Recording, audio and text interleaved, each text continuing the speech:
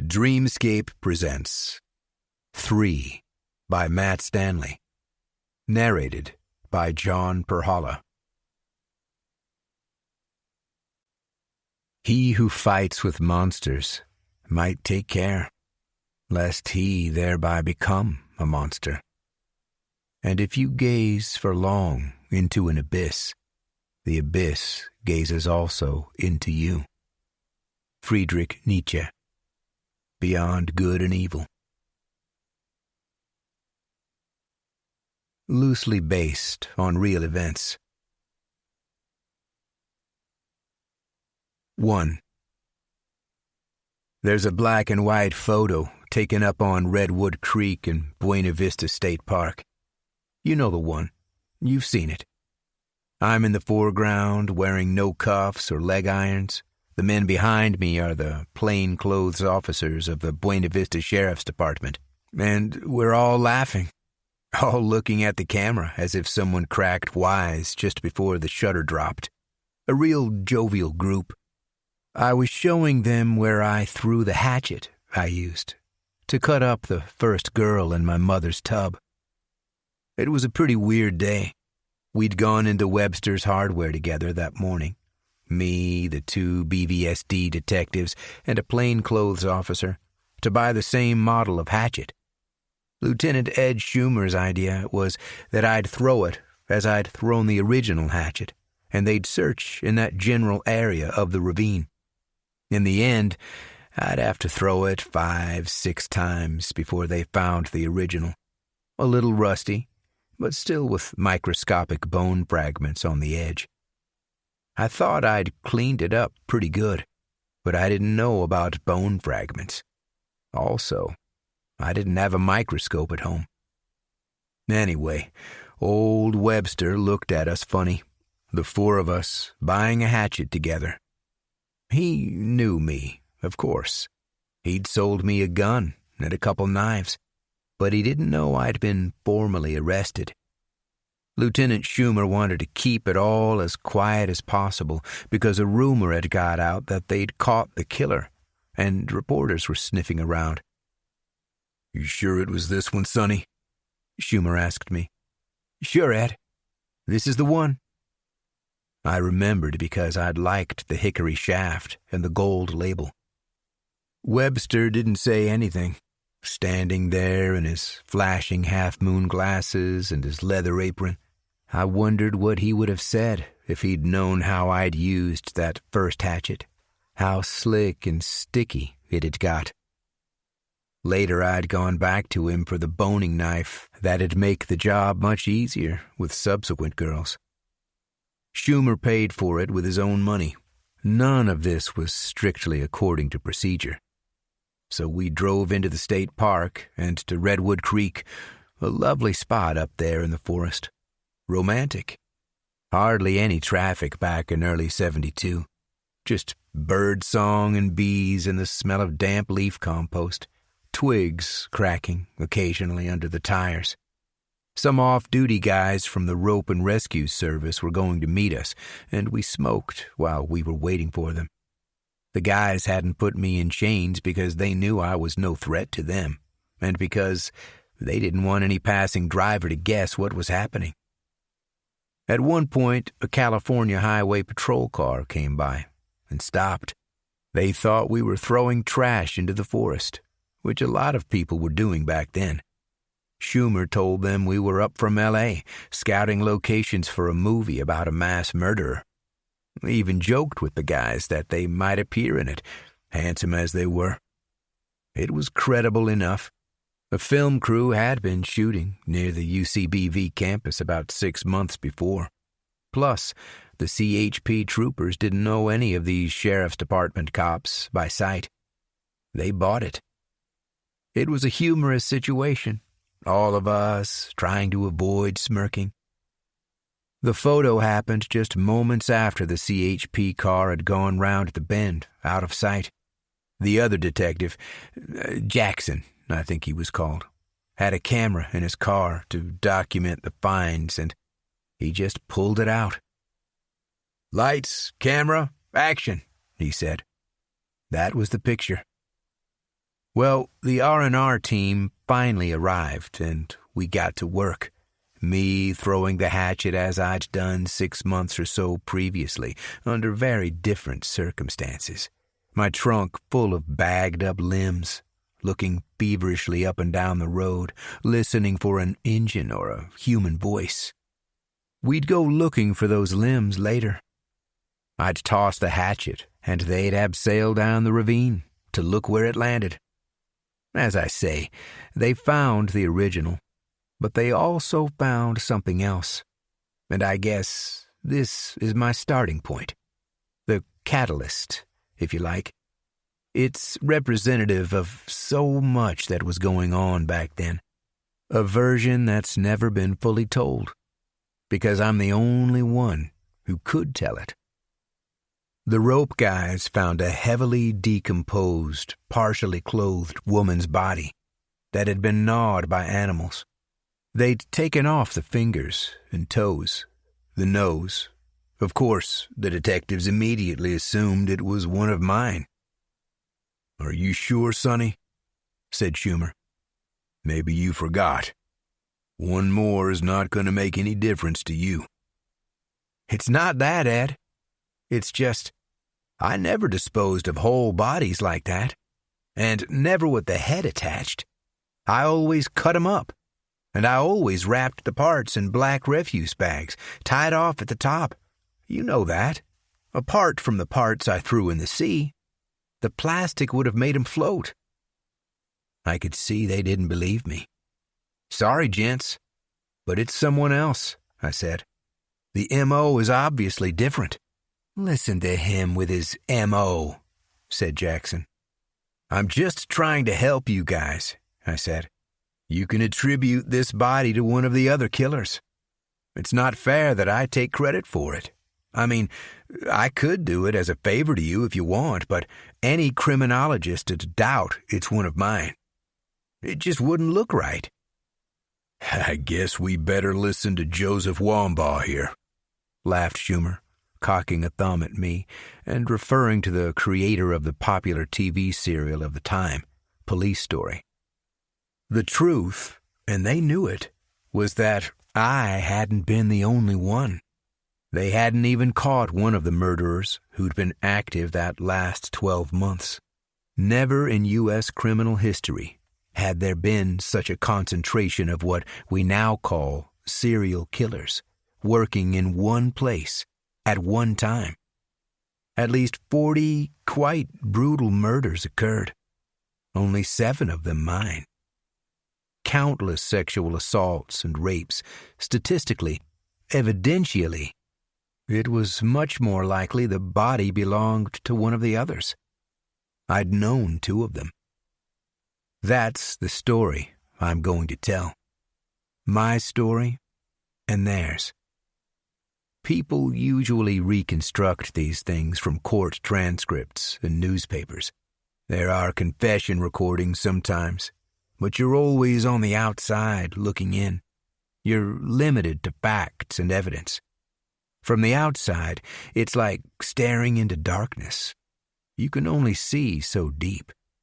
You have to imagine what it's like to commit these crimes, to desire them, to live them. But you can't. Not really. You can't possibly know. You can't rationalize or empathize from the outside in. I'll show you the inside. It's not just about murders. That's the least interesting part of it all.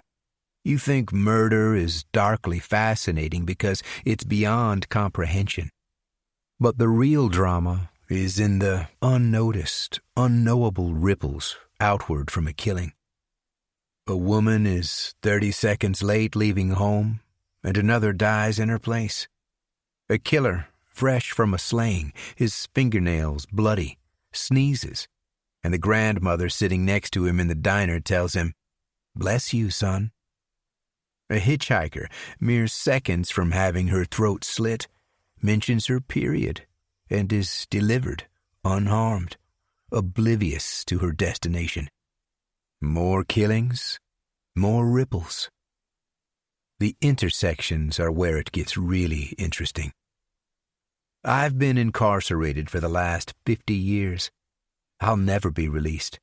I've spent 2/3 of my life reading and studying. I teach other inmates. Now's the time to tell it all as it happened. My crimes and the others. It's a pretty wild ride. Remember just one thing if you choose to continue. You wanted this. You wanted to know. You can't forget evidence photos once you've seen them, no matter how much you want to unsee them. They stay imprinted on your inner vision. Enter this darkness with your eyes open. Have no illusions. I promise. I'll tell it straight and honest. But I've not introduced myself. I'm Sonny Boden. I've only ever climaxed in women I first killed and beheaded. Pleased to meet you. 2. It was early 1970. I'd served my 6 years down at the state mental hospital in Atascadero after shooting my grandparents to death, aged 15. I'd been released as posing no further threat to society. In many ways, I'd been a model inmate. The 36 mandated visits to a psychiatric social worker as part of my parole agreement were merely a legal formality. Nobody thought I'd do anything else bad. One thing, the doctors had recommended that I not live with my mother, who'd been identified as the main trigger for my earlier violence, my suppressed anger, my homicidal tendencies toward domineering or otherwise belittling women. Well, the California authorities saw fit to ignore this recommendation and handed me over to the guardianship of my mother. That was probably the start of it. My mother thought I might do something bad. My sister, too, who worked as a secretary at the sheriff's department office downtown. There were some comments. "Don't you glare at me like that with those murderer's eyes," my mother might say when she returned, drunk, at 3 a.m. on a Friday or a Saturday night, or any other night of the week, if I'm honest. "To think that you, my killer's son, are living here in my house. Should I hide the knives?" she'd say, like she was joking.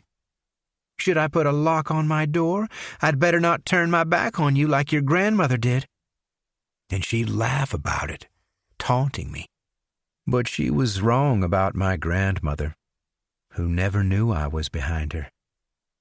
My sister, Amber, just watched me carefully the whole time, suspicious, uncertain, like she was trying to catch me out, catch the psychopath's mask dropping for a second to reveal the monster beneath.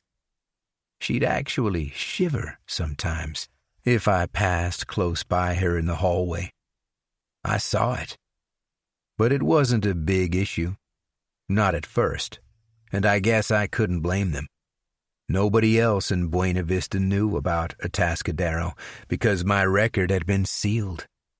I was supposed to live a normal life. It was technically a juvenile case. Not even the sheriff's department knew, though they probably could have looked into it if they'd wanted to. We'd been living over in Alameda when I'd shot my grandparents, and nobody knew me in Verdugo. Neither my sister nor my mother was about to broadcast the fact they had a convicted murderer in the family. A bigger challenge for me was that I'd emerged from the bleach-washed corridors, pale greens, and ceramic whites of the asylum into a totally different culture. I'd gone in there a kid and emerged a man to find that people my age were hippies who smoked lids, dropped acid or bennies, and didn't dig the plastic society. I was supposed to be one of them. but I'd spent my adolescence and young manhood among the Golden State's most violently deranged rapists, torturers, and murderers.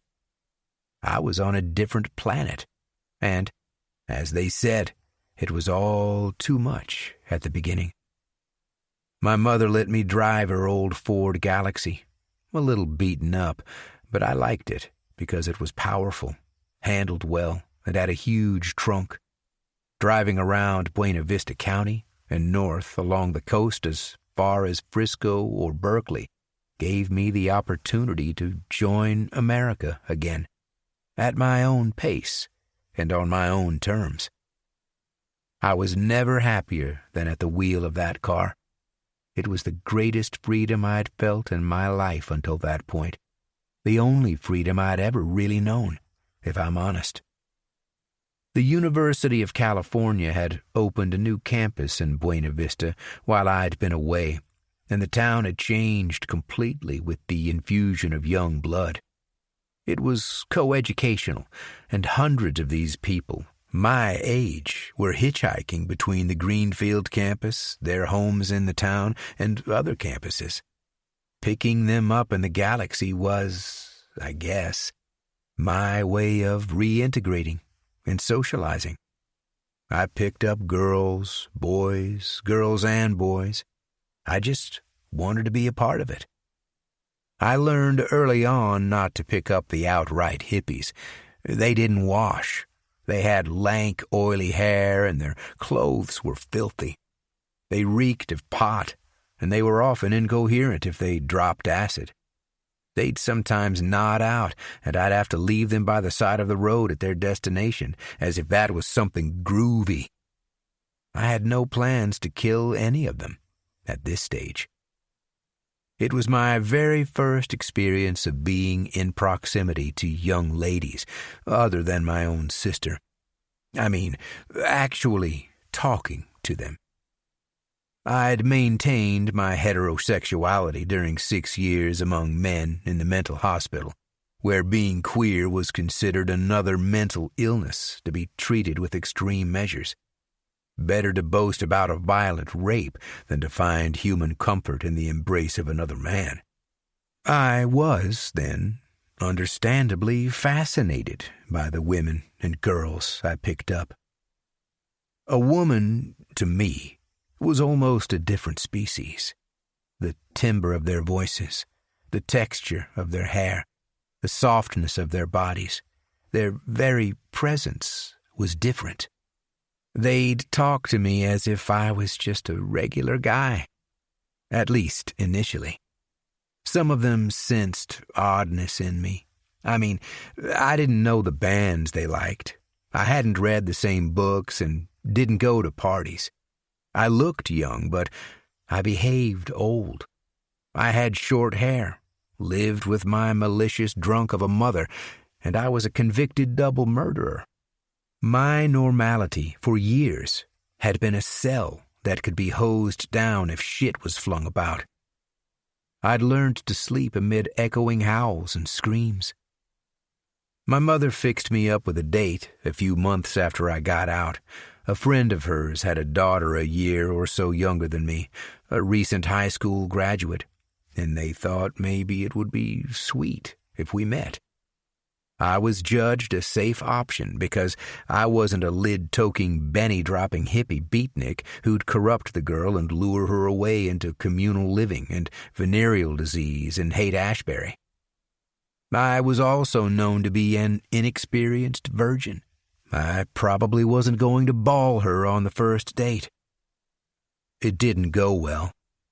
I took the girl, I forget her name, into Buena Vista to a swanky restaurant with candles on the tables and checked tablecloths and wine like I'd seen on TV. She was pretty and more worldly wise than me, flirting a lot with her eyes, pouting and pushing her chest out. I got the sense that she was teasing me, taunting me like, "You're not going to get any of this, but you can look and you can imagine."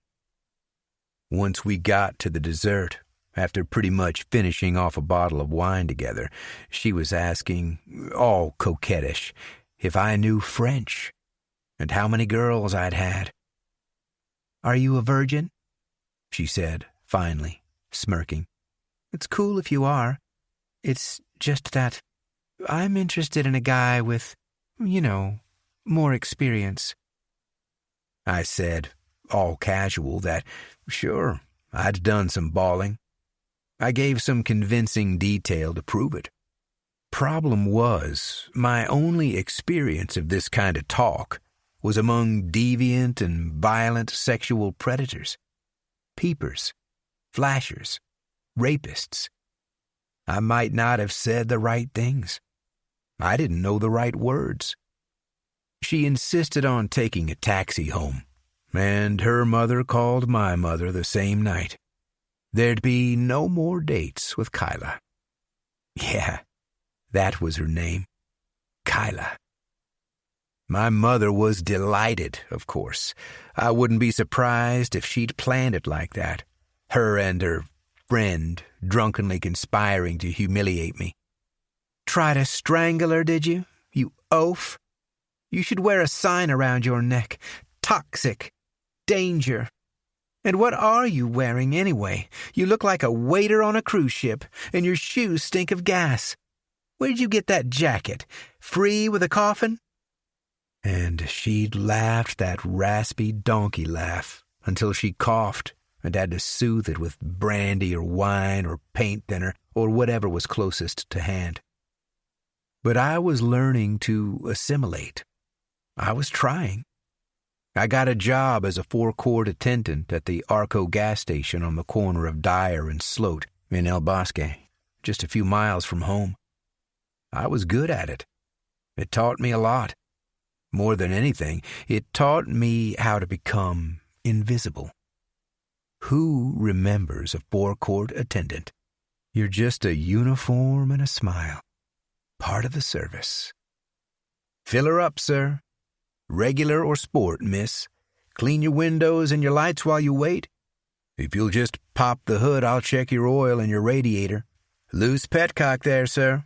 I'll tighten that for you. And, yep, you'll be due a new fan belt pretty soon. I can fit that for you before you go if you like.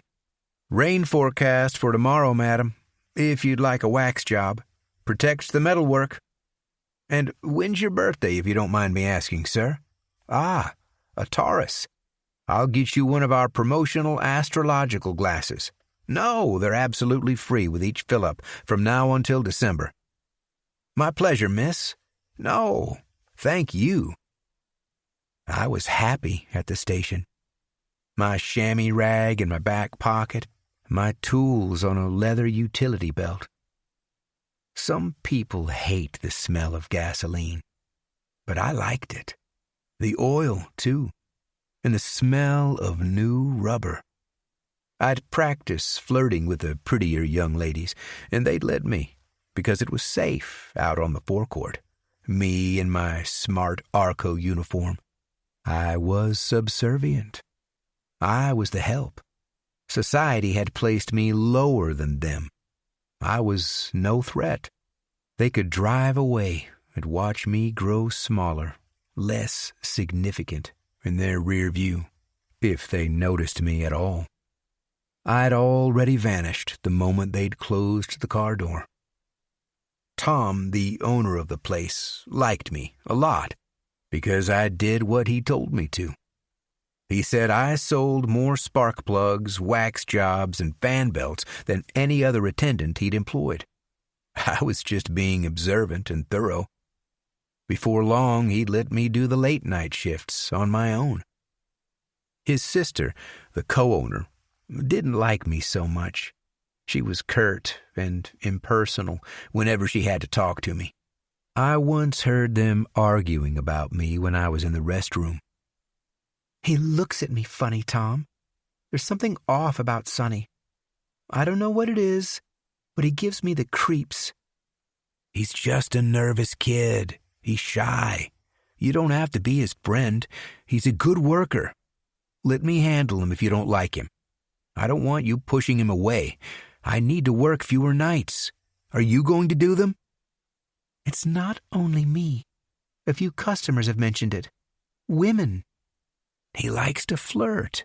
He's young and full of jism. God, like any young man." "It's not that. It's like he's not looking at you as a person. Like he's looking at a cat or, I don't know, a can of soup that he might or might not want to eat. Like you don't really exist. He's not seeing you. He's seeing something else." "A can of soup? Jesus, Maxine, you need to talk to Dr. Jameson about upping your dosage." "You go to hell, Tom." They switched hastily to talking about till rolls when I came out of the restroom, Tom nodding a greeting, his sister reddening and avoiding my eyes. I had soup that day for lunch at the diner across the street, but I didn't think about murdering her. I wasn't ready for that yet. I loved working nights. There was almost no customers, and I had the whole place to myself. It was on nights that I started killing animals again. Probably the first sign, though I didn't recognize it at the time.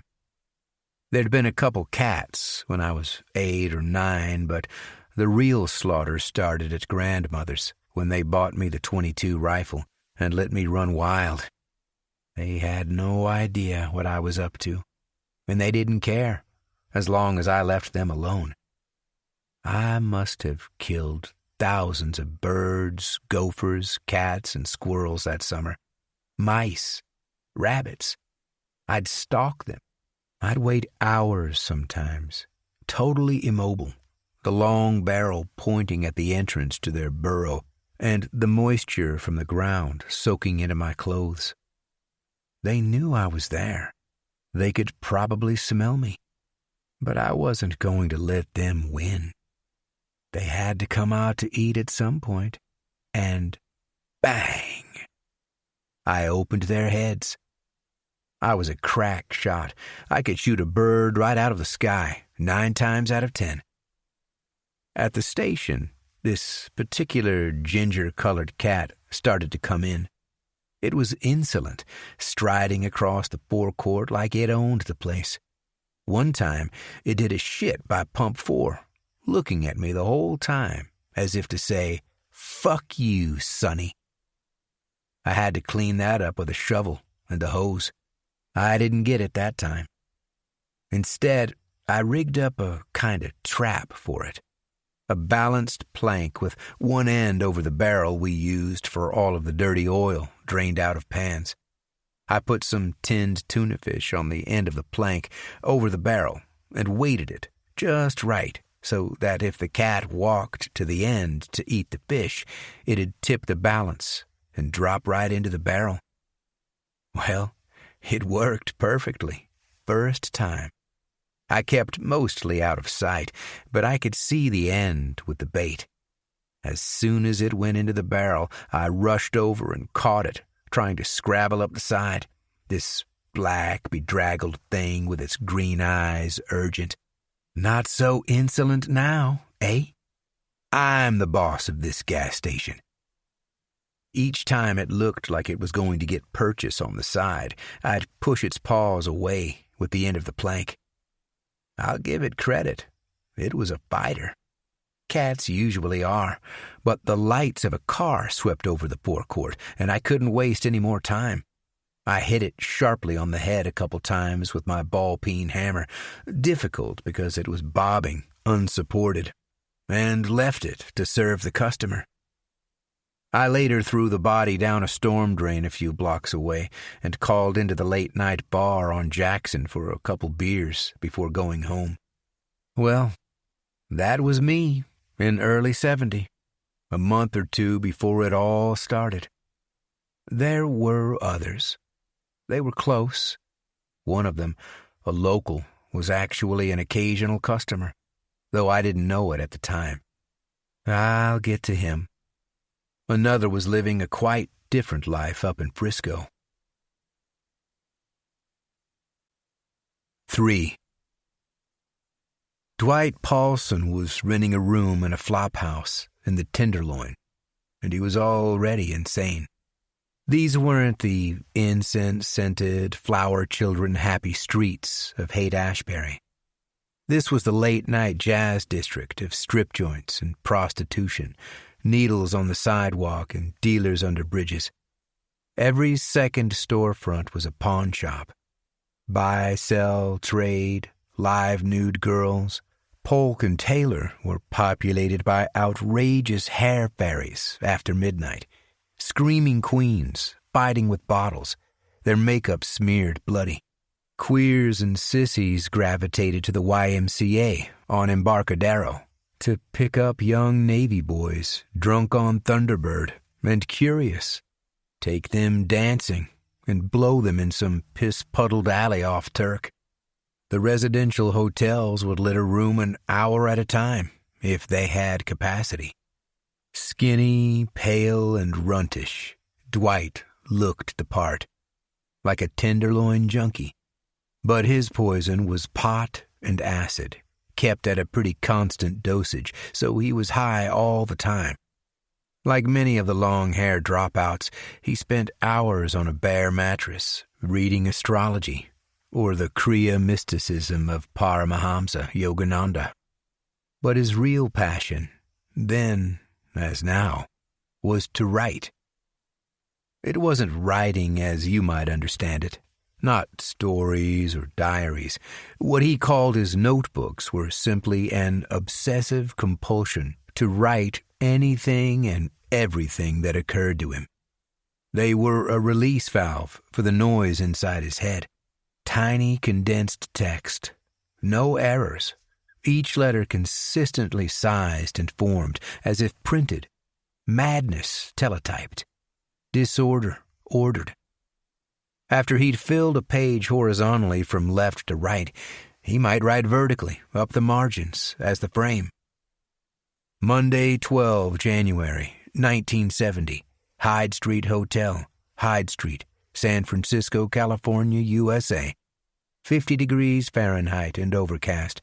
10:05 a.m. Scrambled eggs and waffles at the Fill-Up Cafe. Coffee hotter than usual because, they said, the cups were steam-cleaned before being filled. Maple syrup jug disagreeable, and the whorish old waitress told me to fuck off when I gave her a piece of my mind.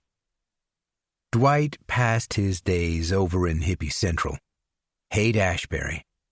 The Tenderloin was black leather, frayed collars, and worn soles. But Hippie Central was velvet jackets, fringed buckskin and caftans, patches and paisley. It was barefoot, beards, beads, and headbands, braless girls and stoned. The kids wore orange on Haight and walked with bells around their necks or on their sandals. No orange or bells on Hyde Street, unless you wanted your head kicked in. Even in '70, there were bus tours through the district so the squares could photograph the freaks and return to Idaho or Kansas or wherever to tell their redneck neighbors about the revolution. Maybe take a souvenir lapel button back for Uncle Todd. Trust yourself. God is on a trip. Fly Trans Love Airways. You should have seen him, Todd. These young things strumming guitars and playing tambourines out on the sidewalk, all misty-like in clouds of incense and pot smoke. And Uncle Todd had grunt his disapproval, never having shared his World War II bayoneting horrors or news of the tumor growing in his balls that'd kill him before the winter was out. Dwight was briefly cool when he shaved his head and went about Ho Chi Minh style, in a green robe and Fu Manchu mustache. But generally, Dwight was pretty weird, even among the pothead acid droppers. He wore a sequined sombrero and torero boots one week, speaking in a fake Mexican accent, and carrying a dented mariachi trumpet he couldn't have played, even if it had had a mouthpiece. Another time he wore a rummage store three-piece suit, strutted with a cane, and said he was an English lord, accent and all, but no shoes. One time at a party, after a Turk Park happening, He'd suggested to a Chinese girl that they get married and breed, like right now, tonight, to create an Oriental-Occidental master race that'd combine her spirituality with his Western rationality. Yin and yang, her lang lang, his wang. She got nervous, and some of the other brothers had to step in. Like, she doesn't dig your rap, man. Leave the sister alone. Dwight pulled a knife and started carving space around him. Like, aggression is not the answer, man. Don't you see that? They'd had to throw a blanket over him and wrestle him to the ground, hitting him as non-violently as possible until they could prise the knife from his hand and kick him out. A Puerto Rican kid offered to shank him and teach him a lesson. But instead, one of the sisters took Ricardo to the love room to distract him. Nobody was going to call the police. Dwight came back with a samurai sword about half an hour later and tried to get in again, slashing and stabbing at the door as they watched him, distorted through the peephole, pushing each other aside to look and wondering if this was part of a trip. God knows where he got a sword. He must have walked from home with it, or gone a few stops by bus, grasping its lacquered scabbard like some Bushido Dadaist. Only in Frisco. They would have shot him in New York. Hey, you with the sword, freeze! He was arrested later that night, but for public intoxication. The sword must have been lost or discarded. He wasn't normally a drinker, but he'd drunk on top of the acid in the pot. He might have gotten more of a beating if his hair hadn't been so short after the monk phase. They threw him in the drunk tank. Well, there was some fuss that night. Early hours, fluorescent lights stark and buzzing, guard dozing with his head back and mouth open. The other prisoners, a young black boy with a bloodied lip, a middle-aged wife-beater, a classic wino with a nicotine-yellow beard, were sleeping when Dwight walked over, barefoot, silent, and stood looking down at the black youth on his bunk. He knelt, touched the boy's cheek, and started to kiss him. "The fuck, man?" Swatting Dwight away. "What you doing? Get off of me." "Quiet in there. You want me to come in?" "This honky motherfucker trying to kiss me, man." Dwight was still on his knees by the bunk. He looked affronted, like all he was trying to do was kiss a sleeping black man, and what was wrong with that? The guard came to the bars, his nightstick out. "If I have to open this door—" "Hey, fruit fly," called the wife-beater, gummy-eyed and mean on the edge of his cot. "Wake me up for this bullshit, will you? Come over here, and I'll give you a kiss." Did Dwight really expect a kiss from the guy? Was he that stoned or naive? He stood and ambled over into a sharp right hook that sat him on his ass, dazed, nose bleeding. "Get up! I dare you!" said wife-beater, on his feet and dancing. He'd been interrupted prematurely in his earlier domestic disturbance. Fucking neighbors. "Hit him again," encouraged the black boy, also on his feet for the show. "Right, that's it," said the guard. He turned down the corridor. "Guys, want to come down the holding one? We got a situation." 3 of them came into the cell, swinging their nightsticks. "I didn't do nothing, man. Why you beating on me?" "Give me one of them sticks and I'll take you all," promised wife-beater. Dwight said nothing, curled on the floor, covering his head and, it seemed, singing some reedy, high-pitched tune to himself. A mantra, maybe. The wino slept through it all. It was easier to just release him at dawn. More trouble than he was worth. Just another acid head voyaging through interplanetary dimensions. Goddamn hippies.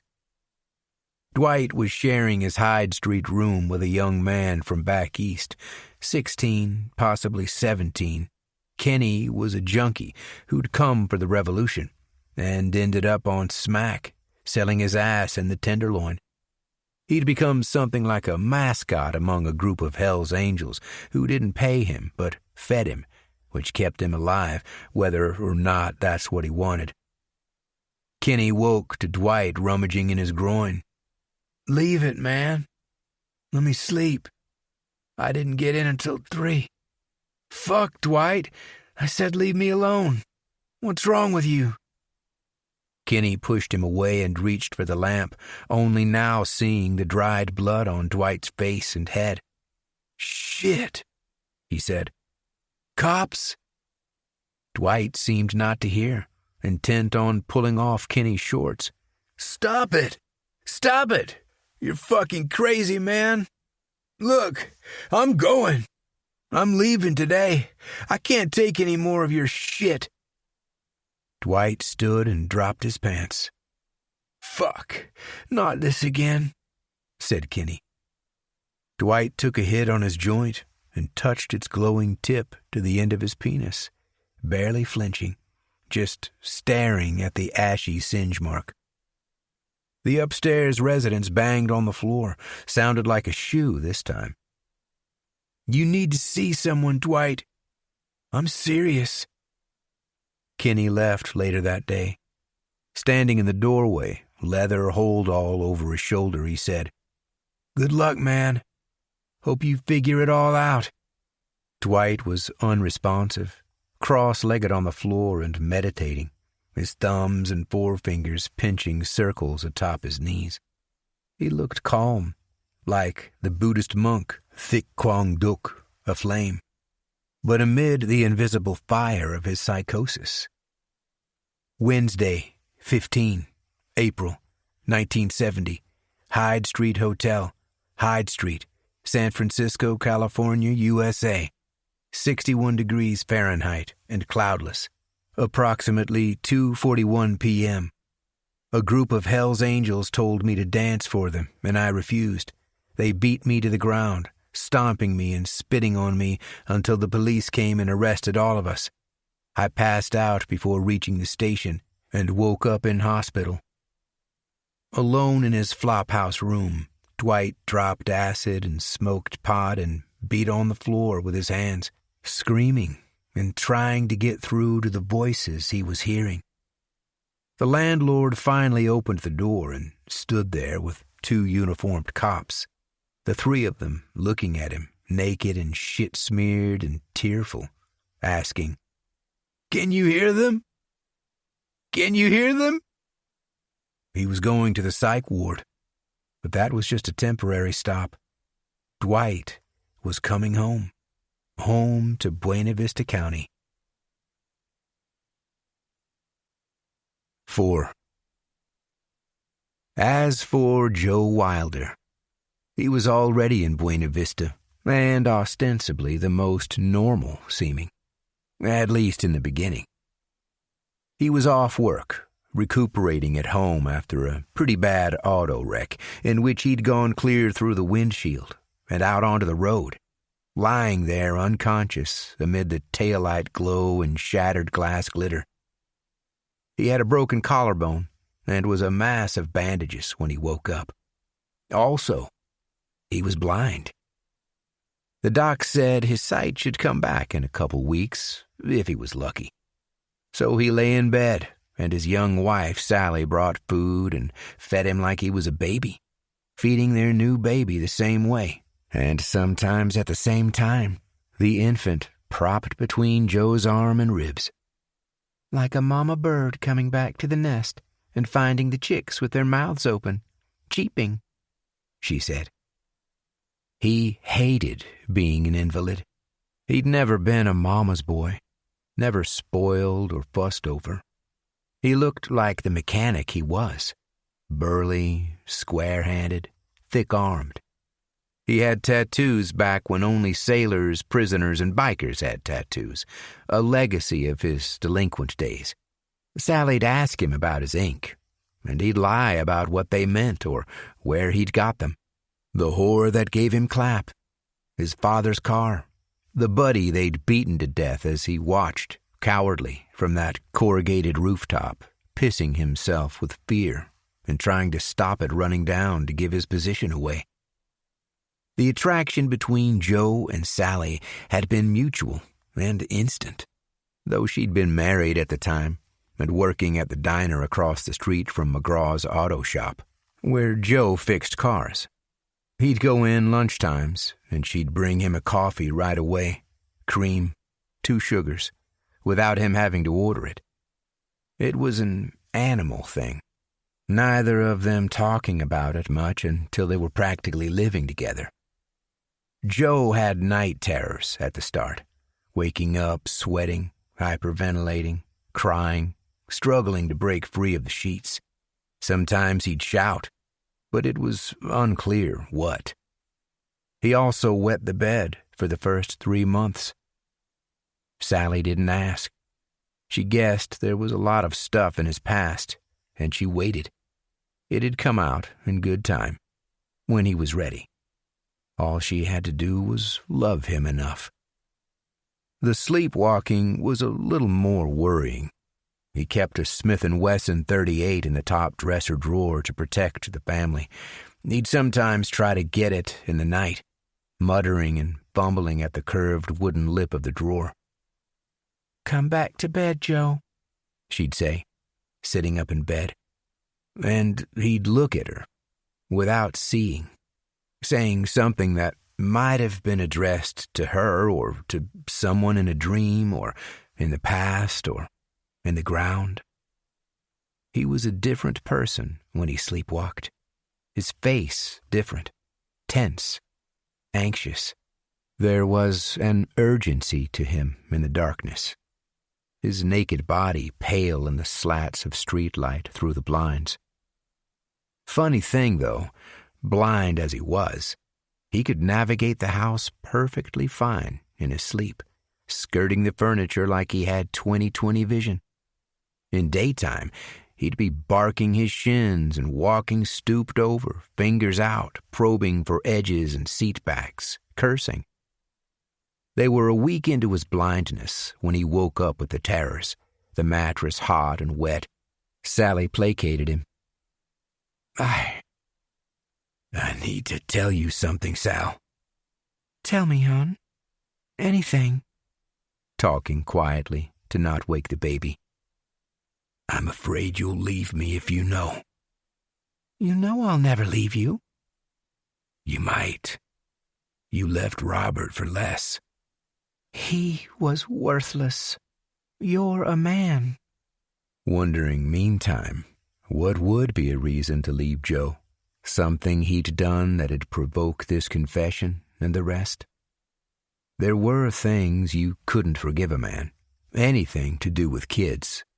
Torture. "I killed a guy."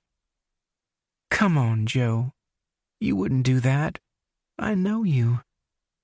"You know me now. You didn't know me back when I was angry and drinking." "What happened?" Thinking maybe it was just a fight and no one really died. And anyway, a person could get killed a lot of ways. That didn't make it murder. "I was out with some guys. We'd been drinking. We came back to Jed's house and we heard screaming. The street door was open. We all ran in and there was a guy raping his sister, or trying to, on the floor in front of the TV. Had her down on the floor, her panties round her ankles, wrestling to get himself between her legs while she fought him. We just all laid into him at the same time. Didn't have to think about it.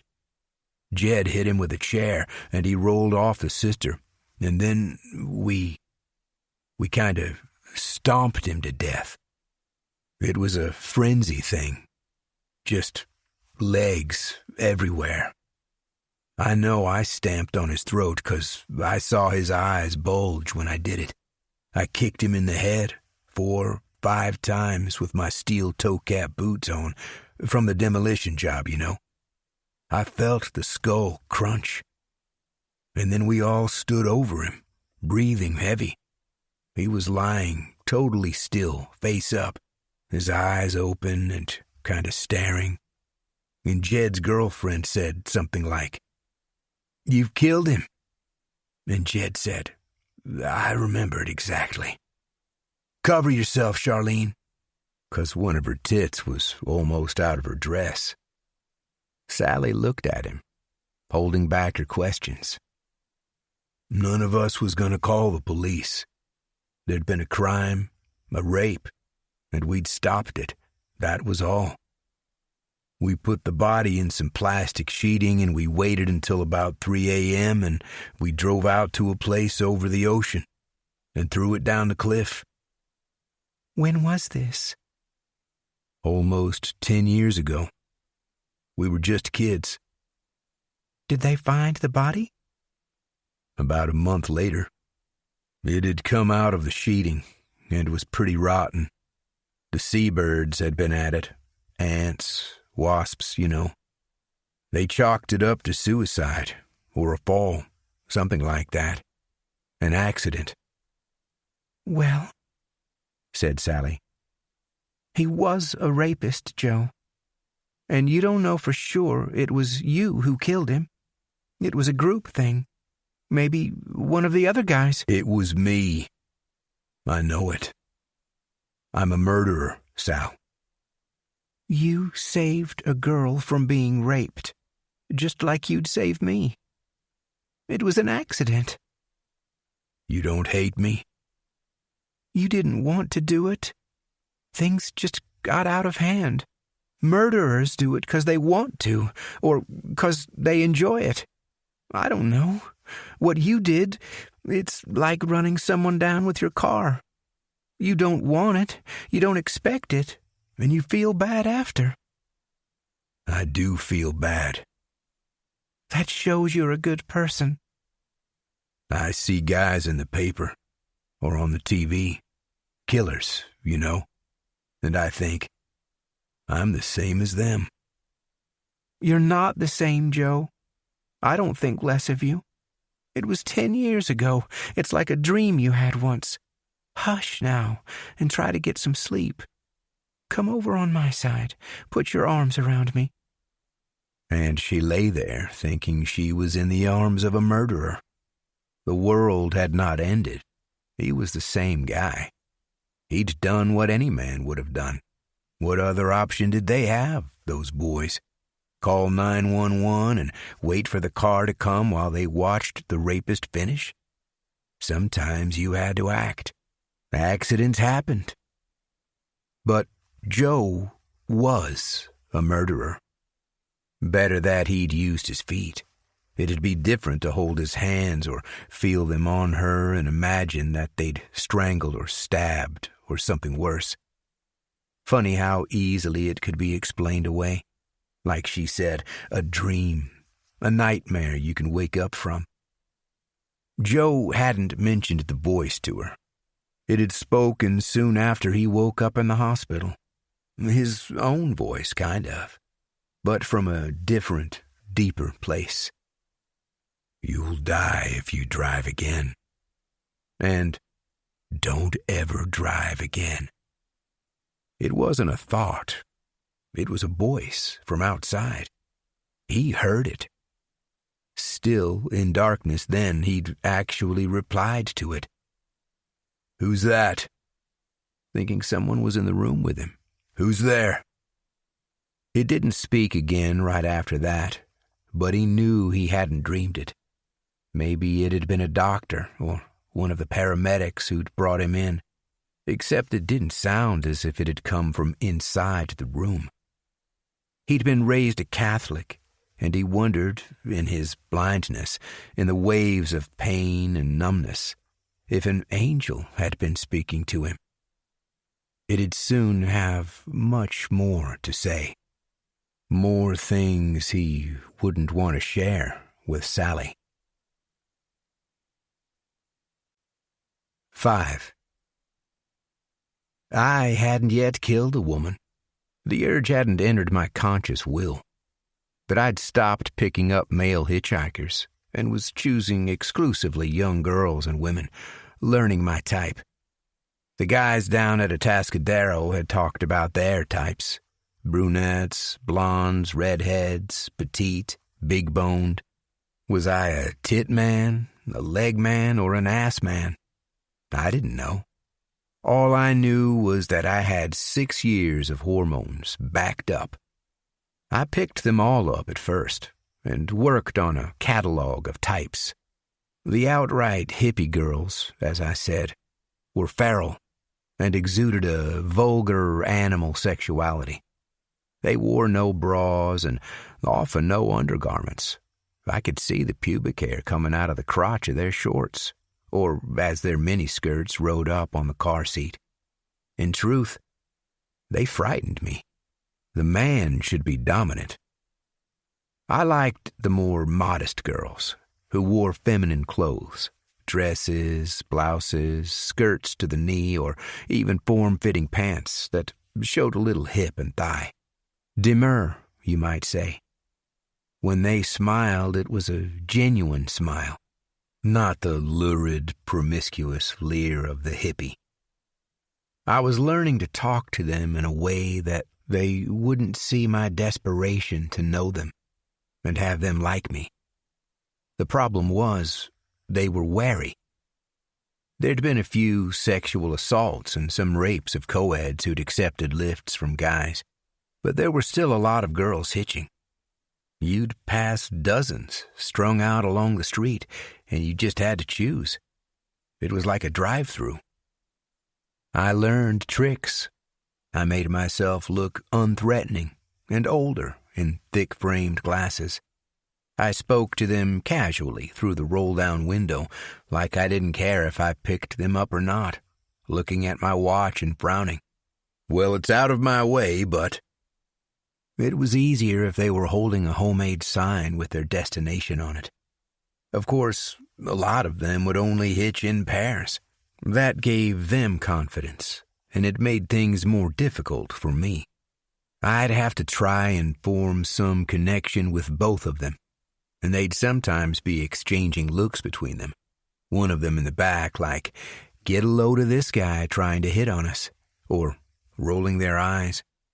When that happened, I'd get this crazy impulse to accelerate and accelerate, the girl screaming, "What are you doing, mister?" Head on into a tree and kill us all, using my last breath of life to turn to her in the passenger seat, her neck broken, windshield shards in her face, coughing blood maybe, and say, "Now roll your eyes." But I didn't want to die. They were more confident than I was, so at ease with themselves. It was their world, and I was just a recent arrival in it. They were happy and carefree, but they were also dismissive and privileged. I'd stopped for them and made time to take them where they needed to be, but they treated me like a taxi driver when they found out I wasn't one of them. I wasn't studying at the university. I didn't know who Jefferson Airplane was. "So what do you do, Sonny?" "I work at the Arco on Dyer and Sloat." "Like pumping gas?" "Yeah, that's a part of it. I also do wax jobs and fit spark plugs, fan belts, oil changes, you know." "Uh-huh." And that was it. Invisible. They'd talk to each other like I wasn't there, about what John Lennon said or something Vonnegut had written. Newscasts from another planet. I was just a gas monkey, no better than the Mexican who cut their father's lawn. I'd appreciate the value of this later. Only later. I was learning, slowly, that my type was the intelligent, well-dressed, well-spoken girl. Respectful, but entirely superficially so. Confident, worldly, a bright future ahead of her. Trusting. The kind of girl I'd like to murder and then have sex with. Because clearly there was no possibility of anything happening between us if she was conscious or breathing. I started to feel a sense of power just having them in the car with me. The galaxy, more than the house I shared with my rummy mother, was my home and my world. As soon as the door closed, they were mine. They'd ceased to walk upon the earth. Their existence had changed so subtly that they didn't notice, but so powerfully that they'd relinquished their destinies to my control. I could take them anywhere I wanted to. Stepping into my car was stepping through a portal. Nobody knew where they were. Not their parents, not their friends. They could vanish.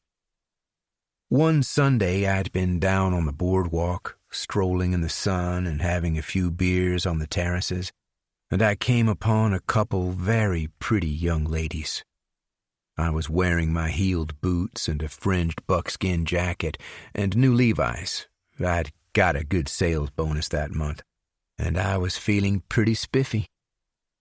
I saw them looking at me as I walked past, and I offered to buy some drinks. They were my type, flirting with me, asking if I had a girlfriend. Really, they were playing with me, gently mocking me. There was no intention, no interest, but they were my type, and finally I offered to drive them home, wherever that may be, not caring too much if I had to drive to Berkeley or Santa Cruz or wherever, just to spend some more time with them.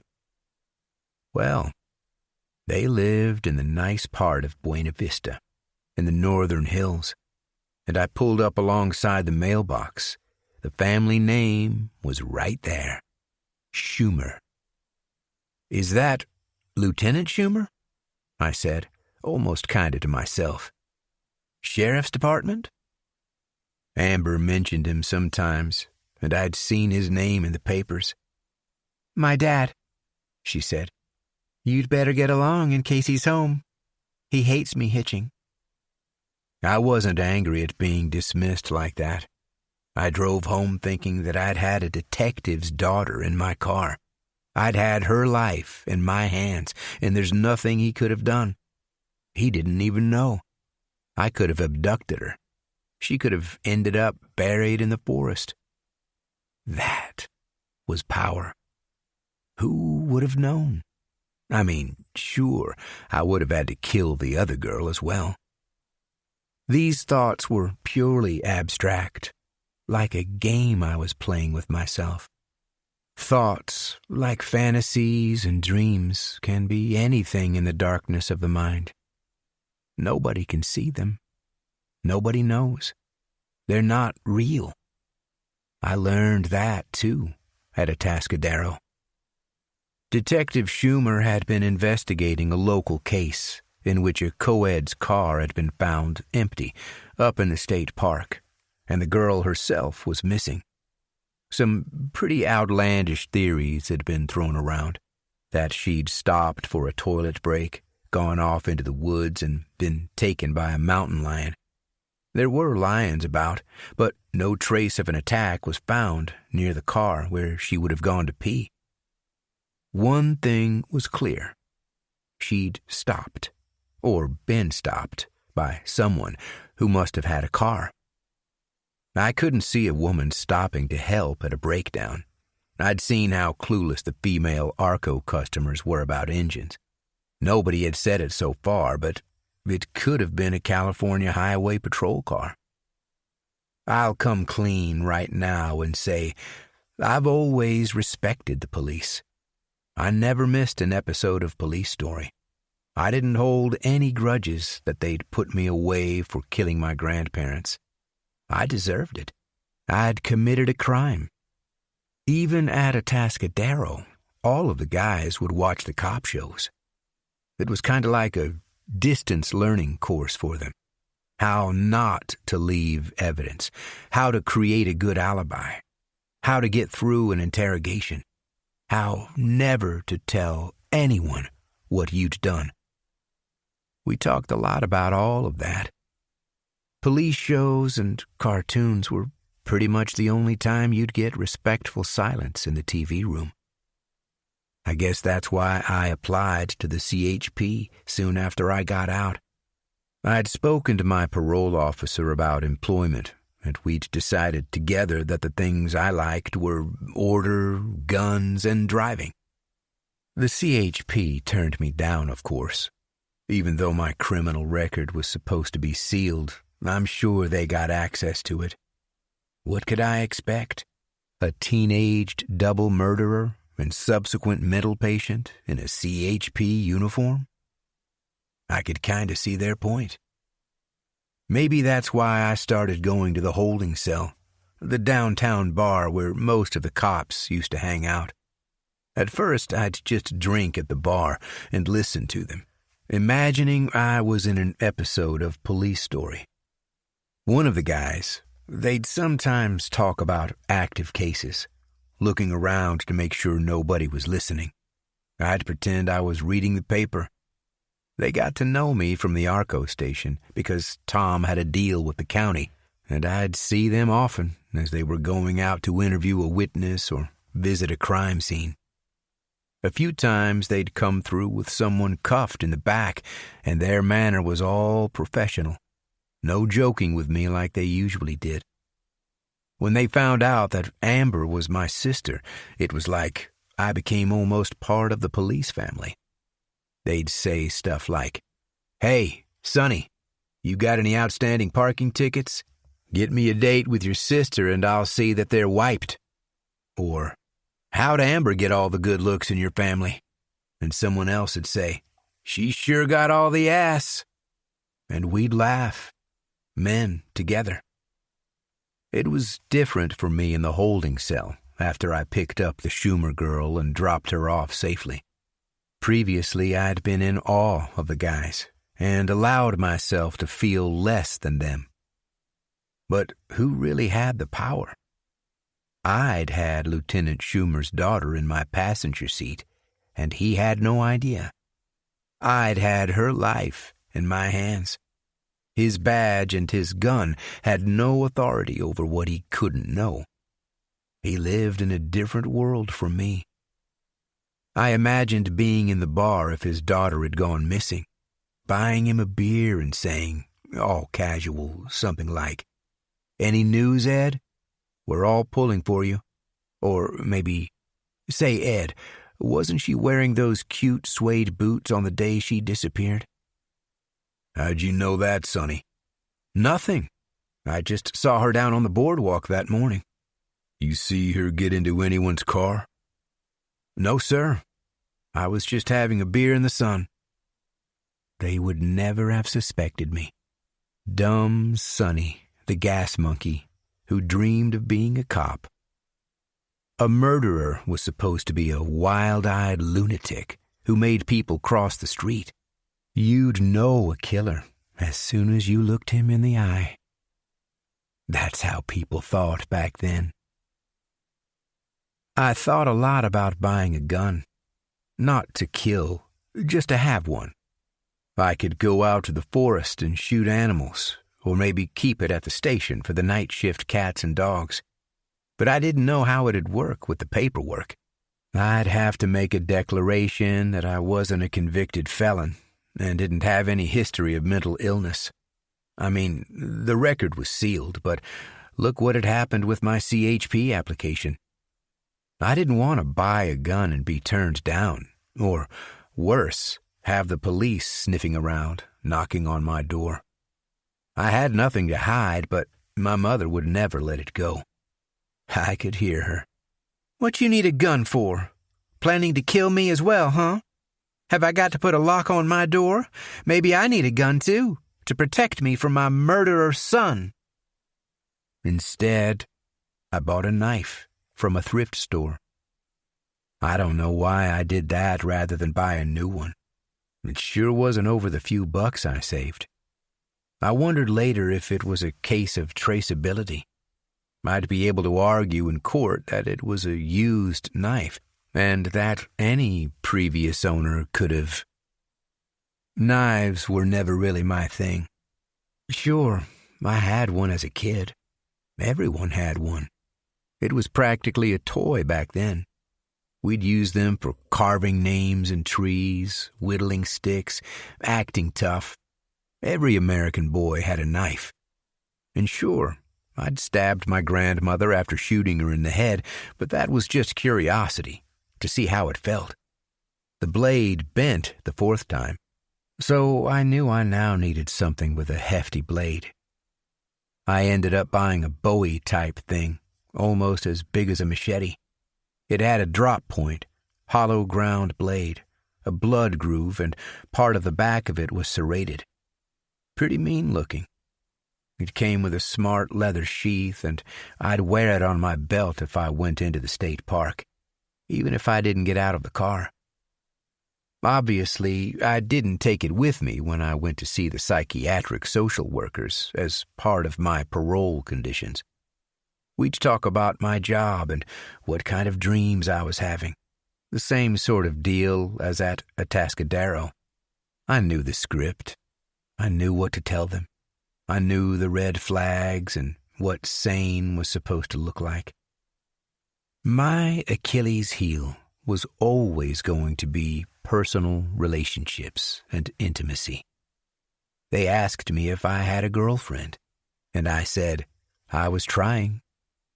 "What kind of girl are you looking for, Sonny?" expecting me to describe some variant of my mother. "Well, you know, a pretty girl, a modest girl, someone to go steady with, who'd be faithful." "And if she wasn't faithful?" "Warning." "I guess it happens. I mean, I wouldn't be the only guy who'd been cheated on, right? It'd hurt, sure." A smile. "Would you give her a piece of your mind? Like, raise my voice to her? Raise a hand? What'd be the point? Any girl who cheated on me wouldn't be the right one. Why waste the energy? I'd just be sad." It was that easy. All I had to do was say the reasonable thing. Only a genuine lunatic would come out and say something like, "Well, Doc, I'd cave her head in with a rock and fuck her one last time." "And how are you getting on with your mother, Sonny?" "Warning." "I'm not gonna lie. There's some friction sometimes." Pen poised over his yellow legal pad. "Friction? I'll tell you what it is.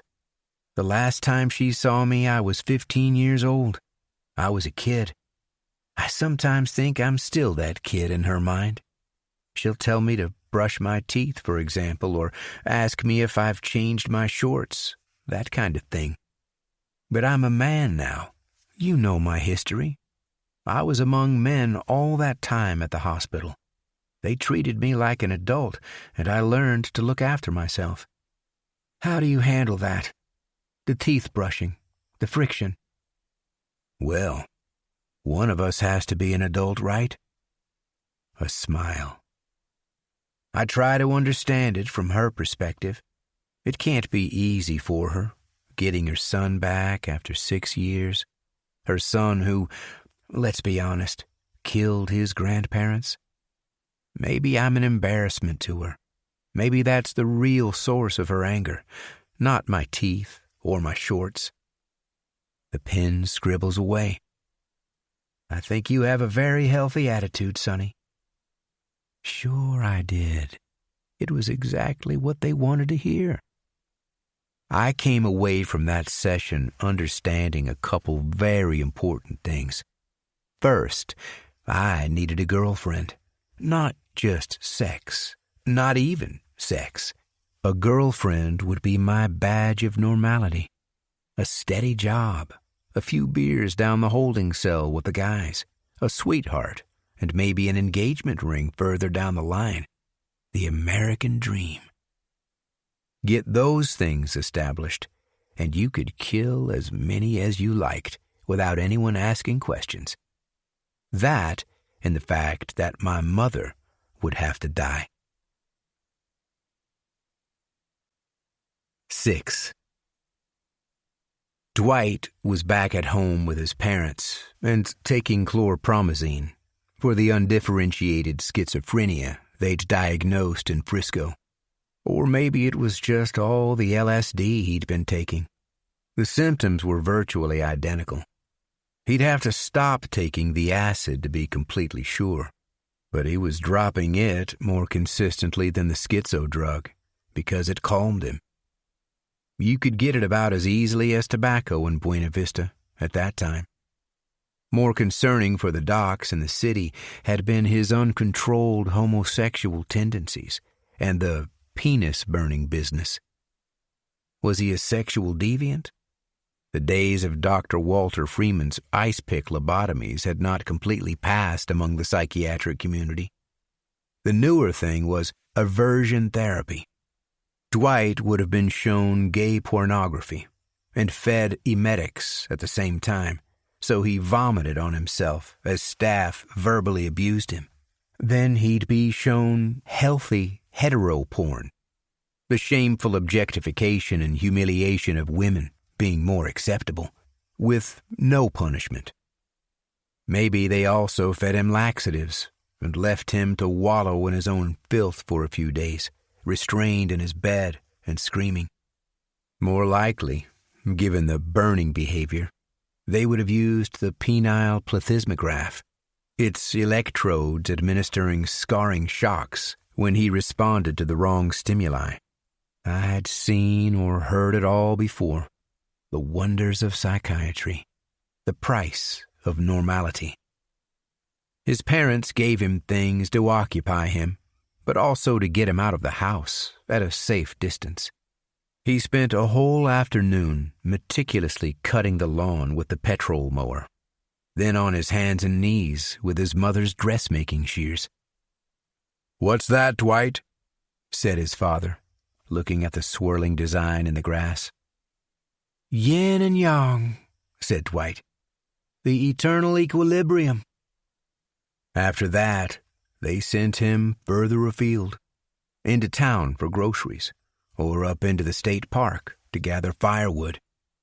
It was up there he got arrested the first time. A forest ranger found him sitting in a yoga position, stripped to the waist and oblivious. His torso was covered in homemade tattoos, blue-black scrawls depicting animals or astrological signs. "Acid," said his left pectoral. "Mary J.," said his right bicep. He had a hunting knife in a sheath beside him. "Sir, could you show me some ID?" No response. "Sir, are you under the influence of any intoxicating substances?" Dwight's hand moved slowly toward the knife, as if in a dream, his eyes still closed. "Okay, put your hands up," said the ranger. His father picked him up from the cells downtown. There'd be no charges because he'd not broken any laws this time, and because he was clearly loco. They rode back mostly in silence, the father's mouth fixed, knowing any attempt at conversation would be a losing battle. He'd lost his real son 3 years before to lysergic acid diethylamide. The kid in the passenger seat was Dwight Paulson, only in name and appearance. A Twilight Zone version, a body snatcher's copy grown in a hallucinogenic pod. Was it bad to wish he'd never come back from the city? The docs had said they should try to be as normal as possible with him and establish patterns. One of the first weekends after he returned, they asked his sister and her husband round for dinner. All the family back together, candles on the table, meatloaf and chocolate chip ice cream, strained smiles and forced conversation. "So, Dwight, how is it in the big city?" asked his brother-in-law. "It's corrupt and rotten. There's a lot of angels selling junk." "Junk? Like scrap metal?" "He means heroin," said the sister, signaling with her eyes to change the subject. "Why don't you help me with the melon, Dwight? Come to the kitchen." He stood watching her carve green-skinned red crescents. "You want a ball?" he said. The knife paused, But she didn't look up at him. "I'm your sister, Dwight. Think about it." He appeared to think about it. Was there still some part of him that recognized incest was wrong?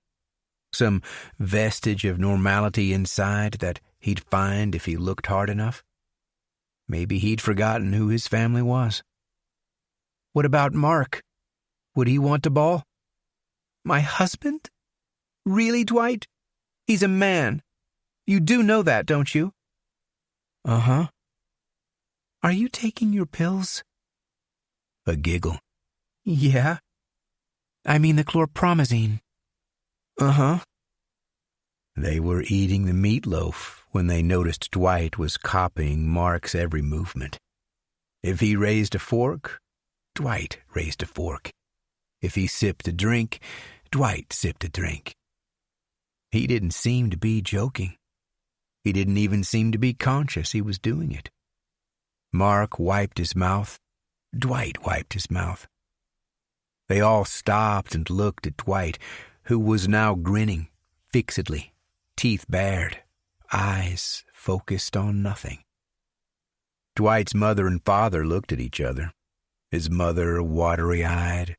How much more of this could she take? Mental patient, jailbird, only God knew what else. Dwight seemed frozen. He was sweating. "Is it some kind of fit?" said Mark. "Like what do you call it? A seizure?" Father waved a hand in front of Dwight's face. No reaction, no recognition. He gestured to the kitchen, and they all got up quietly from the table.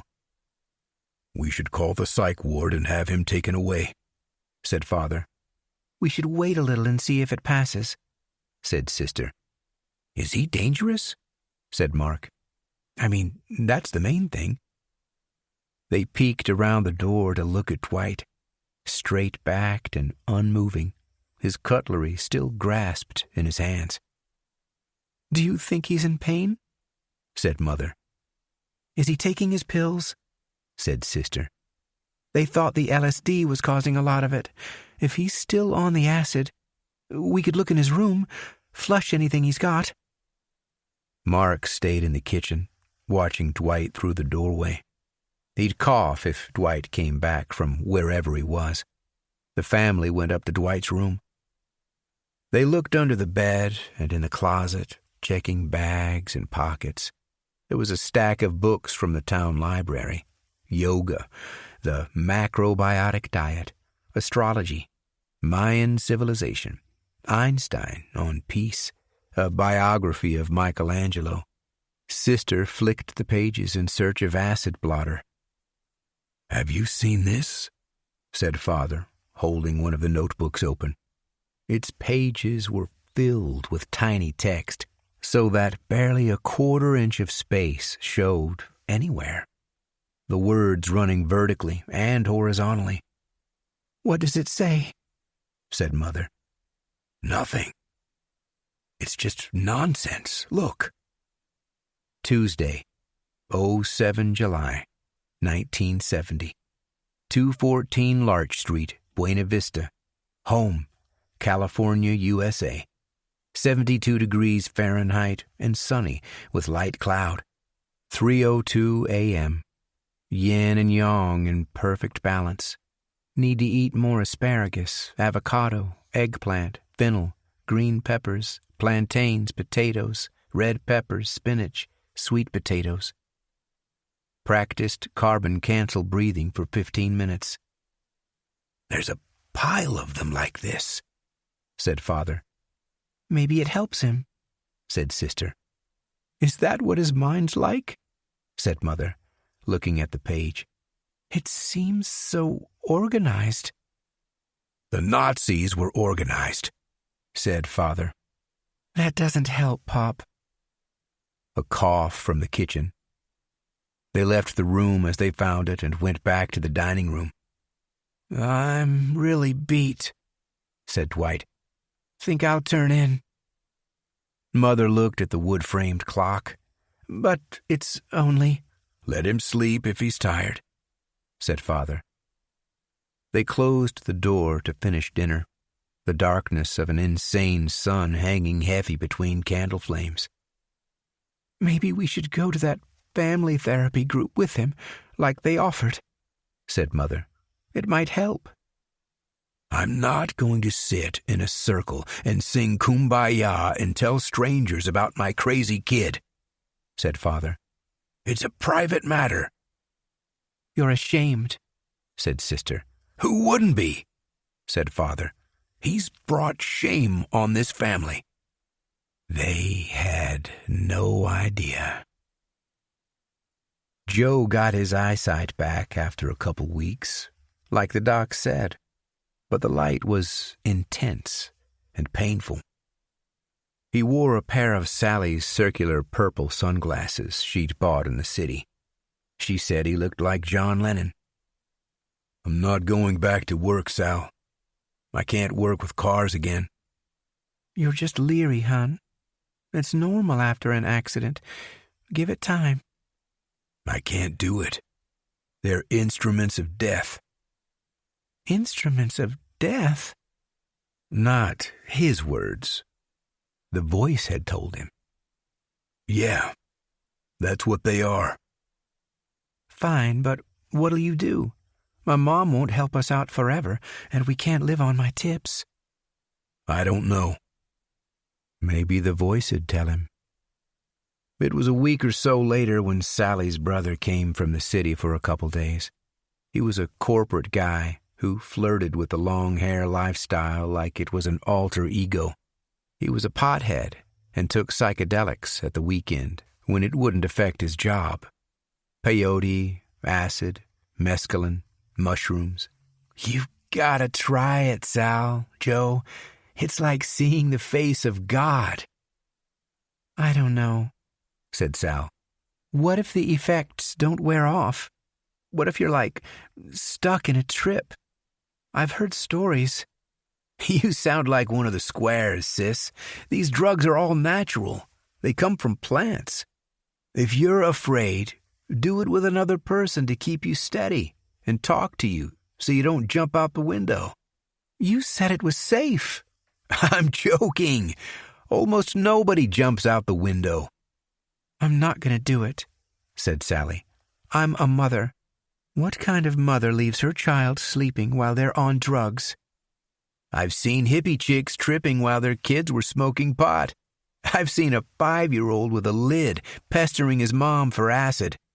"Exactly. That's not me. That's just wrong." "Look, I'm going to put a couple pills in this drawer here. See? It's mescaline. Good stuff, made in a lab up at Berkeley. If you want to expand your universe, you know where it is. Open your mind." They didn't take the pills, but they didn't throw them in the trash. Joe never went back to work. He was growing his hair and beard. He stopped washing so often and wore the purple sunglasses, even inside the house. They'd once seemed funny, said Sally. But now he was starting to look like Charles Manson. He'd stopped having the night terrors, but he was moody, distant. One time she came home from work to find him sleeping in a chair. Surprised, he quickly hid a book he'd had open on his knees. She checked later between the cushions, expecting to find, what, some kind of porn? It was the Bible. A small leather-bound copy with that rustly onion skin paper that seemed like it'd rip if you turned a page too quick. Joe'd never been religious, though some of his foster parents had been. He was also spending more time outside the house. He looked like a mountain man with his plaid shirt, his hiking boots, his new beard, and a knife sheath on his belt. He smelled like one, too. "I'm going to try that mescaline," said Joe one Friday afternoon. Sally's friend Leanne had come over and they were chatting while the baby slept. "Are you sure, hon?" said Sally. "Aren't you afraid?" "A lot of people take it. How bad can it be?" The voice had been telling him to take it. Occasionally at first, just casually. Why not try that mescaline? Remember that mescaline in the drawer? Then more insistently, until it was almost constant. Take it, take it, take it. Why not take just a half? Said Sally, or a quarter. You don't know how strong it is. Yeah, good idea. Half. Joe broke the pill between dirty thumbnails and swallowed it with the beer he was drinking. A half hour later, there seemed to be no effect. Maybe it got old, said Sally. How long do they last? Or maybe they sold her brother a dud. They probably looked at him in his hippie costume and his corporate hair and thought, yeah, this square'll buy anything if you tell him it was made by a PhD in a lab up at Berkeley. I'm going to take the rest of it. Well, be careful, Joe. Sit down after. I'm here. We're here. Sally looked at Leanne like, we don't do this. We're not like that. I'm just being a supportive woman, you know. Give him some slack while he gets back on his feet, however long that's going to take. Joe sat in his chair and waited. He blinked behind the purple lenses and closed his eyes. Stars were bursting in his brain like when you hit your head or stand up too quick, but without pain or disorientation. Millions of stars, a blizzard of stars. He was starting to melt, liquefying into the chair, oozing slowly into the spaces between the cushions. He gripped the armrests, hoping to stop at the descent, but his fingers closed on warm marshmallow that flowed between them. He smiled. Okay, Joe? Uh-huh. He moved the sunglasses onto the top of his head. The room had started to swirl in magnificent color. The blank TV screen had become an ornate picture frame around a roiling, pearlescent vortex. The opposite wall was 20,000 miles away, its clock face a glowing yolk-yellow sun. Glorious. The ceiling lifted like a box lid, and liquid light poured in, white, blue, and crystal. And the room was underwater, but he could breathe. The rug rose and swam by him, an ultramarine manta ray. This was the firmament. This was the brilliance on the other side. It was from there the voice came to him, speaking now with the sound of many waters. Sally was talking. Yeah, that guy with the hunting cap? He tipped me 4 cents once. 4 cents. I mean, I find more than that down the sofa cushions in a month. Joe stood. They looked. He had a strange, staring urgency. His body was rigid. Be not afraid, he said. Are you okay, Joe? He raised his arms slowly, like wings, and looked up at the ceiling. I am an annual, the watcher. I come to you with things that must shortly come to pass. I come to you from Pergamos, Thyatira, and Laodicea. Joe, why are you talking like that? Hark! The time is at hand. Let me get you a glass of water. Maybe you should... Do you want me to go? Said Leanne. I don't know. He's never taken anything like this before. We smoked pot a couple times last summer, but... Joe was standing with his arms out, smiling and looking around as if the room was full of people. Name yourselves, he said, that you may be recorded in the book of life and pass unto eternity. It's Sally, hon. She looked nervously at her friend. This is Leanne from the diner. You know her. Henceforth you shall be Rebecca and Jochebed. I see rainbows luminous about you. You are chosen. Leave your earthly bodies behind. Where is the child that I might bless him? He's sleeping, Joe. Best let him sleep. I am Ananiel. Bring me the child. We shouldn't wake him. How about some coffee? I'll put a new pot on. Don't you understand? Those who aren't blessed must perish in the fire. He went toward the bedroom. Joe!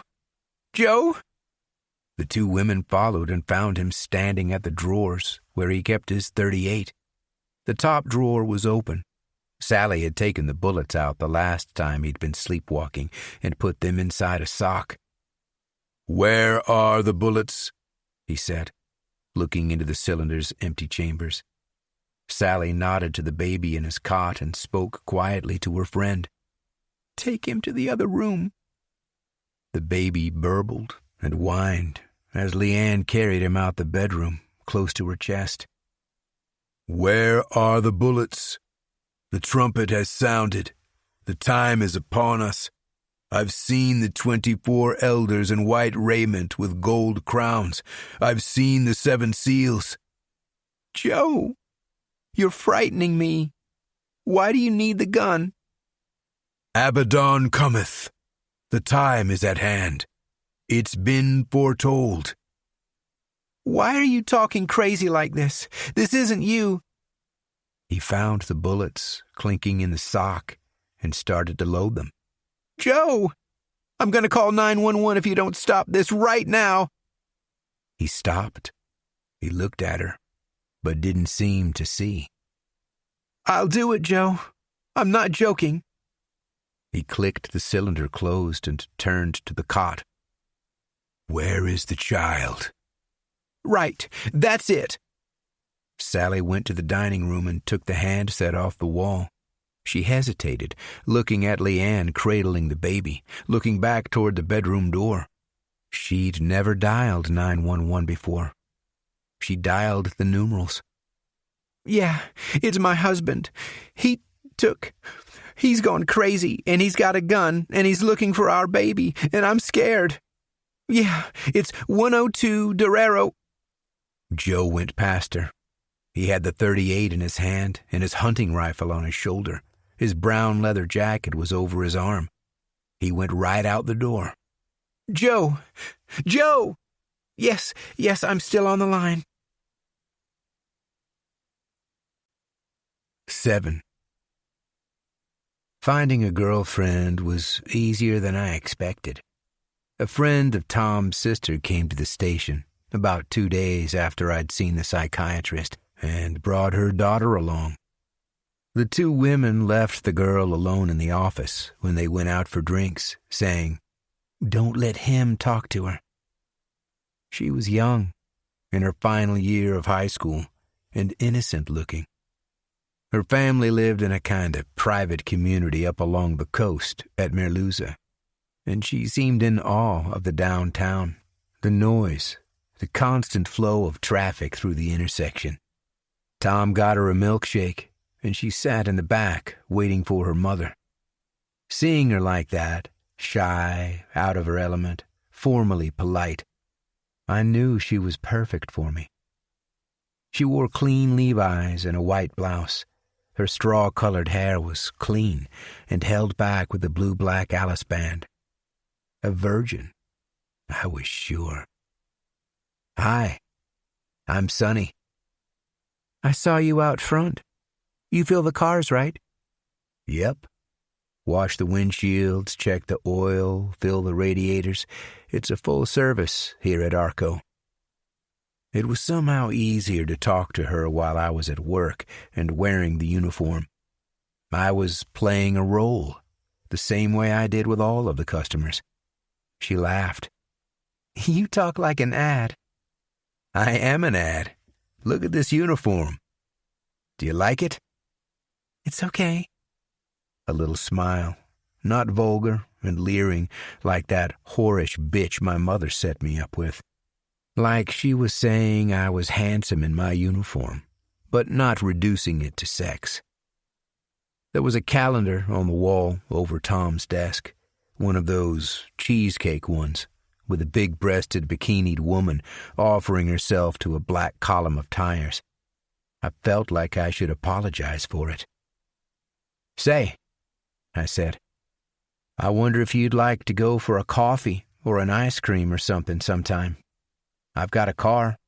I could pick you up wherever and drop you back at home by 9 or whatever." "How old do you think I am, Sonny?" "I don't know. Did I say the wrong thing?" "I'm almost 18. And sure, we could go out. I'd like that." "Great." I'm sure I was blushing. Well, I guess I should get back to the pumps. "Aren't you going to ask me my name?" "Oh, right. What's your name?" "Promise you won't laugh?" "Why would I? My parents were so imaginative that they called me Sonny." "I'm Dulcimer." "Huh?"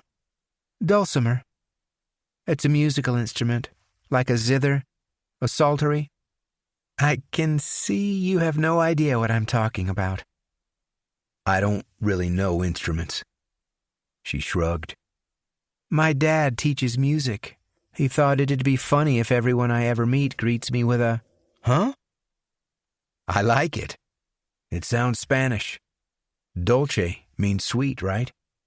"You know Spanish?" "Not really. I knew a Spanish guy once. Rodrigo, the rapist murderer." "Sonny!" called Tom. "There are people waiting out front." "Gotta go," I said to her. "Here," she said, writing in ballpoint on the back of a carbon order pad. "This is my number." I'd pretty much decided I was going to kill one of the girls I was now picking up almost daily in the car. The realization seems inevitable looking back, but it came slowly, an accumulation of thoughts and fantasies as I drove, their bodies just inches away from my hand. The scenarios would play out in my mind as they chattered away about whatever. I'd work on variations of a script, imagining both sides of the conversation. "I have to tell you that we're not going to the campus." Pause. The sound of the engine. Tires on asphalt. "Huh? What'd you say?" "You won't be going to the campus. I'm taking you somewhere else." "But I gotta get to class. I'll be late." "Well, you'll be late. Sorry about that." "Are you that rapist? The one from the paper?" They'd probably assume this. There'd been a lot about it in the press. There was a general awareness. "I'm not a rapist. I'm not going to hurt you. We're just going to get to know each other a little, and then I'll take you where you want to go." You had to control the situation. That's what the guys at Atascadero taught me. You can't come right out with it.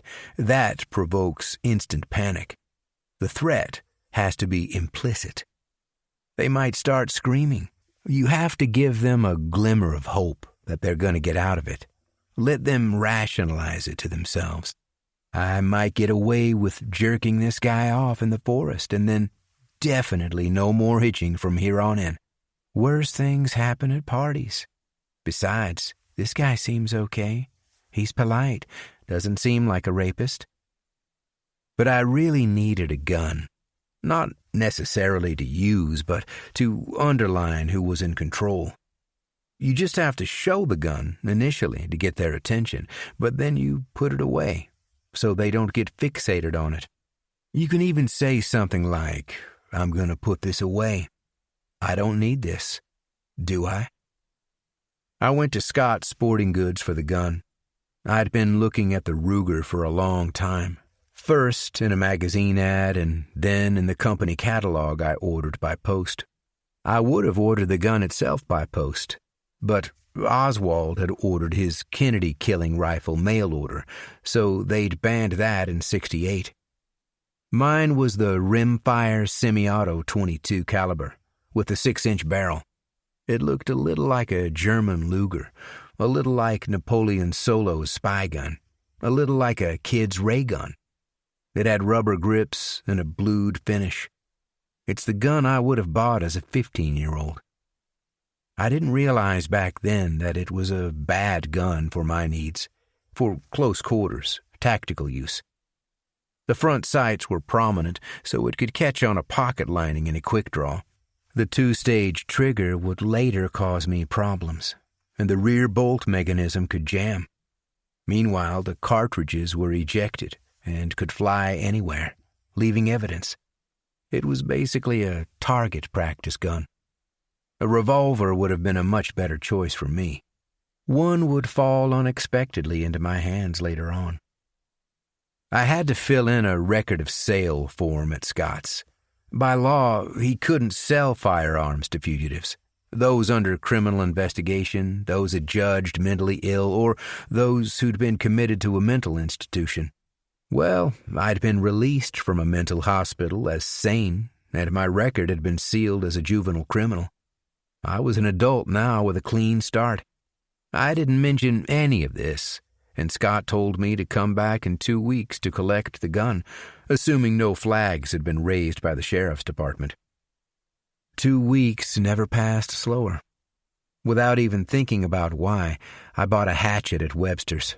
I didn't need a hatchet. I didn't do any gardening to speak of. Something was waking in me. I just saw it, hanging there on its peg, and it appealed to some aesthetic sense.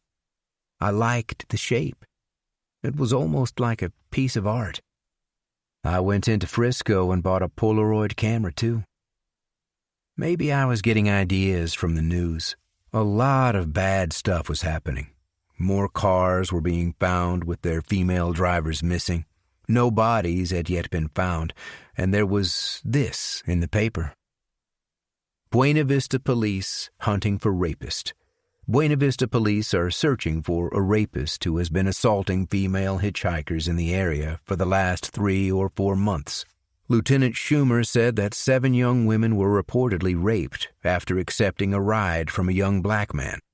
Although different vehicles were used, said Lieutenant Schumer, it appears that the rapist was the same man, described as black, 20 to 30 years old, with a bushy but not afro hairstyle. The rapist's practice is to take victims to a secluded place and then return them to town after. The guy was clearly an amateur. Not every rapist wants to kill, but he wasn't even wearing a disguise or a mask. Changing vehicle each time might have looked smart, but it probably suggested he worked with cars, detailing them, repairing them, scrapping them, driving them for a living. The cops had been onto that already. They almost certainly had a composite sketch of him. It was also possible he was stealing the cars. Sometimes the police kept details back from the press to root out all the loonies who wanted to take credit or get their brother-in-law thrown in jail or whatever. There are some pretty messed up people out there. I went on my first date with Dulcimer the day I collected the Ruger. We went for a meal down on the boardwalk, and I had the sense I was almost divine as we drove down the coast from Merluza. Not just because she was there, beside me, hair blowing through the open window, a picture of normality. Whenever we passed people, I imagined what they were thinking. Stuff like, look at that guy out for a drive with his sweetheart. He's a lucky guy. Look at her hair blowing like that, carefree. A young couple with the world in front of them. Also, I had the gun under my seat. It was talismanic. It made me taller. It made me omnipotent, just knowing it was there. I didn't show Dulcie because not many girls are interested in guns. Also, she might have been frightened. There was no way I was going to screw it all up just by showing off. There sure are a lot of hitchhikers, she said as we got closer to Buena Vista's downtown. Well, you know, there's the campus and the college. Around this time of week, they start thinking about going to visit their friends in the city, up at Berkeley. They have big parties. Do you pick them up? Sometimes. She turned to look at me, serious. Girls? Well, yeah, sometimes. But not like that. They usually travel in pairs, and they don't talk to me. They talk to each other. I'm like a taxi driver for them. I only do it if I'm not in a hurry, or if it's raining, you know. I can stop picking them up if you don't like it. I mean, I don't have to do it. I'm joking. I think it's chivalrous stopping to help people in the rain. And there's that horrible rapist going round as well. Can you imagine? Some young girl wanting to get to class or whatever, and then... She shuddered. It's horrible. But they'll get him soon. He's leaving too much evidence. Yeah? Do you know about that stuff? I watch all the cop shows. Police Story. We don't have a TV. Dad says it poisons the brain. So what do? In the evenings, I mean. We read, play card games. I have to study as well. So, you know. Sure. Did you go to college? 6 years in Atascadero was a rare education. I'm sure I learned more about the human mind and its telescoping corridors, its goblin chambers, its shadows than any psych major at UCBV. I wanted to, I said, but my dad needed my help with the family business. This was when we lived in L.A. What business? Adultery, divorce, recrimination. Each of them trying to get rid of the kids rather than fighting for custody. Gas station. I lied. I was born to pump gas, I guess. There's still time. Sure there is, Dulcie. Sorry. Can I call you Dulcie? People do. We went to the Mexican place on the edge of the boardwalk and drank wine. I gave her my fringed buckskin jacket when the wind picked up off the sea. There was nothing vulgar in her.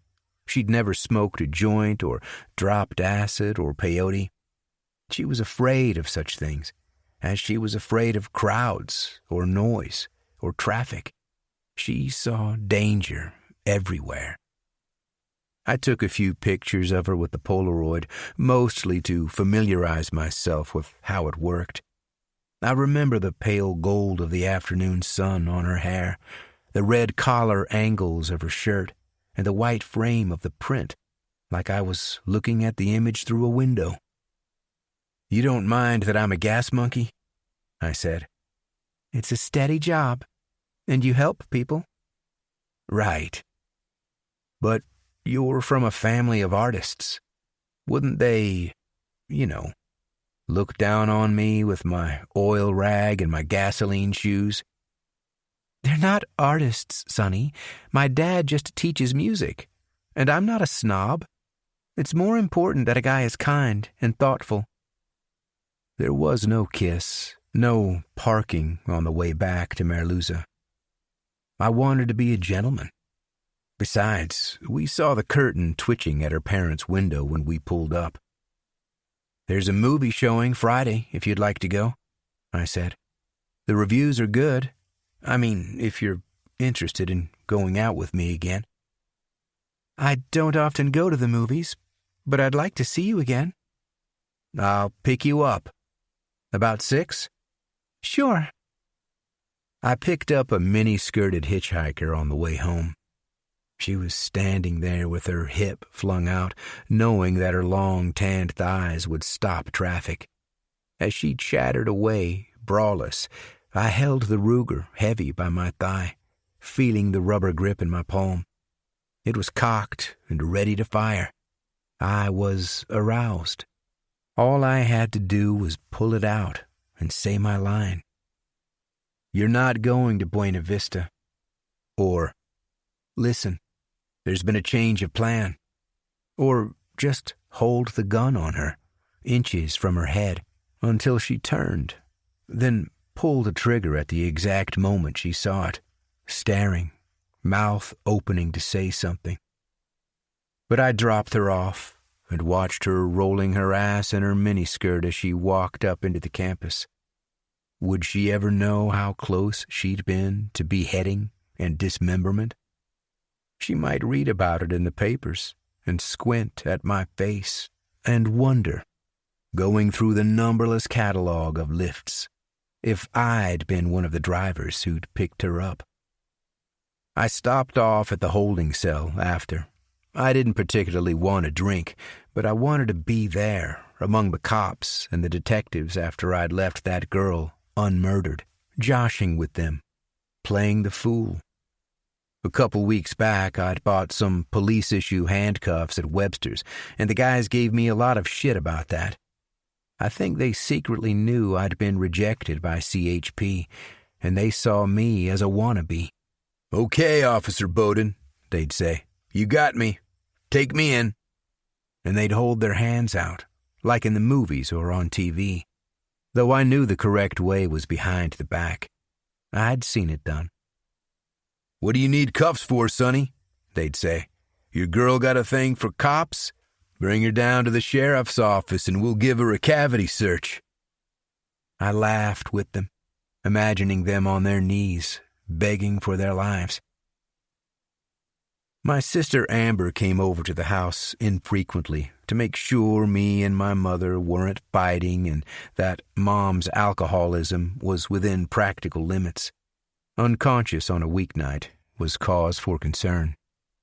Amber gave us gossip from the sheriff's office, the kind of stuff the detectives were usually too careful to drop at the holding cell, or which the press were withholding because it was a live lead. It was often better than police story. "You know those cases where they find the woman's car but no driver?" she said. Uh-huh. I'd been following every word in the papers. "Well, they've found one of them. She was covered with logs and leaves down a ravine south of Hud Canyon in the state park. It's not been in the paper," said my mother. "It will be, but there are some details they won't release. The woman had been hit on the back of the head and strangled with a wire. The wire was still around her neck when they found her." "Was she raped?" I said. "What a question," said my mother. "It's important for the M.O., I said. I mean, is he killing them to rape them, or is he just killing them to kill them?" "What's the difference?" said my mother. "He's a monster either way." She turned to Amber. "Do they know what car he drives? Is it a Ford Galaxy?" "Mom," I said. "Well, you are a murderer. I wouldn't be surprised if we had cops up here every week checking whether corpses were connected to you." I didn't rise to the bait. I'd explained too many times already about the record being sealed, about it being a juvenile crime, and how no sexual deviance had been involved. I just looked at Amber like, see what I have to tolerate? "You know he's put a lock on his door," said my mother. "Why does a young man need a lock on his door if he hasn't got anything to hide?" "You've got a lock on your door, Mom," said Amber. "To keep the murderer out." I didn't mention that she was usually too trashed to lock or even close her door when she went to bed. Her drunken snoring kept me awake. "He'll be masturbating in there," said my mother. I got up. "I'm not listening to any more of this shit. "Watch your language in my fucking house." Amber followed me to the kitchen. "Why don't you find your own place, Sonny? You have a job. You're old enough to manage on your own." "It's the parole conditions. I can't get around them." It wasn't that. It was destiny. "Mom says you've met a girl." "Yeah. She's the daughter of Tom's sister's friend. She lives up at Merluza with her family. Here, I've got a Polaroid." She looked at the photo, and then at me. "What?" I said. "How's it going?" "We've only had one date. I'm taking her to see Zabriskie Point on Friday." "That's a sexy movie." "Is it?" "Is she old enough to see it?" "She's 18, Amber." "Well, be careful." "What's that supposed to mean?" "You know." "I really don't." "Take it slow." "You gonna treat me like Mom does? Like I'm still 15?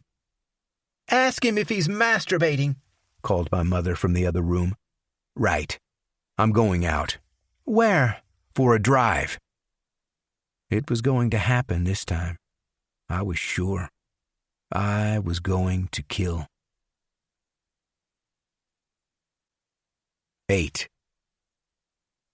Dwight stood at the end of an aisle in Scott's Sporting Goods, pretending to look at knives in a cabinet, but really watching the customer buying a gun at the counter.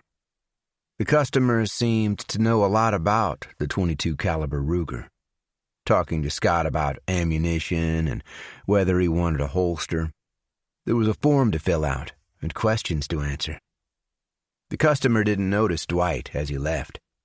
Dwight watched him get into a Ford Galaxy he'd parked just outside and drive off.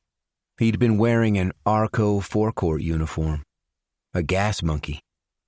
"Yes, sir," said Scott, putting the previous customer's documents in a drawer and smiling at Dwight.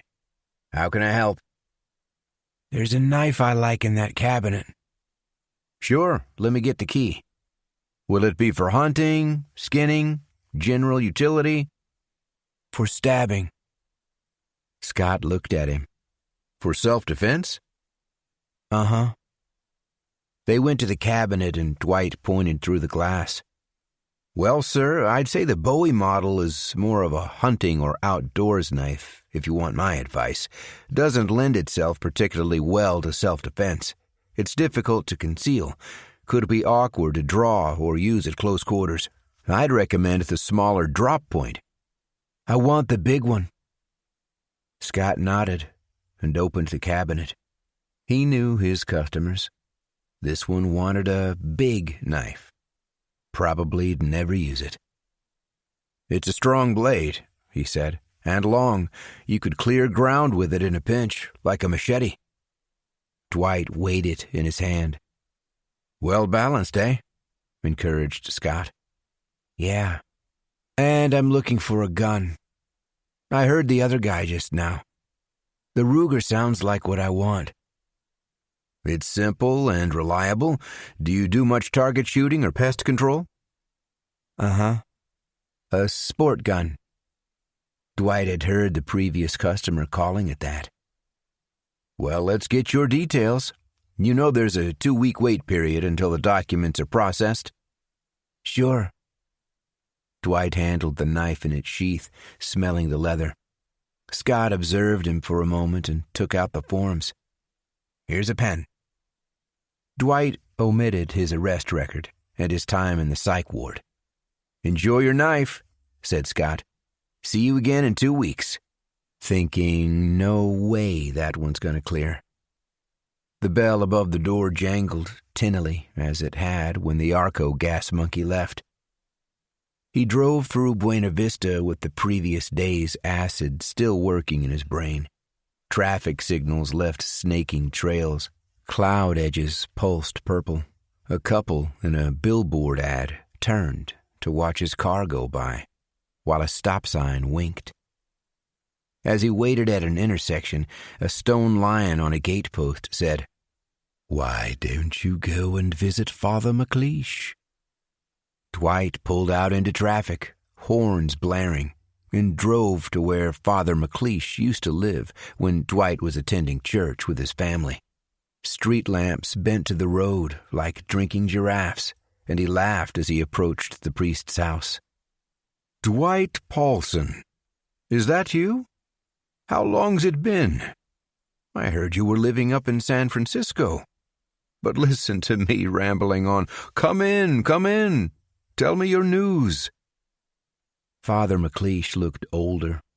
His eyebrows were caterpillars moving about his forehead. His sofa and armchair were upholstered in red, large mouths open. They drank coffee. "You look just the same, Dwight. Maybe a little taller. You know, we've missed you in church. Oh, I know a young man has to find his way in the world and choose his own path. Doubt is a part of that. There are questions to answer. But many come back when they see what the world looks like. I suppose you saw a lot in the city. Am I right? Drugs and promiscuity. There are terrible temptations. Violence, too, I expect." Dwight nodded. "Some angels beat me half to death." "Angels? Oh, you mean those bikers? Well, you're home again now. I'm in touch with your parents, of course. I know a little about your recent problems. We could pray if you like. If it would help, there's no challenge too great for God." "I was thinking about that camping trip we did," said Dwight. "Ah, yes. Wonderful, wonderful. The majesty of nature. I have fond memories of it. Nothing better for a young man's spirit than the great outdoors." "You came into my tent at night and ejaculated on me." Father McLeish slowly put his cup on the table. "No, Dwight, that didn't happen. Why would you say such a thing?" "I wasn't asleep. You thought I was." "That's a very serious... I would never do anything like that. You must have dreamed it, Dwight. Your memory is unreliable with all those drugs you've taken. It's a shame. A whole generation is..." "I remember it perfectly. I heard the zip on the tent, and I saw your silhouette. You, not one of the other boys. I didn't know what it was, the sticky stuff." Dwight shifted in his seat, and Father McLeish saw the knife tucked into his waistband. "I'm sorry that you're saying this, Dwight. I'm sorry that you're confused." "I'm not confused." Father McLeish looked at the wall clock. "I have somebody coming round in a few minutes, Dwight." "Dwight?" Dwight was grinning fixedly. Some variety of catatonic episode? Father McLeish did pastoral work at Buena Vista Hospital, and he'd seen epileptics, schizophrenics, the paranoid, and the psychotic. He knew the signs. "Nobody's coming round," said Dwight. "I can assure you that Sergeant Delalio is coming round to discuss the charity event." "Nobody's coming." Dwight grinned. The knife was out of its sheath and glinting. It was an ugly blade, designed to cause harm. The important thing with the insane and the addicted was to humor them. No sudden movements or challenges, no excitement. They could often be distracted. "I have some delicious chocolate cake. It'd go wonderfully with the coffee. Or perhaps you need a refill." Dwight seemed to have lapsed into a distracted state again. Father McLeish stood slowly and backed away toward the kitchen. He closed the frosted glass door and went to the phone. "Hi, Don. Father McLeish here. Yes, Look, no reason to be alarmed, but I've got a local boy here. He's had some trouble with drugs. The Paulson boy." "That's it. Well, he's here with a knife, and I believe he may be under the influence of something. If you could send somebody round, no sirens." "Yes, I'll be here." He replaced the receiver silently and went to the kitchen door. There was no sound from the other room. He opened the door a fraction and peered at the red upholstered armchair. Dwight was gone. He'd left the street door open. 2 weeks later, Dwight returned to Scott's Sporting Goods to collect his Ruger. The purchase had not been flagged by the sheriff's department, and Scott let it go. A sale was a sale. He showed Dwight how to use the gun, its simple bolt mechanism, loading bullets in the magazine, the 2-stage trigger that seemed to fascinate Dwight. 2 boxes of hollow point .22 caliber rifle rounds were added to the purchase, and a happy customer left the store. Out on the street, he saw the galaxy that had been outside the sporting goods store a fortnight previously. Same license plate. The gas monkey must have come back for his gun, too. Dwight walked over to the car and stood by it, looking at the deep red of the taillight that seemed to be communicating something. He stared at it, seeing his own silhouette, small like an insect. He took the knife from inside his jacket, unsheathed it, and stabbed it into the light. Red plastic fragments clattered to the road, and he nodded, satisfied. Gun and knife in his jacket, he called into a barber shop on Main Street and took the seat. "Just the trim," said the barber, tying off the cape round Dwight's neck. "Cut it all off, my good man," he said in a British accent. "You sure, buddy? Full buzz cut?" "All of it, my fine fellow.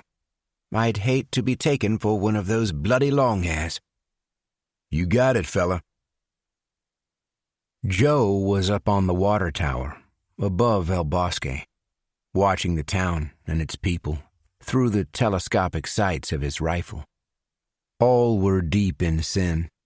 The time was upon them. Their bodies would lie in the street where they fell, and not be suffered to put into graves. Up there, he could lie on the mesh parapet and listen to the wind breathing its instructions. Sounds came to him, distant and muted from below. Scraps of voices, engines, a dog ceaselessly barking the same rough note. He spoke to the dog. "Be not afraid. The reaping does not concern you." But the dog wouldn't listen. Barbarous beast. He fixed the crosshairs on it, shot it. Nobody came to see. Sanity came and went like weather, Sally the sun. Later he stood outside the house in darkness, watching domestic light through purple lenses. The voice told him, "No, that is not your fate. You have left that world." He went to see Jackson, who he'd worked with at the garage. The voice told him, "Hide your majesty. Do not let them see your wings." "Hey, Joe," said Jackson. "We miss you at the garage. Feeling better? Gonna come back?" "My name is Ananiel. I remember you had a shack up in the state park." "Yeah, right. Up near Cascade. Not been there in a long time. You thinking of doing some camping?" He looked at the rifle over Joe's shoulder, the .38 in a holster, and the knife. "You know, there's no hunting in the park, right?" "I need a place a while. You know, to get away." "Having problems with Sal?" "I know it can be tough with a little one. Just give her some time. She'll come round." "The shack?" "Are you okay, Joe? Looking a little... You want to come in? I'll have Alice make some coffee. You can call Sal if you like." "I just need some time. I need a place." "Well, okay. The shack's nothing special. It's no hotel. You'll need to air it out. Might be damp. Light the stove. That'd be my advice. There's firewood under a tarp, lest someone stole it. Wait a minute. I'll get you the key. Sure you won't come in?" "I'm fine. I'll wait." Voices from inside. "It's not our business, Al. Just give him some time and they'll be back together. Don't meddle so." Jackson emerged with the key and a string bag. "Here's something for tonight. Some bread, some fruit, a jar of Alice's soup, a couple beers. There might be some tinned stuff up there if you look, but check the labels. I don't want to come up there and find you've killed yourself eating some expired corned beef." "Thanks, Jackson." "Hope you come back, Joe. We miss you." Later, the voice told him which private house to enter. The big place up near the state park where Buena Vista's wealthy lived. Canyon View Road. He'd watched it for a few days first, standing within the forest cover with his binoculars, learning when the owners left and returned. No dog, but a cat. He broke a rear window with the .38 butt, clearing glass from the frame with the barrel. It smelled of family, shampoo and deodorant, the previous night's dinner, and that morning's coffee. Drapes, carpets, and furniture had absorbed their presence, the cushions shaped by familiar weights. He sat on the sofa, the .38 resting on his thigh, and looked at himself, warped miniature in the TV's gray eye. The cat, a sleek black thing with emerald eyes, emerged from its sleeping spot elsewhere and paused on the room's threshold, one paw slightly raised. "I am not your foe," said Ananiel. "What is your name?" The cat said nothing. "I asked you a question," said Joe, pointing the revolver. It watched him and approached, rubbing its head on his lower leg, purring. Joe went to each bedroom and lay on the beds, looking up at the light fittings and leaving the impression of his head on pillows that smelled of man or woman. He opened the drawers and rifled through small garments. The wardrobe clothes exhaled scents. He ran the faucets in the bathroom and watched water swirl in a coral pink basin. The garage had tools pegged to a board, stacked pots of paint, packing boxes, and a child's bicycle. Its oil smell reminded him of the garage where he'd worked before he was Ananiel. In the nursery, he stood looking at the crib and thought of Sally and the baby. The cerebral weather changed. Sun. He seemed to wake and looked around, seeing his muddy footprints on the carpet. The cat watched him, blinking, front paws folded from the warm spot Joe'd left on the sofa. He needed to go home. "Joe, I've been worried," said Sally. He stood on the stoop, his clothes dark from the rain, his hair sleek on his skull. "Come in," she said. "Sit at the table. I'll bring you something." He ate quickly, hardly pausing to chew. "Where have you been?" said Sally. "Was it because I called the police? I was worried you were acting crazy, talking like the Bible. Do you remember any of it? Are you okay now?" "I've got to do some things, Sal. I need to be alone." "But are you coming back? Are you better now?" "I'll be away a while. It's better if you don't see me and don't know." "I don't understand. I was just worried. Look at you all wet. You've got a real beard. Take some time off and get well again. Maybe you need to go back to the hospital. One of the customers at the diner was saying there can be complications after a serious concussion. You might have an injury nobody knows about. Or maybe it was the mescaline. There's no more. I won't let my brother bring anything like that into the house ever again. Don't you want to come home?" "I can't, Sal. I have to do some important things." "What important things, Joe?" "I might be gone a while." "Where are you living? Is there another woman?" "It's nothing like that. You know I wouldn't. I'm staying at Jackson's shack. Jackson from the garage." "I don't know what's going on with you, Joe. Why don't you change out of those wet clothes?" "I can't stay." "Don't do this, Joe. We were doing so well.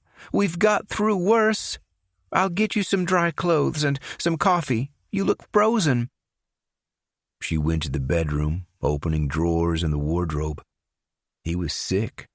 He still had something wrong with his brain after that crash. 2 weeks blind? That wasn't normal. That was a serious injury. Maybe something was bleeding still. More tests'd show what it was. She went back to the living room. "Here, put these on, and I'll—" He was gone. Next day, the police were investigating the break-in on Canyon View Road, surprised, perhaps, that nothing had been taken. It looked like the perpetrator had spent time in each room, looking through drawers and lying on beds, which was somehow worse. He hadn't robbed the place. He'd occupied it. He'd spent time in it. Doing what? Sexual things? What had he been thinking? Was his energy still there? It was unnerving to be in a house that had been occupied like that, to sleep in the same bed the intruder had lain on, to wear clothes he might have touched. They'd have to wash everything. Strangest of all, the cat must have seen him, possibly interacting with him. He may have stroked it or spoken to it. The cat, mute witness, knew his face and his voice. Joe watched the squad cars leave. He saw it all from his position within the trees, pine needles soft underfoot and the scent of resin in the air. There was nothing left for them to investigate. Not yet. The police had two theories. Either it had been some acid-blasted kid who'd broken in, thinking it was his own home, or Shangri-La, or God knows what. Or it had been some kind of reconnaissance mission, and the perpetrator would return later with accomplices. The homeowners should be vigilant. Vigilant. That meant worrying that someone was in their home when they were away. It meant worrying when they were at home that someone was watching, or about to enter, or was already inside. Joe waited until after nightfall, until everyone had left. He approached along a road that glistened damply, his hooded shadow shortening and lengthening between the streetlights' misted cones. A dog snuffled unseen under a fence, but didn't bark. He walked up the driveway to where he knew the phone line descended from the pole to the side of the house, passing down wood cladding to travel along a window ledge. He cut it with the heel of his knife, leaving a bright copper eye in the black rubber insulation. The window he'd smashed before had been replaced, putty fingerprints still about its edges. A metal grill had been bolted over it. The rear door had 6 beveled panes, and he smashed the one closest to the handle, reaching inside to unlatch and swing it open. The cat walked toward him and wove between his legs, almost tripping him. "Stop that." He sat in the same seat as before and looked at himself in the dead televisual eye. White flames burned around him. His wings flashed, brilliant. He checked the 6 bullets in the cylinder and counted 10 more back into his jacket pocket. In the other pocket was 5 yards of cord he'd bought from Webster's and a lock knife to cut it. The cat approached and jumped onto the chair's arm, stepping lightly onto his lap and pawing him before settling into sphinx-like comfort. Now to wait. 9. Dulcie sat beside me in the movie theater darkness. The projector's rays danced through cigarette smoke above us, and I was aware of her pale face close in profile. Our legs were almost touching. I could smell perfume, a light floral scent, rising warm off her skin. But all I could think about was the girl's head, at home, on my bookshelf. Murder isn't what you think. You see it in the movies, and it seems so fast, so easy. The gun goes off, the knife goes in, and death is instant. The body falls heavy and lies still. You don't imagine the work, the sheer physical effort that's involved in driving the life from a person that struggles and screams. You don't anticipate the panic and the rush of adrenaline that gives killer and victim superhuman resources. You can't prepare for the primal struggle, the mutual terror, the heat of the blood on your hands and its seemingly endless quantity, the smell of it, the sounds, the ripping cloth, the dull impact thuds. Time accelerates beyond immediate focus. Everything happens in one manic blur. No possibility of reflection, only reaction. The memory of it is fractured into milliseconds of intense focus, a movie played frame by technicolor frame. Details you missed completely in the moment become feature length in recollection. You can pause the tape to examine every frozen movement. You can run it backward and forward. You've become a master of time. Murder is a state of grace more intense than religious ecstasy, longer lasting and more nuanced than orgasm, more exhilarating than the roaring stadium adoration of the rock star.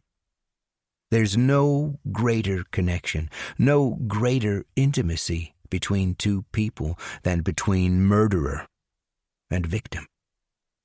They share sublimity. One takes and the other gives everything. You become truly divine in the act of murder, passing to a higher plane beyond common morality. You've broken the deepest held sacrament, the profoundest human taboo, and you've emerged into a field of light where no punishment exists. You cross the boundary between life and death, and no cataclysm occurs. Nobody knows but you. The world is the same, but forever changed. You now walk among other men, a higher being, transcendent. It was as if every event and consequence that night occurred to prove my invulnerability. I should have been caught 3 times. 3 times I walked into certain discovery, but passed through each situation without harm or suspicion. The first time was immediately after the killing. I'd put the body in my trunk, and I was pulling out onto Cascade from the parking spot in the state park where it had happened. Well, a guy was standing right there in the road. A weird-looking guy with all of his hair buzzed off. He didn't seem to be hitching, just standing there, close enough that he must have heard the screams, must have heard the murder happening. It was still daylight. Perhaps he'd been walking and stopped at that spot when he heard the girl. It's so quiet up there that you'd notice. Maybe he even saw something. I'd killed her inside the car and been totally oblivious to anything outside. He could have been bending at the side window, hands on his knees, looking in. So I pulled out onto Cascade Road, and he looked right at me. I was turning, and there was time for him to see me clearly. He'd know me again. He'd be able to pick me out of a lineup. It seemed, for a second, that he was going to raise an arm and maybe say something. I didn't stop. That's what you have to do. Don't show any guilt or hesitation. Let the witness think they're mistaken. Let them explain away the noises they heard. Let them rationalize it. I was a guy alone in a car. Maybe I'd pulled off the road to take a piss. Maybe the sounds had been the radio, or I'd been talking to myself. Who'd leap immediately to the assumption of murder? I drove on, looking at him in the rear view. He was standing in the middle of the road, watching me. If I had the chance again, I would have stopped and asked him something like, "Hey, buddy, you know if there's a turnoff round here for Oso Grade?" Then he would have remembered me as just some lost driver. You always think of these things later. So I continued driving back down to Verdugo. It was twilight, turning to dusk, and I had the lights on. I was sticking closely to the speed limit. I didn't want to get stopped for any reason, with her body in the trunk. Then I saw the CHP patrol car behind me, its lights flashing. Panic. hands tight on the wheel. I had the Ruger under the seat. First thought, cock the bolt and blast the cop as soon as he came to my window. Except there were two of them. I wouldn't be able to get both. After the recent mass shooting of 4 Chips, they were wary and taking no chances. Focus. I looked at the passenger seat. It was soaked with blood. The car smelled of blood. One of her shoes lay in the footwell. I dragged my buckskin jacket from the back and dropped it casually over the passenger seat as I watched the cops approach. I kicked the shoe more out of sight into the shadow beneath the dash. It was dark under the forest canopy, and they wouldn't see it unless they used flashlights.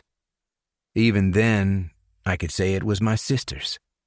I'd committed no traffic violation. It had to be a routine stop. I just had to appear normal. Then I saw my hand. I'd cut myself during the murder, a nasty slice between thumb and forefinger that I didn't remember doing. I hadn't even registered it. But now, seeing it, I felt the pain and saw the blood. I thrust it into my mouth and sucked the blood, probably tasting some of hers too, though I'd dried my hands with her clothes. "Evening, officers." There was one on each side of the car. "License and registration," said the one at my open window. The other was looking inside the car. I wondered briefly that there might be some spark of life left in the girl. A paramortem spasm might thump the trunk's bodywork. "You know you've got a broken driver's side taillight?" he said, holding my documents. I could have lied. "What? Really? I've not seen that, officer. It must have happened as I was pulling out of..." But I guessed they heard such crap all the time. They were smarter than that. "I know it, officer. It happened in town and I've been meaning to get it fixed, but with work and all. It's ironic, 'cause I work in the Arco station downtown, and I could easily order a replacement light. What's the saying? The butcher's kid don't eat meat?" He looked at me as I gabbled on. A fool, maybe, but not an outright dick. "Is that Tom's station?" he said. "Yeah. Tom and his sister own the place. I'm one of the attendants." He looked at his partner over the roof, and I missed whatever signal passed. My gun was inches from my hand. "Where you headed, sir?" "Verdugo. Home. I can be there in 20. He handed back the documents. "See that you get that taillight fixed tomorrow. Next time it'll be a fine." "Thanks so much, officer." He nodded and jerked his head at his partner. They went back to the patrol car, probably saying what a loser I was. I arrived home and parked in the courtyard. Mother wasn't back yet. The flickering blue light of a TV set showed in just one window of the 2-story building. The girl lay nakedly fetal inside the trunk, her pale skin smeared with blood, still wet with it. I had to get her up to my room while she was still warm. I had a sleeping bag for the purpose and rolled it loosely around her, wedging the bloodied knife between her thighs and hoisting the body up to my shoulder. She wasn't heavy. I only had to get her to the end of the ground floor corridor. There was an almost sexual thrill to all of this. I felt her hair against me. Her bare legs dangled and her buttocks were smooth through the silky fabric of the sleeping bag. But more than the physical contact of it was the excitement of openly carrying the body of this girl I'd murdered across the parking lot and up the wooden stairs to the door. I was flouting every conceivable law of morality, civility, humanity. I seemed to pass through a corridor of light, untouchable. She was my victim, my trophy, my possession. I was opening the door to the building when the corridor light came on, and the tenant from apartment 2 backed out, his key in the door. I let the door go and ran back down the steps toward the car, fumbling in my jeans pocket for the key and heaving the girl back into the trunk. Her head struck the metal with a dull thunk, and I slammed the lid. "Oh, hi, Ken," I said, waving. "Going out to work?" He'd paused on the steps. He was looking down at something. The knife had dropped from between her legs as I ran, and it now lay on the steps, completely filmed with blood. "Is this yours?" said Ken. "Uh-huh." I bent and picked it up. It looked like it had been dipped in a bucket of blood. "Yeah, I cut myself pretty bad." I showed him the slice in my hand. "That'll teach me to play with knives, right?" He nodded and continued to his car. Would he report the incident? Any idiot could have seen that the amount of blood wasn't comparable with my injury. But why would he suspect me of anything worse? Murder is too enormous. You might suspect some stereotypical bear of a man with crazed eyes and a human limb in his hands. But I was Sonny, from apartment 1. I lived with my mother and worked in a gas station. I couldn't possibly belong to that other world, the world of monsters. 3 times I passed within touching distance of discovery and capture. What kept me free, if not some destiny or divine will? It was meant to be. How else would you interpret it? But I was angry. I'd very seriously mismanaged the first murder. I thought I'd been prepared after so many months of visualizing it.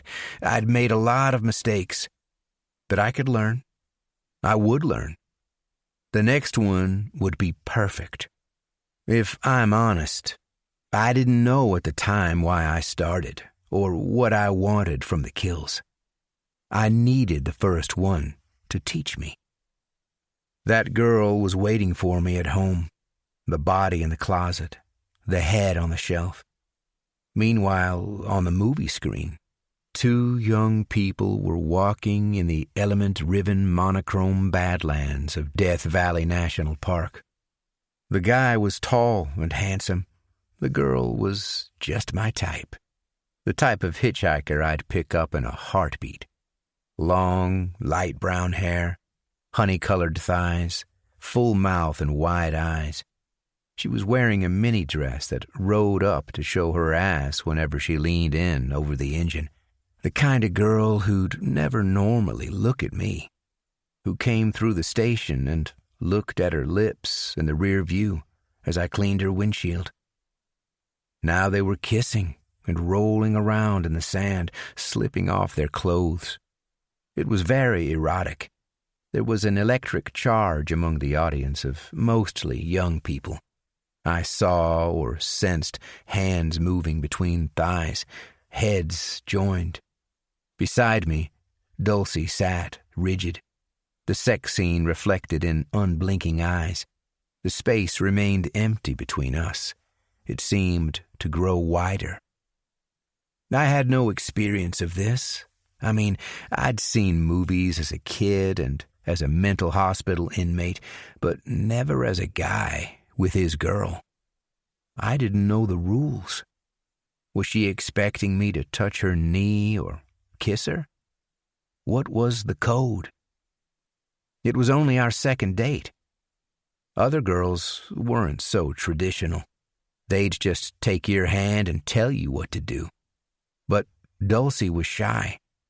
What if she rejected my hand and stood, outraged, into the undulating nicotine rays? "Get your hands off me!" We remained in that static impotence until the end of the movie and emerged with the crowd into the street. "What did you think?" I said. "There wasn't much story," she said.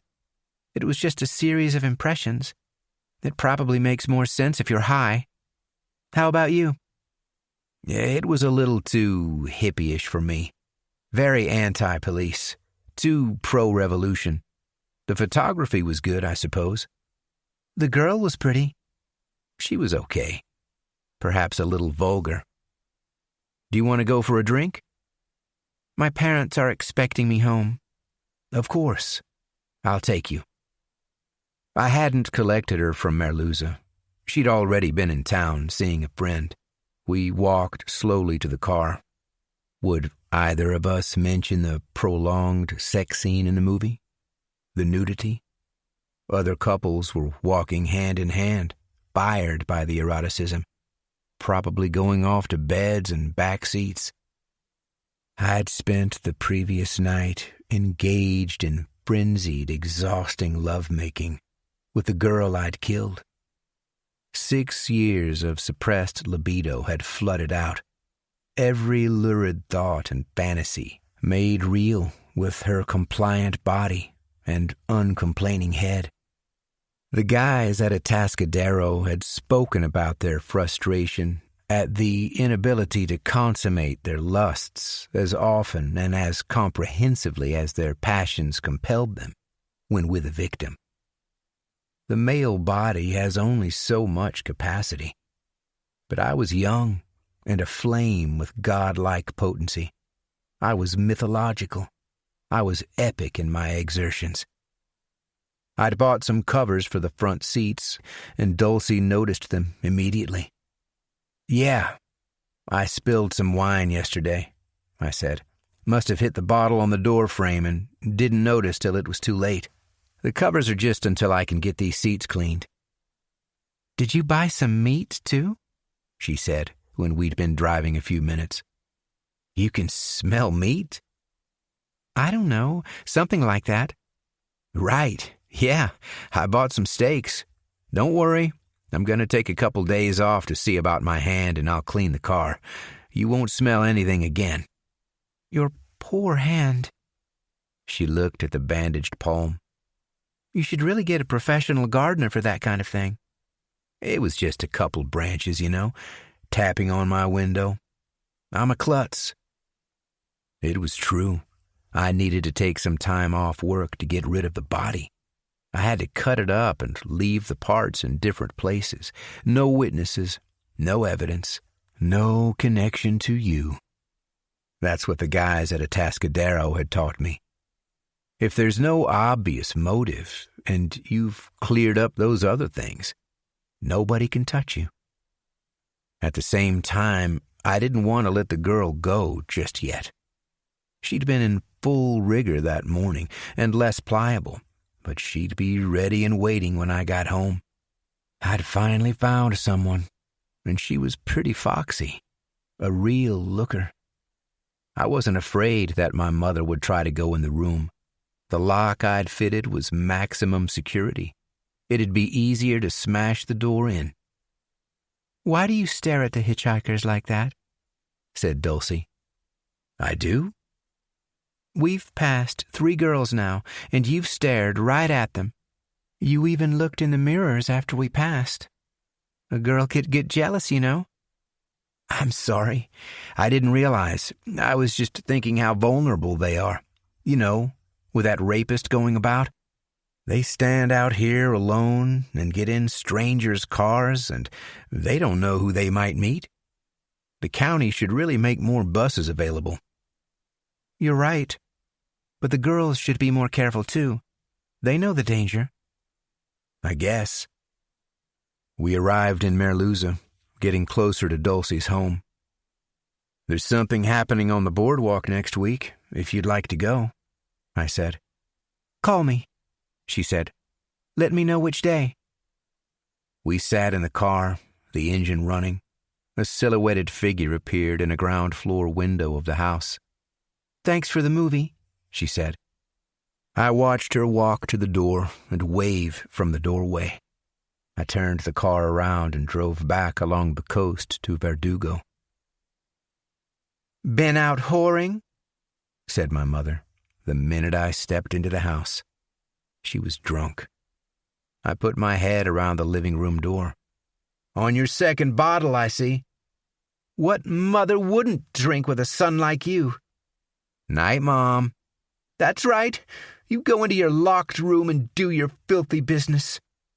I'm going to sleep, Mom. You might think about it, too. You've got work tomorrow." "Ha!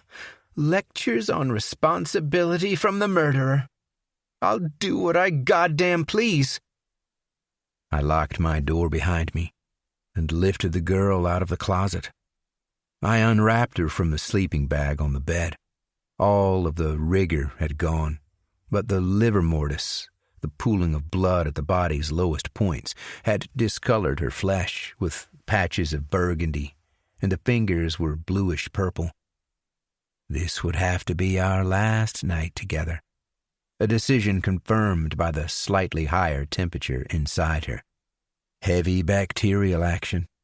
The decomp had started. I couldn't afford for there to be any smells. Tomorrow, the hatchet and the tub. But tonight, she was all mine. We lay on the bed, her arms across my chest, my hand on her ass, and I looked at her head on the shelf, eyes closed like she was sleeping, or pretending to. The girl in the movie was hot, but nothing compared to you, I told her. I wouldn't even look at her in the street if you were on my arm. Sure, you can smile, but it's true. You want me to prove my affection, babe? Okay, but you'd better be ready. She was. 10. No. I've had fish twice this week, Mom. You should be cooking something with whole grains and fresh produce today, with green and red capsicums. Didn't you read the book I gave you? I'm sorry, Dwight, honey. I've not had time. You've always liked fish, and I thought... And you're using a metal spatula. I told you. Glass or wood. Who ever heard of a glass spatula, honey? It'd break right away. How can I balance my essence if you're not feeding me macrobiotically? What's going on here? Said Father, entering the kitchen. Dwight doesn't want his fish. He'll eat his fish. I will not. Are you taking your pills, Dwight? Said Father. You know they said you'd have to go back if... Pills. Give me a goddamn break. Mother and Father looked at each other. Listen, Dwight, said Father. We've been talking to Father McLeish. Oh, yeah? The pedophile McLeish who beats his meat over sleeping adolescents? Dwight, said Mother.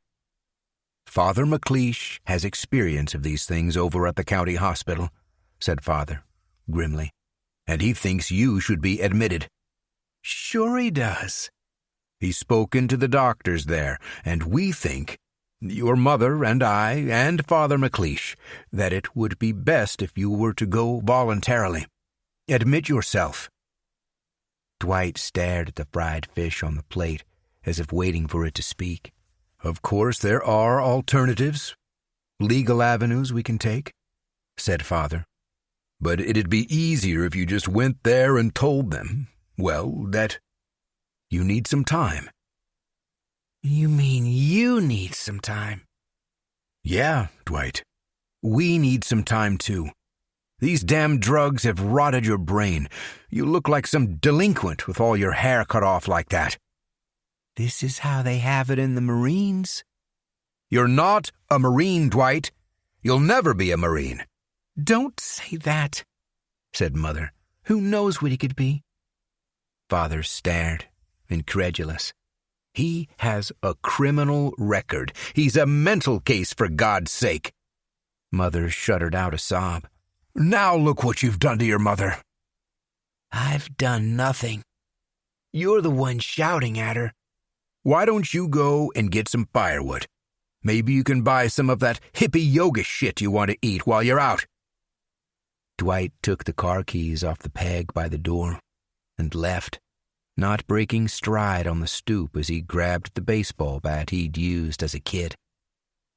He drove north toward the state park, the suburbs dwindling along Highway 9, until he was rising in switchbacks into thick forest growth.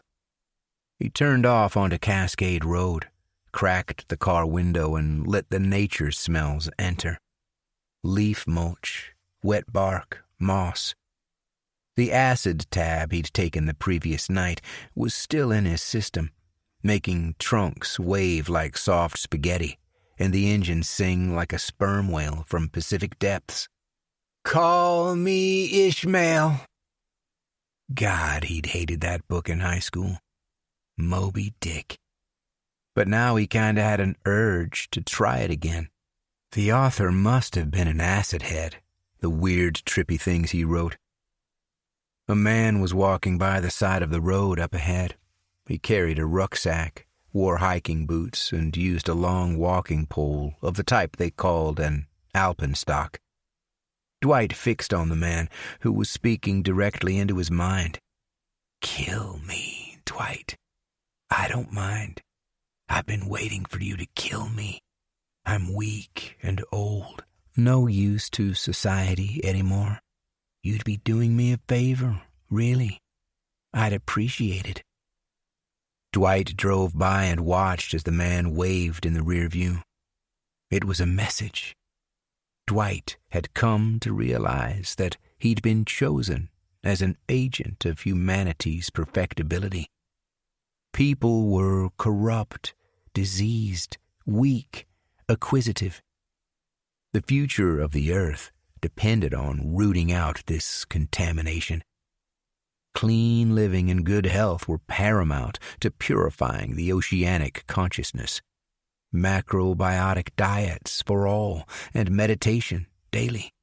Excellent personal hygiene. Old age was a cancer.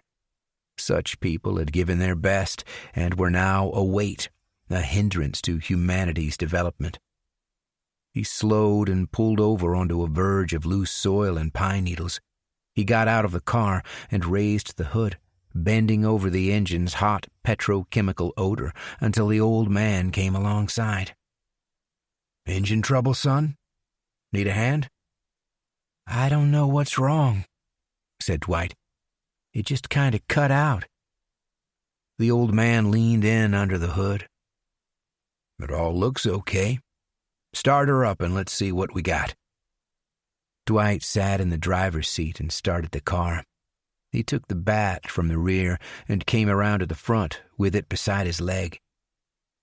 All seems fine now, said the man, still peering into the engine.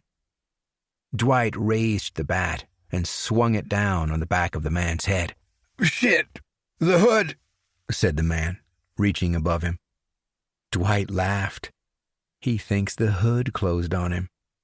He struck again, harder, and the old man's knees buckled as he fell inside the engine compartment, still groping above him for the hood that hadn't fallen.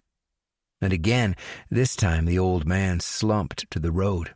He began to spasm, and Dwight hit him again until he stopped. Blood was running freely from the crushed skull. Birds sang. A squirrel's claws scratched unseen up a trunk. Dwight took a deep breath of healthy air and laid the bat on the old man's body. The rucksack had nothing interesting in it, a sandwich and a bottle of beer, a wallet with ID and $50, and a delivery slip to an address up on Oban Drive. Dwight took the beer, the sandwich, and the delivery slip. He peered into the forest. It looked like there was a shack about 100 yards into the trees. He grabbed the old man's feet, dragged the body about 7 yards distant from the road, and lit a joint.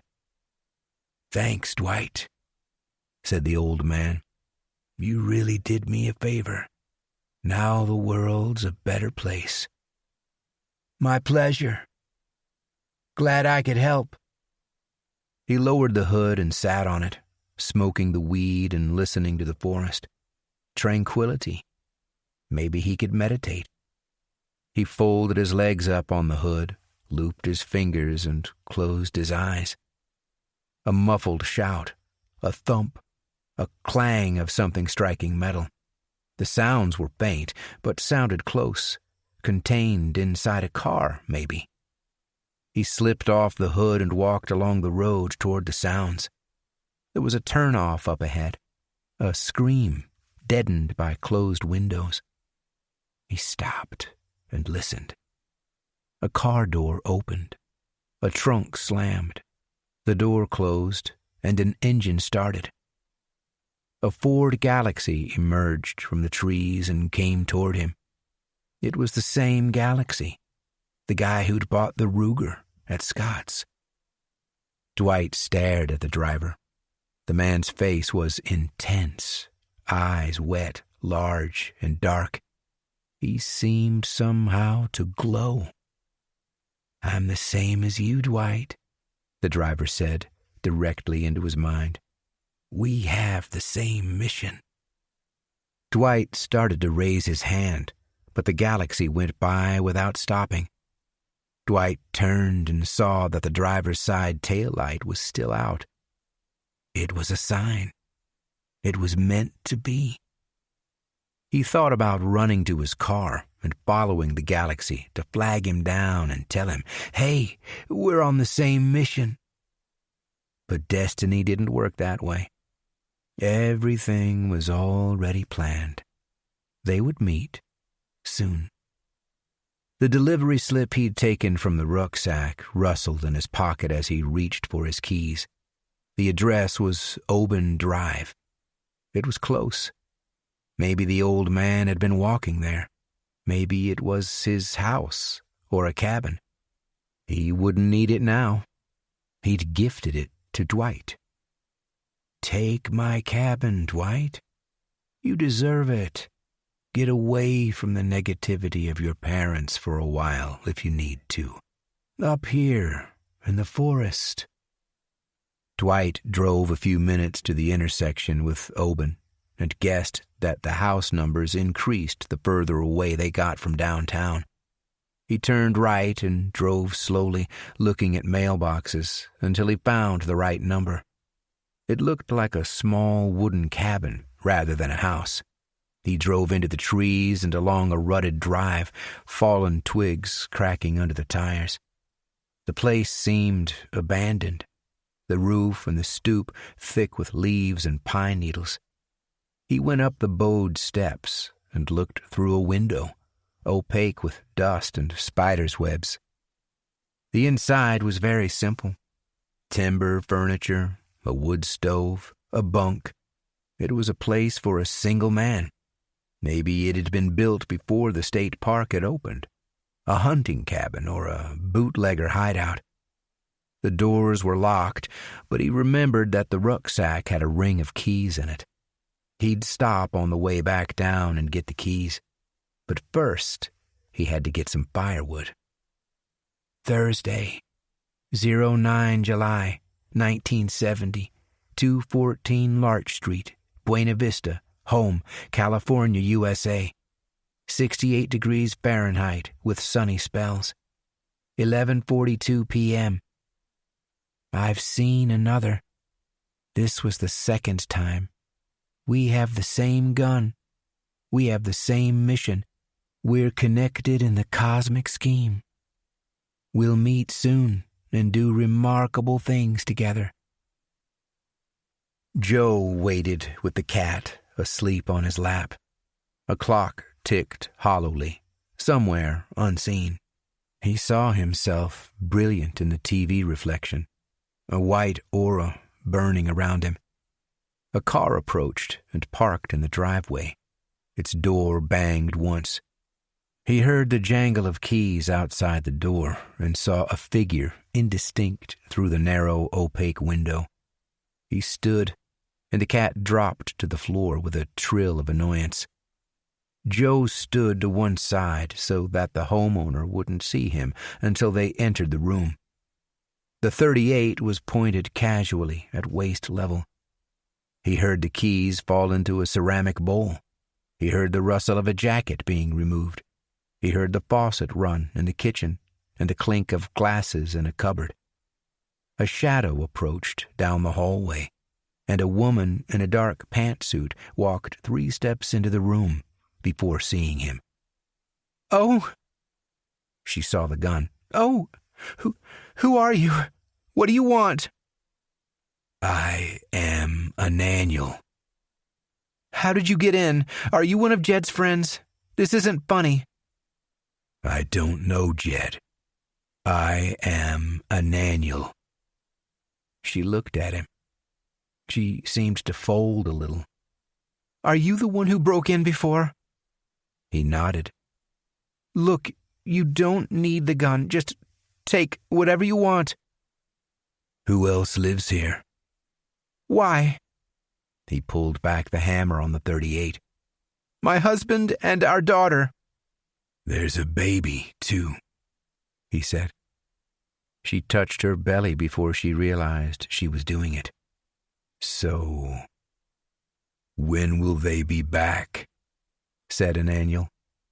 "My husband picks up Sarah at 3 after her tennis class, but sometimes they go for a milkshake." "We'll wait. Lie face down on the floor, here." "Please." Her voice quavered. "Just take whatever." "On the floor." He tied her hands behind her back and her ankles to each other. "You can scoot over there and rest your back on the edge of the sofa if you like," he said. "What are you going to do?" "Do you believe in the power of Christ?" We're Jewish, but I mean, yes, sure." "Of the tribe of Issachar were sealed 12,000. Of the tribe of Zabulon, a great multitude which no man could number, of all nations and kindreds and peoples and tongues." "I don't know what that means." "There's a book of life. The seals have been opened." "Uh-huh." She was looking at the phone. They waited. Ananiel sat again in the armchair. The cat went over to the woman and rubbed its head against her thigh where she sat on the floor. The woman whimpered slightly. "You might have to wait a long time," said the woman. "It might be better if you take whatever you want and just go. We don't deserve this. We've not done anything to hurt anyone. We're just a hard-working family." Ananiel said nothing. Another car arrived in the drive. 2 doors opened and closed. "No," said the woman. "Please." "I'll have to shoot you if you make any noise," said Ananiel. The door to the house opened and 2 people entered in mid-conversation. "I should have won that second set. I know it." "I know you do, honey. It's all a learning experience." "Run! Run away!" shouted the woman. Ananiel stood with a sigh as the father and daughter entered the room. They saw the woman. They saw the gun. "What's going on here?" said the man. "Get out of my house!" "Call the police," said the woman, her voice taut and high. "I will," said the man, walking to the phone on the wall, even as the gun followed him. "I'll not have some long-hair punk come into my house and threaten my family with a gun." He picked up the receiver and started to dial before realizing there was no tone. "Lie on the floor, face down, or I'll shoot your wife first and then your daughter," said Ananiel. "Do what he says, please," said the woman. The man looked at Joe, measuring the distance, wondering whether he'd really shoot if he rushed him. But the intruder didn't look afraid. He seemed totally relaxed. The gun was steady in his hand. He'd not raised his voice once. "Are you the burglar from before?" said the man. "Look, just take whatever you want and go. You don't need to do any of this. You don't need the gun." "On the floor, both of you." "Please," said the woman, a keening plea. He tied the father and daughter as he'd tied the woman, and allowed them all to lean their backs against the sofa. He took his seat again to address them. "Do you acknowledge the power of Christ?" said Ananiel, "Whatever you like," said the man. Yes, we do." "Answer individually." He pointed at the girl with a .38. "Daddy?" "Tell him that you acknowledge the power of Christ." "Yes, I do," she said, eyes downcast. "Me too," said the man. "Christ is very powerful." The .38 moved. "Christ is powerful," whispered the woman, nodding. "Then you are ready to die," said Ananiel. "Wait! Nobody has to die," said the man. "This is nonsense. This is crazy." Ananiel shot the girl in the chest. Her body jerked with the impact. "Sarah!" screamed the woman. "You fucker! You fucker!" shouted the husband, struggling to stand. Ananiel shot him in the chest, and he fell back onto the floor. The girl was gasping, her eyes wide, unbelieving. "Sarah! Sarah!" screamed the woman, trying to shuffle closer. "I'm gonna kill you," said the man. Ananiel shot him twice more, and he lay still. The woman made a noise like an animal, a strangulated wail. Ananiel shot her twice in the chest. The cylinder was empty. Ananiel opened it and tipped the shells into his lap, feeling their heat through his pants. He reached into his pocket and took 6 more, loading them one by one. The girl was still moving, lethargically. He shot her twice more. Gunsmoke hazed gray in the air. His ears rang with the shots. He went out to the garage and found the length of rubber tubing he'd seen last time, using it to siphon gas from both cars into a khaki-colored jerry can. He poured it all around the ground floor of the house, going back until no gas was left in the cars. The flames flickered at the windows as he was walking down the street. He stopped momentarily to watch. A fire enfolding itself, a brightness about it, and out of the midst thereof the color of amber. Out of that midst of the fire shone the glory of heaven. It was night when Joe returned to Jackson's shack, his breath steaming in the cold forest air. He cut off the road and into the soft loam, hands deep in his pockets, beard low in the coat's fur-lined collar. That's when he saw the body. He almost fell over it in the darkness.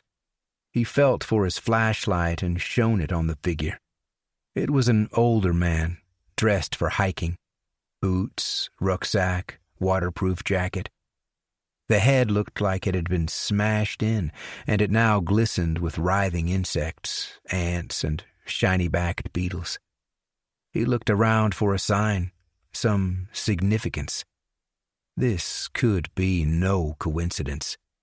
But Ananiel was silent for now. Joe stood amid his floating breath and looked up at tree-fractured stars. He'd probably have to bury it. 11. I woke to the sound of hammering on the bedroom door and instinctively pulled the sheet over the girl's head on the pillow beside mine. "You're late for work," said my mother. "I'm not going in today, Mom. I told you. Because of my hand." "You're going to lose that job, and I don't appreciate talking to you through a locked door in my own house.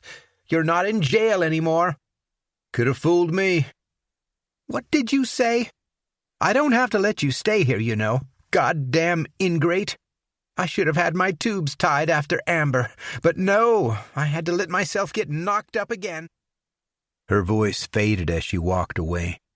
The front door slammed and I listened to her drive away. I pulled back the sheet and looked at the girl's face. I'd have to dispose of the body today. It wasn't really in a great condition. To tell the truth, it never had been. I was very disappointed with this first kill, very dissatisfied with every part of it. I'd wanted a girl a beautiful young lady to take home, and instead I ended up with a face and a body covered with stab and slash marks. Even the hands and knees were ruined with scuffs and grazes. Sure, I'd cleaned her up, washed the blood off and combed her hair, but there was no hiding the damage. Such beautiful skin, so horribly marked. I almost left her in the forest when I saw what a mess she was, but I also wanted to get her home as soon as possible. Nothing went as I'd planned it. Nothing. All those weeks of preparation and playing it out in my mind. All those lines rehearsed. The 3 times I almost got caught. The only thing I did right was the first part, pulling out the gun. I'm sorry, but we're not going to Berkeley. She'd looked at it, serious but apparently unafraid. She didn't say anything. But I'll put this away, I said. I don't need it. We can just talk. You gonna try and fuck me now? Her language offended me slightly. I'd expected a little more respect for a man who'd picked her up and who had a gun. At the same time, it was odd her first assumption was rape. None of them assumed murder right away. Perhaps it was because so many of them were being assaulted by drivers at that time, almost like they expected it. I thought we could just drive a little and go back to my place. Your place? Sneering, sarcastic. Sure. Why? Well, it'd be more comfortable. I could open a bottle of wine. Do you like wine? Your place? Like a date? Her tone was distinctly mocking now. Yes, like a date. I'm not some kind of monster. A glass of wine before the rape. That's a new one. This girl really had an attitude problem. I should have been the one in control, but it felt like she was. I put my hand on the gun again. I thought about shooting her, just to end the awkwardness. Look, she said, you seem like a nice guy. Maybe you're doing this for the first time. If you want some advice, just drop me off. You don't need to do this. Go to a bar in town and you'll find plenty of women to fuck you. Won't cost you more than a few drinks. Could you stop using that word? What? Fuck? Are you for real? Listen, it's not been easy for me. I've missed out. All these things that are so natural for you are much more... It's like a language I've not learned, you know? I just want a nice girl. And romance, love, intimacy, physical love. But I don't know how. I say the wrong words and, well, my experience... I started to hate myself just listening to me. So pathetic. I hadn't meant to say any of this. She looked at me with pity. I guess that's what made the difference. We're gonna stop, I said. We were up in the forest. There was a turnoff I knew, and I pulled the car away from the road so we were out of sight. I knew that this was the moment when she might try and bolt, but I was prepared. I'd practiced dropping a length of wooden dowel into the door release mechanism on the passenger side. Sleight of hand stuff, but real simple. When she'd got in, I just leaned over her, saying something like, "It's a little cranky, this door," closing it again and dropping the dowel into the slot.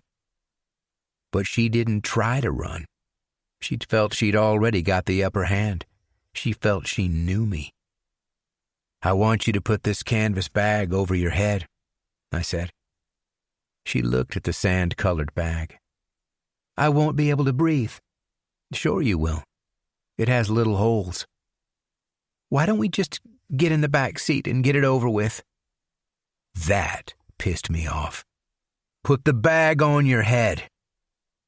She sighed and put the bag on. I gently pulled the drawstring around her neck. "Now hold your hands out in front of you. I'm going to cuff you." "Won't that make it more difficult?" It turned out she was right about that, but I was giving the orders. I cuffed her. She was starting to become mine. I looked at her flawless legs and her breasts, braless, under the blouse. "What now?"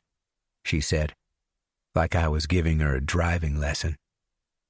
I reached under my seat for the knife and took it out of the sheath. This was the moment. This is what I'd dreamed about. She was totally within my control, or soon would be. I felt like an Olympic athlete out ahead of the pack, just about to cross the finishing line with a new world record. "I don't see how it's going to work like this," she said, holding her cuffed hands up. "You really haven't thought this through, have you?" That was the final provocation. I stabbed at her, not really thinking where I was stabbing. The knife point went into the seatbelt crossing her upper chest, barely penetrating the textile. She must have felt it more like a punch. I didn't realize it at the time, but the unexpected jerk caused my hand to slip off the handle and over the blade. I cut myself pretty badly. "The fuck are you doing, man?" said the canvas bag. "I told you not to use that word." I stabbed again, and the knife went in. She felt that one. "Fuck!" she started to scream. "Help! Help! Help!" I don't really remember any details after that. I just kept stabbing and stabbing, her cuffed hands flailing blindly, the bagged head jerking as she screamed. People are supposed to die when you stab them, but her energy was limitless. I didn't want to stab at her heart because I didn't want to damage the breasts, and so I sliced away, hitting her forearms, her elbows, her shoulder, even her legs when she deflected my downward thrust. I finally waited until her arms were down and swiped ferociously at her throat, releasing a wave of blood down her front. That's when she finally settled and stopped moving. I slumped back into my seat and sat on the Ruger. The gun! Why hadn't I just used the gun? I'd completely forgotten it existed. She seemed to be dead, but there was a wet gurgling in her throat. I learned later that this was due to blood flowing down the windpipe, but it unnerved me. I was about to shoot her in the forehead just to finally get it over with, but she stopped making the noise. Time vanished. I'd done the thing I'd dreamed of. I'd accomplished it. I was briefly without gravity, without weight. All was light. I should say that the killing itself, the actual stabbing, the shooting or whatever, is only a small and even insignificant part of it. The most disagreeable part, frankly. More important is the taking of the life. Having taken the life. If I could have done it with a click of my fingers, I would have preferred it that way. I just wanted to own the girl. Maybe it's like a big game hunter. The actual rifle shot is just a second of time. Then you have your lion, your rhino. You don't want the animal to suffer, just to die. It's your kill. But I'd completed only the first step. I needed to act quickly while she was still warm. Also, it wasn't yet dusk, and anyone could pass at any moment. I lifted her under the arms and carried her round to the trunk, realizing too late that I should have opened the lid. I had to leave her on the ground while I got the keys to open it. I stripped off her clothes and laid her gently inside, using her blouse to wipe my hands. I cut her head off in the trunk, in our building's parking lot, before I carried her body up to the apartment. I hadn't planned that part. I suppose I had expected to do it inside, but when I opened the trunk and looked down at her, I felt such immense satisfaction at what I'd achieved. I almost wanted to blow the horn and get everyone around the car so I could say, "Look what I've done! Look at my girl!" I looked up at the windows around me and imagined all the residents were watching me. I was standing there openly with a dead girl in my trunk, and it occurred to me that cutting her head off right there in the parking lot would somehow be ceremonial, like cutting a wedding cake or the inaugural ribbon for some new civic structure. I imagined applause as I did it. You shouldn't imagine that cutting a head off is easy, even putting the anatomy of it to one side. The muscles at the sides and back are very thick. You really need a fine-edged blade to get through the fibers and between the vertebrae. But I'd bought some big macho knife for showing off. I did a pretty ragged job of it, but I got it off. I'd learned a lot of lessons for the next time. First thing I did after getting her inside and cleaning her up was to take Polaroids. I posed the body on my bed, erotic stuff, positions. Hers were the first adult woman's breasts I'd seen in reality, and they were beautiful. I'd been right not to stab them. I also took pictures of the head, eyes opened and closed. The eyes would be the first to start deteriorating, and I wanted to capture her face as perfectly as in life. The pictures really did her justice. She looked genuinely alive. I must have taken 15 Polaroids. I knew that the body wouldn't last long, 3 days max, and I wanted to be sure of the memories. I kept them in an envelope under a floorboard and wrote the date on each one. I'm not sure why I did that. To fix it in time, maybe, and remind myself that it had happened in reality. It was a dangerous thing to do. I was going to dispose of the body to get rid of all evidence connecting her to me, so the photos were a significant risk. I knew that. Anyway, now she was used up. I could smell the decomp, and if I could smell it, others would too. My plan was to dismember her in the tub. I'd made preparations. I had oceans of bleach and Drano. I even dismantled the shower screen and its aluminum rails so that no blood could hide in crevices. I won't go into details except to say that it was disagreeable work. There's a lot of mess and smells. Removing the teeth with a hammer was just plain irritating, but necessary. I'd have to dispose of the head and the hands carefully. They'd be discovered in the end. And possibly she'd have fingerprints, if any existed on record, but absolutely nothing to connect her to me.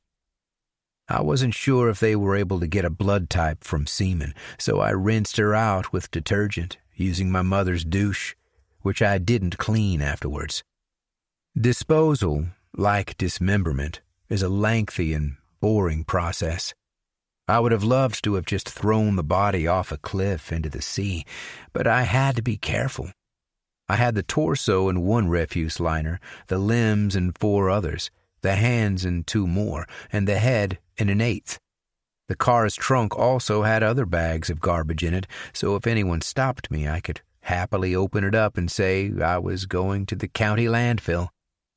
The smell would put any cop off looking closer. I didn't think too hard about the locations. I'd throw a bag into a ravine, off a cliff or a canyon precipice by the side of the road, anywhere with no hiking paths or roads, the kinds of places generally where nobody could possibly walk because it was too steep. Birds and animals would scavenge there, and the plastic would accelerate putrefaction. Even if someone found the parts, they'd be virtually unidentifiable. I did wonder about discovery. I imagined someone, a municipal worker, a forest ranger, coming through the forest and seeing one of the bags. What's this? What's that smell? Often I couldn't see where I was throwing the limbs, just into a mass of trees. What if there was a clearing down there and a family was having lunch and suddenly this arm appeared out of nowhere and landed smack on the picnic blanket? No kid would forget that. It'd be a story they told at school, and for the rest of their lives, never knowing who'd thrown it or who it had belonged to. Nor could the girl herself have imagined when she left home that she'd wind up in pieces in a tub in Verdugo. That's the power of the killer. Murder is destiny. It changes life stories, frustrates expectations, cuts threads. You go out to catch the bus or buy a bottle of milk, and you never come home. You're taken by a greater, irresistible force. Maybe you're found later, or maybe you're never seen again. There was always some degree of risk in the disposal. One time I was just about to swing a bag out into the void, an arm, I believe, and I heard a car coming round the bend behind me.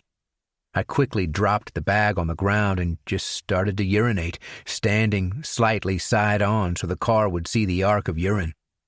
It embarrasses people. They'll stop if they see you throwing garbage into the forest, but they won't stop to speak to a guy with his dick out. Not even another man will do that. Sometimes I'd find litter at the side of the road where I stopped. Cigarette butts, polystyrene cups, bus tickets, curled up magazines.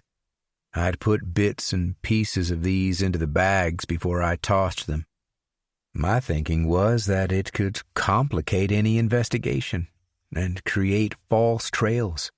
They'd open up the bags and look at the stuff and be like, "Yeah, the perp's a coffee drinker. Yeah, he reads Time magazine. He's a Wrigley's man." You never know. Better to give the police too much information and slow down the process. Anyway, I buried only the heads. It was important nobody found those until they rotted away. I put the first girl's head about 3 feet down in some forest back of Las Arenas. Still, it was a day wasted, a day off work. As I drove around the county, I made a mental list of things I'd need to buy and do next time. It was on this occasion that I threw the hatchet I'd later recover with Lieutenant Schumer. It was very imprecise as a dismembering tool. A leg is not a branch. It needs to be taken apart carefully at the tendons and ligaments. So after spending hours disposing of her parts, I went by Webster's with my list. "A boning knife?" said Webster. "Uh-huh. My mother won't eat off the bone. She's picky like that." "You should cook it slow. The bones just fall right out." "I'm with you on that, Mr. Webster, but my mother has a bee in her bonnet you wouldn't believe." My mother never shopped at Webster's. She'd sooner buy a root beer than a hammer or a pot of paint. "And there's a thin dagger in your cabinet," I said. "Can I look at it?" "The stiletto style?" "Sure. For self-defense?" "That's it. Not for me. My mother's terrified of all these rape stories in the paper. I told her, put a dagger in your purse, just in case." Webster nodded. Here was a customer who knew his knives. "I figure a fixed blade is better for stabbing," I said. "You don't want it closing on your hand." "That's right," said Webster. "This is a full tang blade." The dagger was beautifully weighted with a very fine, sharp point. "It's strong, if that's what you're thinking," said Webster, fingering the point. "Carbon steel. Go through a thick coat like butter." "Perfect. I'll also need some paracord, say 3 yards. Afterward, I went to the holding cell for a few drinks. The cops weren't yet off duty, and the place was quiet. I had a couple beers and looked at the newspaper. On page 1, body of woman discovered. A body identified as that of missing Buena Vista woman Veronica Colson was found today in a ravine about 1 mile south of Hud Canyon Road. Her car was discovered last Wednesday on Oban Drive. Police had been searching the area for evidence. The undersheriff said that marks on it indicated foul play. Marks. Foul play. It must have been the same case Amber had talked about. They were withholding the details of the wire around her neck, as I expected they would. They did that to root out the crazies who later claimed credit for the crimes. Only the real killer would know it. I felt a stab of envy. Would my girl feature on page 1? It would be potentially risky for me if they found the parts and identified her. But I resented the killer who took women from their cars. Everyone was talking about him. Him and the black rapist. Nobody knew about me. Nobody knew my power. It was a paradox. I was Superman. I was Spider-Man. But nobody could know. As soon as my powers became known, I'd start to lose them. The first cop started to come into the bar, smelling of sweat and strong cologne, of cigarettes and too much coffee. "Hey, it's Joe Friday," said one of them, referring to the character from Dragnet. "Got your cuffs, Joe?" I raised my glass in acknowledgement of their wit. Cheers. Here's to your next discovery in the ravines of Buena Vista State Park, gents. 12. Dwight returned to the area where he'd killed the old man and seen the Arco attendant driving away. The verge where the old man had fallen still showed drag marks leading into the forest. There was some blood. He paused and held his breath, waiting to see if the old man would speak. Nothing. He stepped into the trees and followed the track of bent stems, scraped earth, and blood to where he'd left the body. There was nothing. The man had gone. Dwight looked around. Maybe the man had come round and walked to the shack Dwight had seen before through the trees, though it would have been difficult with his brains out like they were. The shack showed itself through the trunks and fronds, pretty close. He went carefully over mossy logs, rotten branches, and spongy leaf compost to examine the shack. There was no smoke from the rusted iron chimney, and no sound from within. He went to the stoop and saw that the steps had been recently swept. Stiff broom bristles had left marks in the accumulated dirt. The door was locked. Through the window he could see a blue sleeping bag unzipped, a single coffee cup on the table, and a revolver next to it. Looked like a .38. Had the old hiker managed to crawl here? Dwight walked around the property until he saw fresh boot prints on a muddy path leading away from the shack. Some of these old shacks had a cesspit out back from before the sewer pipes had been laid in by the county. He followed the path and came to a patch of raw earth that had been stamped down with the same boot prints. It was roughly the size and shape of a grave. He looked around and listened. Maybe the old man would speak from under the earth. No, just forest sounds. Birds, the distant hammering of a woodpecker. There was some undulation of the cosmic consciousness at work here, but he didn't know exactly what it meant. He got back in his car and drove the few yards to the turnoff from where the gas monkey's Ford Galaxy had emerged.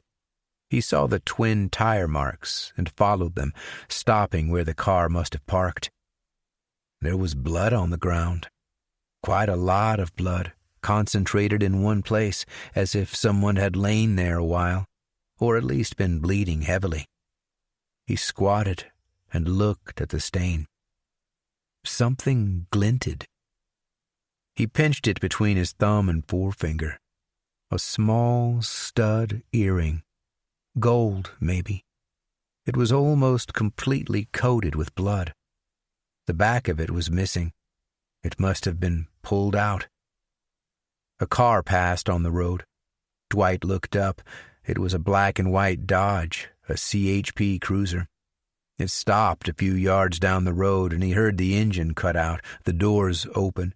The two voices were clear in the forest silence. "See that? I told you. Drag marks. Probably throwing garbage in the forest." Wait, there's blood. That's a lot of blood. Dwight tried to see through the foliage. One of the patrolmen was bending to look at the ground. It goes into the forest. There's a blood trail. Uh-huh. Come on, we need to check it out. In these shoes? Seriously? There might be a body. Or maybe someone hit a deer and it dragged itself into the forest. That's what they do. Look, I don't want to wear a uniform the rest of my life. You can wait here and protect your shoes. I'm going to take a look. Whatever, man. Go crazy. One of the cops went into the forest. Dwight heard him rustling about and swearing occasionally as twigs cracked. He emerged, wiping dirt from his hands. Nothing. Like I said, a deer. Driver probably dragged it off the road thinking it was dead and it came round later, probably in shock. It happens. Yeah. And you've ruined your shoes. You know they don't give medals for having clean shoes, right? I don't want a goddamn medal. No shit. Come on. The cruiser drove off. Dwight stood rolling the ear stud between thumb and index finger, waiting for it to speak. It had nothing to say. Joe was in the forest, near the shack. He'd heard the engine, then heard the man moving through the trees. He watched through his rifle's telescopic sights as the figure came around the shack and approached the place Joe'd buried the old man. The man had all his hair buzzed off like a Marine, but he didn't look like a Marine. He looked kind of dorky in his collared shirt, buttoned right to the neck, and he moved through the undergrowth like someone who didn't know the hills. Was this the guy who'd left the body of the old hiker? Maybe he'd come looking for him. The rifle's crosshairs centered on his head. No, said Ananiel. Joe lowered the rifle and stood silently as the guy went back to his car and drove off, though apparently not very far, because the door opened and closed again within earshot. Another car arrived, out of sight on the road, and Joe heard indistinct voices. A lot of people in the forest today. Maybe he should go into town and get some supplies. Maybe call in on Sally and the baby. Dwight was back home and writing in his bedroom. He'd taken an acid tab first thing that morning. Saturday, 10 July, 1970, 214 Larch Street, Buena Vista, home, California, USA, 74 degrees Fahrenheit and sunny with high humidity, 10:12 a.m. Other people can occupy your soul, and you can occupy theirs. Vision becomes spherical and without boundaries. With practice, the Kriya practitioner can see into buildings, into the earth, and even into people. The gaze becomes panoramic and consciousness is oceanic. Seek light wherever you may find it and conjoin with the light. It is the universal. Dwight? Dwight! His father's voice. Can you come down here? I'm writing.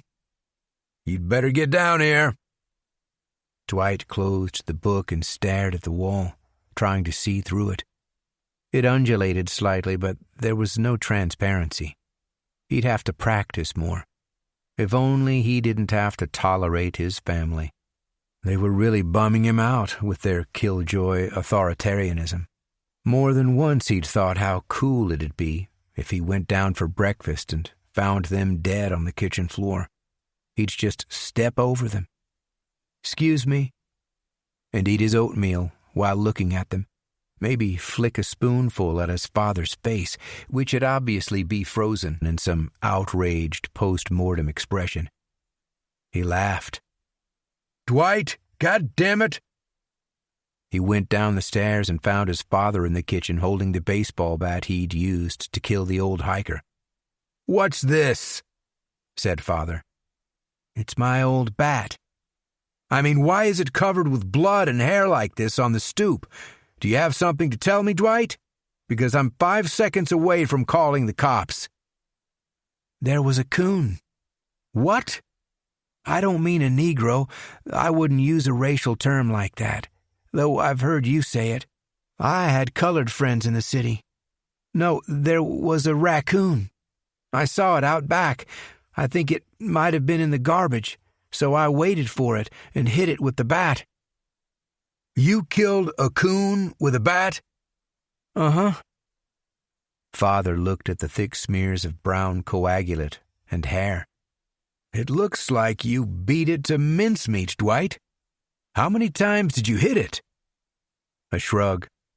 "It wouldn't die. I had to hit it a few times to put it out its misery, you know." He couldn't stop himself.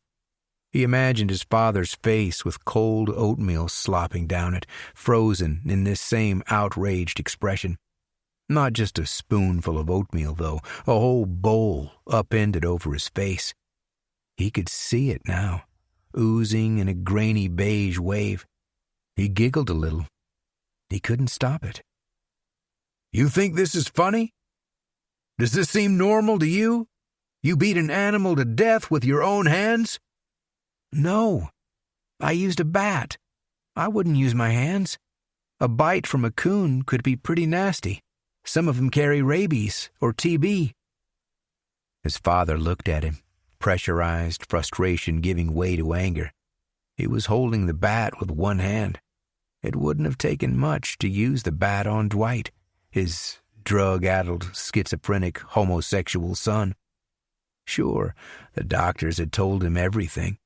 He'd never tell Dwight's mother about that part. It'd break her heart. It wasn't a subject that would ever be raised at their dining table. "Can I go back to my writing now?" "Your writing? Sure, go back to your writing and take a pill." "I took my pill." A smirk. "If you see any more coons, tell me. I'll use the .22. It's much cleaner and more humane that way." "Sure, Dad." Dwight decided he might be happier if he moved up to that abandoned cabin in the state park. Not the place he'd seen that morning, but the other one that belonged to the old hiker guy. He probably wouldn't be returning to it any time soon. And he wondered about whoever had buried the old hiker guy. Had it been the Arco gas monkey? Maybe he'd returned to the turnoff and seen the body. Why bury it? Something weird was happening. Consciousness is oceanic. Those who have transcended can become as one, even if on different continents.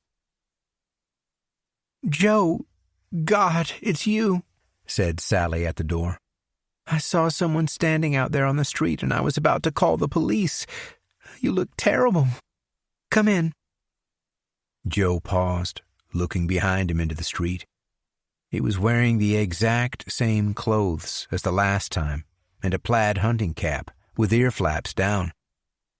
"Why would you call the police?" he said. "Haven't you seen the news? A whole family was murdered and their house burned down. It was just a few miles from here. Police say it must have been some maniac, a junkie maybe. Are you going to come in?" Joe went in. "I've got some hot pot if you're hungry," said Sally. "I always save something in case you come round." He ate without taking his coat off. There were matches, a knife, and bullets in the deep pockets. The .38. Hot pot dribbled into his beard. "I'm afraid, Joe." "You don't need to be afraid," Ananiel had promised. Their names were in the book of life. They'd be saved. They wouldn't have to be reaped. "But there's some maniac going around killing families, and we're alone here. We need a man at home, Joe. I'm even afraid to drive alone. Have you seen there's another one killing women? He gets them out of their cars and leaves their bodies in the forest." He thought of the old hiker under the ground up at the shack. There were still blisters on his hands from cutting through all the roots to dig that grave. Who was the young, shaven-headed guy peeping around? Was he the one who'd left the body? A message? Some kind of communication? A connection had to exist. Ananiel had said nothing, but... "You don't have to go back to work if you're not ready," said Sally. "But I could really use you at home. You know I can't take the baby to work, and Leanne sometimes has the same shifts as me." Joe slurped at the hot pot and tore off a chunk of bread. "One of the guys called me," said Sally. "He said you're in his shack, and he's worried. He said the auto shop would take you back tomorrow. He said it's not healthy being up in that shack at night with all the damp. Are you listening?" "Yeah. But these are little things. The sea's going to give up the dead. There's going to be a lake of fire. The fearful, and the unbelieving, and the abominable, and whoremongers, and sorcerers, and idolaters, and all the liars'll be in the lake of fire." She looked at him. "Have you been taking more mescaline?" "You don't understand, Sal." "Then explain it to me, Joe. Jesus, you're a father. You're a husband. Why are you living out in the forest and putting drugs in your brain when your family needs you? How'd you feel if the next time you came round, the house was a pile of ashes, and we were dead in it?" "It's not going to happen." "You don't know that." "No," said Ananiel. "Don't tell her. The mortals can't understand." "Look, Joe, I can't take much more of this. I've been patient. I'm not going to wait forever for you to get your head straight. We got lives to live and bills to pay. Don't give me any shit about lakes of fire. This is the real world here." He stood. "Sal, I've got to go." "Don't you want to see your son? Wait, I'll fetch him." He stood with his hands in his coat pockets, matches, knife, bullets, .38. "Go," said Ananiel. "Your destiny awaits." Sally came in with the baby in her arms, cooing at it. "Look here, it's your daddy. Let's say hello to Daddy." Then to Joe, "Are you going to hold him?" Joe took the baby in his arms. The tiny face seemed to grimace. "It's the smell," said Sally. "You stink of smoke and damp." "Do not be distracted from your purpose," said Ananiel. "The child's place in heaven is certain." Joe looked at the baby, his son. Ananiel said, "And the sun will be as black as sackcloth of hair, and the moon will become as blood." He handed the child back to Sally. "I gotta go." "Well, don't be surprised if I'm not here next time you come around," she said. "I can't pay rent just on tips, Joe."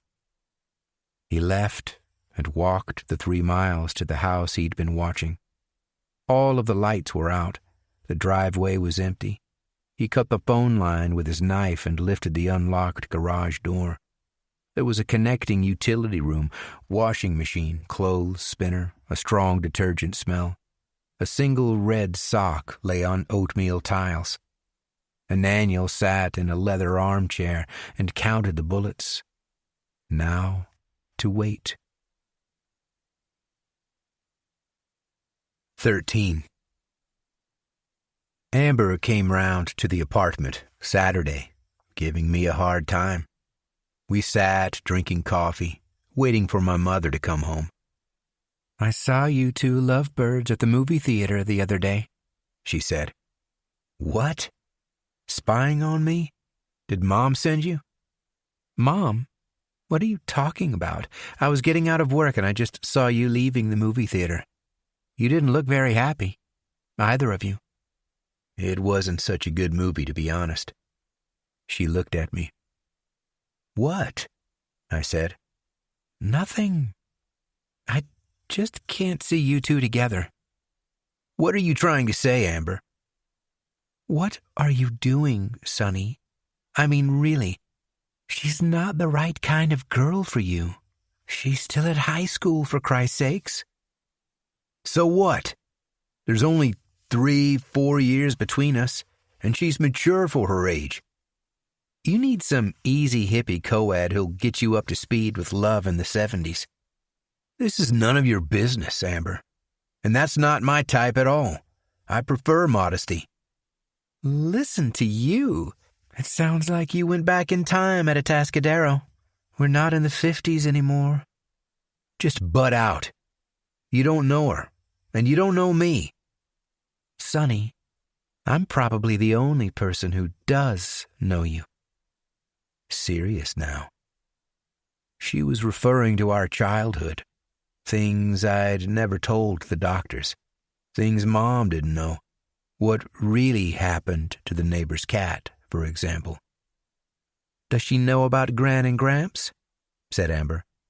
Or that you were in a mental hospital? Just leave it. You think she's not going to find out? That kind of thing is kind of hard to explain away once you're at the altar. She put on a mimsy voice as Dulcie. Say, Sonny, why aren't your grandparents at our wedding? Then a deeper voice. They couldn't come, honey, 'cause I shot 'em. That's not funny, Amber. And she doesn't talk like that.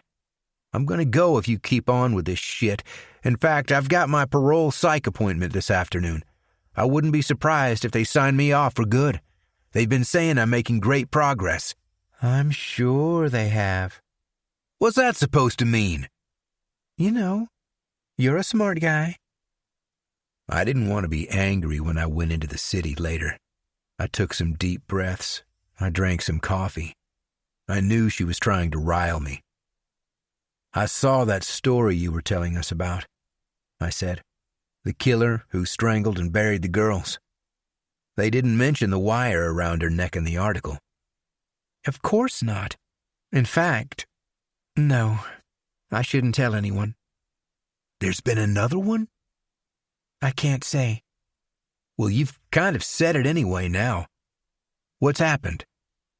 Okay, but you can't tell anyone. I know you go drinking at the holding cell. Do they mention me? Joe Friday with his cuffs, the wannabe cop. Screw 'em. It's what they're like. Right. Well, anyway, a witness called in to give a statement. He was driving on Highway 9, and there was a car in front of him, a silver Chevy, he thinks, and he could see a girl's long blonde hair hanging out the back of the trunk, like the driver had thrown her in there and slammed the lid, not realizing. And then the Chips found another abandoned car belonging to a woman. So the police are looking for a silver Chevy?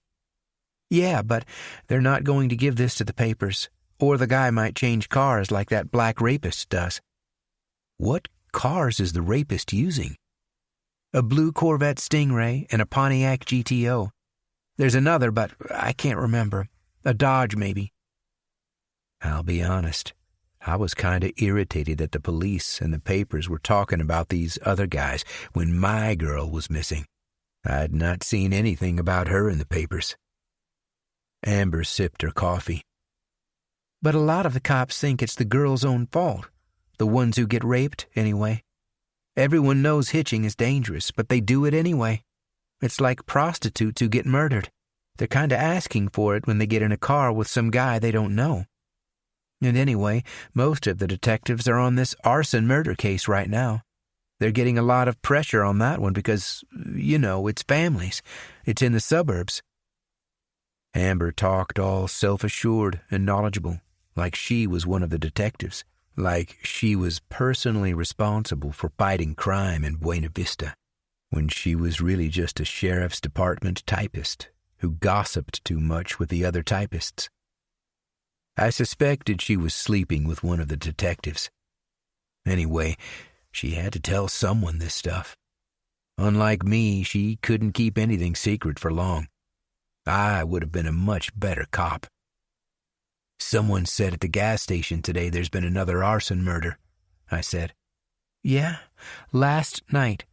north of El Bosque. Family of 3 shot and the house burned. They say he cuts the phone line, and he's probably waiting for them when they get home. Can you imagine? I've read they think he's some acid head. Is he leaving evidence? Why do you say that? Well, a professional wouldn't leave shell cartridges or fingerprints. If they're saying he's on drugs, it probably means he's making a mess of the scene. Maybe he's, I don't know, drinking milk from a glass and leaving it on the table so they can test saliva and get prints. Sloppy. You watch too many cop shows, Sonny. But her face said I was right. I'd been thinking a lot about those family slayings. They were dramatic. A whole family shot as they sat in a line, bound, in the same room where they watched TV, or played cards, or ate a meal together. Thanksgiving, Christmas, birthdays with tone-deaf serenades and candles. These arson murders were executions, really. Why the fire? To destroy evidence? To better erase the victims? Maybe there was some religious or ritual element that the police weren't revealing. Bloody hieroglyphics on the walls or other satanic paraphernalia. I couldn't have killed like that. Too cold-blooded. Too impersonal. There was no human connection that I could see. The killer conceived his victims in a purely numerical sense, as though accumulating units. To every man his own choice and methodology, I guess. It's misguided to think that a killer will kill just anyone in any way, unless they're genuinely certifiably crazy. Those people barely know that they're killing. There's no art to it.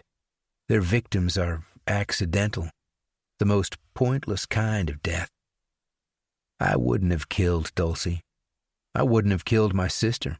The very idea repelled me. It's equally unlikely that the arson murderer could do what I did. His kills seemed clinical. Did he talk to them? Did he try to form a connection? Did the victims mean anything to him? How did he choose them? Or did he choose the house rather than its residents? Did he take souvenirs? I didn't think so. I'd been thinking a lot about evidence. My evidence. I'd disposed of the girl's body, but I'd kept some of her things. Her photo ID, a stud earring, the shoe she'd left in the car's footwell. It was a bad idea. I knew it. Those things would put me in jail if someone found them in my closet. But I couldn't let her go. We'd shared something very few people have shared. Experiences that most humans never have. The intensity of our short relationship was totally fresh in my mind.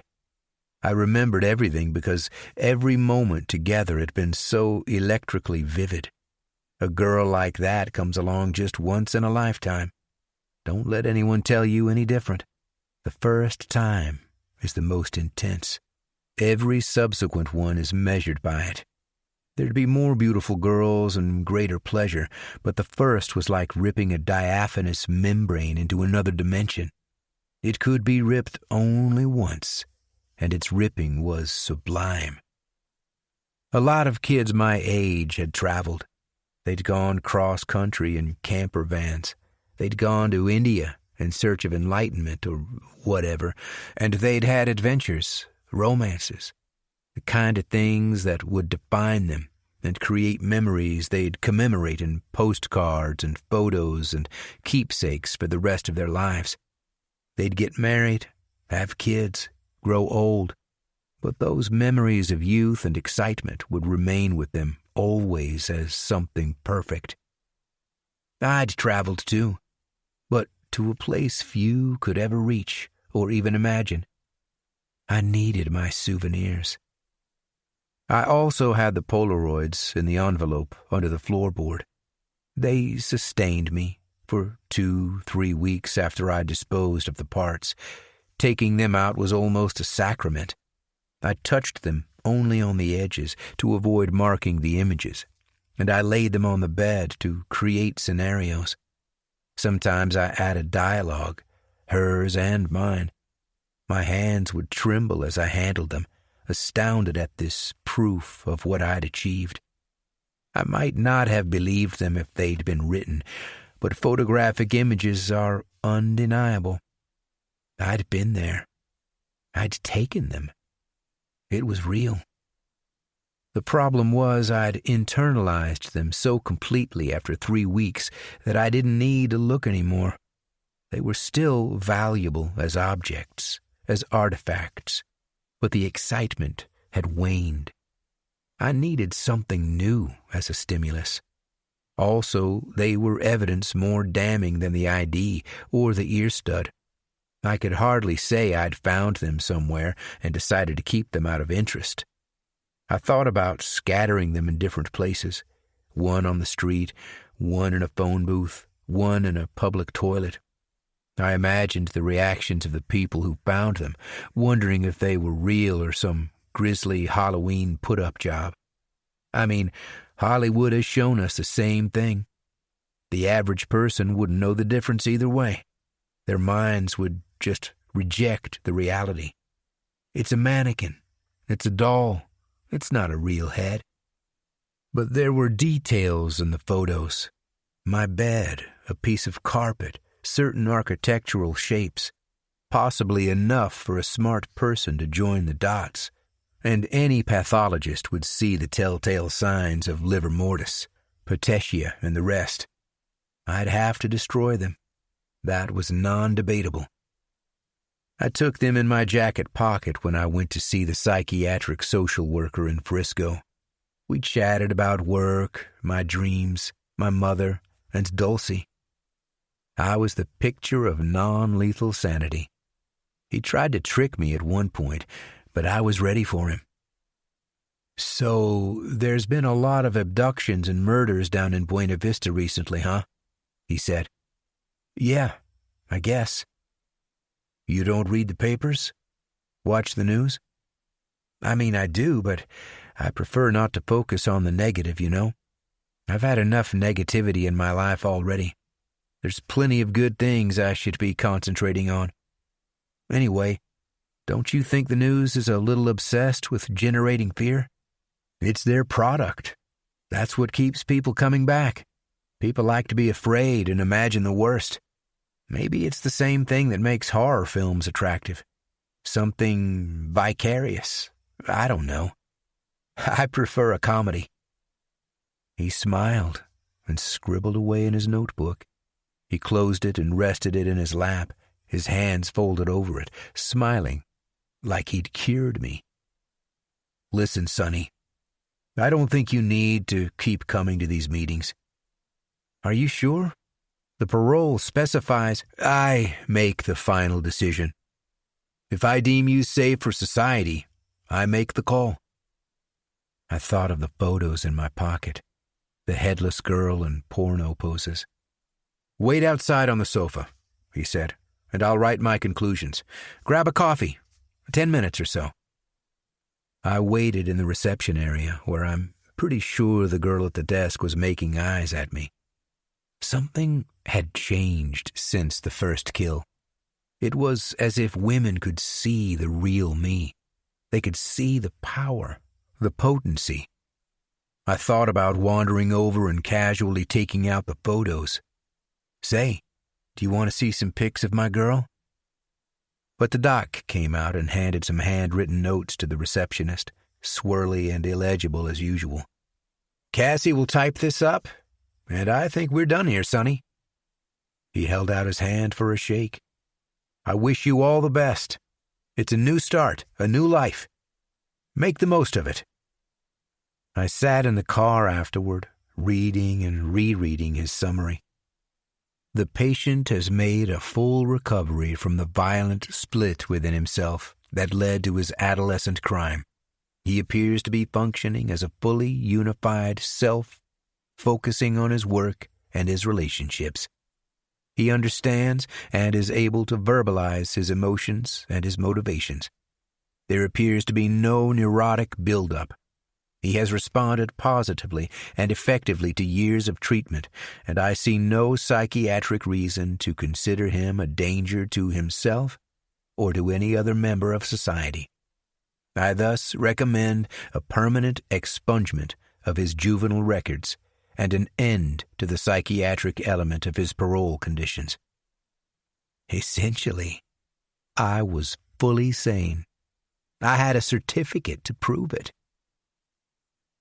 Saturday, I picked up Dulcie from Merluza, and we went to the boardwalk downtown.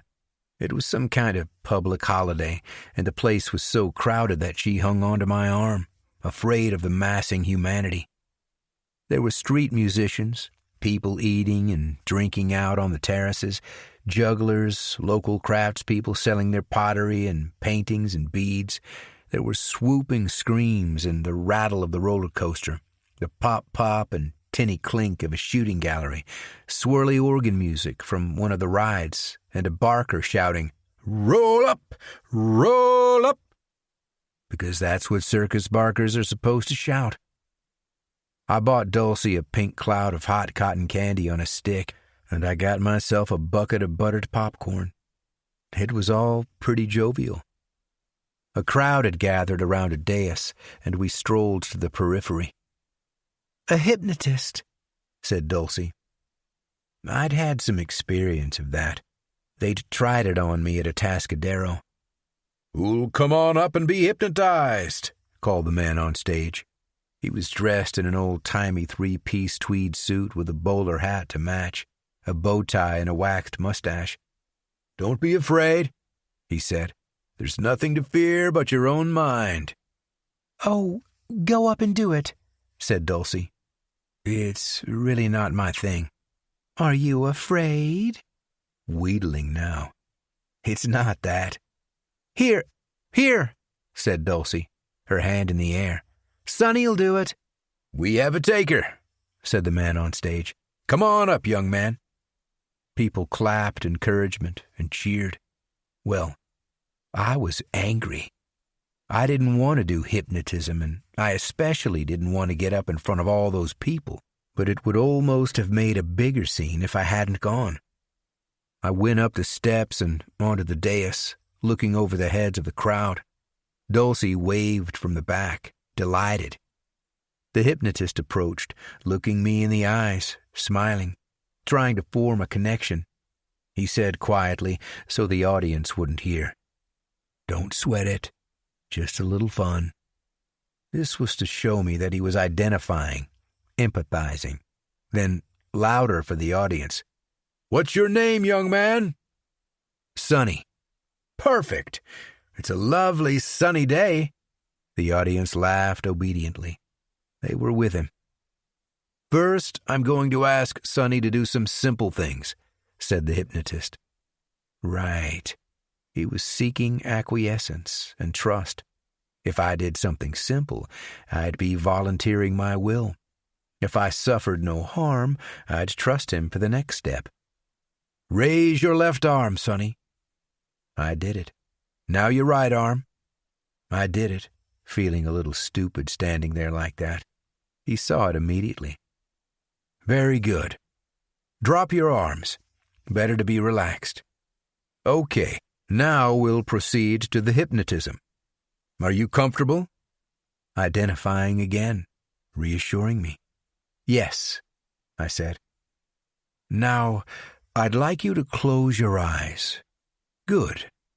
I'd like you to roll your eyes up without opening them. Very good. Listen to my voice. You're feeling very relaxed. You're forgetting all these good people here, and you're in a happy place, a place where you like to go, where you truly feel yourself. Are you there?" He was speaking smoothly to lull me, and, in fact, I did think about such a place. I also faked a few of the symptoms of a hypnotized person. The rapid eye movement, a slight twitch of the hand, a slight droop of the head. I licked my lips once. "Yes," I said. "Describe your place," he said. I could sense the audience buying this, whispering and muttering among themselves. "I'm on a beach, relaxing in the sun. I lied. I have a cool beer. Wonderful. Can you taste that beer? Uh-huh. It wasn't a beer I was tasting. Why don't you lick that beer foam off your lips? I did it, but only to avoid a scene. I was getting really tired of this stuff. I think I hear the music of a hula band, Sonny. Can you hear it? Hula music started through an amplifier. The audience tittered. Some of them must have seen the show before. Yes. Why don't you show us a little hula dancing? I didn't move. Sonny, can you hear the music? I opened my eyes and stared dead into his. I'm not gonna dance. He caught my stare full on, his pupils rushing into black dilation. His mouth opened slightly. He jerked his hand, and the hula music scratched silent on the turntable. The audience gaped and chattered. Was this part of the show? He was still looking at me. I knew what he was thinking. He thought I'd been under the whole time. He thought he'd had me. But he didn't look angry. He looked afraid. He turned to the audience and put on his professional smile. Well, folks, not everyone can be hypnotized. It seems I've failed with young Sonny here. Thanks for having a go, young man. The people clapped uncertainly. He offered his hand, and we shook. But he was looking at me funny like, What's your game? Where'd you come from? Dulcie was confused.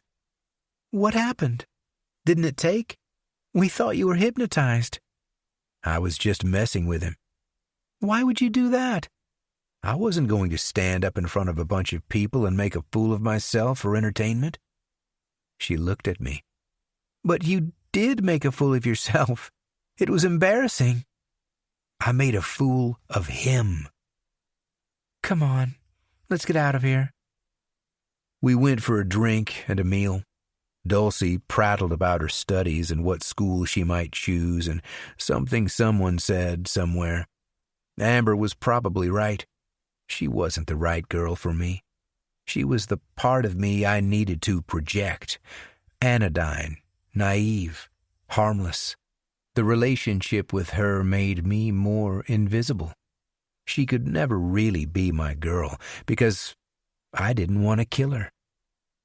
When we walked hand in hand, I thought of the other girl's severed hand in mine.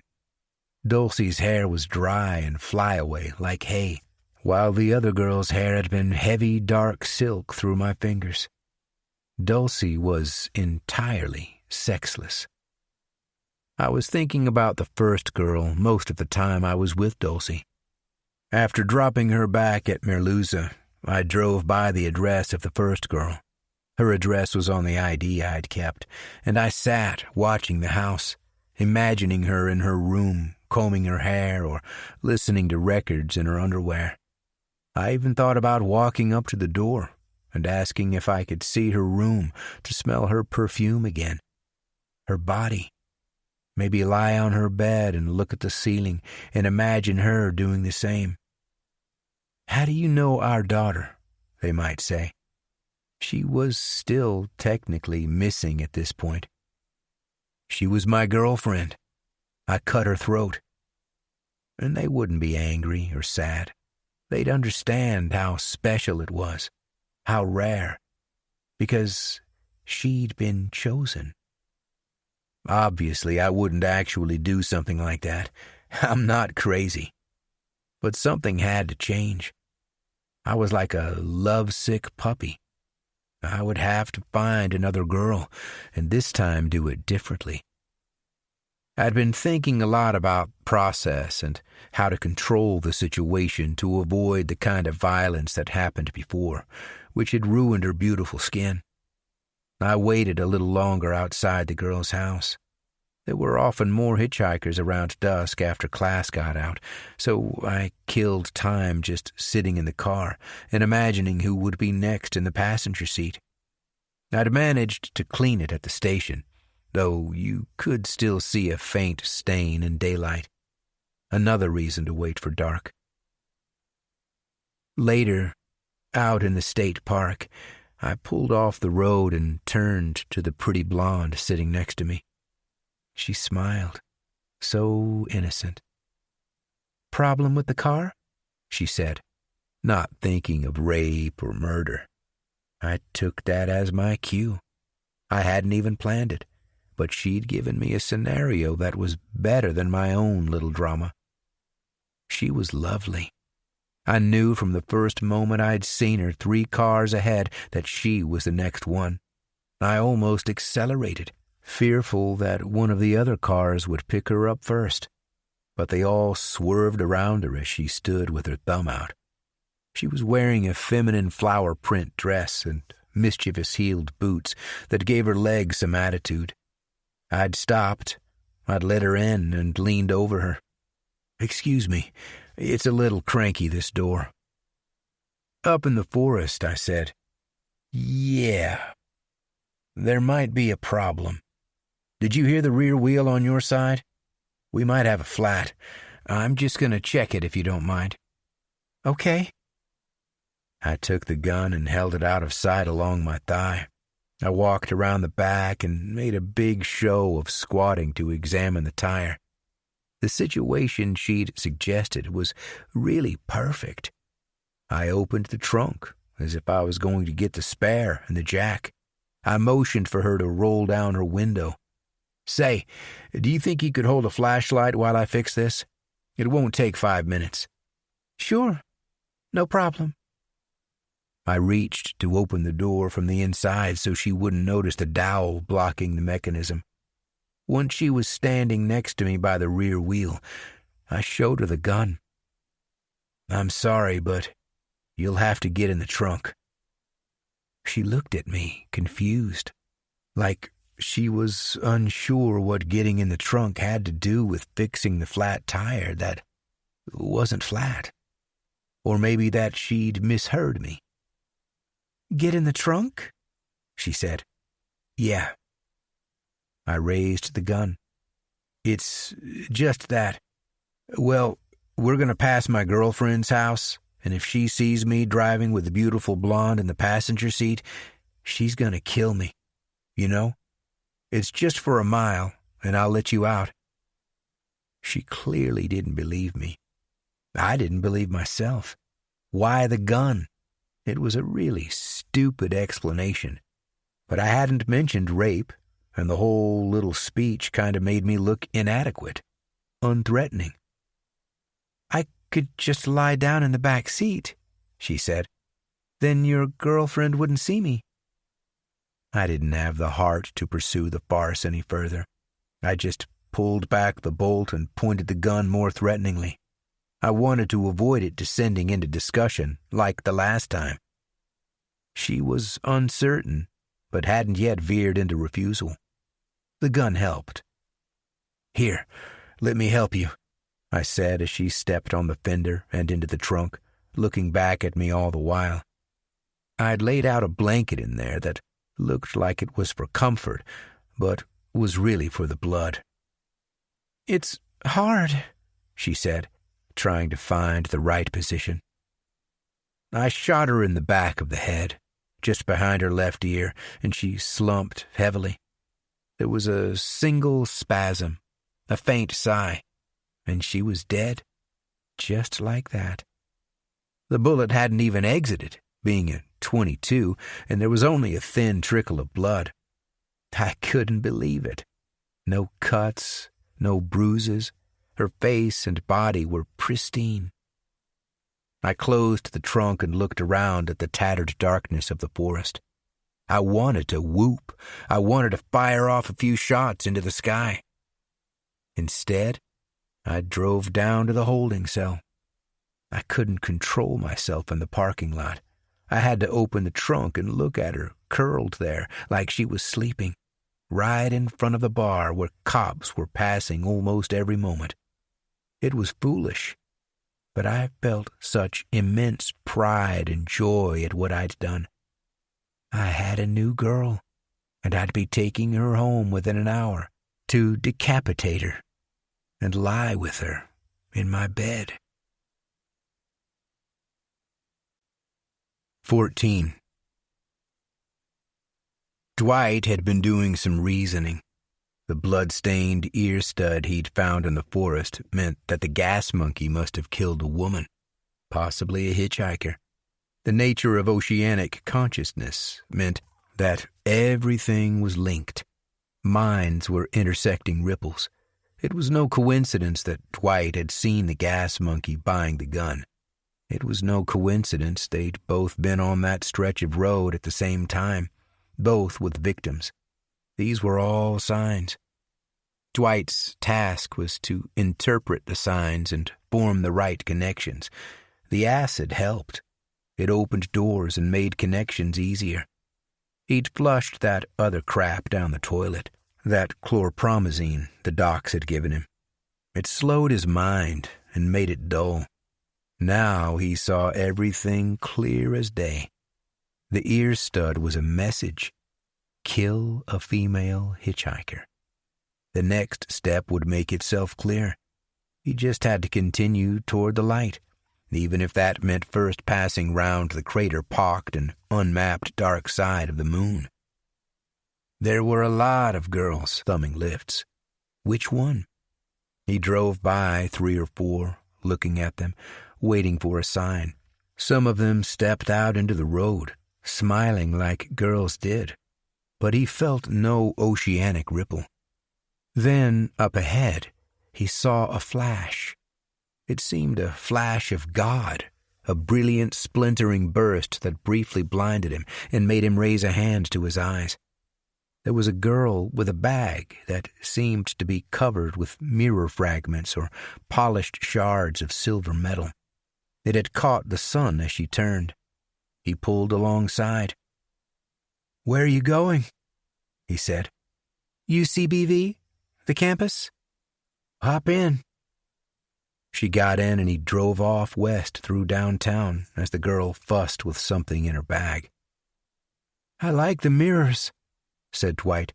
"They're flashy." "Yeah, I made it myself. It's kind of heavy, but it's unique, you know." "I thought I'd seen God." "Huh?" She looked at him properly. A guy with a recently buzzed head and a kind of glazed expression. Probably a pillhead. "You high?" she said. "Sure." That explained it. "Got a lid?" "I got acid." "Okay, but I won't take it now. I got a class." "In the glove compartment," said Dwight. She opened it and took a pill from the amber-colored glass jar, tucking it carefully into her jacket pocket. "You got a lot? You a dealer?" "Nope." "Hey, man, you've passed the turnoff for campus." "Shit, I'll turn around up here." He didn't turn around. Or stop. "Listen, just drop me off right here," said the girl, her tone steady. "I'll still get there if I run. Are you listening?" Dwight stared ahead, smiling. He didn't stop the car. "Fucking pillheads," muttered the girl. "Hey, man, wake up! We're headed out of town." Dwight didn't hear this. He heard, "It's fine if you kill me, Dwight. I was hoping somebody would. Will you help me join the universal consciousness?" He reached down beside the seat for the big knife and slashed sidelong across her throat. Blood sprayed on the inside of the windshield, on the side window, on Dwight, in hot spurts. Her hands went to her neck, like maybe she could hold it together. She gasped and bubbled, eyes gaping, mouth open, rigid in her seat. Then, still, blood riling over her chest with decreasing force. Her head fell against the window with a thud. He drove to the spot where he'd found the ear stud and parked. The smell of blood was strong, and its heat seemed to fill the car. He rolled down the window to inhale the forest air. A fresh breeze was coming off the Pacific, whooshing in the tops of pines and redwoods. Beautiful. Dwight dragged the girl's body out of the car and onto her back in the soil and ball and needles. He stood looking down at her. What now? He had the ear stud in his pocket as a talisman, and now he understood why. This girl didn't have pierced ears, but he was able to push the pin through her lobe using his thumb and his knife blade as a sort of anvil. That felt right. It had symmetry. Equilibrium had been partially restored to the oceanic consciousness. He left her where she lay and headed back into town. I was on duty at the gas station. It was a slow morning. I'd booked in a couple wax jobs, sold a few fuel oil changes, and filled a couple dozen tanks, but I was bored and distracted. I was thinking about the previous night with my new girl. What a beauty. What grace. What skin. We'd spent the whole night together, copulating, then embracing, copulating, then embracing. She'd posed for a bunch of photos, and I'd left her rigid in the morning on my way to work. I was hoping she'd be pliable again when I got home. I'd cut off her head in the building's parking lot and was carrying it up the steps in her brown leather rucksack when I met the tenant from upstairs going out. He was a guy of about 30, a kind of bachelor type, and he was leaving with his girlfriend, presumably on a date. Both were well-dressed and smelled of perfume or cologne. We nodded a greeting to each other. I might have said something like, "Good evening." And as we passed on the steps, I had the sensation that I was outside myself, looking down at the situation.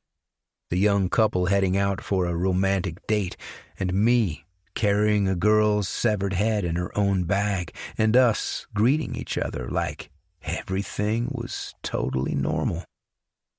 Now, I've never been legally judged as clinically insane. I've always been aware of my actions and able to describe them, if not justify them. But in that moment, I felt it.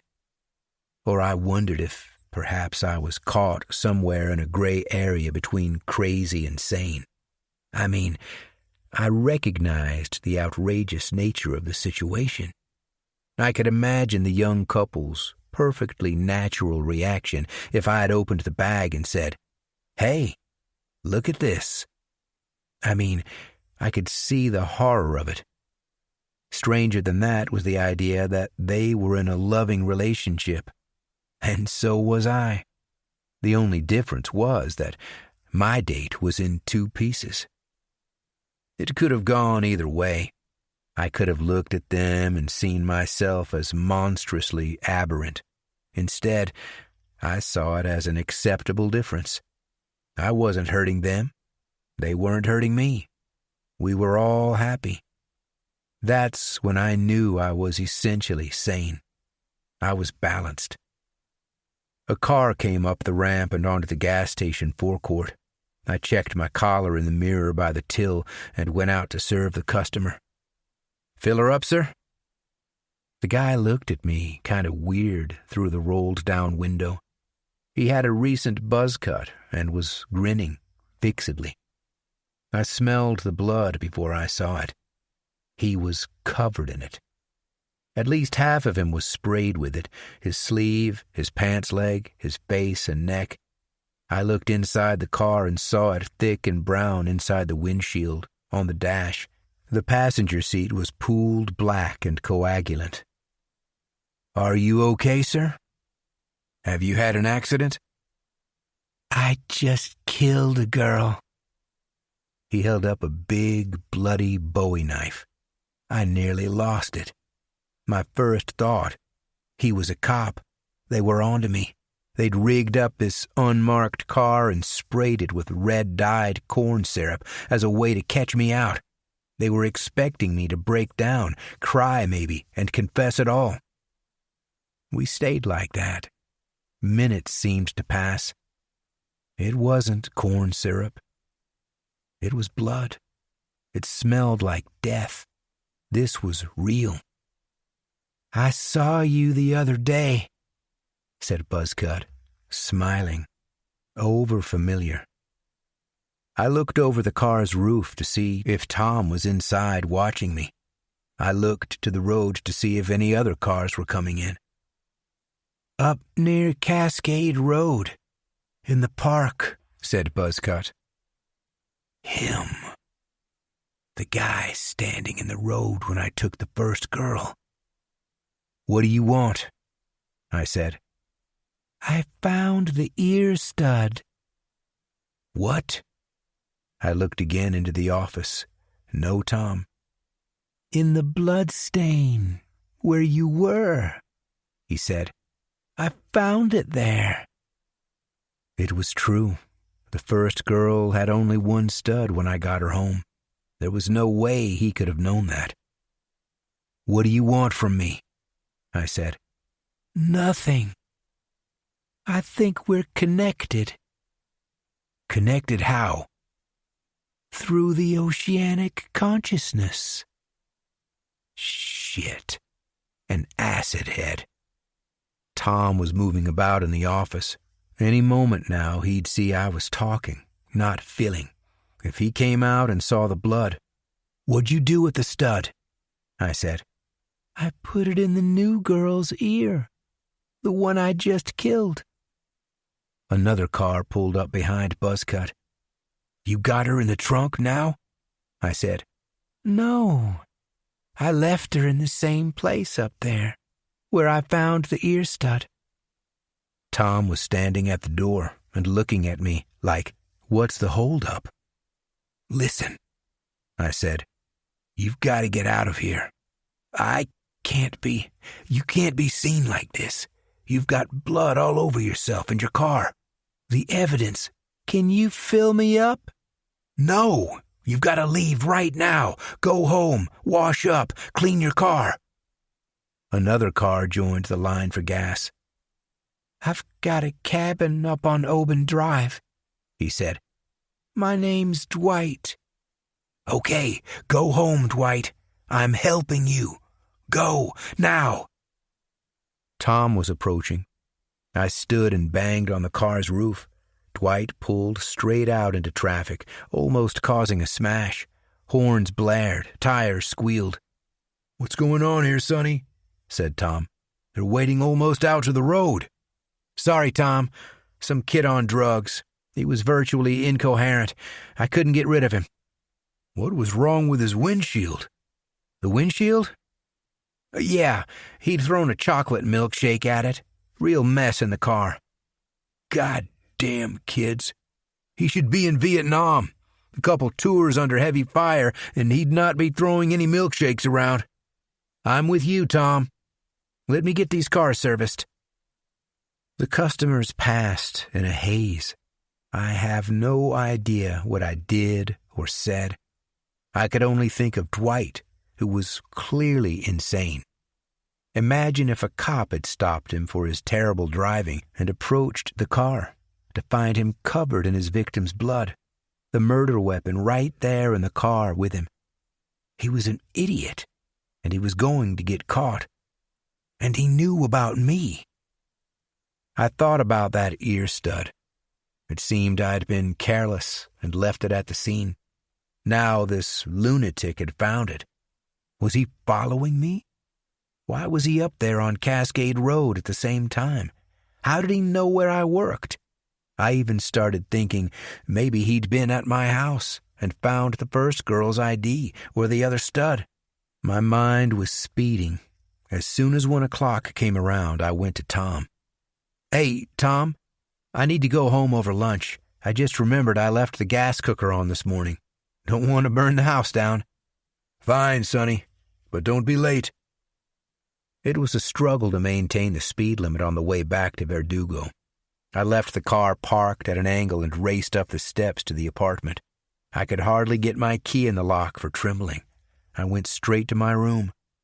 The lock had been smashed off. A claw hammer lay on the floor, amid splinters and the hasp. It was the hammer I kept in the kitchen. I could feel the pulse in my throat, in my head. If this was my mother, I'd have to kill her immediately. I pushed the door open, fighting the urge to throw up. I'd left the girl in bed under the sheets, but now she was uncovered. Her head was on the shelf where I'd left it. I checked under the floorboard. The photos of the second girl were still there. I went to the wardrobe and lifted the carpet at the bottom. The ear stud and the new girl's ID were still there, but the ID of the first girl was missing. It was missing. I checked again. Had I disposed of it accidentally with her stuff? I checked the pockets and all of my clothes. Nothing. Was this my mother? Had she taken the hammer and busted the lock and seen the body and had all of her suspicions confirmed? Had she gone looking for evidence and found the ID and taken it directly to the police? My son's the killer. He's got a headless body in his bed right now. Or was it Buzzcut? Maybe he'd followed me home and knew my shifts at the gas station. I looked at the girl lying there, nude and beautiful. I'd have to get rid of the body right now. I'd have to throw it all away before I'd had time to fully enjoy it. I might have to kill my mother. Time was passing. I needed to get back to work. I needed refuse bags. No time for dismemberment. I'd have to dispose of the body whole.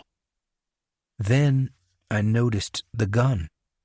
It was a Smith & Wesson .38 revolver, just sitting there on my bedside table, beside the lamp, and an empty glass. I opened the drawer. My Ruger was gone. Stop. Think. What's going on? I looked round at the rest of the apartment and found the broken window in the bathroom, glass lying on the floor inside. So, a burglar, not my mother. I imagined myself in the burglar's shoes, walking into the corridor, approaching the open door of my mother's room. Nothing seemed disturbed within, though my mother always made her bed before leaving, and there was an indentation in the linen and in the middle of a pillow, as if someone had lain on top. No drawers or wardrobe doors were open. The living room was as I'd left it that morning. Had he sat in here, too? The seats were pretty old and worn, and it was hard to tell if anyone had occupied the space. Then he must have passed the kitchen. Nothing of interest there, and arrived at my room with its metal hasp and padlock. Very attractive to a housebreaker. What's this? Treasure in here. He breaks the door down and maybe recoils at the unexpected sight of a figure in the bed. He draws his gun, but there's no movement. He flicks a toe. Nothing. He pulls down the sheet and sees the ragged hole where the head should be, the full breasts, the creamy abdomen. His mind's whirring. What's going on here? What is this? He sits on the edge of the bed and sees the head on the bookshelf, eyes closed as if in sleep.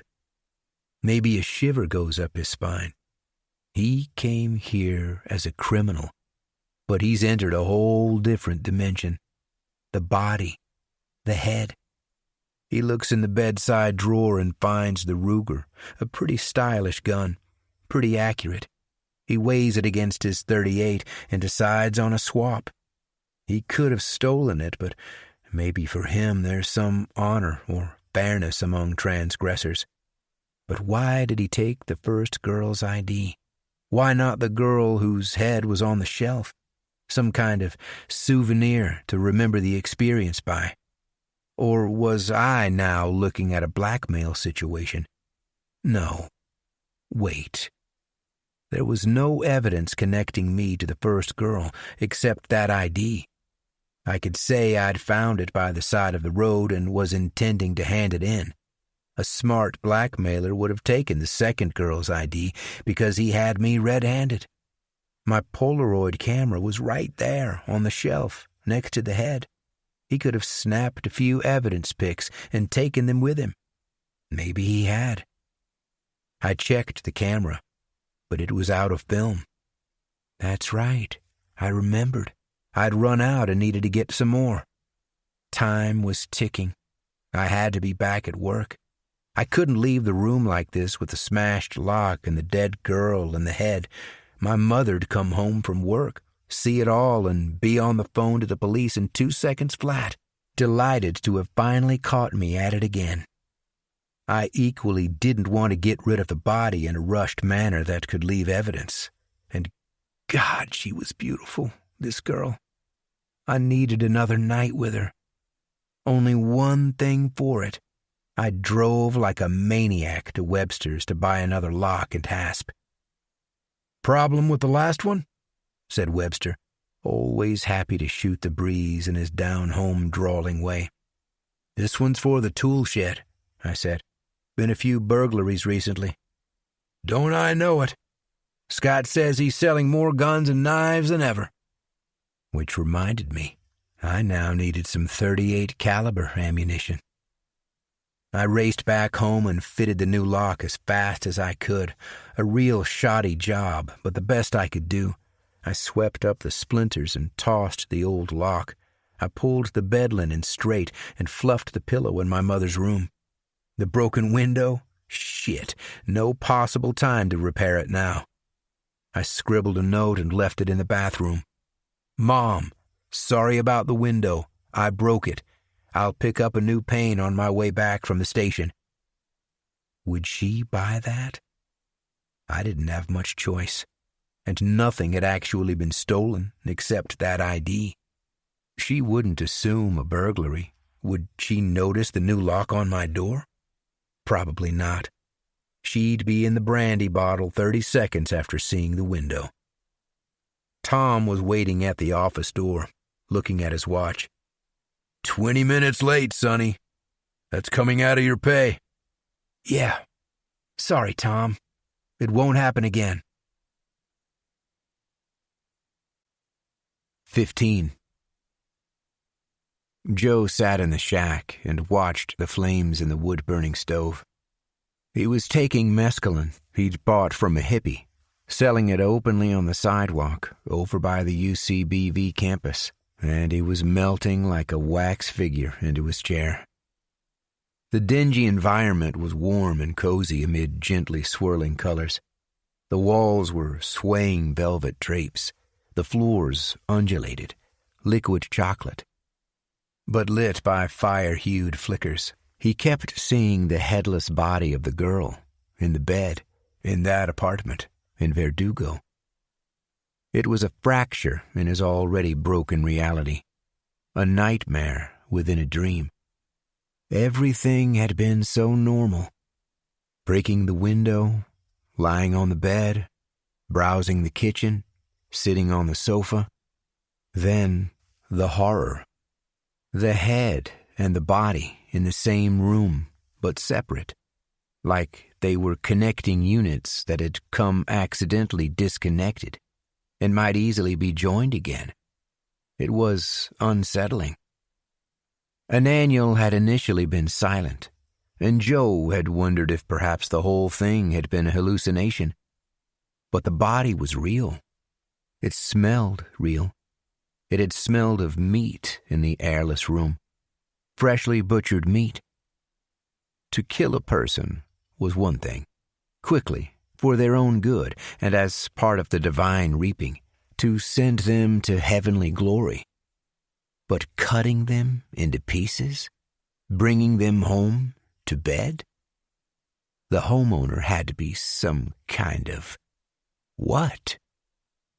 Ananiel had spoken then. "And they had a king over them, whose name is Abaddon, the beast that rises out of the bottomless pit." Abaddon, the king of the beasts who reaped living creatures. Right. It made sense. Here was Abaddon's lair on the earthly plane. He took the girl's ID out of his coat pocket. Her photo smiled. Pretty girl. It was clearly a sign. Her address was right there on the ID. Abaddon had given him a sign. The next house, the next family. Cars swooshed by, occasionally unseen on the road. It had rained overnight, and the forest was heavy with moisture. It dripped on the tar-papered roof. The shack sagged, sighing. Joe looked at the Ruger. It was fully loaded, but there were more .22 cartridges in the cabin if he needed them. It was a less powerful gun than the .38. He'd have to go for headshots, but that was easy enough when they were restrained. And Abaddon meant for him to have this gun. He'd intended an exchange of weapons. It was an offering. Ananiel had said so. Naturally, the whole broken window thing caused a massive argument with my mother. Leave the window broken like that and go back to work? Are you crazy? Anyone could have got in. I could have come home from work and got raped or murdered in my own home. Haven't you been reading the papers? Whole family shot and burned. He breaks the window to get in. But no, you did it for him. Sure, come into this house. My mom will be home soon and you can shoot her and burn her. You'd love that, wouldn't you? No, Mom.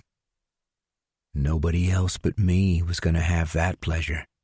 And how dare you break a window in my apartment?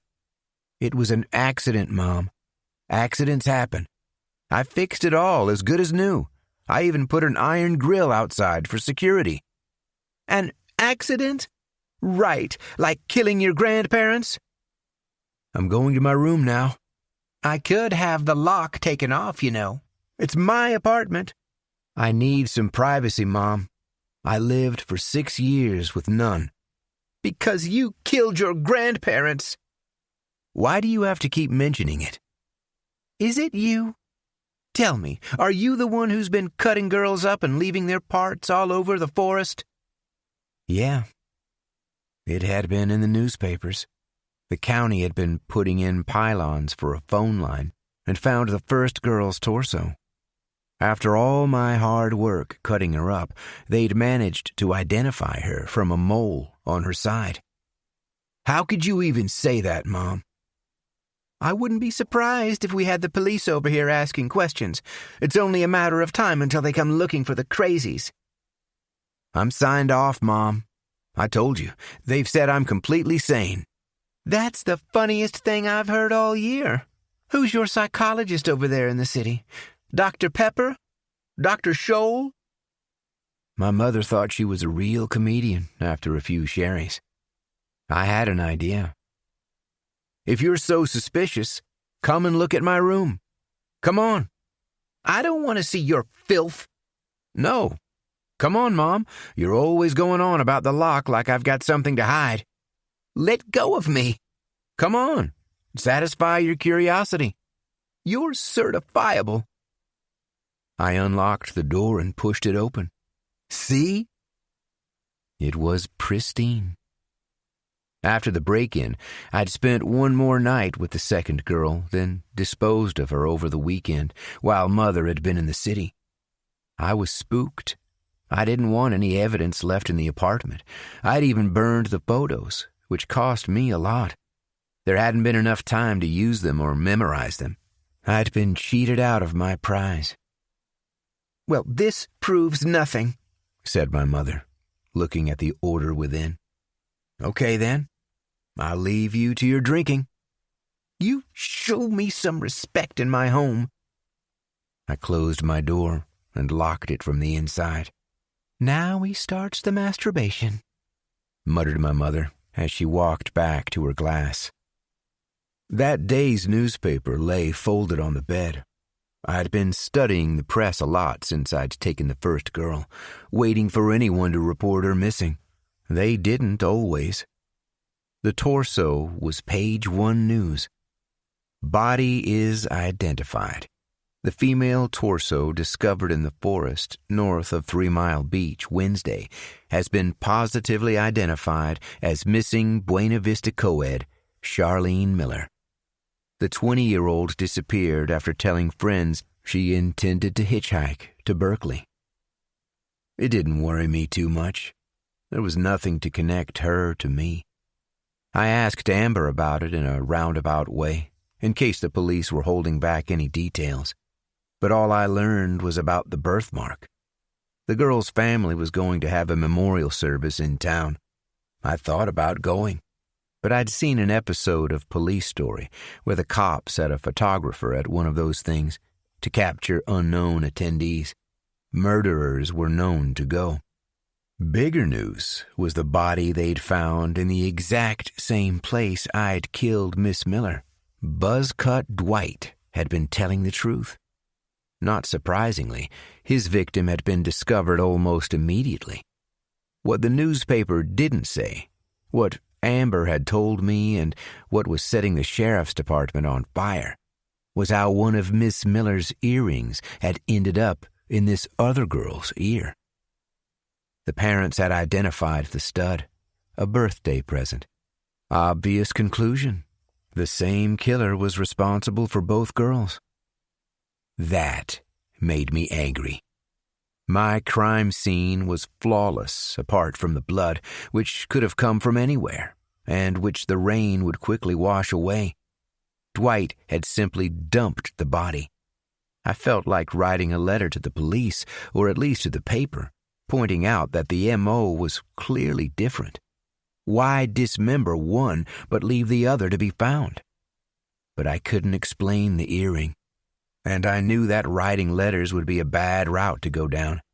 At worst, they'd think I was a crank, and a handwriting sample could say a hell of a lot. There'd been studies into it. The FBI reportedly had a department. It also made me nervous. What evidence had Dwight left at the scene? He was such a loose cannon that they'd be on to him in no time. Get him in an interrogation room and sweat him. Where had he found the stud? It belonged to the other guy. The other guy? Yeah, he works at the Arco station, corner of Dyer and Sloat. The end. What made it worse was that Dwight's victim was being held up as some kind of miracle girl. She was the sole survivor of an auto wreck that killed her whole family when she was a kid. A Mack truck had pretty much driven over the top of the family station wagon, and she'd been the only one to crawl out alive. 6 months in hospital, multiple broken bones, organ transplants back when that was new and a big deal. If Dwight had looked under her clothes, he would have seen the patchwork of scars. Well, as you can imagine, all of this made it a big story. Miracle girl slain. What heartless monster had robbed her second chance at life? More press coverage meant more pressure on the police to find the perp. One Buzzcut Dwight, the acid head, driving around in a car virtually painted with her blood. Shit. Was Dwight the one who'd broken into my room?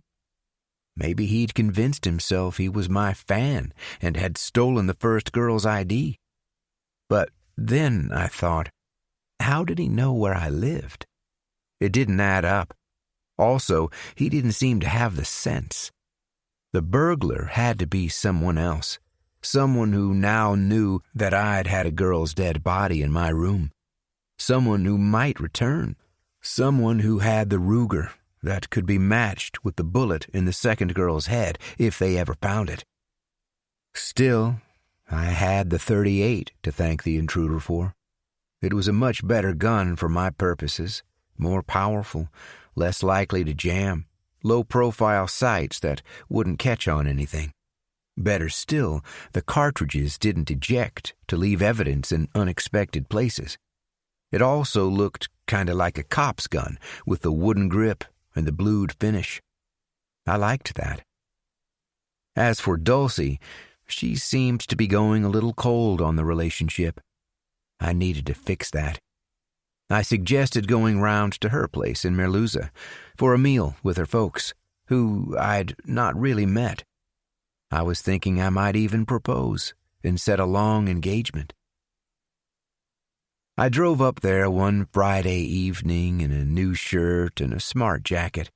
I'd polished my shoes, and I brought a present for her dad, the knife I'd used to kill the first girl. It was another piece of evidence I wanted to get rid of. Of course, I cleaned it all up, and there was no trace of blood on the knife itself.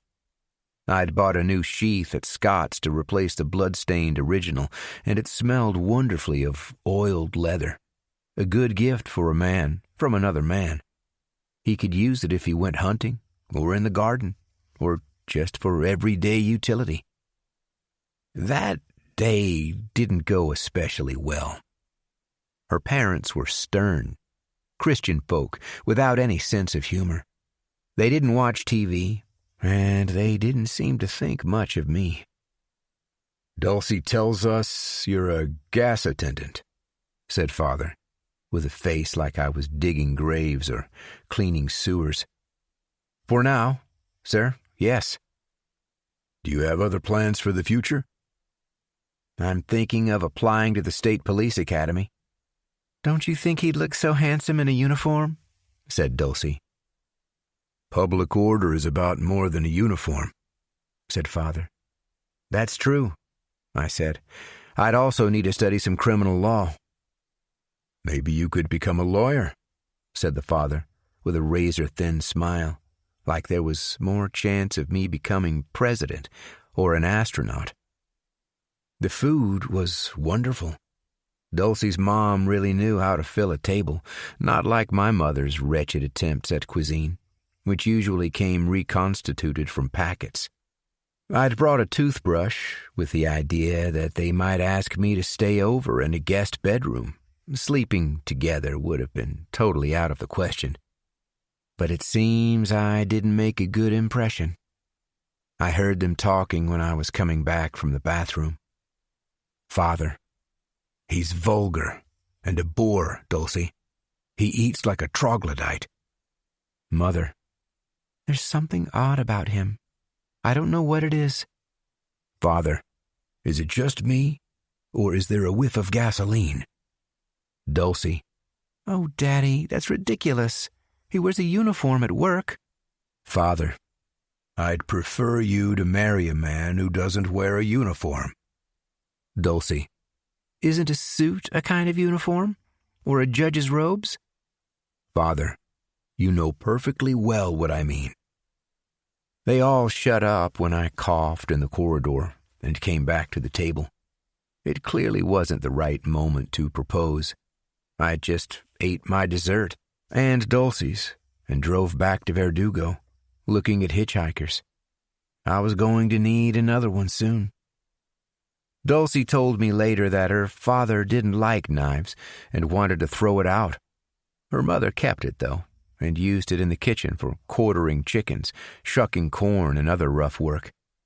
That pleased me, and I did imagine later what the mother must have thought when she realized how many family meals she'd prepared with a murder weapon. Joe arrived at the address on the girl's ID. A large house on the edge of the golf course. There were no other properties around. It seemed nobody was home. All of the windows were dark. He went around back and saw that all of the ground floor windows had metal grills over them. The garden was large and glistened with moisture. He could see marks where rabbits or squirrels had passed across the wet lawn. There was a small hut that probably held garden tools. He prized the flimsy hasp away from the wooden frame with his knife and entered the hut, his flashlight beam pale through the heavy air.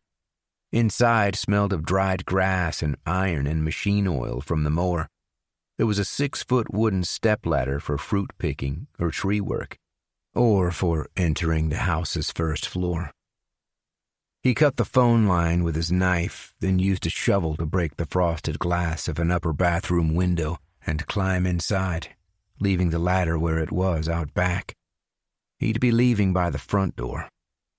A rich person's house. Plenty of dark wood furniture and art. It smelled like flowers. Joe entered each room in turn, lying on the beds, sitting in the seats, opening drawers. The girl's bedroom was neat and clean and symmetrical. An oil painting of her hung above the bed, and he compared the face to the photo on the ID. A good likeness. He placed the ID in the center of the pillow, turning it so it sat just right. Now to wait. He sat in the dark of the living room with the Ruger on his thigh and the .38 on the chair's arm. It was very quiet. No cars passed. A fox yelped out on the golf course. "Don't sleep," said Ananiel. "Stay alert." Joe pulled back the bolt on the Ruger. Lights flashed across the room, and a car crunched slowly into the driveway. Its doors opened and closed. The front door opened, and he heard their voices. A woman. "I'm going straight to bed." A man. "Do that, honey. It's been tough." A girl. "I still can't believe she's—" The man. "Don't. You don't need to say it. I'm gonna have a drink before I turn in." The living room light came on and the woman entered. She was dressed all in black. Her eyes were red and puffy. She saw Joe sitting in the armchair. She froze. "Steve?" she said, her voice quavering. A clink of bottles in another room. "Yeah, honey." There's a man." "What's that, hon?" He appeared with a glass in his hand and saw Joe. They stayed like that for a moment, just looking at each other. "I've just said goodbye to my girl," said the woman. "What's left of her." "You need to get out of this house," said the man. "Right now." "Where's your compassion?" said the woman. "What kind of—" "You've chosen the wrong place," said the man. "Don't you read the newspapers? This family has had enough. Enough loss." "What's going on?" said the dark-haired girl, drawn by the tone of their voices. "Go to your room, honey," said the mother. Ananiel raised the Ruger. "No, stay." "I just buried my baby," screamed the woman, a hoarse animal howl. "I'm not standing for this," said the man, starting to turn. Ananiel fired, first at the man, then at the girl, then at the woman, who had fallen to her knees sobbing. The problem was the .22 wasn't a stopper like the .38. The living creatures kept moving. 2 of them had gone out of the room. Ananiel strode out to the hallway. The man was running, lopsided up the stairs, holding his chest. Ananiel shot him twice in the back so that he fell forward onto the stairs and lay there. The girl was struggling to unlock the back door, rattling the keys and trembling and whimpering. Ananiel shot her in the back of the head, and she fell, a dead weight, to the polished parquet floor. The woman was crawling across the living room floor toward the phone, leaving a smeared blood trail across the wood. Ananiel shot her in the back of the head and returned to the stairway. The man was still lying there, gasping. Ananiel aimed from the bottom of the steps and shot the man twice more. Enough. The air was sharp with gunpowder. The 3 bodies were silent. "Why was the man going up?" said Ananiel. "He probably has a gun in his bedroom. Check." Joe went past the body on the stairs and into a room with a double bed. He looked in the drawers and found the gun, a .44 Magnum with a 6.5-inch barrel. This was a stopper. It was the kind of gun you bought after your daughter had been abducted and dismembered. A revenge gun. Joe put it in his coat pocket and found more cartridges in the bottom of the closet. Now to burn the house. 16. 3 days later, Dwight was driving. He'd cleaned the inside of the car as well as he could because the gas monkey had told him to. It was still pretty smeary, and the passenger seat was crusted black. Getting it completely clean would have been a lot of work. He realized he was on Portola, where a friend of his lived, a high school buddy named Nicky. Nicky had been the one who first offered Dwight a joint. Later, they'd tried acid together. Nicky was supposed to have gone with Dwight to Frisco, but had changed his mind because his parents had given him a load of shit about staying in school. Why not call in on Nicky? Dwight walked up onto the stoop and pressed the bell. It made a kind of melodic tune inside, so he pressed it again and again, humming the tune to himself. Do-do-do, do-do. An older woman answered the door looking irritated. It wasn't Nicky's mom. "What do you want?" said the woman. "I'm busy and I'm not buying anything." She looked him over, perhaps expecting him to have a sample bag or a parcel. "I'm looking for Nicky." "Nicky? There's no Nicky here. You've disturbed me for nothing. Goodbye." Dwight blocked the door with his boot. "This is Nicky's house." "Maybe it was, but now it's mine. Now move your foot or I'm going to call the police. You're trespassing on my property." Dwight pressed the bell again. Do-do-do, do-do. "Hey, Nicky!" he shouted through the door crack. "It's me, Dwight, from high school. Tell your dragon grandma to let me in." "Get off my stoop, you degenerate," said the woman. "I told you there's no Nicky here. Quit your foot right now." He pressed the bell again, smiling. Do-do-do, do-do. Do-do-do-do-do. "I see," said the woman, her lips thin. "You're mentally retarded. That's unfortunate, but I really haven't got the time for this nonsense."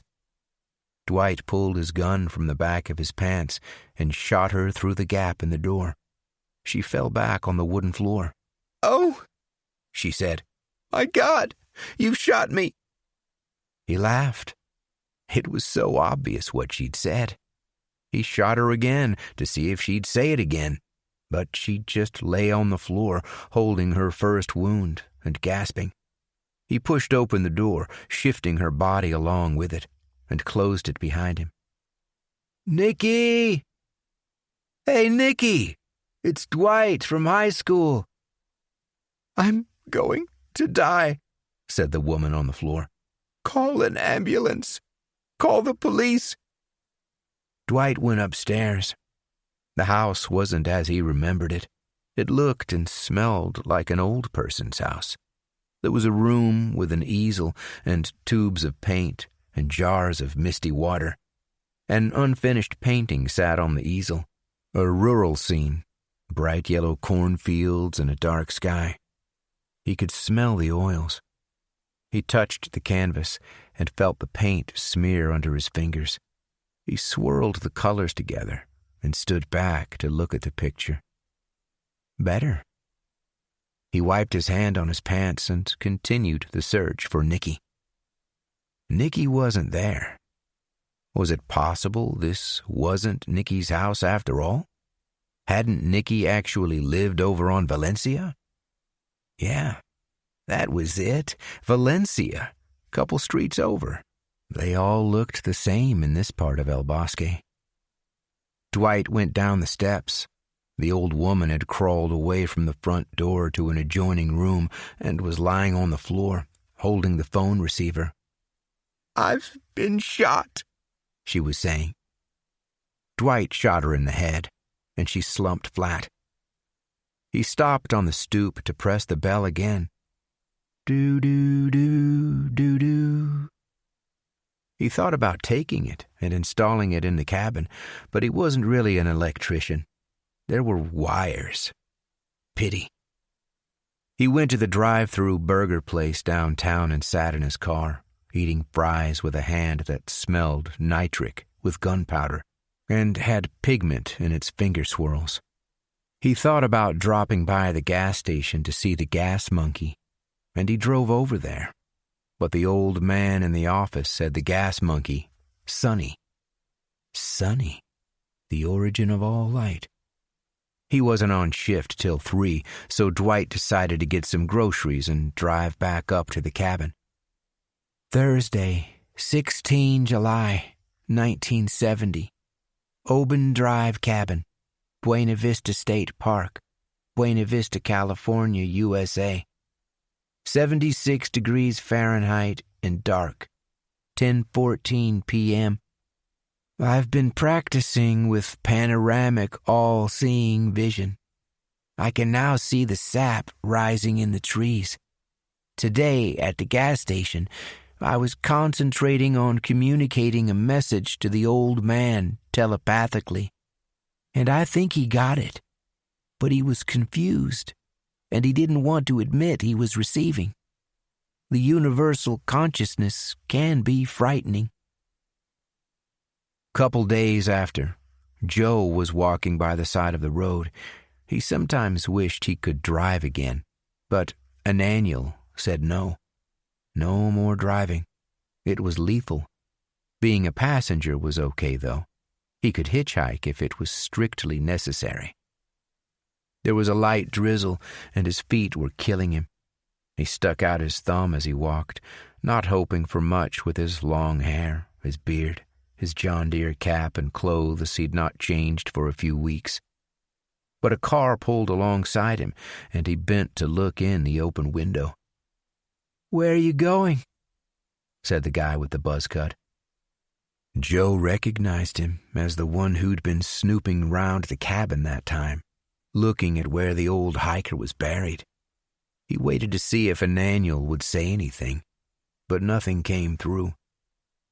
"Oakwood," said Joe. "Round there." "Hop in." Joe got in, and Buzzcut swerved out into the traffic without looking in his mirrors. Horns blared. Driving was lethal. The inside of the car was dirty and smeary. It smelled of blood. Joe realized the dried brown stuff was blood. "What happened here?" he said. "Accident," said Buzzcut. "You should clean it up. It smells." "Yeah, someone else told me that." "You smell of smoke." Joe sniffed the inside of his arm. "Yeah, guess so. I got a wood fire in the shack. Maybe need to sweep the flue." Buzzcut went through a red light. Tires squealed. "I recognize you," said Joe. "I've seen you before." Buzzcut turned to him. "Yeah?" "You were looking round my shack up on Cascade Road in the park." "Yeah?" Dwight drove one-handed, the other hand on the unsheathed knife down the side of his seat. "I have a cabin up on Oben." Joe had a hand on the Ruger in his coat pocket. "Were you looking for something up there? Lose something, maybe?" "Matter of fact, I did." "An old guy? Hiker? Head smashed in?" "Yeah." "Was it you who buried him?" "Yep." Joe was looking at Dwight. "You have a scar on your forehead." "Uh-huh. Car wreck when I was 16. Went right through the windshield. Out cold for 3 days. "Me too. Look." Joe held his hair aside. Dwight saw a bigger, jagged scar on Joe's forehead. It looked newer. "If any man worship the beast and his image, and receive his mark in his forehead or in his hand," said Joe, Ananiel, "the same shall drink of the wine of the wrath of God, which is poured out without mixture into the cup of his indignation, and he shall be tormented with fire and brimstone." "Is that the Bible?" "It's the end of times. The reaping." Dwight drove, nodding. "I used to go to Mass, but now I practice meditation. I observe a macrobiotic diet to balance the yin and yang." They went on in silence, both still holding their weapons.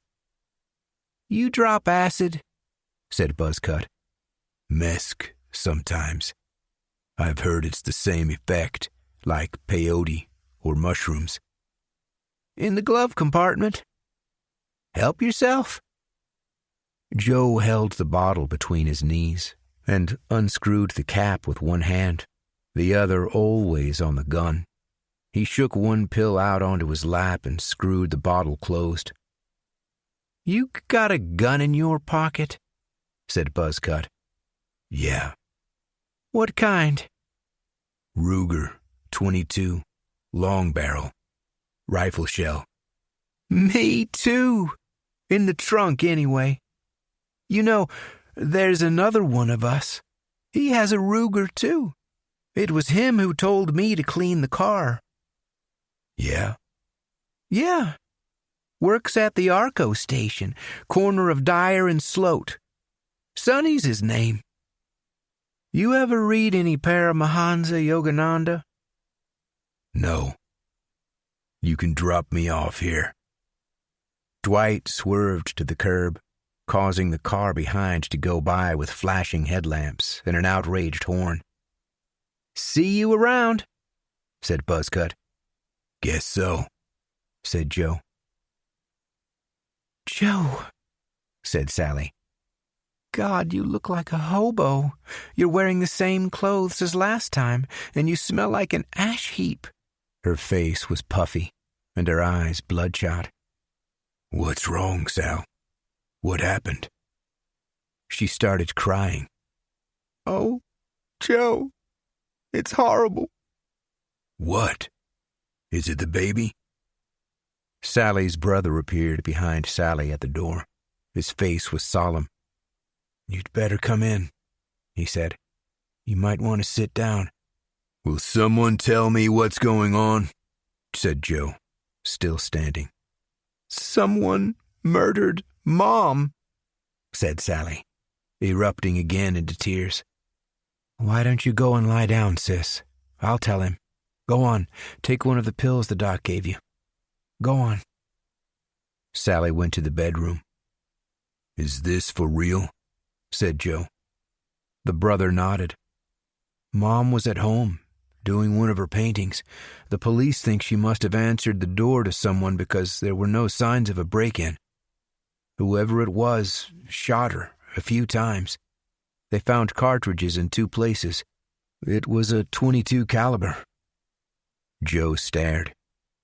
The sickest thing, said the brother, was that the killer messed up her last painting, like rubbing his fingers in the oil and swirling it all up, like it was all a big joke. The police say he might be a drug addict, but they say that about almost all crimes now. They probably think he's black, too.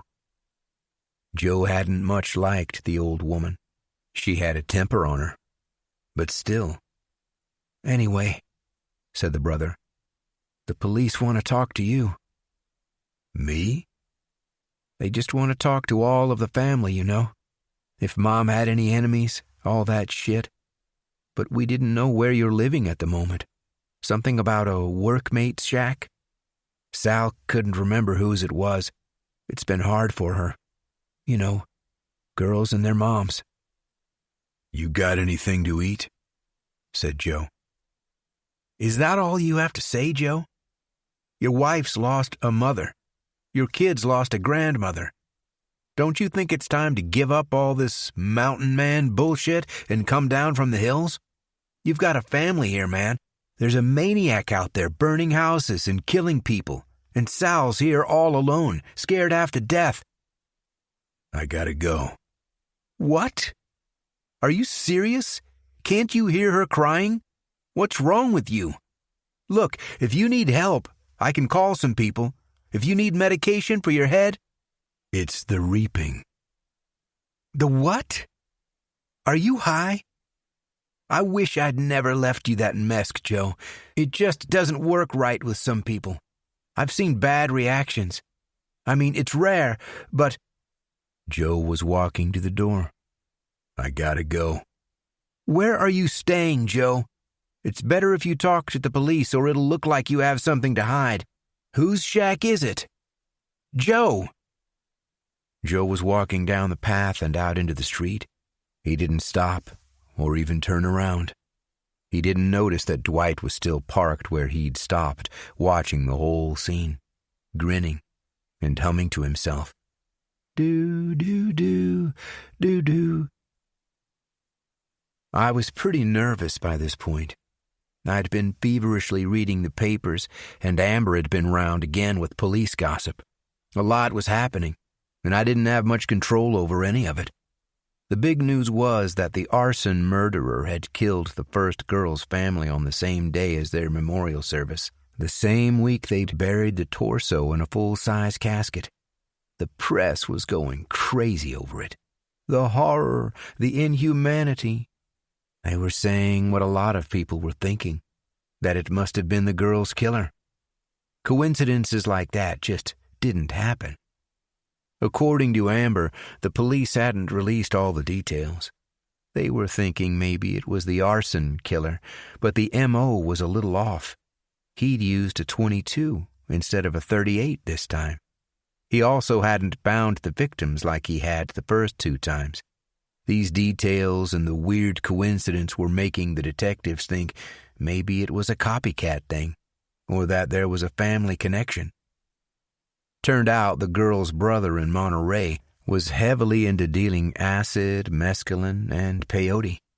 The rumor was that he'd cheated his suppliers, and they'd killed his family as a warning, trying to cover it up by burning the house. It was a theory.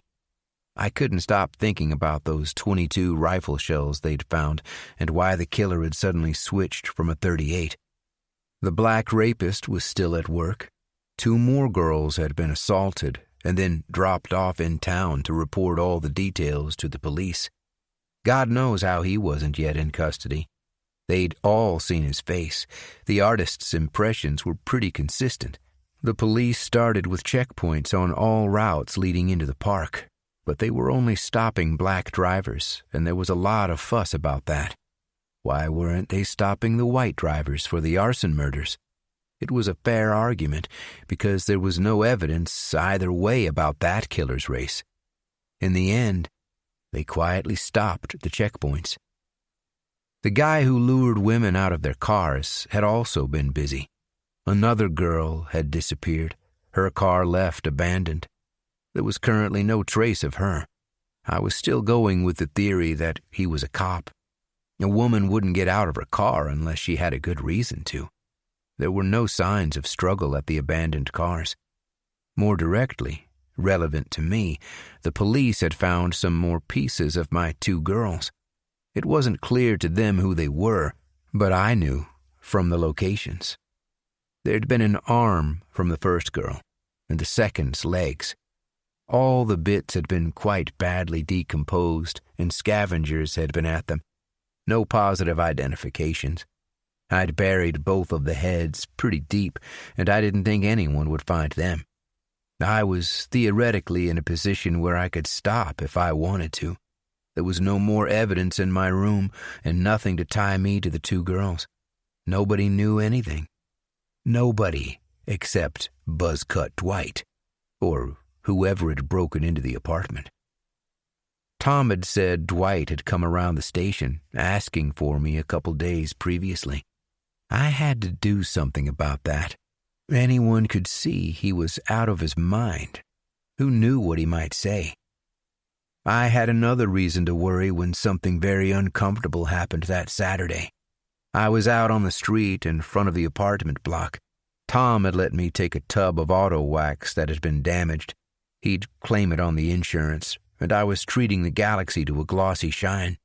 It was a sunny day, and I wasn't meeting Dulcie because she had a music exam. Flute, I think.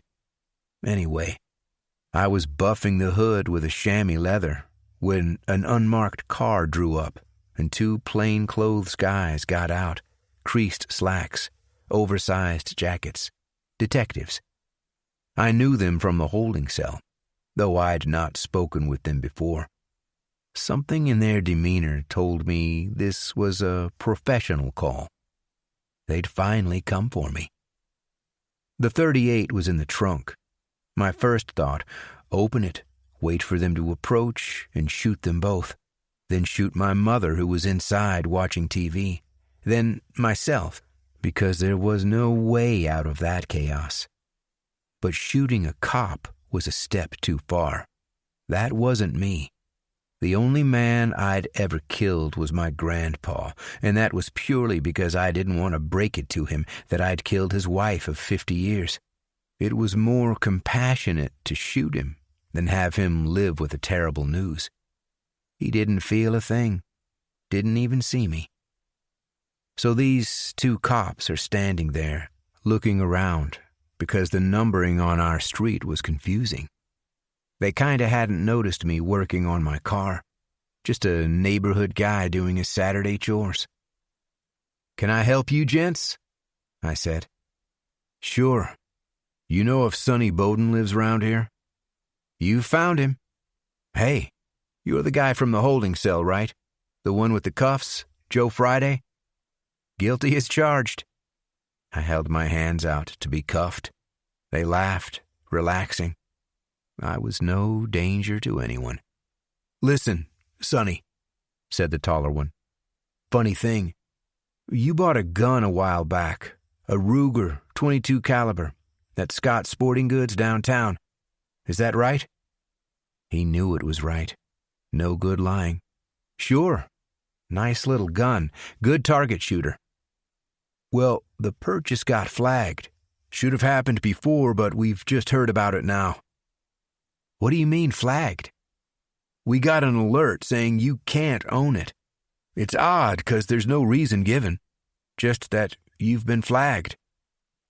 I could have told them that my record had been fully expunged and that it probably hadn't gone through the system yet, even though I'd bought the gun before that. But I didn't want the cops knowing about my grandparents and Atascadero and all that.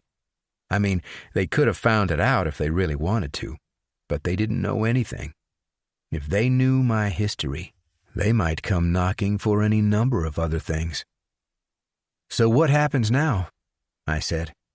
"It's not really clear," said the shorter one. "So we're just going to confiscate the gun for now. We'll give you a receipt for it and return it if you or anyone else can figure out what the red flag's for.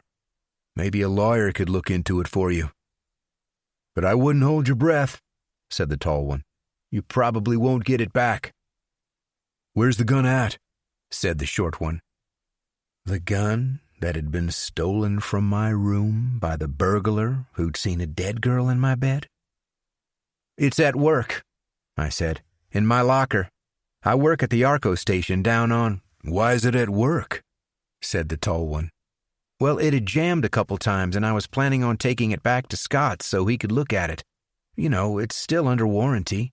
But anyway, I had to work late, and Scott's closed, so I thought I'd just leave it there and take it another time." The detectives looked at each other. "Where have you been firing it?" said the short one. "Up in the park." "You know it's illegal to shoot wildlife up there. It's all protected." "Sure. No, I bought some paper targets, and I pin them to trees. I'm getting pretty good at it, but I would never hurt an animal." I knew I looked pathetic to them, the clown from the holding cell who lived with his mother and shot at paper targets in the forest instead of joining a range and firing .38s or .44s like a real man. I could see them mentally debating whether we should all drive down to the station to get the gun that wasn't in my locker. "Listen, Sonny," said the short one. "You need to bring that gun to the sheriff's office and hand it in." "Sure. We wouldn't do this for anyone else, you understand. But we know where to find you. Your sister Amber's a typist at the office, right?" "Yeah, that's her." "She got all the looks in the family." "That's what I always say." They laughed and went back to their car. "Don't forget," said the tall one, pointing. "Joe Friday never forgets," I said. They laughed and drove off, probably talking me down. Shit. Where was I going to get a replacement Ruger? My mother appeared at the main door, leaning heavily against the frame with a glass in her hand. "Was that the police?" she said, just shouting it across the parking lot for everyone to hear. "I told you they'd come rooting out the crazies." Her time above ground was limited. 17. Part of the general anxiety I was feeling came from, well, I guess you'd call it an internal struggle. I was still picking up girls and dropping them off. I told myself it was a test of my resolve, like an alcoholic going into a bar and ordering an orange juice or whatever. If I could take them where they wanted to go, I was protecting them. There were at least 2 other guys out there who wanted to kill them, or rape them, or both. I was one of the good ones. I gloried in the power of not killing. The gun was right there on one side, and the boning knife on the other. We'd shoot the breeze, flirt a little, talk about the other girls who'd been taken, and discuss what the killer might look like. It was never someone who looked like me. The man they described was some form of dark sexual fantasy. He was hyper-masculine. He had an angular, stubbly jaw and hard eyes. He had big hands that could crush the life out of a slender throat. I actually saw a few of them wriggling in the seat as they imagined him. But I was also thinking that another girl wouldn't be such a bad thing. I mean, I'd killed 2 without anybody knowing anything. Sure, the police had found a few body parts, but they were still basically clueless. And I'd refined a process that worked. Would it be so bad if I did one more? I know. I sound like an addict. But you can't imagine the kind of high I'd experienced. I've never actually taken anything stronger than a beer, but I know how drugs work. They artificially stimulate different parts of the brain, but those same parts can be stimulated by experience. We've all felt euphoria or ecstasy without the need for drugs. So imagine the euphoria that comes from pure omnipotence. Or I'd call it love. I'm basically a romantic. There's a girl. She doesn't know me. She's never seen me before. Then I kill her. And she's mine. She's my everything. Imagine all of the emotions of a love affair, but condensed into the febrile moments of decapitation in the trunk of a car. Then love-making, with no boundary but time, no taboo but the outer reaches of what lust can conceive. Until you've felt that, you don't know the lure, the compulsion.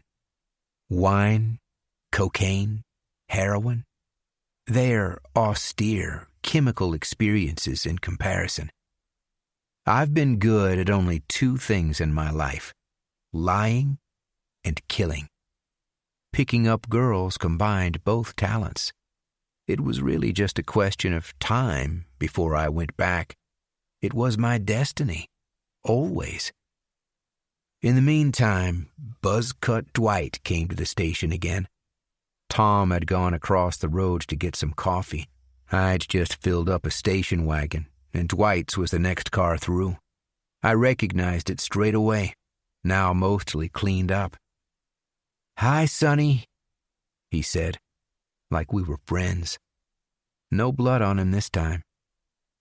"Did you break into my house and take my gun the other day?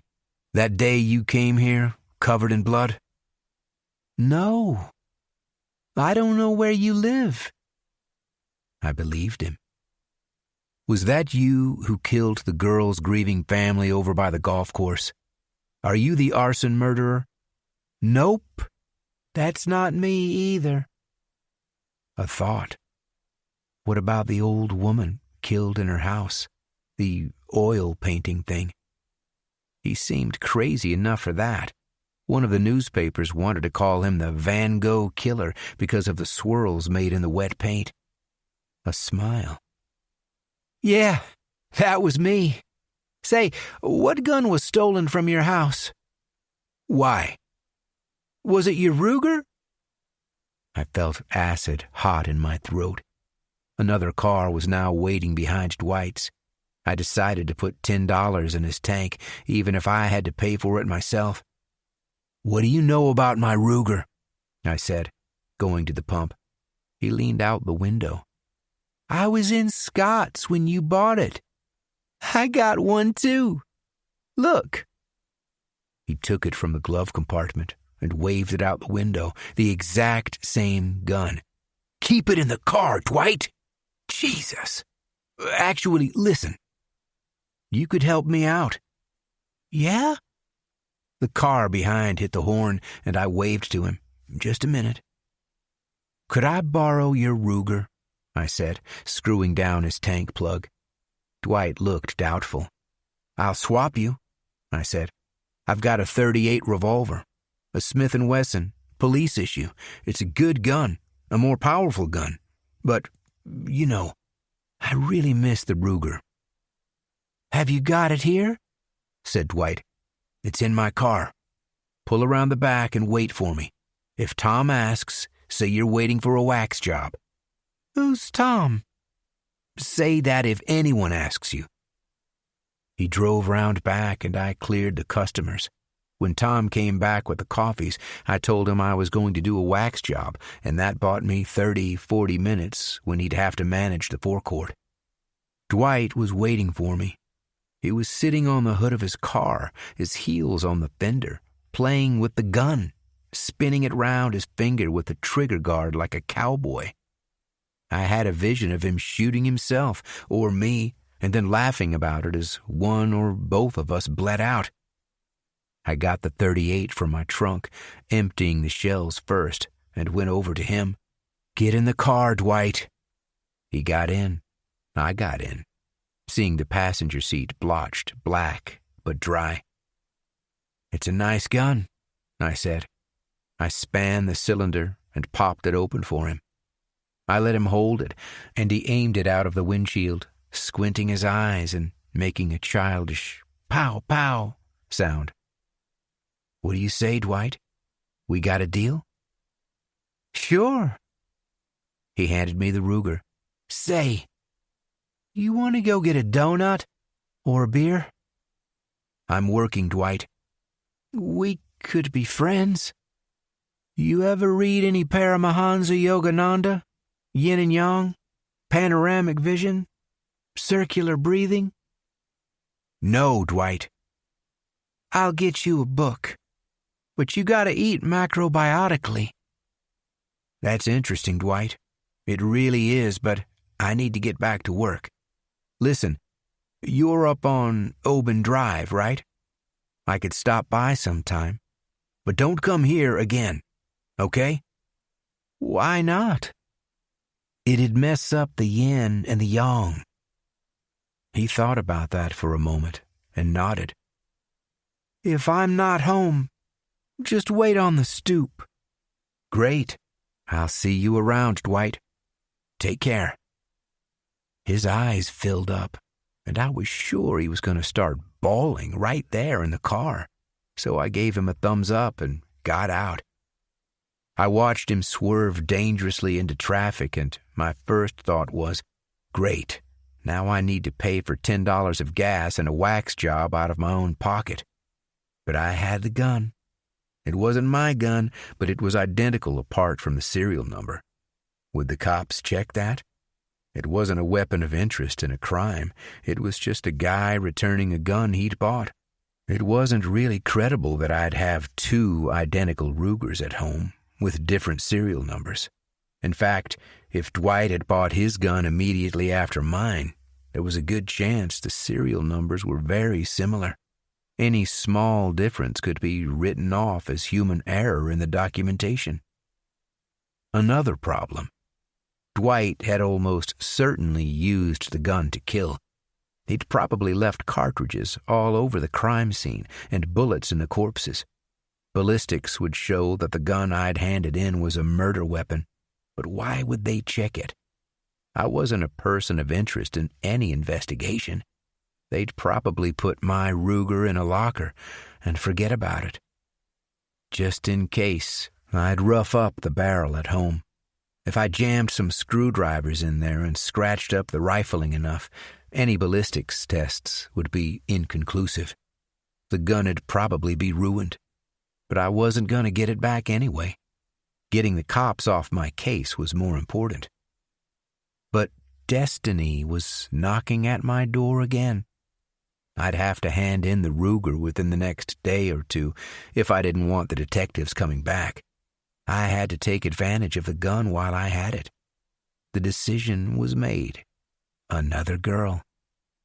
I'd do it after work. She was a dark beauty with long blue-black hair and eyes that seemed completely black in the dusk. Could have had some Mexican or Indian blood in her. I wouldn't normally have chosen that type. I've thought a lot since about why I chose her. Could it be that something had changed in me? Does personality affect erotic preference? Might a sunny, happy kind of guy choose blondes? Might a serious, thoughtful guy choose brunettes? If so, what had happened to me that, out of nowhere, I chose this midnight voluptuary with larger hips and breasts than I'd normally like? I was drawn to her in the opposite way a moth is lured to a flame. I was seeking darkness. To hide? Or because it was home? She said nothing when I showed her the gun and told her we'd be making a diversion. That was fine with me. There'd been altogether too much talking with the first two girls, and I'd allowed them to find weaknesses. They were expecting a dominant attacker, and that was the part I intended to play. I'd been working on a new idea for how I might obtain a body completely without mess and without physical impairment. We drove to a turnoff I knew on Redwood Creek Road, climbing ever higher into the park. She sat silently, all the while in the passenger seat. Thinking what? What went through their minds? Did they consider death? Did they plan their retaliation and escape? Or were they simply in shock, numb with the terror of the gun and the accumulated horror stories of the press that they'd now incredibly become a part of? Did they imagine themselves as headlines, their names and ages in smudgy print on page 1? Were they urgently noting details to recount to the police afterward? What make of car was this? A Ford? All cars looked pretty much the same, apart from the color. And the guy. How to describe him? White. Glasses. Kinda handsome, but not in a classical way. Not dark and dangerous like a killer should be. It was misty and dark under the trees up at Redwood Creek. "There's some duct tape in the glove compartment," I said. "Would you get it out?" She took it out, and an astrological design glass from the station fell into the footwell. "Sorry," she said, reaching down to grope for the glass as she handed me the tape. "Don't worry about it," I said. "You can have it if you like. Know any Capricorns?" "Uh-huh. My dad." "Great. Well, it's yours." "Thanks." "Don't mention it. I get him free." I tore off a piece of tape. "Okay, I'm going to put this over your mouth. Close your lips, like this." I pursed them tightly. "Good. I don't want it to pull on the sensitive skin." I pressed the tape gently to her face and pushed it flat with my hand. "Now, try to blow as hard as you can with your mouth. Does it come off? No? Okay, good. Can you breathe fine through your nose? No sniffles? Great. Now, I'd like you to get into the back seat, face down. Wait, I'll come around to your door and help you." I helped her into the back seat and taped her wrists behind her back. It was difficult to see anything inside the car, even with the overhead lights on. I should have brought a flashlight. Always some small detail. I bound her ankles. Everything was going perfectly. She was completely compliant. Now for the part of my plan that I'd thought a lot about. I didn't need the gun. I didn't need the knife. With her face down in the back, I just needed to reach around and pinch her nose closed. She'd asphyxiate, and the body would be totally flawless. Not even a bullet hole. That was the plan. She didn't react at first, perhaps because she thought I was rechecking the tape and I'd touched her nose by accident. She went crazy when she realized what was happening. She tried to scream through the tape and bucked wildly, almost throwing me out the open door. I lost my grip on her nose and had to grab for it again, but now she was writhing and twisting, so I couldn't get hold of it. Every time I lost the nose, I'd have to start again with the whole suffocation, and I knew it'd take forever. I tried to kneel on her back to pin her down and control her, groping for her face in the dim yellow light of the car. She butted me full in the face with the back of her head. She knew exactly what she was doing. Damn near broke my nose. The pain flashed white and red. My eyes were watering. I wiped my face with the back of my hand and saw the dark smear shine. "Hold still," I said. But I could kinda understand why she wouldn't want to. It was like fighting a cougar or a mountain lion, but I didn't want to hurt it. I just wanted to kill it quick.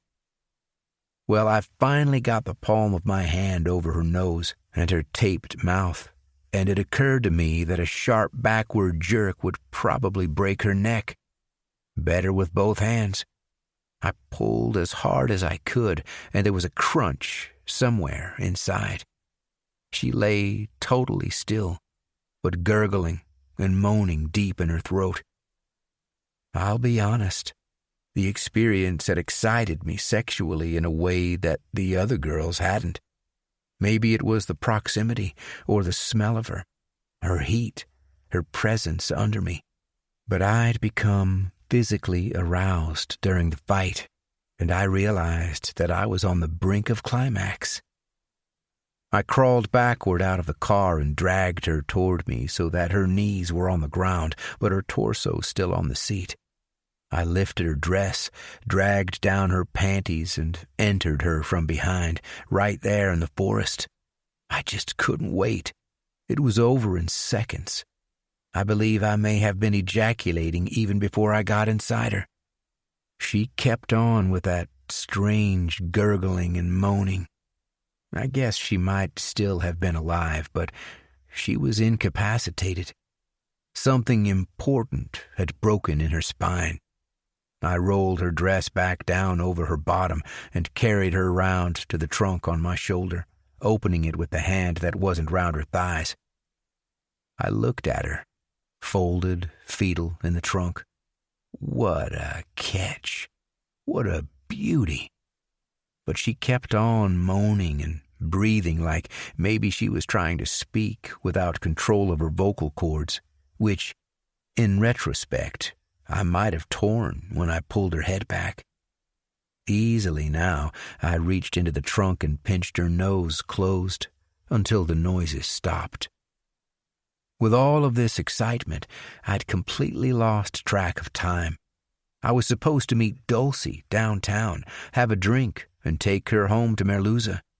She didn't want to hitch, what with all the stuff in the news, and the buses along Highway 1 weren't as regular as you might think. Basically, I'd have to go directly to the date with a new girl in the trunk. No time to drop her off in Verdugo and get a change of clothes. Just a couple problems. First, I was bleeding quite badly from my nose. I could stop that easily enough with a handkerchief and some pressure, but my shirt was ruined with the blood, and I could see in the rear view that there was some swelling already. I'd need to think of a good explanation. Then there was the presence of the girl. She was in the trunk, fine, but the car smelled of her darkly exotic perfume. There were bound to be long black hairs all about. Dulcie was pretty perceptive about these things. I didn't want to face a difficult conversation about hitchhikers all the way back to Merluza. I drove into town with all the windows open. It was freezing, but a good way to air out the car and also to chill the flesh around my nose. If Dulcie found a hair, I could just say I'd given Tom's sister a lift. I was about to pull out onto Highway 9, off Oban, when I heard the moaning again. Still? I had to deal with that before getting into town, so I stopped at a Shell station to fill the tires with air and opened the trunk to look at her. She hadn't moved, but there was still that strange, whispering sighing. I really didn't want to shoot her, though I knew a single headshot would solve everything. The only thing to do was strangle her with my hands, squeezing until the noises stopped as traffic hissed by on the highway. It had started to rain a little as they'd predicted earlier that morning. She had such soft, smooth skin, and still warm. I put the blanket over her when I'd finished. "What happened to your face?" said Dulcie the second she saw me. "A deer jumped out in front of a car up in the forest. I hit my nose on the wheel." "Did you kill the deer?" "No, but I nearly went off the edge into the canyon." "You poor thing, your shirt's all ruined."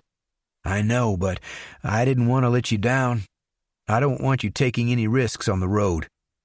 "My hero." We went for milkshakes because she couldn't go home smelling of alcohol. She was technically underage, and she didn't want me driving under the influence. Most of the other customers in that fluorescent, brightly colored place were kids her age, wearing numbered team jackets or hippie-style clothes, all urgently expressing who they thought they were or might be. It was a glimpse of the childhood I'd spent in a maximum security mental hospital, sharing tables with violent psychopaths. Milkshakes had been popular at Atascadero, too. Who doesn't like a milkshake? She would have liked to stay longer, but I told her I needed to do an early shift at the station the next day, so I drove her home. I thought I saw her smelling the interior at one point, so I opened the window and she started telling me about her flute exam and how she'd messed up one piece, but something.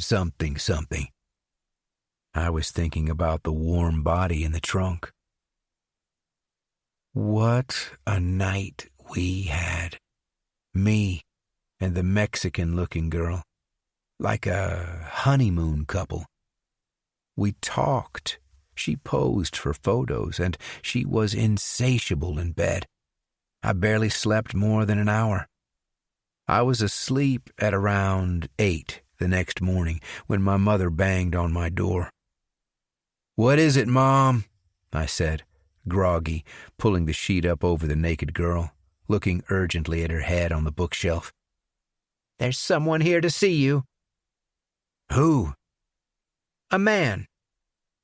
"What man?" "How should I know? Maybe it's the police again." "Can you tell him to come back? Tell him I'm sleeping?" "He can hear me shouting at you through this locked door. And since when did I become your social secretary? You get up out of bed and come talk to your guest." The Ruger was still in the car. Shit.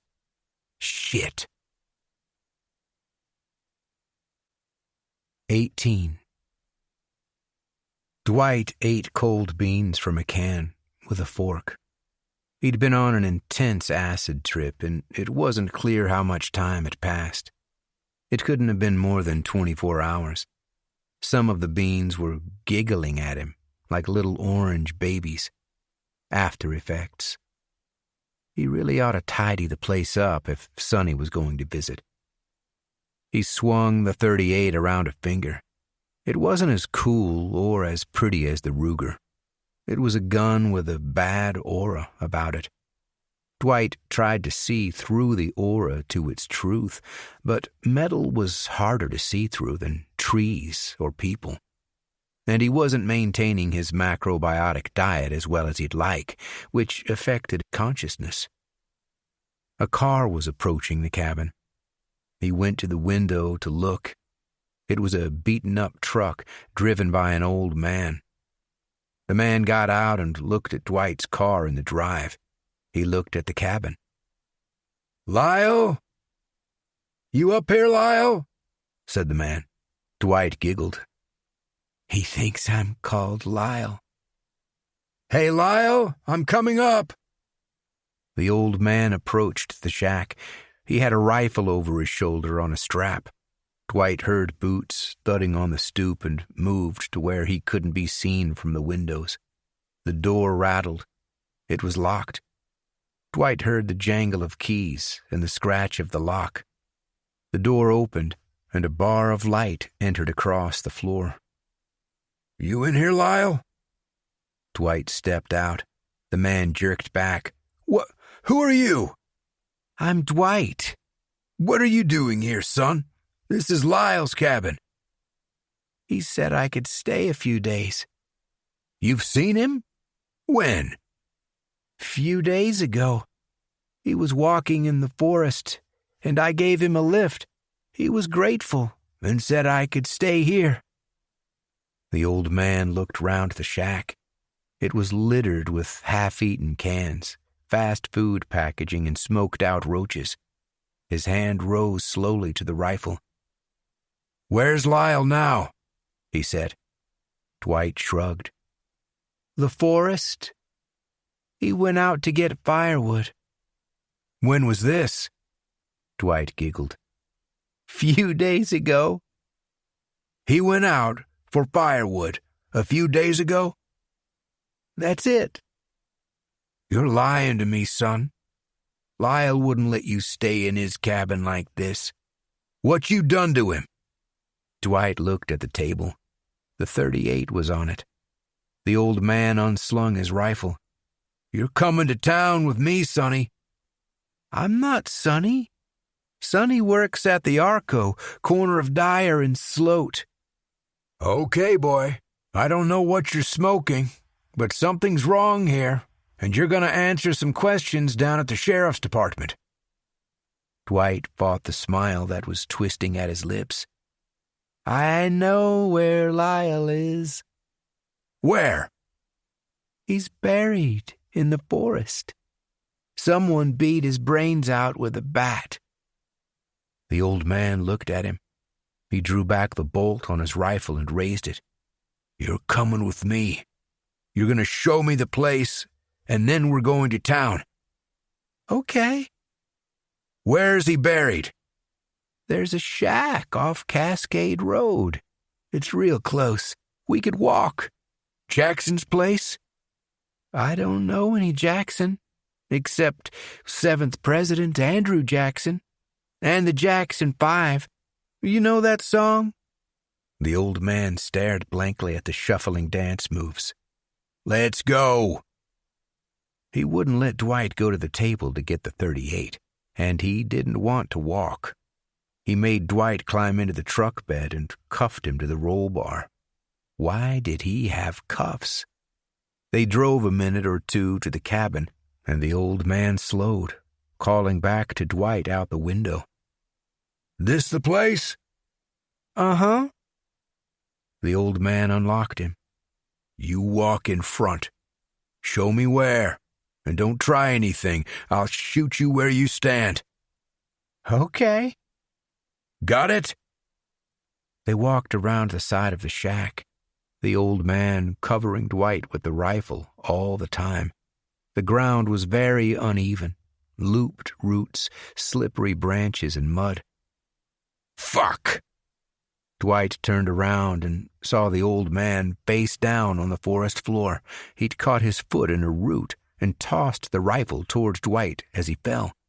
"Don't you touch that," said the man. Dwight picked it up and shot the man in the top of the head as he was struggling to get up. The sound was absorbed into the trees. Some birds took flight with squawks and creaking wings. It was a nice rifle.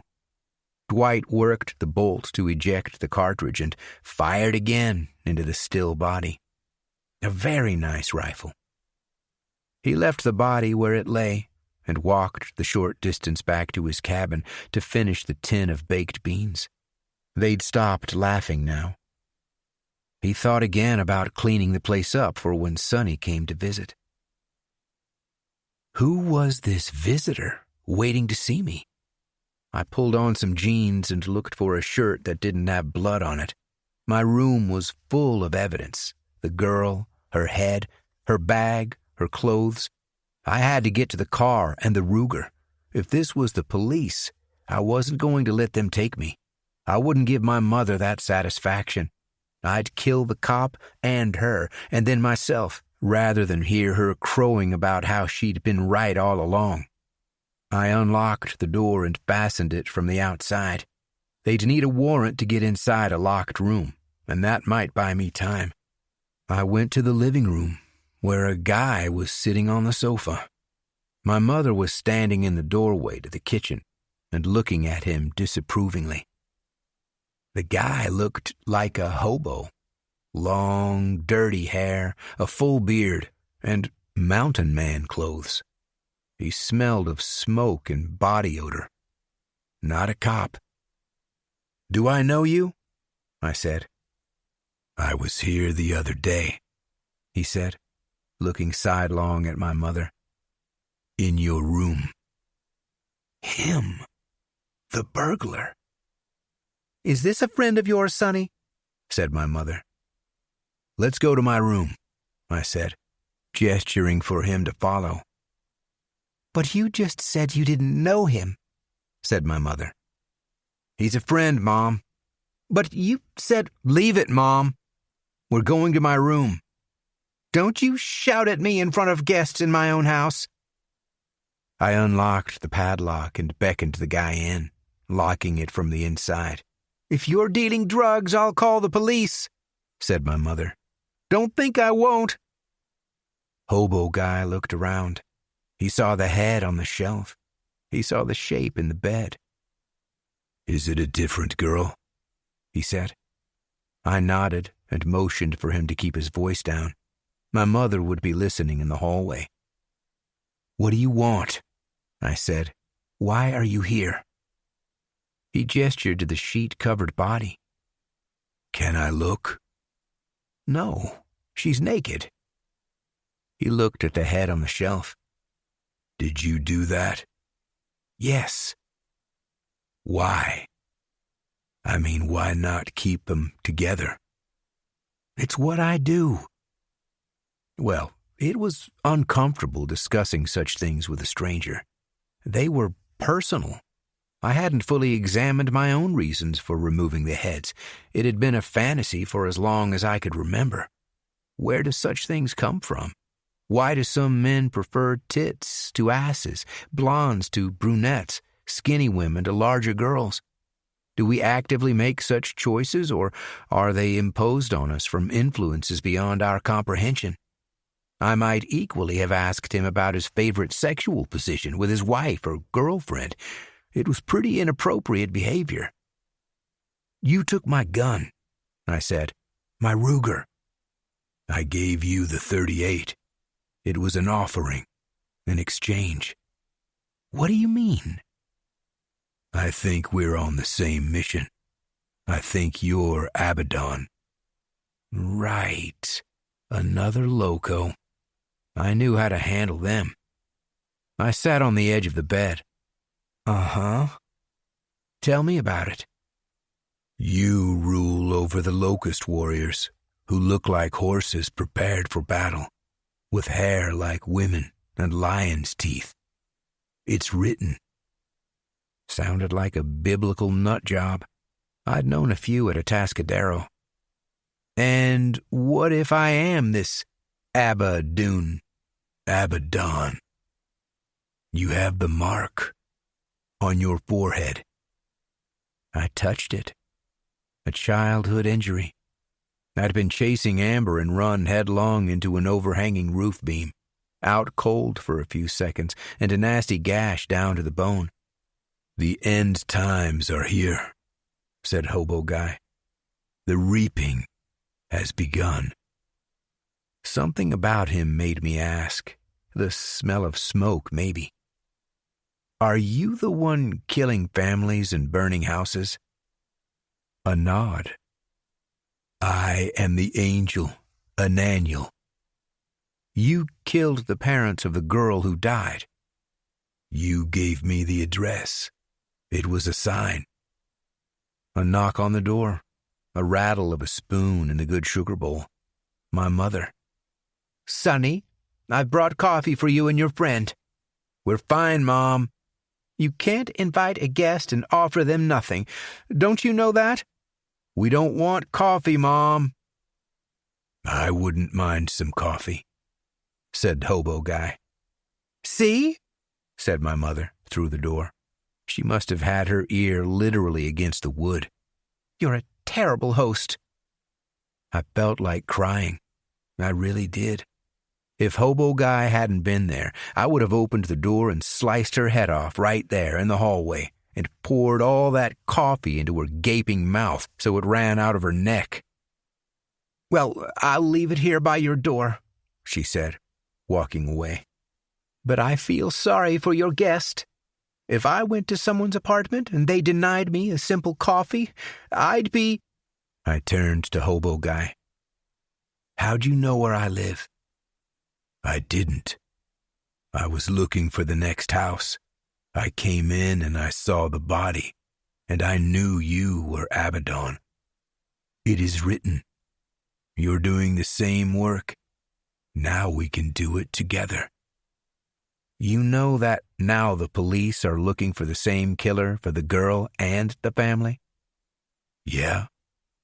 I don't know anything about that." "Have you still got the Ruger you took from me?" Hobo Guy started to take a gun out of a coat pocket, but then reached for the other pocket. "Wait," I said. "What was that one?" He took out a huge revolver with a long barrel and a blued finish, handing it to me. "Is this a .44 Magnum?" I said. "Uh-huh." I weighed it in my hand. Devastating power. Twice the caliber of the Ruger. It emanated a brutal, masculine authority. "You want it?" said Hobo Guy. I did want it. I was imagining pulling it out in the car and seeing the girl's face. It was a barrel you didn't argue with. There'd be no cracking wise with this gun.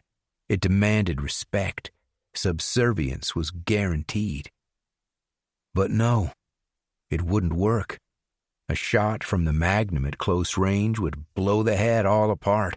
The bullet would embed itself somewhere as evidence, and the recoil might even break my wrist if I tried to fire it awkwardly in a confined space. "It's a lovely gun, but I prefer my Ruger." He gave me the Ruger. "Did you use this to kill the girl's family?" I said. "Uh-huh." Wonderful. My Ruger could be matched to a mass killing, and Dwight's was probably also a murder weapon. I'd have to decide which one I was going to return to the police. On the upside, the .38 Dwight was using had probably been used by Hobo Guy on those other families. The detectives were going to go crazy unpacking all of this ballistics evidence. Hobo Guy was just sitting there, looking around. I wondered if he'd come with any intention or plan. His eyes kept returning to the head on the bookshelf. "Looks like she's sleeping," he said. "She's pretty." "She's my girl." "You got a girl?" "Sorry, didn't get your name." "Joe. That's my living creature name. I'm married." "Cool. You live together?" He looked uncomfortable. "We have a house in Oakwood, on Durero. Do you know it?" "No. I'm not really from around here." Long pause. It's not always easy talking to the insane. The retarded catatonics just sit and drool, twitch or mumble. Sometimes all we need is a few minutes of soft music to come back to ourselves. This is your moment. Thank you for being here.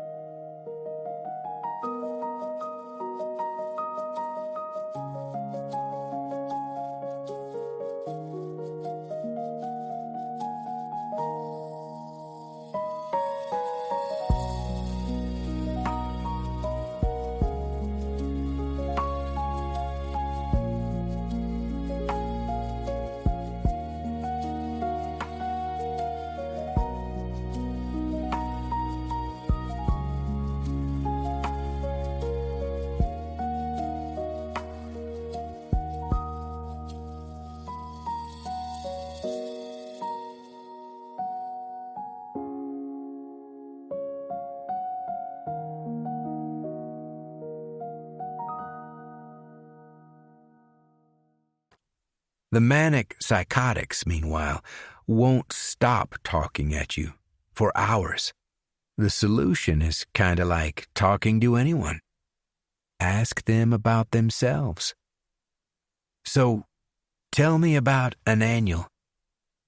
He's an angel. At least, I'm him.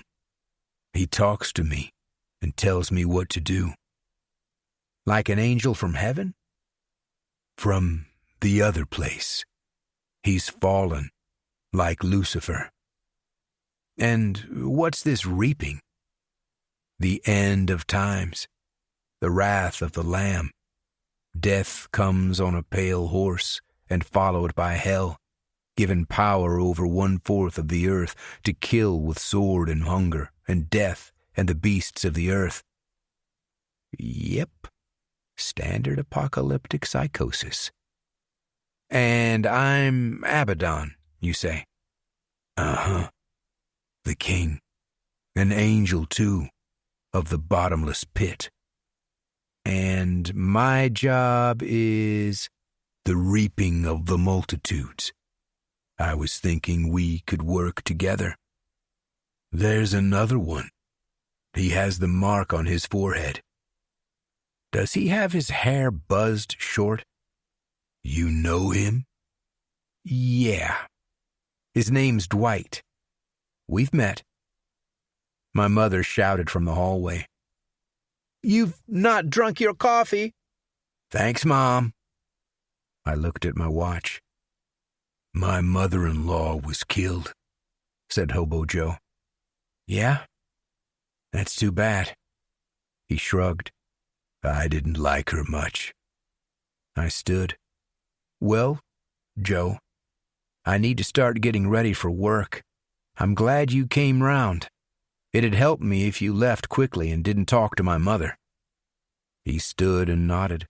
He offered a hand, and we shook. I led him out of the room, and I heard him say bye to my mother before the apartment door closed. Of course, she was immediately out of the living room and in my face. Who's he? He looks like a drunk or a drug dealer. Someone from work. Well, he stinks. And he didn't even say goodbye to me. I heard him say goodbye, Mom. He wasn't looking at me when he said it. Next time you want to invite friends round at this time in the morning, make sure you're awake. And you ask my permission. It's my house, remember? How could I forget? What'd you say? Don't get smart with me, mister. I'm going to work.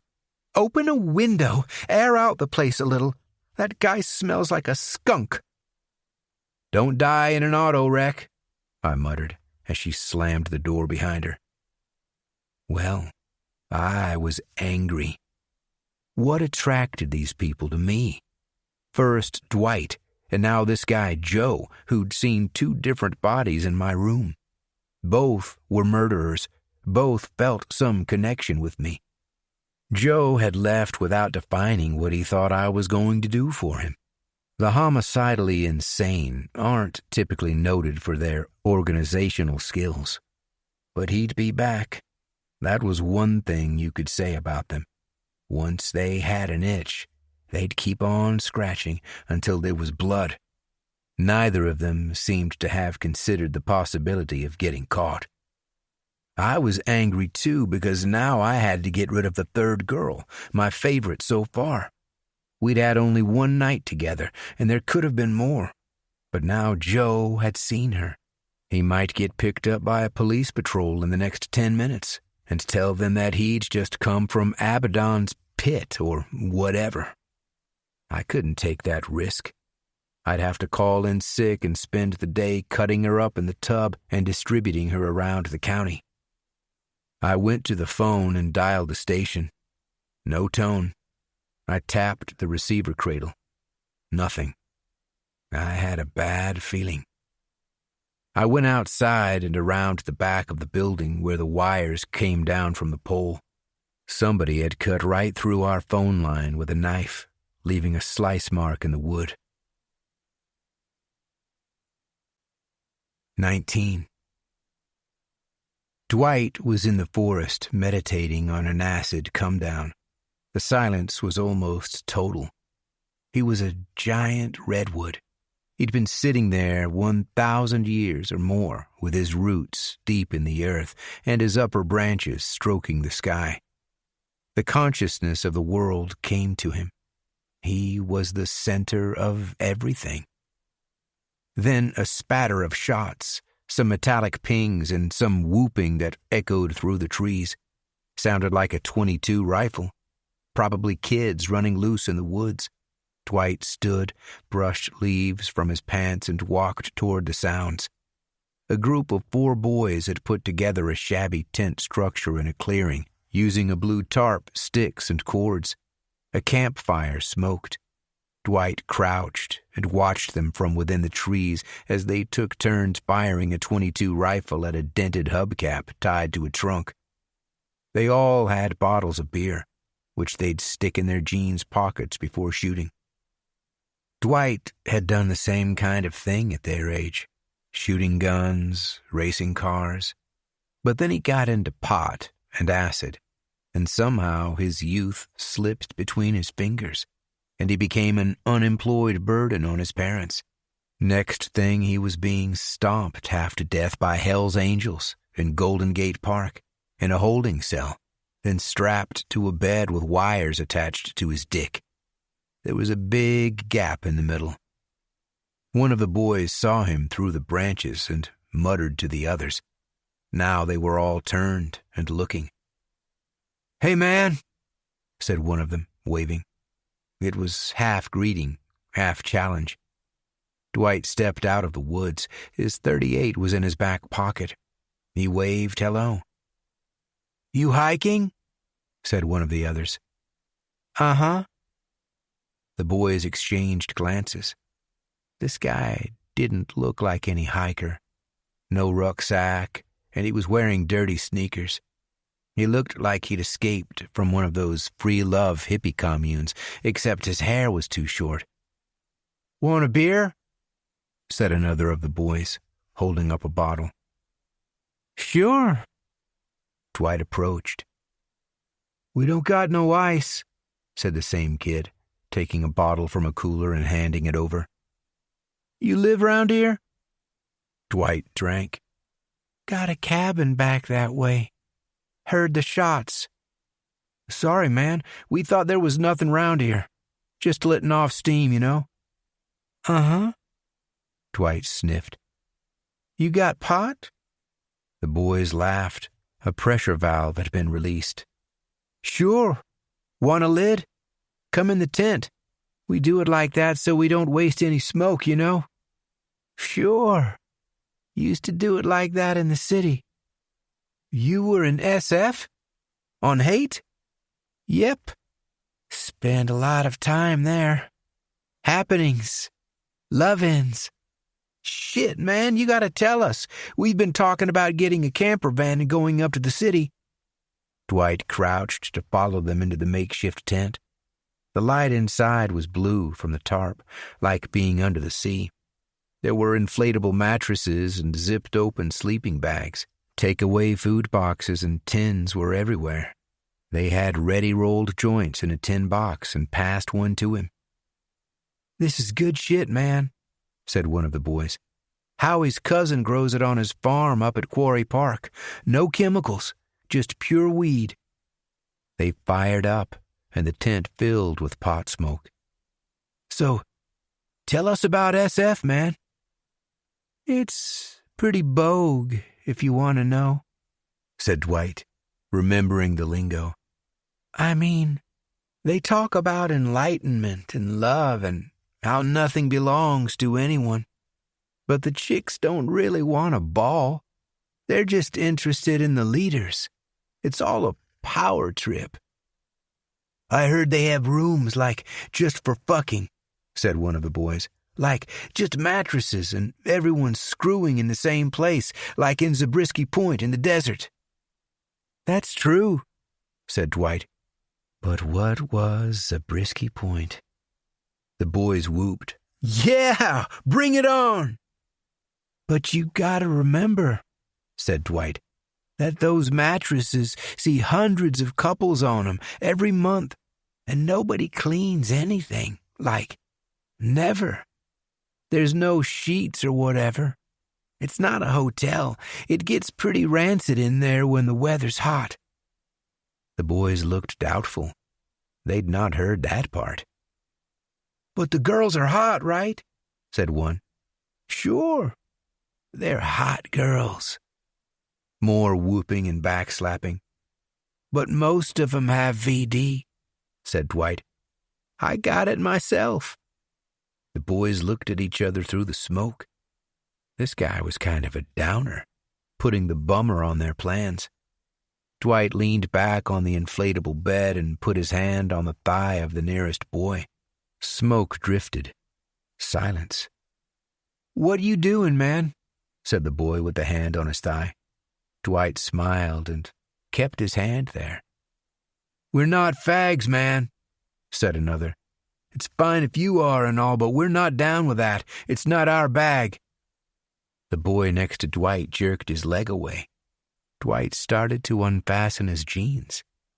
"Did you hear me, man? We're not into it." Dwight pulled down his underwear and burned himself with the end of the joint. His face was frozen in a weird rictus. "The fuck? He's crazy. Jesus! You need to go, man. This shit isn't for us. You listening, man?" Dwight stared at the black ash burn. The boys were looking at each other urgently. A scream came through the forest. A girl. Dwight pulled out his .38. "Whoa, man! Take whatever you want. We don't want no trouble." Another female scream. "Stay here," said Dwight, pulling his jeans up.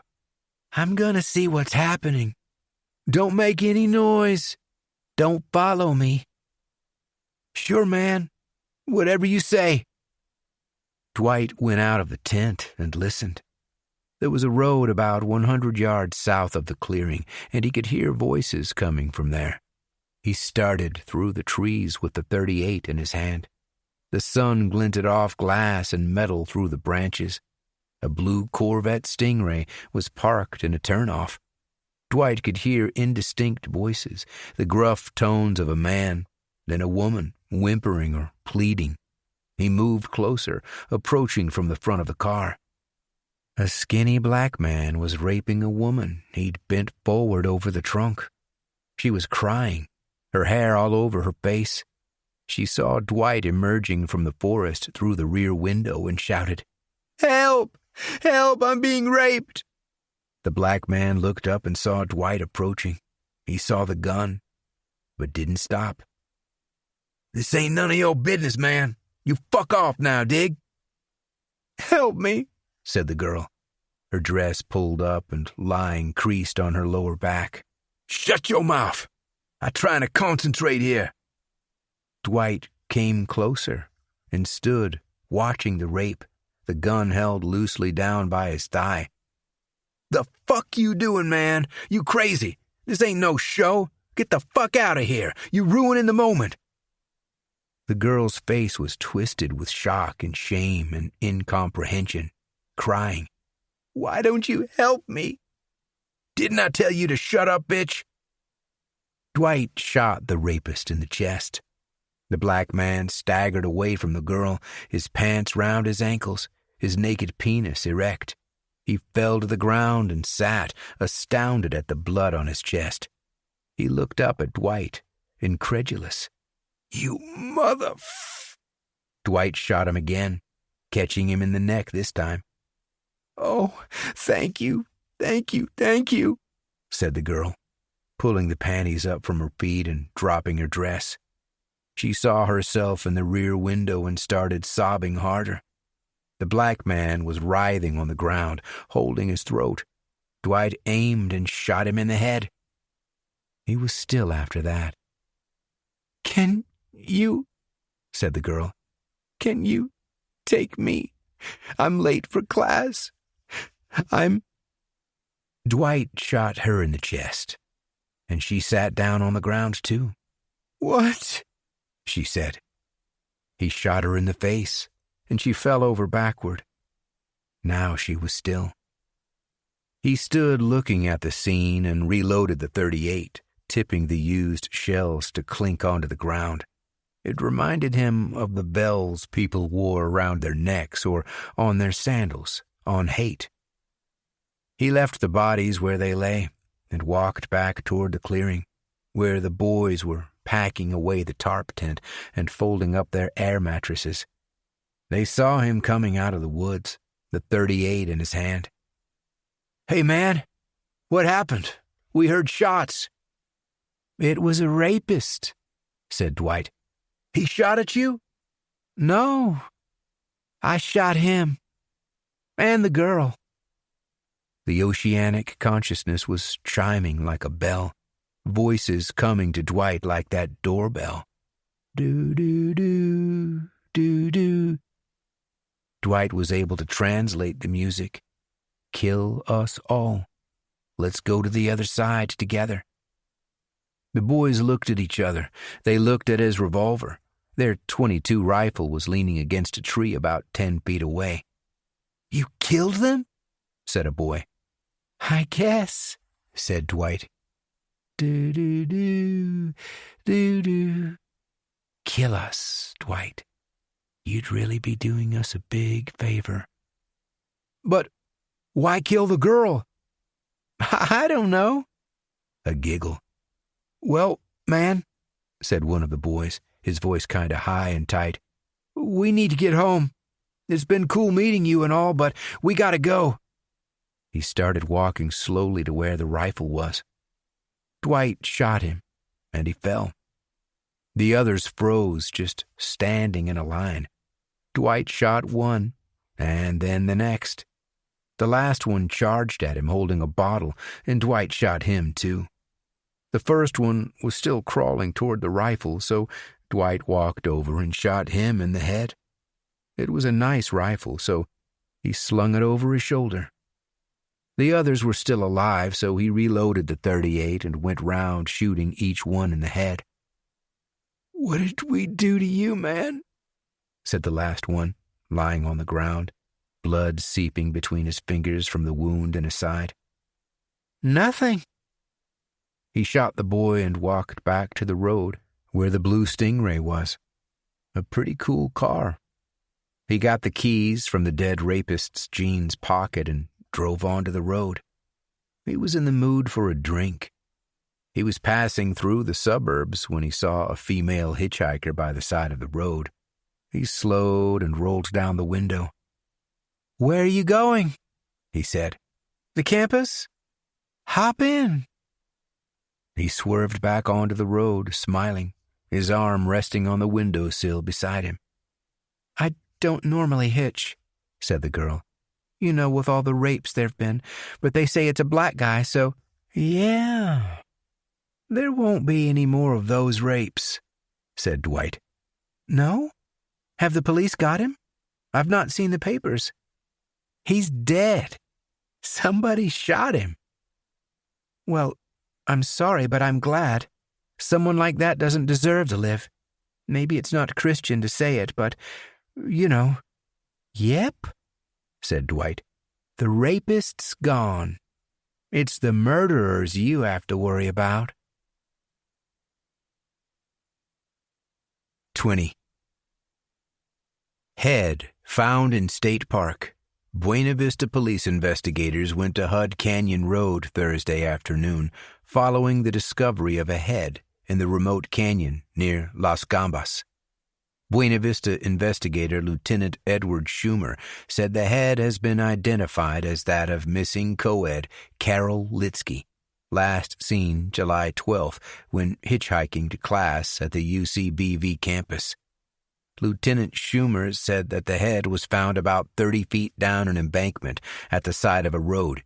He added that a .22 caliber bullet recovered from the head had been sent for ballistics testing.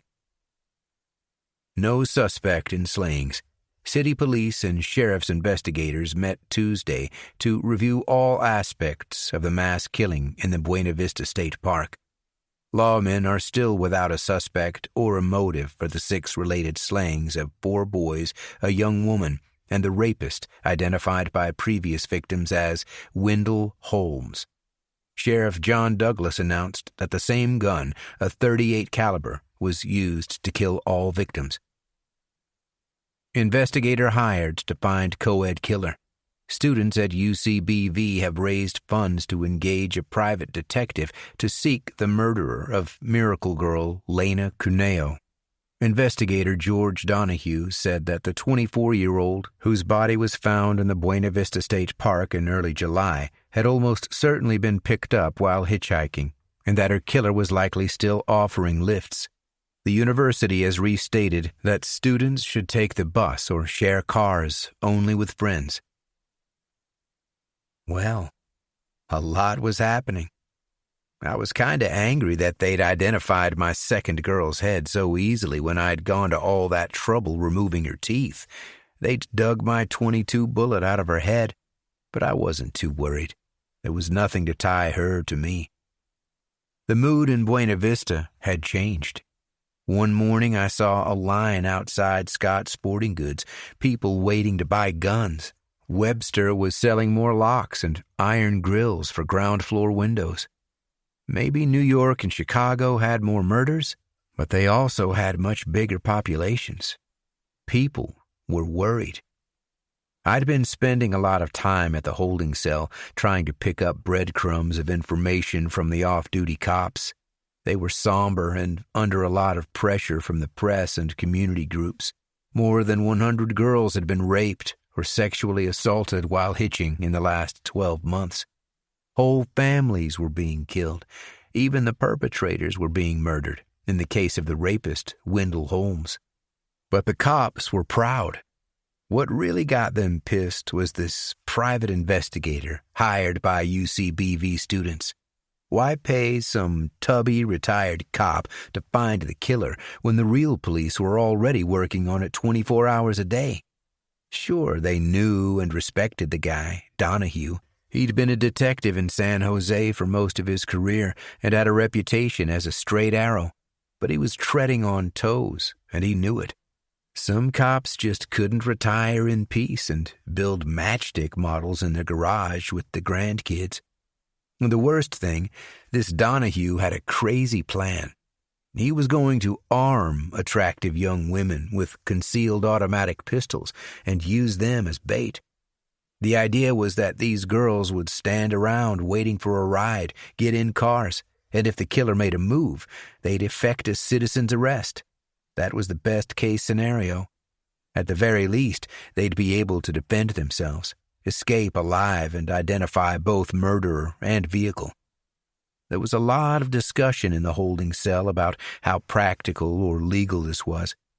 Californian law back then prevented the carrying of loaded weapons, but there was a kind of gray area about what loaded meant. The law apparently specified unloaded as no live cartridge in the chamber, but an automatic could still have bullets in the mag. All you'd have to do to fire was rack the slide, or pull the bolt in the case of my Ruger. You'd need a specific license to carry the gun concealed, but Donahue had friends, and he'd managed to secure a few short-term concealed carry permits for his female agents. "More people are gonna die," said the cops in the holding cell. "It makes no sense," they said. "How's it gonna work? The chick'll be digging around in her bra for the auto and then have to rack it. Ooh, it's too stiff. Ooh, I broke a nail. Meanwhile, he's filled her full of bullets. Or his dick. Or she'll shoot herself by accident. Or she'll go home and shoot her no-good boyfriend with it. Or her handsy stepfather. Or the killer will take the gun off her and use it to kill more girls. It's a dumb idea all around." It might have been a deterrent, but mostly it was a matter of pride among the Buena Vista cops. Donahue was playing to the crowd, while the real cops were doing all the grunt work behind the scenes, following leads and running tests. It was slow work and undramatic. I tried to get as much as I could from Amber when she came round. It seemed there was a lot of confusion about the recent slaughter in the forest. The 4 kids, the rapist, and his victim, all with the same gun. We were standing in the kitchen drinking coffee. "There's just no motive," said Amber. "Nothing was stolen. The kids and the rapist still had money in their wallets. If it was revenge, why kill the girl?" "I thought the car was missing," I said.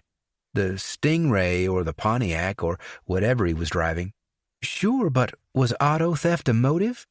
It had nothing to do with the boys. They were in a totally different place." "Wasn't there any evidence at the scenes?"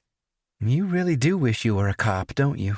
"The cops didn't want him," said my mother from the living room. "I've been following it in the papers," I said, "but you know they never report all the details." "He reloaded, so there were 38 caliber shells all around the place," said Amber. "There are some boot prints, too, but they could belong to anyone. A lot of people go up there walking, and it was a cleared area for camping." "Were there boot prints at other sites? I'm thinking of that girl found up off Cascade. They could compare pattern and size." "I don't know, Sonny. Why don't you ask your buddies in the holding cell? I'm not supposed to tell anyone about this stuff, and I'll be honest. It's kind of creepy that you have so much interest." "It's in the papers, Amber. It's on page 1. Everyone's interested." "You want to be careful. With your history, I mean." "What? Has anybody said anything?" "Of course not, but you know what I'm saying. If I were you, I'd keep my head down and not go round asking too many questions about murders." "I resent that, Amber. Do you actually think I'm involved in any of this? Not really. It's not your M.O. What does that mean? It means you only kill grandparents, called my mother from the other room. You're not a part of this conversation, Mom, I said. I'm a part of every conversation in my house.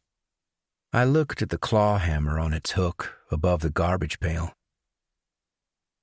I had to turn the Ruger into the sheriff's department, something that was even more urgent now that there were so many victims turning up with 22s in them. The next step might be cross-checking purchases of that caliber gun and calling on owners. Having mine in a police locker looked like a pretty sound alibi. Question was, which one should I turn in? My gun could be matched to the girl's head found in Hud Canyon and the family Joe had killed. Sure, I could scratch up the rifling inside the barrel to ruin any ballistics test, but they'd also be able to see clear as day that I'd done that. The tool marks would be obvious. The alternative? Hand in Dwight's Ruger, which actually did have a very similar serial number, just a couple different digits. That one could be matched to whatever crimes he'd committed, probably more than I had. Plus, he left evidence everywhere he went and was going to get caught soon. I decided to hand in Dwight's gun. I figured that the last place they'd look for his weapon was in an evidence locker under my name. Besides, I had a personal connection with my Ruger. I'd used it on the second girl, and it had memories for me. It was a part of the story. So I took it down to the office and went to the front desk and waited in line with people paying fines or disputing tickets or whatever. Petty criminals. Hi, I have to hand this gun in. The uniformed clerk looked at it on the counter. Why, sir? What does it pertain to? Well, it's a pretty long story. I bought it a while back, and 2 of your detectives came to my apartment and told me the purchase was flagged, but they didn't know why. So I should bring it in until they can get to the bottom of it. Some administrative glitch, they said. He looked at me, thinking, look at this jabbering idiot. You got any paperwork? What kind of paperwork?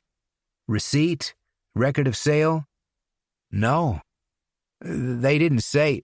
I could go back home and look for them, but I think I threw them out.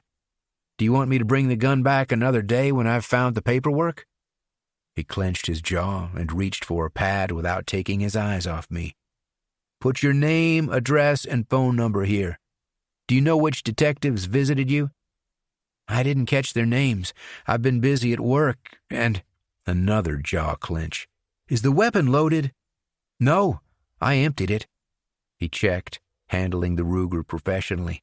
I think he was impressed. Okay, leave it with me, and I'll see it gets to the right place. Thank you, officer. Should I call back later to see if it's all been resolved? We'll call you. He put the gun under the counter with the loose leaf of paper I'd written on. He looked at the person in line behind me. Dismissed. There was a good chance they'd just lose the gun in some evidence locker. It wasn't a priority. It had been handed in by some dummy who'd messed up his purchase, probably putting the wrong details on the form. They had better things to do with their time, what with all these rapes and murders. I've never been what you might call an addict. Pot and acid and the rest never really appealed to me. I was put away when I was too young to be into all of that. At Atascadero, you learned to avoid the pills they gave you unless you wanted to spend 20 years drooling in a twilight consciousness. I needed to be present and aware if I was going to get out of there without an ice pick lobotomy or electrodes on my genitals. But I did like a beer or two. I tried not to drink more than that because I'd seen what my mother got like. People said too much when they were drunk. Parts of their personality came out that they'd normally want to keep hidden. I was drinking a little more than usual those days after the head was discovered, and when I had to hand the gun in. Plus, there were two crazies running about who knew too much about me. They weren't being careful. One night, I was round at Dulcie's place in Meluza. Her parents were out at a concert in the city, and we had the place to ourselves. She'd been telling me that her dad had some special aged scotch, and she wanted me to try it. I don't know why. Maybe she thought it was something men liked. Maybe she was trying to loosen me up. Well, I got chatty after a couple glasses of that firewater. It was like my mouth was saying things before I'd had a chance to think about them. I remember concentrating more than usual on what I said before I said it. All it needed was one casual reference to the mental hospital or some mention of my grandparents for Dulcie to let loose a blizzard of questions. It was a real effort, I can tell you. Some emotions started to come out. "You're a good person, Sonny. You really are." I laughed. If only you knew. "What's there to know? You're so patient, picking me up and dropping me off." Everyone has secrets. "Of course they do, but that doesn't mean—" "No. I have horrible secrets, Dulcie," my voice said. "I'm a horrible person." "Sonny, I know you. You're not like other men. You're sweet. You're courteous. You don't even curse." "No, but I stab girls and shoot them and cut off their heads and take porno Polaroids of them. I cut them up in a tub, wrap them in black plastic, and fling their parts into the forest." "Are you crying?" said Dulcie. "Oh, Sonny, what's wrong?" "You shouldn't be with me. I'm like a black hole. I'm quicksand." I don't know why I told her those things. Maybe the alcohol had awakened something in me, relaxed or impeded part of my usually iron will. The pressure of not telling anyone anything was intense. Sometimes it felt like a pressure building intolerably. I wanted somebody to know. "You're just too tough on yourself," she said. "You're sensitive. That's what I like about you."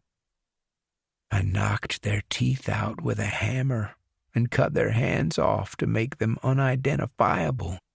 The only time I've ever felt truly alive and happy was while killing and then loving these girls.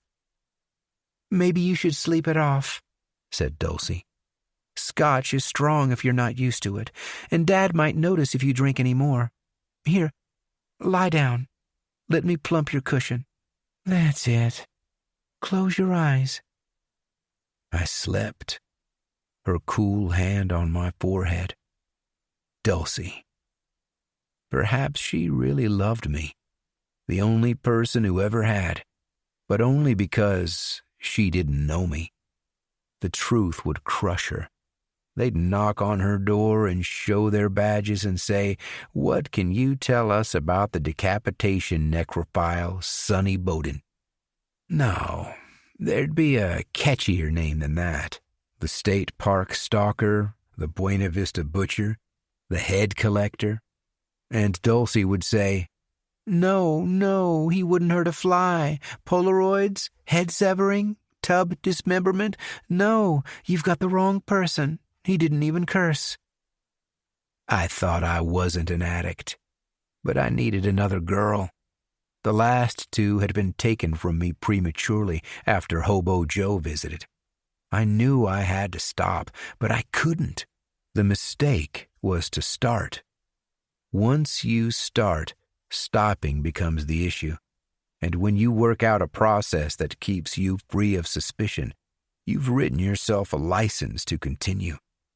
I told myself, just one more, the last one, the perfect girl. Then I'd have the memories. Perhaps I'd be able to lead a normal life and have children and leave all of this behind me as youthful frivolity. The problem was this private detective Donahue and his coven of concealed weapon co-eds. I'd pull my Ruger and I'd be looking down the barrel of a .45 Colt or a Beretta twice my caliber. What if they were carrying knives as well? I still had the stiletto dagger I'd bought at Scott's, a beautiful knife. It hadn't been necessary or favorable to use it on the last two girls, but I'd been doing some thinking about faster ways to kill without mess or fuss. A shot to the head had proved the fastest method so far, but it did mark the body. I'd been looking carefully at the skull as part of my dismemberment duties. The human skull is a well-designed piece of protection for the brain. There aren't that many ways in without damaging the bone. The stiletto could go through the ear directly into the brain, and you'd hardly see any mark.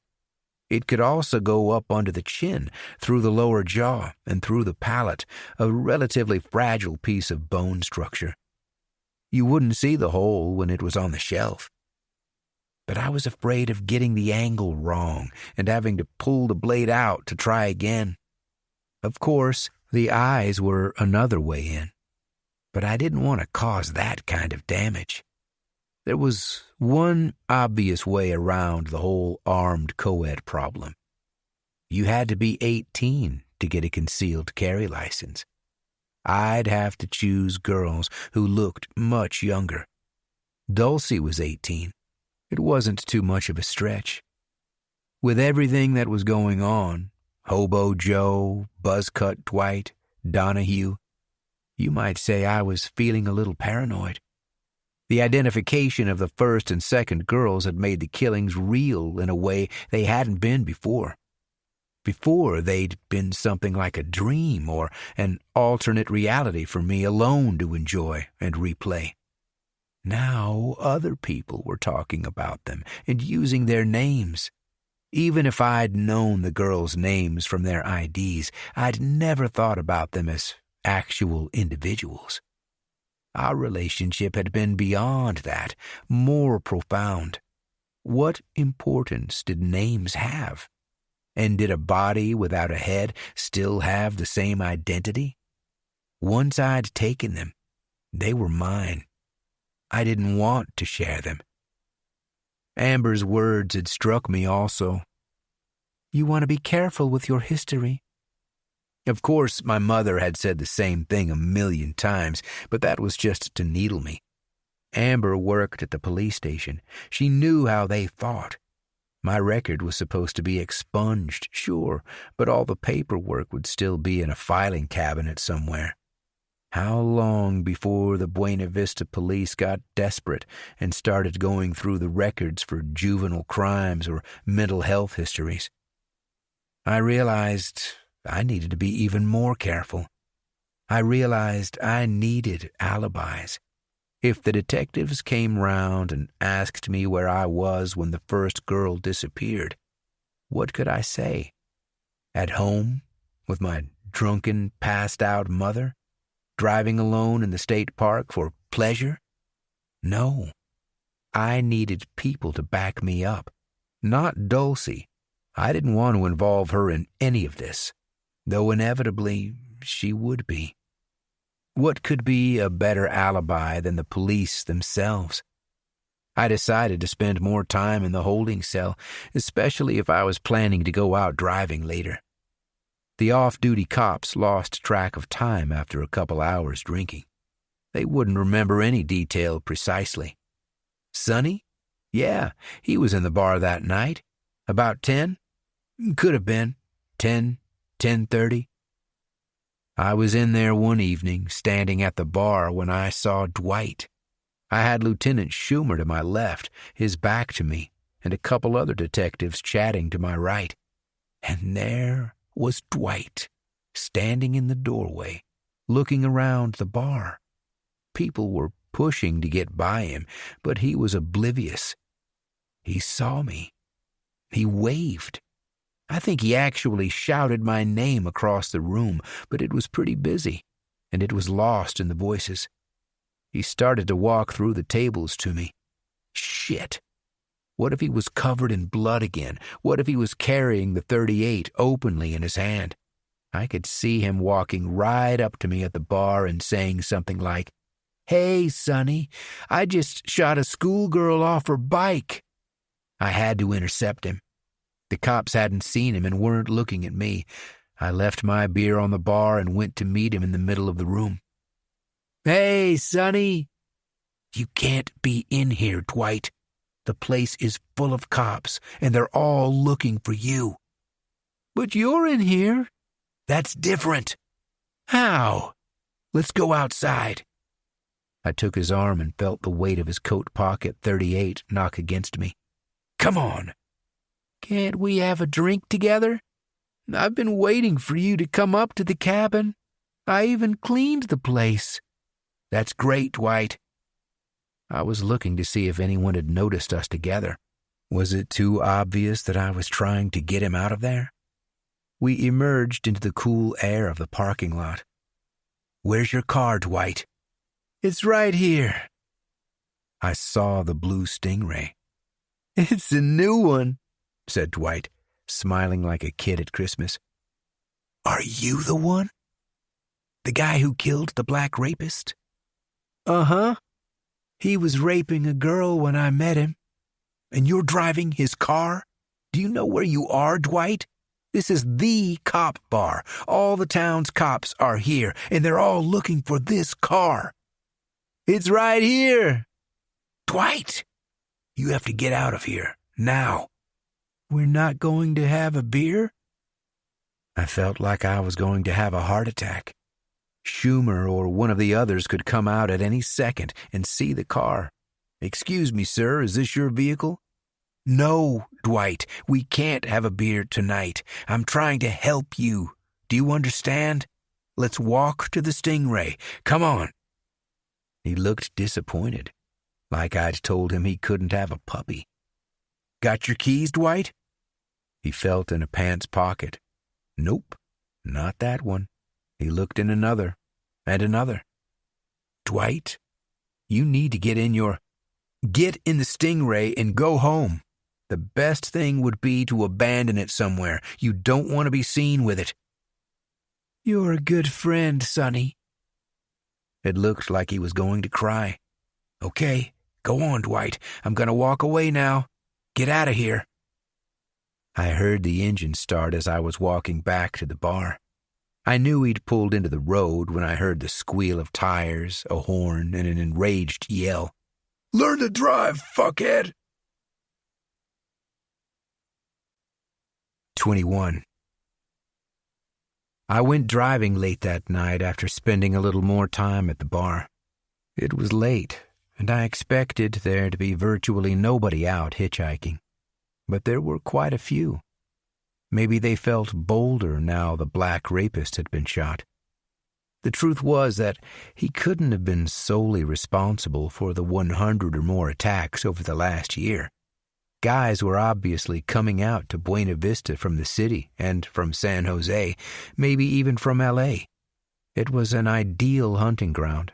Hundreds of pretty young co-eds and miles of remote forest to take them to, with hardly any police presence outside the downtown zone. That was my problem. Most of the girls were obviously co-eds, and any one of them could have been an armed agent of P.I. Donahue.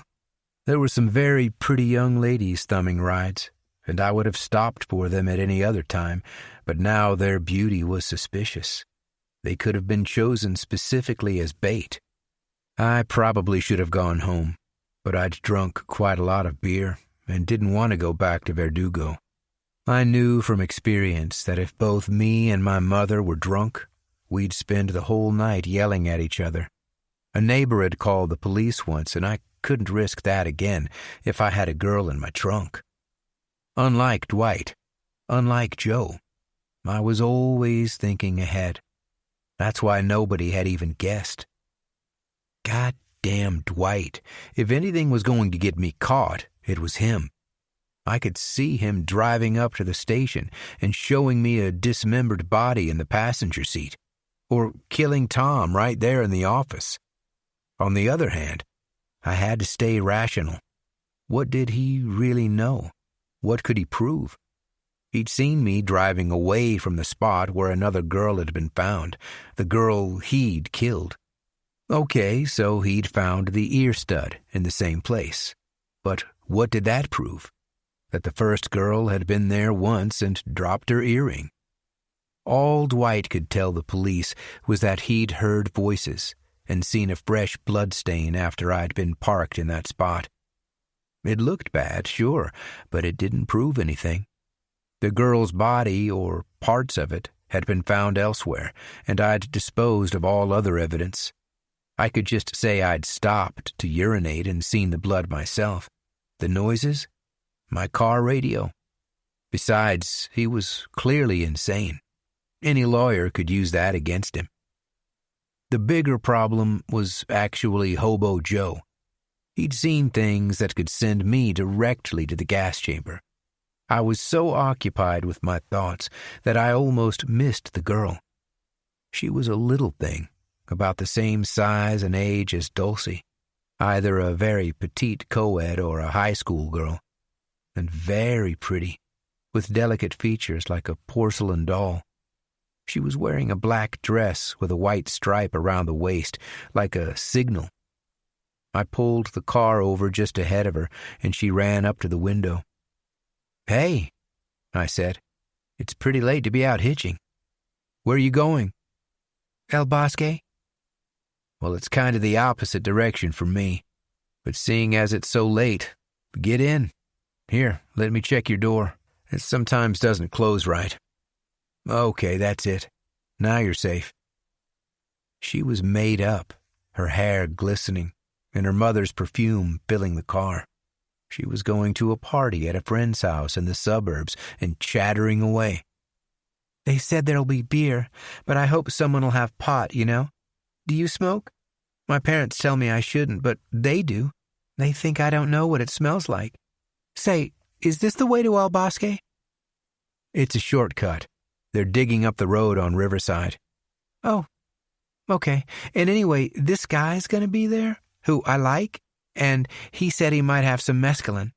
But he says a lot of things, you know. You ever tried mescaline? They say it's like acid but stronger. Hey, I think you're heading out of town. Are you from around here?" "I'm afraid you're going to miss your party." She looked at the gun. "Is that thing loaded?" "Yes, it's loaded." "You know it's a crime to carry a loaded weapon in your car." I looked at her. "What do you know about it?" "I'm pre-law. I was studying the Mulford Act just last week." "How old are you?" 20. "Yeah, I know. I look younger." What was wrong with these girls? I'd just shown her a loaded gun and told her that she was going to miss her party, but she was acting like I'd told her it was going to rain tomorrow. Weren't they aware of the dangerous world they lived in? Didn't they read the papers? "Don't you read the papers?" I said. "Not really. I mean, the news is just an agenda, isn't it? It's the man telling us his reality." "Did you hear about that head they found in Hud Canyon?" "Yeah, maybe. I remember something about a body. A leg? Was that the same thing?" "Two different girls." "That's it. The guy who takes women out of their cars and buries them in the woods." "No, that's another guy. He strangles them with wire but doesn't cut them up." "But they caught the rapist," she said. "The black guy. At least that's what they said he was. It's easy to go with the stereotype of the black man as a sexual predator. The white cops are obviously intimidated by black masculinity." "They found him dead, with his pants round his ankles, and his victim next to him." "It could have been a frame-up." She was making me angry. I thought about putting a bullet in her just to get her attention. The stiletto dagger was on the other side of my seat, but I really wanted to try one of those quick-kill methods on her. I couldn't let her rile me. I deserved some respect. "That head they found in Hud Canyon," I said. "That was me." She looked at me frankly. She shook her head. "I don't think so." "I'm telling you, it was me." "You don't look the kind." "What's the kind?" "I'd know. I'd be able to tell. You're a shy guy, a frightened guy. You show the gun instead of showing your dick, 'cause really, you're afraid of women. You'd like to be that guy, cutting heads off or whatever, but what you really want is to talk to women without being afraid or ashamed." I was gripping the wheel pretty hard, trying to control myself. I pulled off Highway 9 into the forest and stopped at the first place I saw. I turned off the lights. "What now?" she said. "Turn around and put your hands behind your back. I'm going to cuff you." "I don't think you are." I pulled the gun, drew the bolt, and aimed it at her chest. I could see her thinking about the next smart comment, but maybe she saw in my eyes that I was serious. She sighed and turned, putting her hands behind her back. I got the cuffs from my pocket and clipped them round her wrists. I took the duct tape from the glove box and tore off a strip. "Now face me," I said. She did so with a real pissy expression, and I put the tape over her lips. "Now you're going to get in the trunk." "Mm-mm," she grunted, shaking her head, but still calm, like I was trying to sell her insurance instead of killing her. I reached across her and took the length of dowel out of the door mechanism. I'd have to get out and walk round to her side. "Stay there a second," I said, showing her the cocked and loaded gun again. I opened her door and took her under the arm to help her out. "Here's the plan," I said. "I'm going to put you in the trunk, and we're going to drive to my house. We can get to know each other there." She just looked at me, insolent, not even trying to disguise her disdain. Well, I opened the trunk, and something changed in her. Maybe it was the smell. I mean, I'd decapitated a few girls in there already, and I hadn't been so careful about cleaning it. Did she smell the blood? Or is it possible a place absorbs some substance of events it's seen? Fear, desperation, realization of death. Whatever it was, her whole demeanor changed. She went stiff and sniveled a little like, "Okay, this is real." I offered her my arm. "I'll help you." She ran. She just took off toward the highway, arms cuffed behind her, mouth taped up. "Stop, or I'll—" The gun just went off. I'd forgotten the two-stage trigger. Having drawn the bolt, I'd set the trigger for a low-pressure pull, and it just fired into the trees. She kept on running, jerkily. It was dark, and she'd soon be out of sight. She was going to reach the highway, and a car could come by at any time. I aimed along the barrel, thanking God I'd bought a target pistol, and fired at the center of her back. The bullet hit her. Not where I'd aimed, but somewhere. She stumbled and almost fell, but she kept on going. It was the main problem with the .22. I was too far away. I'd have to run. "Stop!" She wasn't going to stop. She was running for her life. I went after her through the darkness, wet leaves and damp soil underfoot. A twig whipped at my face, making my eyes water. Fortunately, I could hear her breathing heavily through her nose, so I knew which way she'd turned on the highway. "I'm not gonna kill you," I said, still running. Her feet were slapping on the asphalt up ahead. I could see the white stripe of her dress moving against the night. Even in the heat of the pursuit, it occurred to me that she might have escaped if she'd chosen a different dress. I might have missed her entirely by the side of the road. I was getting tired, but I was driven by fear. If a car came along from either direction, they'd see us, her cuffed and gagged, me with a gun. This had to end. "God damn it, stop!" I aimed again and shot twice. I saw her fall. She was crawling when I reached her. I couldn't see in the dark where the rounds had hit her, but she was lying on her side, moaning. "Come on, you've made this much more difficult than it had to be. Come back to the car." I lifted her to her feet with a hand under each arm. She was surprisingly light, and the weight of her body so close aroused me. I was imagining it headless and naked in my bed, even if there were a few bullet holes in it. Walk ahead of me. That's it. No funny business. I've got my gun pointed at your spine, and there are plenty of rounds in the mag, so don't give me any trouble." She was limping, but she could walk well enough, if slowly. Maybe she was exaggerating. We were almost back at the car when we heard a motor. Headlamps showed through the trees. She set off running toward it, and I started shooting. I think one of the rounds hit her head or her neck because she jerked and changed direction, running straight off the edge of the road. I arrived 2 seconds after and saw that she'd fallen down a ravine whose depth was unfathomable in the darkness. I could hear her rustling about down there, either still falling or trying to hold on. It wasn't clear. The car was almost upon me, and all I could do was lie face down on the ground before it arrived, hoping it'd just sweep round the corner. I closed my eyes if that was going to make me more invisible, and the car went by, music playing loud inside. Probably a group of kids smoking pot and going to a party. Maybe the same party the girl was going to. Maybe it was the guy she wanted to meet who'd boasted about having mescaline. The sound of the motor vanished into silence, and I stood, brushing the dirt and dust from my front. I listened. Nothing. "Hey! You down there!" She was keeping quiet, or she was dead. I stood there. There was no way I could climb down after her in the dark. Was she dead? I'd put at least 3 bullets in her, and she'd fallen into the ravine. It was a question of whether she was going to survive the night, and whether her body would be visible the next morning.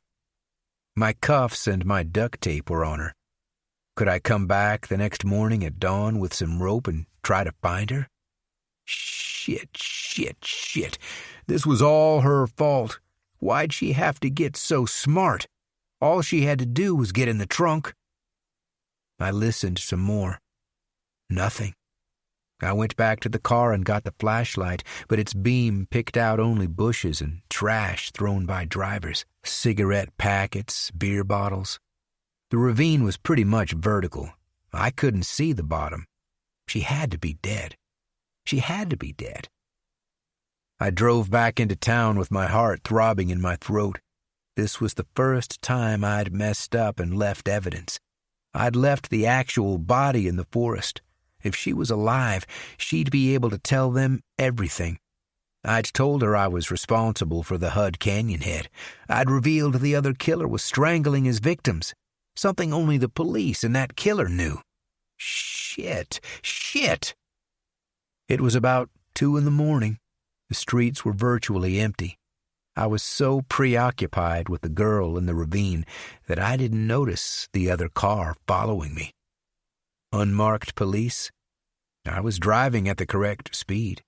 My lights were all fine, but it was a Plymouth Valiant, not a standard police vehicle. I did a loop around the block, and still the car was following. I couldn't see the driver clearly through the headlamp glare, but the shape looked like a man. Could it be the P.I.?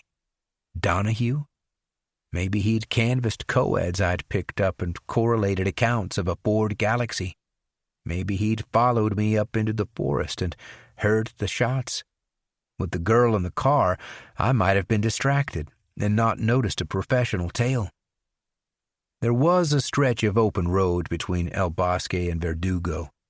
I could pull over and wait to see if the Plymouth did the same. I had my gun. I'd seen Donahue's picture in the paper. I'd recognize him. At the first sign of his face, I'd shoot. I pulled off onto crunching gravel and saw the Plymouth do the same behind me. I cocked the Ruger and rolled down the window. I saw the driver's door open in my rear view and a silhouetted figure coming toward me. I gripped the gun. "Hey," said Hobo Joe, bending to my window. I could smell him. Shit. I thought it was the cops or that P.I. "Sorry, man." This guy, him and Dwight were going to drive me crazy. Why are you following me? I wanted to tell you I got your sign. What sign? The next family for reaping. Did I give you a sign? How long have you been following me? Few days. Ananiel told me to. You're King Abaddon. Listen, Joe. It's real late, and I've had a hell of a night. You lost that girl in the park, huh? What? You were there? Yeah. I parked round the bend and left the car. I was watching. Why? For a sign. But then I realized you already gave me the sign. What are you talking about, Joe? The family up in Merluza. The young girl and her parents. No, that's not a sign. I didn't. Have you done anything? Not yet. I thought we'd go together. A truck passed, blowing its horn, rocking the car with the gust. Dust and litter chased it, swirling. You're not gonna touch that family, Joe.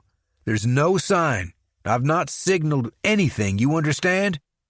But it's written. The seals have been opened. There are no seals. Nothing is written. He looked at me, all confused. I realized I was in dangerous territory. This one was caught between rationality and his fantasy apocalypse. You can't challenge the delusions of the insane. Their reality is different. Maybe I was King Abaddon, but Joe was acting on angelic authority. He had divine sanction. Listen, Joe, now isn't the time for reaping. You need to wait a little, and then we'll go together, okay? You, me, and Ananiel. When? Soon. But you gotta stop following me. It's dangerous for both of us. How will you contact me? I don't have a phone. You were in that shack on Cascade, right? Uh-huh. A motorbike went by, a big Harley, growling. I waited for the sound to fade. I'll come see you. Until then, you gotta lay low. Stay out of town, okay? Stay in your shack. He seemed doubtful. I'm the king, right? King Abaddon? Yeah. Well, maybe you're following me for a reason. I lead the way. Uh-huh. So go back home. We'll talk soon. A thought. Say, where did you get the Plymouth, Joe? Found it. Up in the park. Door was open, but no one was around. Shit. It was probably another strangler victim. The police would be looking for it. You gotta ditch the car, Joe. Leave it in a parking lot somewhere and walk back to the cabin, okay? I guess so. I shouldn't be driving anyway, Ananiel said. It's lethal, but my feet are killing me with all the walking. I'm going now, Joe. Remember, stay away from Merluza and that family. Yeah. I pulled out and left him standing there in the headlights of his stolen car. Now what? Should I call Dulcie and tell her to get out of there for a few days? With what reason? That the arson killer was coming for her family and that I knew because, well, he was kinda a friend of mine? If they all died, the police would be at my house within a day or two asking questions while Joe sat in his cabin talking to angels. Then I remembered the girl up in the ravine. What if she was still alive? Maybe she'd be perfectly visible to traffic in the morning, wearing my cuffs and with a piece of tape that could be matched to the one in my car. I reached into the glove compartment and took out the tape, tossing it out the window into the ditch by the highway. I wasn't going to sleep well. 22. My mother woke me with the worst possible news. Sonny, get up. The police are coming. What? Why? I called them. Why? I'm not going to talk to you through a locked door. I unlocked it and stood at the crack in just my shorts. God, said my mother, you think I want to see that so early in the morning? Why'd you call the police, Mom? The phone line that was cut. But I fixed it. I know, but I was talking to Ruth, and she said she read in the paper that this arson killer always cuts the phone line with a knife. What if he's planning to kill us next? That's not going to happen, Mom. How do you know? Do all the murderers belong to a club? Like the Shriners? Look, you need to call them and tell them it was a mistake. They said they'd be here at 9. It's 9. You'd better tidy up your room in case they want to look in it. Why would they look in my room? I have no idea. I'm just thinking of you, as usual. God damn it, Mom. You watch your mouth. I slammed the door and looked around my room. Normally, the police'd need a warrant, but my mother was inviting them right inside. It was her apartment, after all. Thank God I didn't have a body in there. Destiny again. If the girl hadn't run the previous night. But I did have her handbag with her ID in it. If she'd been reported missing. No, it didn't seem likely. They'd either found her already or she was still unaccounted for. The intercom chimed. They were here. I went to the window and looked out at their car next to mine. What if they wanted to look in the trunk? The illegal Ruger was in there. Also, it reeked of blood. I pulled on my jeans and a creased shirt. I combed my hair with my fingers and opened the bedroom door. I told myself it was just like any psychiatric assessment. All I had to do was appear normal. Normal and slightly pathetic. The cops were all hypermasculine types. My mother was already talking to them in the living room when I entered. 2 detectives in shirts and ties and light sports jackets. This is my son, Sonny. He's not combed his hair for some reason. He's the one who found the cut cable. Hi, I said. I recognized one of them from the holding cell, but we'd not spoken before. You didn't report it, said Tweed Jacket. Well, no. I thought maybe it was kids or something. I just fixed it myself. But the arson killer cuts the phone lines, said my mother. Isn't that right? Have there been any signs of an attempted break-in? Said Blue Jacket. Nothing I've noticed, I said, standing by the door. What about that broken window? Said my mother. I told you, Mom, I broke it by accident. The detectives were looking at me. I was cutting a branch outside and, just put the ladder through the window. Totally my fault. Tweed Jacket wrote something in his notebook. Noticed any suspicious characters hanging around? I shrugged apologetically. I'm at work a lot of the time. It's a pretty quiet part of town here. I really can't say I've seen anyone like that. What about that Manson-looking wino who visited you? Said my mother, her face twisted in disgust at the memory. The Jackets turned to me. Joe? Yeah, I was talking to him about buying his car. But you didn't know him when he arrived. Jackets were watching me carefully. He's a customer at the station. Came through one time and mentioned he might be selling his car. Then I didn't see him for a couple weeks. We get a lot of people coming through, Hundreds. I can't remember them all. So yeah, I was kind of surprised when he turned up here. How'd he know where you live? Said Blue Jacket.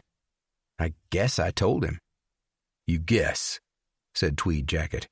Well, sure. I mean, how else would he know to come here? Don't get smart with the detective, Sonny, said my mother. Did you buy his car? Said Blue Jacket. No. He told me he'd crashed it, offered me a discount, but you never know with a chassis if it's bent. I didn't want to get into that, so we agreed to leave it. Got a number for this guy, Joe? Said Tweed Jacket. Sorry, no. He's not really a friend.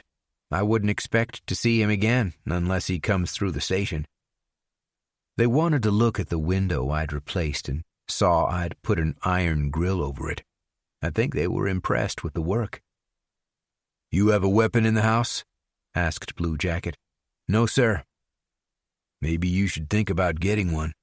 A lot of crazies about right now. Did this Joe fella come into the house?"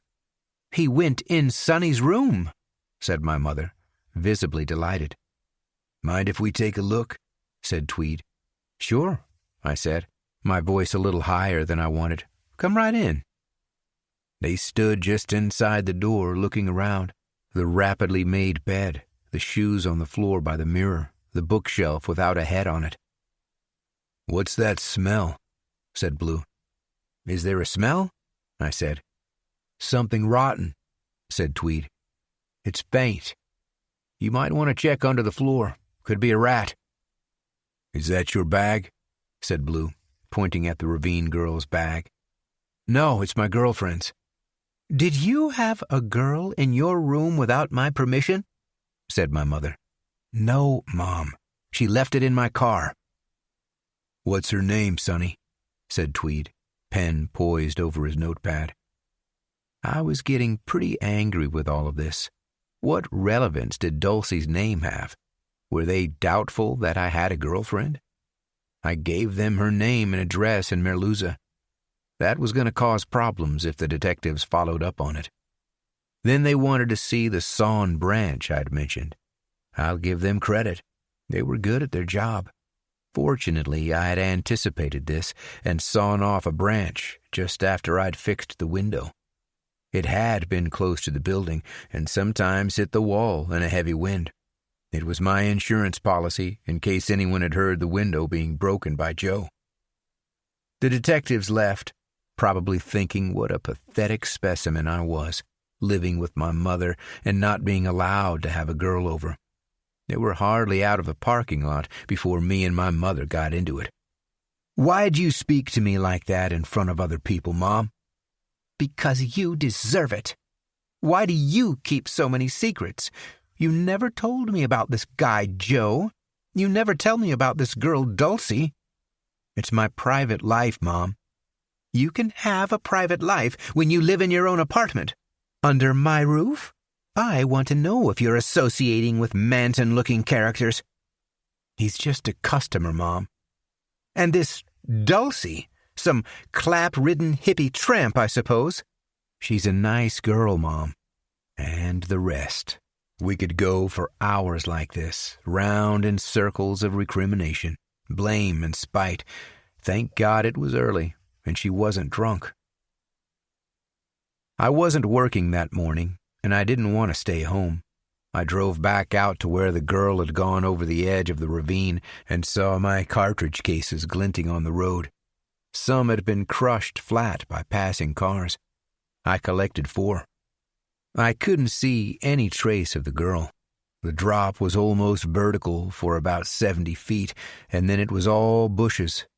There was a lot of crap down there. Packets, bottles, and paper caught in the stiff foliage.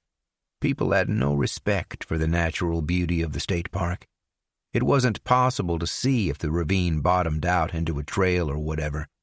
There was no way she could have climbed back up, even if the cuffs had broken during the fall. That was some relief. I sat in the car a while. I needed time to think, and being behind the wheel made me feel I was in control. What was I going to do about Dwight and Joe? You might think that killing them was the obvious solution, but killing men never entered my mind. That would have felt the same to me as murder for any regular person. Unthinkable, even from a distance with a good rifle. Of course, I couldn't report them anonymously to the police. Both would mention me within minutes, not because they wanted to inculpate me, but because they both felt some deranged connection. I was King Abaddon. I was a focus in the oceanic consciousness. They couldn't separate me from their own totally unconnected crimes. Neither could I simply do nothing. Both of them were going to get caught within a very short time. They were leaving evidence everywhere. They were both driving stolen cars connected to active investigations. They both seemed to be living as fugitives in the forest. At what point would their family start wondering, joining the dots, and contact the sheriff's department? Joe smelled like an arsonist and looked like Manson. Dwight walked around covered in his victim's blood and seemed insane to everyone who met him. And what had happened when they finally got caught? They'd talk. What if I could somehow engineer it so they'd kill each other? They were capable. That outcome would be perfect for everyone.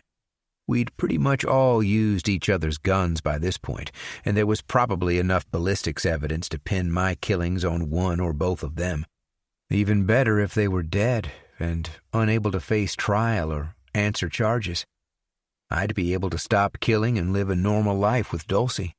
I could move away from my mother. It wasn't an unrealistic idea.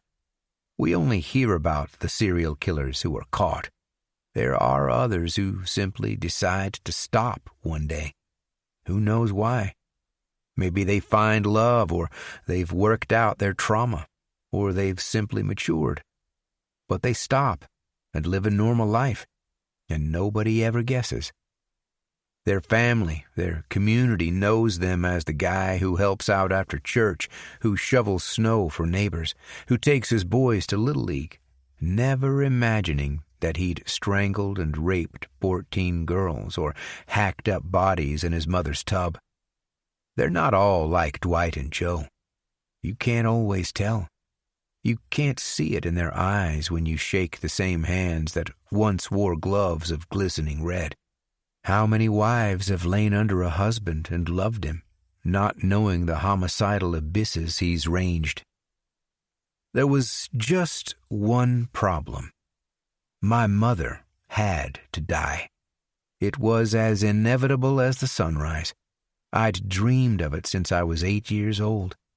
You can't do something like that and walk away, especially if you're living with her.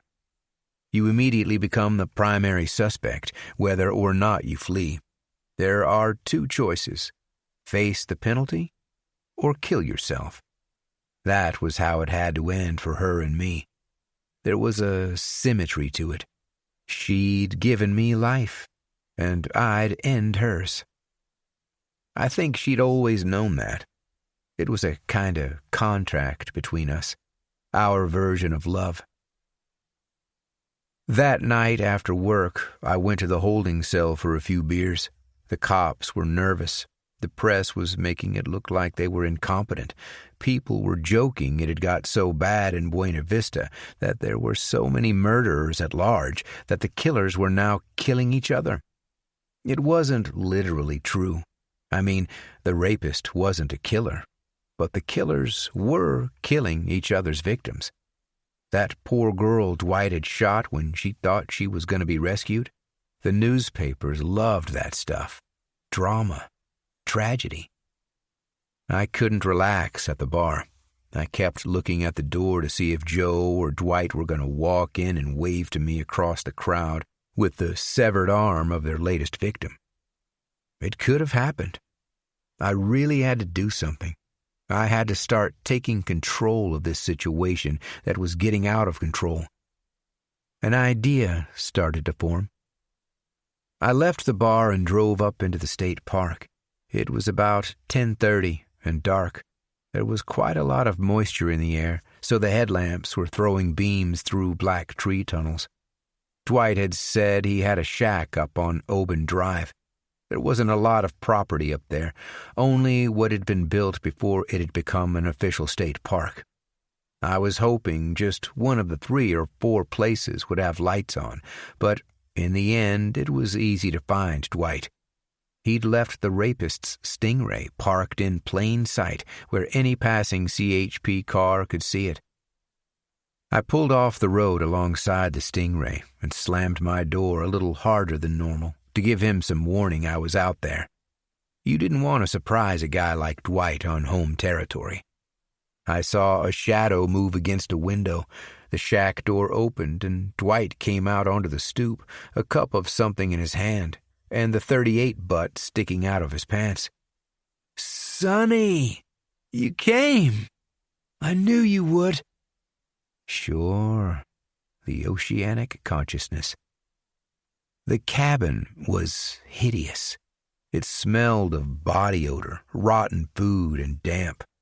He had 2 rifles on the dining table, a .22 caliber Marlin, and what looked like a Winchester, a very nice gun. Ragged-topped food tins seemed to be everywhere. Soup, beans, meatballs, and tomato sauce. "I did what you said, Sonny. I didn't go down to the cop bar."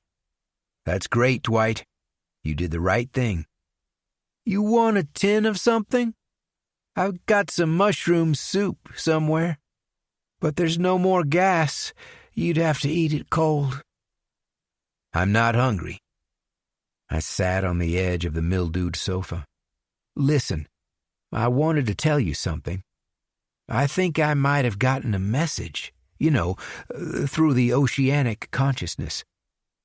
"Can you see through people? Like they're transparent?" "What? No. Well, sometimes."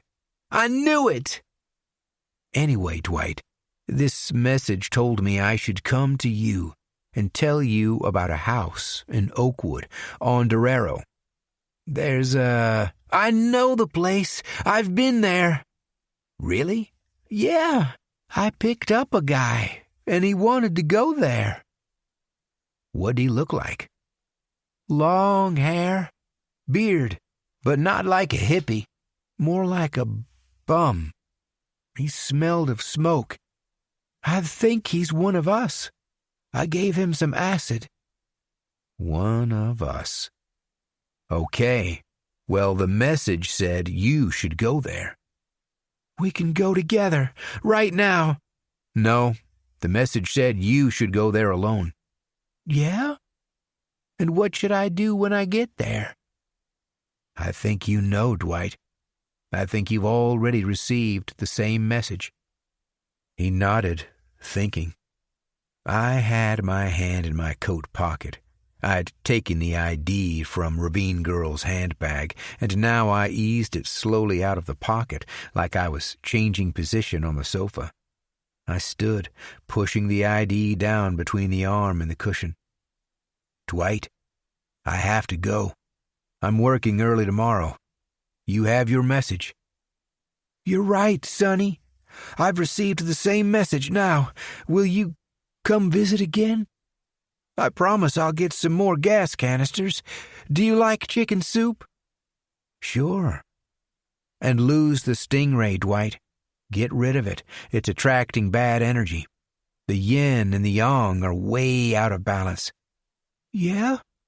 "Yep. I can see it." I left him thinking about that and drove back to Verdugo. I had no idea what he'd actually do. I'd hit the wasp's nest a few times with a stick. Now it was time to stand back and see what happened. Wasps were pretty predictable. Stinging was in their nature.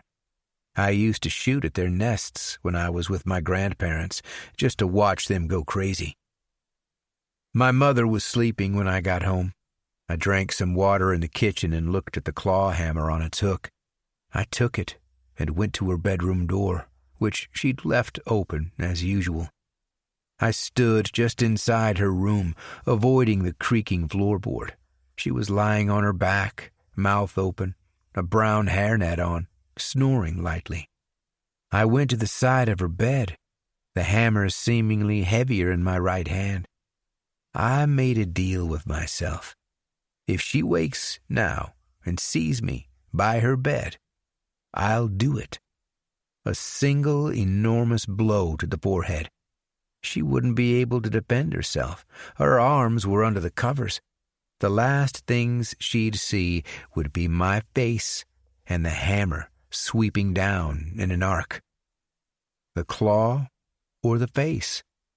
The claw was more brutal, a raptor's talon, but it might get stuck in the skull and I'd have to put my foot against her head to pull it out. The face of the hammer would be more devastating, driving a disc of bone deep into her frontal lobe. This had always been my dream. Always with a hammer. Always when she was sleeping. Maybe that was the coward's way, but she was my mother after all. She'd given me life. She'd raised me. Sure, she had to die, but she didn't have to suffer. I'm not a monster. She didn't wake. She snored on, oblivious. I wasn't sure if I was happy or not. 23. Dwight pulled up outside the house on Dorero Street in Oakwood. The windows were all dark, but that didn't mean anything. They might be hiding. The panoramic consciousness might have alerted them. He sat in the car listening to music, realizing after a while that the music was in his head. It had happened a lot in the Tenderloin. He'd spent nights hammering on the floor of the room when he couldn't sleep, but the music just wouldn't stop. During the day, too, a kind of accelerated jazz with a lot of repeated phrases. Now he quite liked it. He could turn it up and down like on a hi-fi. Finally, he decided to go in. He rang the doorbell and waited, the .38 in his hand. No answer. Was it the right house? Yep. He remembered bringing the bearded guy here because he'd watched them from the car. Maybe there was a back door.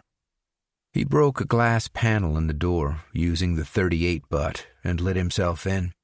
It smelled clean, not like Joe. It smelled like childhood. Good food, soap and shampoo, detergent. He turned down the music in his head. Anyone home? No answer. He'd have to wait. There was probably stuff in the refrigerator to make a sandwich. He could do a tour of the place, looking in wardrobes and drawers. That was always fun. Joe climbed down out of the truck cab and thanked the driver. It seemed colder in Merluza. There was a brisker wind off the sea. He walked toward the house where the family lived. It was on the coast, and he could hear the waves. He could smell and taste that salt iodine tang in the air.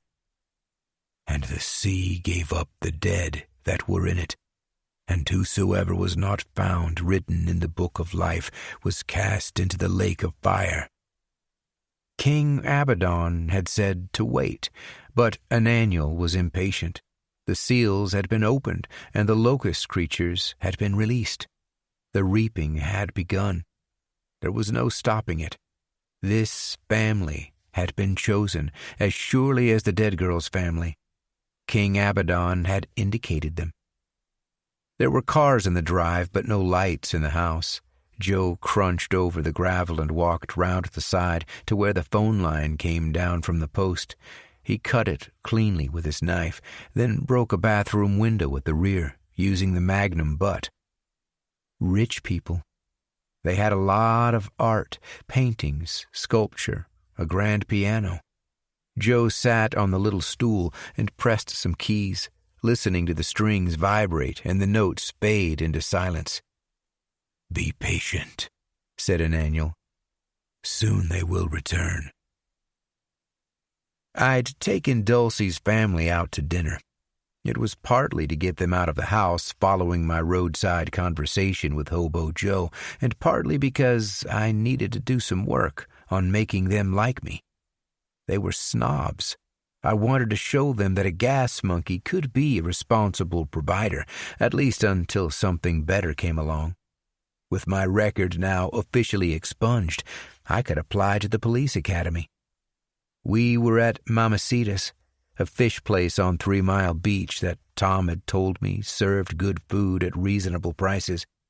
It didn't have candles on the tables or chandeliers, but it was clean and looked kinda sophisticated, with the paintings of traditional fishermen and the nets hanging like a canopy from the ceiling. The clientele was apparently different at lunchtime and dinner. I wasn't expecting truckers or surfers. I'd put on a new white shirt, and Dulcie looked delightful in a flowery dress. She'd been cold in the car, so I'd draped my buckskin jacket round her shoulders, figuring she wouldn't see the bloodstain in the dark. Her parents had sat in the back, not speaking to each other, and kind of grimacing. It wasn't the smell from the trunk, because I'd cleaned it all out with a pressure spray at the station. I supposed there'd been some kind of argument before they left. Well, her dad didn't seem to like the place. He rubbed the paper tablecloth between his thumb and finger with an expression like, "Do we need a hepatitis shot to eat here?" The menus were a little sticky, it's true, but it smelled great, and I decided to order a bottle of wine after asking his opinion. Should we go for red or white? White's for fish, right? It depends what you're going to order, Sonny.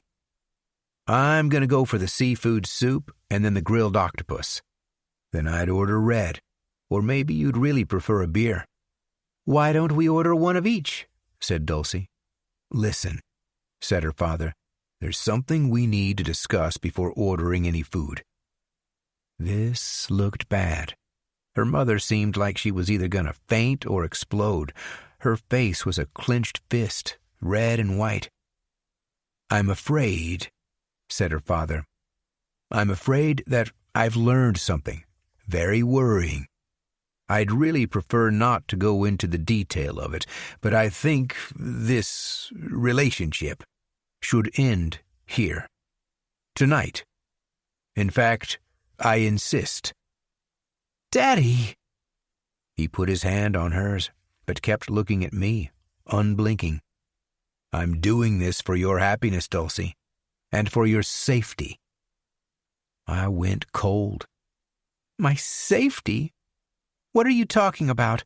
Said Dulcie, pulling her hand away. You think Sonny is dangerous? He's the kindest, gentlest man. I've been in touch with someone in San Francisco, a private investigator, and he's uncovered... You've been investigating my boyfriend? Mom, did you know about this? I can't believe... Her mother sat with arms folded and face pinched, staring at the floor. Mom? I sat paralyzed. I'm really sorry about this, Sonny, said Dulcie. I didn't know they'd been doing this. I'm sure there's nothing bad. I know you. This is for your own good, honey, said her father. Or is it because he works in a gas station? Said Dulcie. You think a few unpaid speeding tickets or a broken window when he was 12 or whatever will change my mind about him? Because you're wrong, Daddy. He sighed, and I knew it was coming, whatever it was. Dulcie? He murdered his grandparents. What? She said. No, that's impossible. It's ridiculous. Sonny... She'd seen my face, my eyes. I was falling into darkness. Sonny, say it's not true. He was 15, said her father, staring at me with loathing. He shot his grandmother in the head with a rifle and then stabbed her. When his grandfather came home, he shot him too, also in the head. This was in the newspapers, Dulcie. You can read about it in the town library. I've got copies at home. There's even a picture of him. Your boyfriend. Sonny? But she already believed it. I could see. Honey, your boyfriend spent 6 years in the state mental hospital at Atascadero as a convicted murderer. I can't make this any clearer. These are the facts. There are official documents. Dulcie was staring at me, willing me to contradict him. What could I say? That I had a certificate saying I was sane? That I'd served my time and was considered no danger to society? There was no changing the facts of my grandparents' murder. There was no explaining it away as an accident. I'd done it on purpose. I'd said at the time, I'd told my lawyers that I'd done it just to see what it was like to kill a person. The papers had printed that in quote marks. I'd said it. That wasn't a robust defense. I was only a kid, It had been 7 years ago, but murder is like a tattoo on your soul that you can never have removed. Once somebody's seen it, you're forever the murderer. Nobody wants the caress of the murderer. The murderer's smile is never just a smile. A murderer can't raise his voice or move suddenly. Dulcie was weeping now, still looking at me. It was getting through to her. "I'm sorry, Dulcie," said her father, "but your boyfriend is a killer, and I won't have my darling spend a second longer in danger." "I wouldn't," I started to say, but my throat was dry, and I'd already lost Dulcie. I could see it in her face, shock, disappointment, incomprehension, as if it all would have been okay if I'd mentioned it earlier and been more honest. Just one thing, Dulcie. Would you mind if I'd shot my grandparents to death on a whim? Would it affect our relationship?" The waitress came and was about to speak, but felt the atmosphere at the table. "My apologies," said Dulcie's father, "but we won't be ordering anything tonight. I wonder if we'd be able to call a cab to collect us from here." "I can drive you," I said. They all looked at me. "Let's go," said her father, standing. He glared. "Don't make any attempt to contact my daughter. I'm willing to keep this quiet, but only if you never see her again." I nodded. Dulcie looked back at me as they left, a look I'll never forget. Lost, betrayed, hurt beyond measure.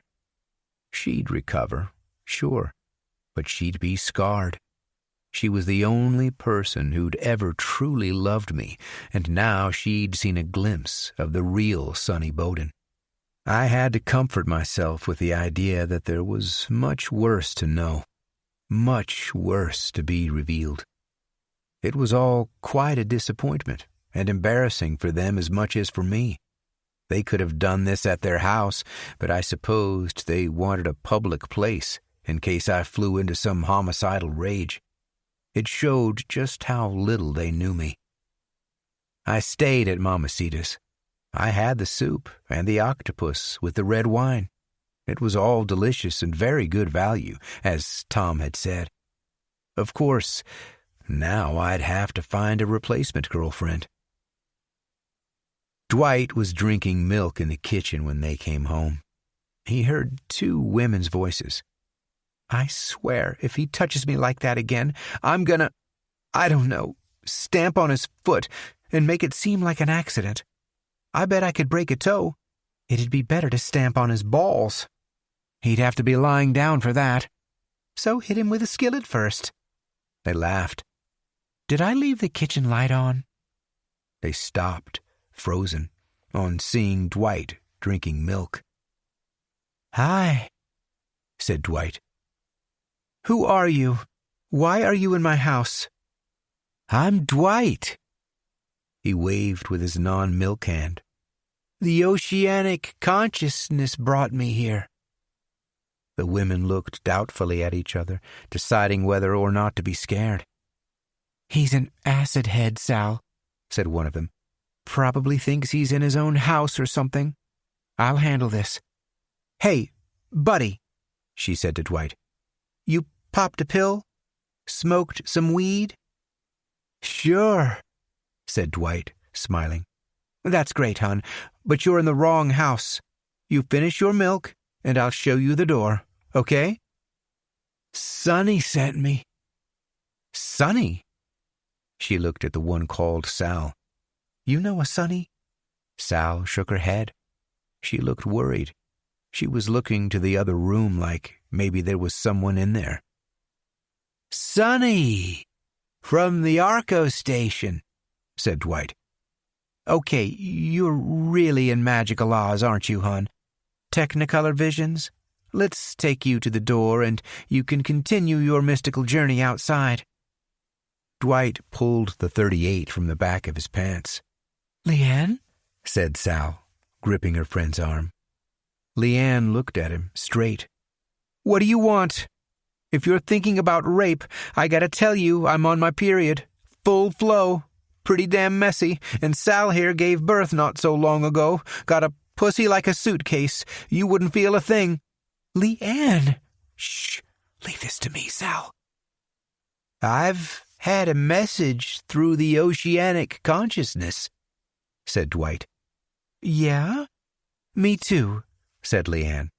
It said you should go home and drink plenty of water, watch a little TV, and your karma will be all cool tomorrow. Dwight cocked his head slightly. He had been thinking a lot recently about watching TV. There wasn't one in the shack. He liked the cartoons, but he preferred to watch them with the sound off. They were much funnier that way. You could imagine your own version of what they were saying. The cat and the rabbit and the mouse and the big yellow sombrero and the coyote. The coyote was his favorite. He shot Leanne in the chest, and she went down. Leanne! Screamed the other one, very shrill, bending down below the counter out of sight. Dwight walked around to see. Sal was on her knees, pressing the hole in her friend with both hands, blood coming dark through her fingers. She looked up at Dwight and stood and backed away to the other room where she'd been looking before. She was shaking. Take whatever you want. Just leave me. I've got a baby. I'm a mother. He shot her in the chest, and she went down too. She started crawling to the other room, and he had to shoot her in the back twice to stop her. There was a baby in the other room. It was in a kind of basket thing with a blue blanket around it. Sal had been crawling there. He laughed. She'd been crawling like a baby.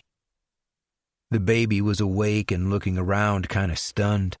Maybe the gunshots had woken it. Dwight reached into the basket and the baby grasped his index finger. Such tiny hands, surprisingly strong. "Want to watch some cartoons?" said Dwight. He turned on the TV and flicked through the channels. No cartoons. The baby seemed interested anyway, his little eyes watching the stuttering images. Maybe it was all a cartoon to him. Vietnam, gas prices, 747s, 7-Elevens, 7-Up, the Chicago 7, Cambodian invasion, Aswan Dam. No mouse with a yellow sombrero. Dwight left the TV on for the kid, but with the sound off. Always better that way. I got angry after the meal. I was driving back to Verdugo and thinking about Dulcie's parents. It wasn't like they'd had any specific suspicions about my past, or that they'd heard any rumor. They'd paid an investigator because they didn't want Dulcie marrying a gas monkey. Imagine the shame at Thanksgiving with all the family around. And this is Sonny. I'm sorry, but he pumps gas for a living. He also does something called a wax job. Don't talk to him. I almost hoped I'd get caught for the other killings so that the shame would come back on them. Merluza family intimate with mass murderer. Co-ed slayer Sonny Boden said in court this week, Dulcie's father was a good friend of mine. He taught me everything I know about cold-hearted psychopathy. I'd already passed the girl before I realized she was there. She lit up red as I slowed and pulled over about 100 yards further on. At this point, I didn't even know if she was my type. I rolled down the window and flicked on the ceiling light as she approached. Illumination gave them more confidence. "Hiya. Going near El Bosque?" she said, with that confident air they had. She was a little older than the others, and my first thought was that she might be one of Donahue's concealed weapon girls. She was beautiful, too. I mean, Raquel Welch beautiful, but with darker hair. She knew the effect she had on men. I'm sure nobody had ever refused her a ride. I thought about saying no, just to see the look on her face, but I wanted her in the car. I wanted her in the trunk and in my bed. Her hair was wonderful. Sure, get in. I knew I was taking a risk if she was one of the armed agents. To be honest, the impulse just came over me suddenly. Maybe it was the residual anger from the aborted meal at Mamacita's, but I felt powerful and decisive. I knew what I had to do. As she was leaning over to pull the door closed, I took the stiletto dagger from the side of my seat and aimed the point where her ear was going to be as she sat back. She caught me in her peripheral vision as she moved, and she gasped, more in surprise that I was closer than she thought. I put the knife point against her head and just drove the pommel with the heel of my other hand. It was difficult to aim with my torso twisted like that in the driver's seat. In fact, the blade went right through her upper ear flap, the pinna, I think it's called, and about 5 inches into her skull. I thought she'd die immediately from that, but she turned to me, slowly, with the dagger sticking out of her head, and I saw her pupils had blown massively black, no irises at all, just darkness. It frightened me a little. She twitched a little in the seat, her mouth slightly open. I gently used the dagger as a kind of handle to turn her, so she was facing forward again, and I gave the pommel another colossal blow. This time the blade went in up to the hilt, and she slumped heavily away from me, her head and shoulder thumping against the door. There was very little blood. I guess the dagger was like a cork in the wound. I'd be able to clean that up, and there'd be no serious disfigurement to her beauty. Her lovely hair would cover it. But that was for later. A more pressing problem. We were parked right on Highway 1, about halfway between 3 Mile Beach and downtown Buena Vista. There was still a lot of traffic. I'd have to drive a little further before I could get off onto a quieter road and put her in the trunk. I awkwardly pulled her back into a sitting position and put her seatbelt on to keep her upright. The last thing I needed was a traffic stop from the chips because my passenger looked dead. I debated with myself about removing the dagger. I didn't want a sudden spray of blood all over me and the inside of the car. Better to leave it where it was. So we drove together, my hand on the warm skin of her thigh and her hand on mine. I was highly aroused. Maybe it was the rapidity of the kill, or maybe it was her smoldering beauty. But I couldn't remember being so excited with the other girls. The only bummer was that dagger sticking out the side of her head, a real insult to her looks. I got off the highway as soon as I could and put her in the trunk, leaving the dagger in place. Then I went directly to the holding cell. It was part of my new commitment to having a solid alibi. I'd been at Mamacita's, and then I'd be at the bar. The time in between would be typical on the highway. But I surprised myself at the bar. I had to look at her one more time before going in. I was there in the parking lot with the trunk lid open, and I had a powerful urge to behead her right there and then. The boning knife was under the blanket. I'd have to be quick because cars were coming and going all the time and passing on the main road beside the holding cell. So I did it. With practiced cuts, I had the head off in about 20 seconds, all the while feeling the exhilaration of standing there, openly in public, my back to the bar and people moving around. They didn't know what I was doing. I was just a guy getting something from his trunk. A jacket, maybe. Nothing unusual. Nobody would ever have guessed. I wiped off the blood on the blanket and went in for a few beers, shaking hands with the cops I knew and letting them gently mock me. Joe pulled up outside his house on Dorero. He'd taken the Merluzza family's car because it was just too far to walk, and he was tired. Ananiel had warned him again about the lethality of driving, but Ananiel had also told him to follow Abaddon. So he rang the bell and waited. There was blood on the back of his hand. He wiped it off on his pants leg. There were lights on inside, and he could see the flashing colors of the TV screen through the half-drawn drapes. He rang the bell again. Something was wrong. He walked round back and saw the broken glass, the open door. "Sal?" Leanne was on the kitchen floor. There was a lot of blood. It looked like she'd tried to crawl to the living room. He squatted to look at her face, and an eye flickered. "Leanne, what happened? Where's Sal? Where's the baby?" She tried to speak, but it was just a breath. She wasn't moving. The eye closed and was still. He saw the other blood trail and went toward the living room. "Sal? Sal!" She was face down, 3 holes in her. He turned her over, her limbs heavy, head lolling, eyes fixed open. "Sal!" He sat on the floor beside her. He took her hand in his. He looked at the phone. "No," said Ananiel. "You have to burn it all," said Ananiel. Joe wept. 24. Merluza family, slain. Fire teams were called to the house of Dr. Patrick Mulholland Friday, when neighbors reported a huge fire burning on the coast. Police investigators arrived after firefighters discovered the bodies of 3 people in the ruined home, each killed by gunshots.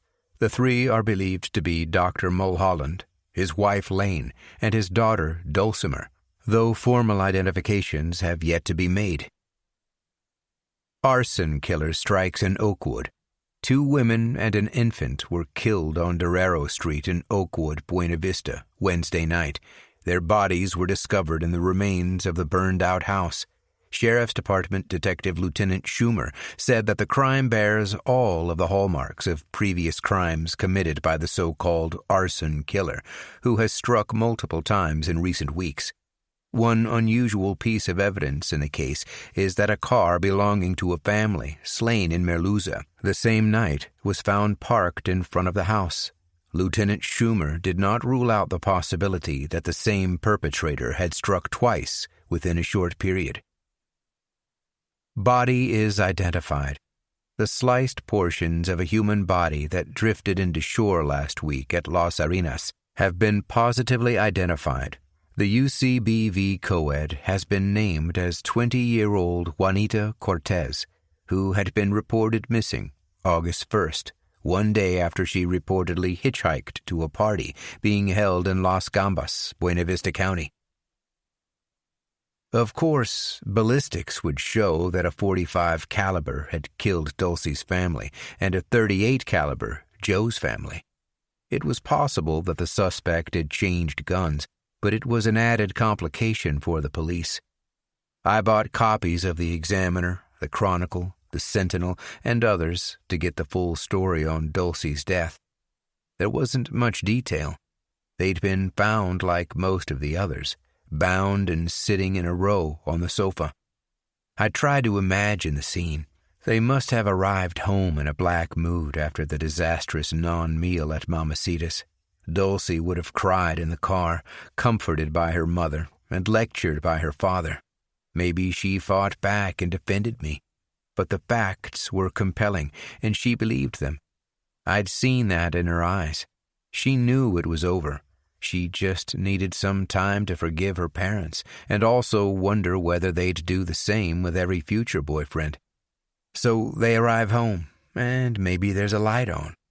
"Did you leave the den light on, Lane?" Dr. Mulholland might have said in that accusatory tone of his, because he'd never leave a light on. Then they'd see Hobo Joe sitting in an armchair holding the .44 Magnum. Of course it was Joe. Who else would it be? Him and Ananiel. "How dare you enter my house," etc., from Dr. Mulholland, too superior to be afraid. I like to think he got it first. The papers didn't say where the gunshots were, but I imagined his forehead. The .44'd take the back of his skull off at that range. Brains out, everything. He'd probably died with an outraged expression, killed by a stinking long hair.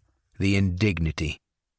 Dulcie would have gone quick. She was so delicate, like a bird. A .44 caliber round would finish her immediately. There'd be no pain, just the jolting shock of the impact and the fleeting realization that she was dying. I wonder if I was in her thoughts during those last seconds. Anyway, my intention that Dwight would kill Joe had backfired pretty badly. Now the police were looking for Joe, not necessarily as the main suspect in the killing of his own family, but as someone they needed to eliminate from inquiries. I mean, he seemed to have no motive. They'd done some digging and discovered he'd been having some mental problems. The wife's brother said something about mescaline and a car crash. Joe'd left work and left home and gone off-grid. He had guns. It was bad news for me. When they found him, as they surely would, he'd start blabbering about King Abaddon, who had headless girls in his room. "Can you take us to King Abaddon's house, Joe?" Real bad news. I'd need to see him before the police did. It bothered me less that they'd found parts of the third girl, the Mexican-looking one whose father was a Capricorn and who'd damn near broken my nose as I asphyxiated her. I'd been pretty sloppy disposing of her because I'd been in a hurry. Most of the bits I'd simply thrown off a cliff up near Las Gambas. Kinda ironic, since that's where she'd been heading when I picked her up. The parts had taken quite a while to move south, completely bypassing 3 Mile Beach for some reason. Something to do with currents. Amber told me the bits were so eaten by sea life that the only way to identify her had been an ankle tattoo. How had I missed that? It had been a page 1 story. Again, it was dramatic. Parts washing up on the beach as people licked their ice creams and kids built sandcastles. "Daddy, what's this?" Well, it was a human thigh, with just a few scraps of meat left on it around the joints. There was a very good chance that other pieces, hands, feet, had been swallowed whole by sharks and were now moving around the coast of Catalina Island, or as far south as Baja. It was a curious thought. I'd spent the day up around Oso Grande and Redwood Creek, disposing of the most recent girl. It was getting difficult to find new places. I'd typically been cutting each girl into around 12 pieces, if you count the torso, and I tried to keep the disposal sites separate. It really adds up. The latest girl, Raquel, as I thought of her, had been hard to let go of. Her head on the shelf was like a sculpture. I'd even gone to the library for information on how to preserve it permanently in its pristine beauty, but mummification would have negatively affected the lines, and I didn't know where I'd be able to get formaldehyde or how to apply it. Some type of pump was necessary, and I didn't want to raise suspicions asking around for that sort of thing. Her body, too, was spectacular. I mean, every young man's dream. But for some reason, it had started to decompose faster than I'd expected. The temperatures had been a little higher, it's true, and I'd left the window open a crack to aerate the room. Maybe some insects had blown the body. I don't know. I just had to dispose of it sooner than I wanted. I still had the Polaroids and her personal belongings, though. A guilty pleasure. It was inevitable that they'd come for me in connection with Dulcie and her family. I was a known associate. We'd been seen together. I just didn't expect it to happen so quickly. Later, I'd put a few things together and realized that Amber must have said something to someone at the sheriff's department as soon as she heard about Dulcie. I could see the scene. "Hey, listen, Lieutenant, can I have a word? About this arson killing in Merluza. I think you should talk to my brother.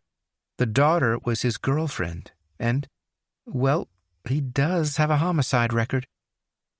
I knew it was the police when I saw the unmarked car in the parking lot at home. My first thought?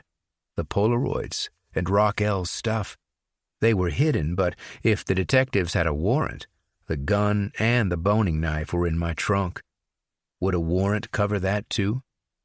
I had to stay cool. I'd faced the police before. I knew how they thought, their processes, and it was true that I genuinely had nothing to do with Dulcie's killing. I mean, I was sad about it, sure. It was a tragedy. That was the script. They weren't in their car, so they had to be inside talking to my mother. God knows what she was saying. She'd been waiting for me to trip up since I got out of Atascadero. Once a murderer, always a murderer. She'd like to see me out of her apartment, even if that meant going to the gas chamber. In fact, she'd probably come to watch them drop the pellets. I guarantee it. I was pretty sure she already had an outfit picked out. She'd be there on the front row, turning wild-eyed and drunk to harangue the governor and the press and the red-eyed relatives. I said he'd do it again, and by God, I was right. Never stopping to wonder why any son of hers would turn out like I did. She never saw the irony of calling me a son of a bitch. They were sitting in the living room with cups of coffee, 2 detectives and my mother. She gave me the evil eye, thinking, what'll the neighbors say? Why are the police coming to the Boden place all the time? What kind of delinquent family are they? And why do the grandparents never visit? Sonny, she said, mouth like a trout, these gentlemen from the sheriff's department have come to interrogate you. I recognized them from the holding cell. I raised a hand. Hi, guys. It's not an interrogation, smiled Plaid Tie. Just a few questions. I held up my hands as if in surrender, smiling. Do I need a lawyer? This is purely informal, Sonny, said Horrible Tie. But you can call your lawyer if you like. Purely informal. Sure. If they could put me at the Merluza house at the time of the fire, I'd be in cuffs and in the back of their car within seconds. It's okay, guys. Haven't got a lawyer anyway. I sat in the armchair facing them. Ask away. And could I get a coffee too, Mom? She glared. Any other time she'd spit something like, Am I your goddamn servant? Get it yourself. But, you know, manners, appearances. She went to the kitchen. So, Sonny, said Plaid Tie, his pad and pen ready. I guess you heard about the house fire up at Merluza and the family killed there. Yeah. Somber face, looked down at hands. It really broke me up. Look up, make eye contact. You already know that Dulcie was my girl, right? That's why you're here. That's it, Sonny, said Horrible Tie. What can you tell us about that night? That meant they already knew something. Maybe the Mulhollands had mentioned to someone that they were going to Mamacita's that night. A kinda insurance in case they didn't come back. Maybe these 2 detectives had already asked questions at the restaurant and wanted to see if they could catch me in a lie. My mother banged cups in the kitchen, her Morse code of anger. Well, we all went out for dinner together, I said. I picked them up around 7 and drove them to Mamacita's on 3 Mile Beach. The 3 of them went home by taxi, and I came into town for a few beers. In fact, you both saw me at the holding cell, right? What'd you eat? Said Horrible Tie. I had the seafood soup and the octopus, fudge brownie with vanilla ice cream for dessert. No, sorry, it was whipped cream. Plaid Tie didn't write that down. Why'd they go home in a taxi, Sonny? Said Horrible Tie. Awkward hand-wringing. Well, I don't know how to put this. We had, I suppose you'd call it an argument. It was very tense. They didn't even order. I offered to drive them back, but Mr. Sorry, Dr. Mulholland insisted on a taxi. Horrible Ty. What was the argument about? They didn't think I was good enough for Dulcie. You know, the father, a big-time professor of music, a lot of money in the family, and me, just a gas monkey. Me and Dulcie were happy, but they insisted we end it. I mean, she was angry with them. Horrible Ty. And how did you feel, Sonny? What was he expecting I'd say? That I was enraged? That I wanted to blow them away with a .45 and burn their house down? Looked down at the hands again. I was sad and disappointed. Plaid Tie. What time did you arrive at the holding cell? About 9. Lieutenant Schumer was telling that joke about the 2 nuns on bicycles. They laughed. They'd both been there. Horrible Tie.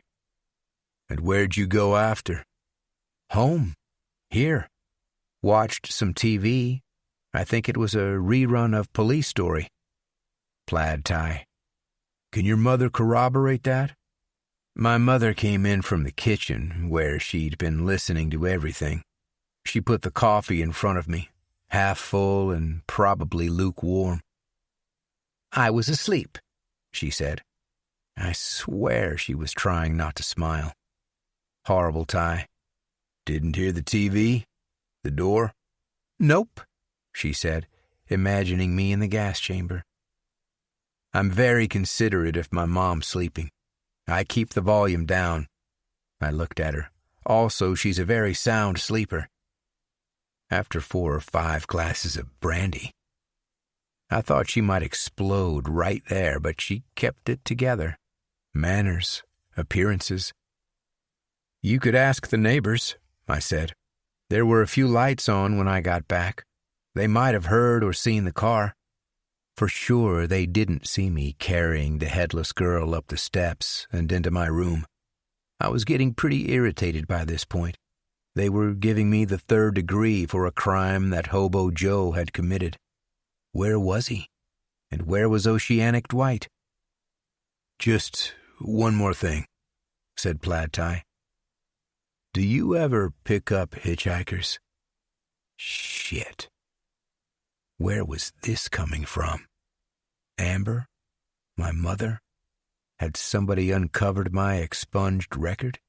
Had they actually run a ballistics test on the Ruger I'd handed in? If 22s were being used in murders, what did they know?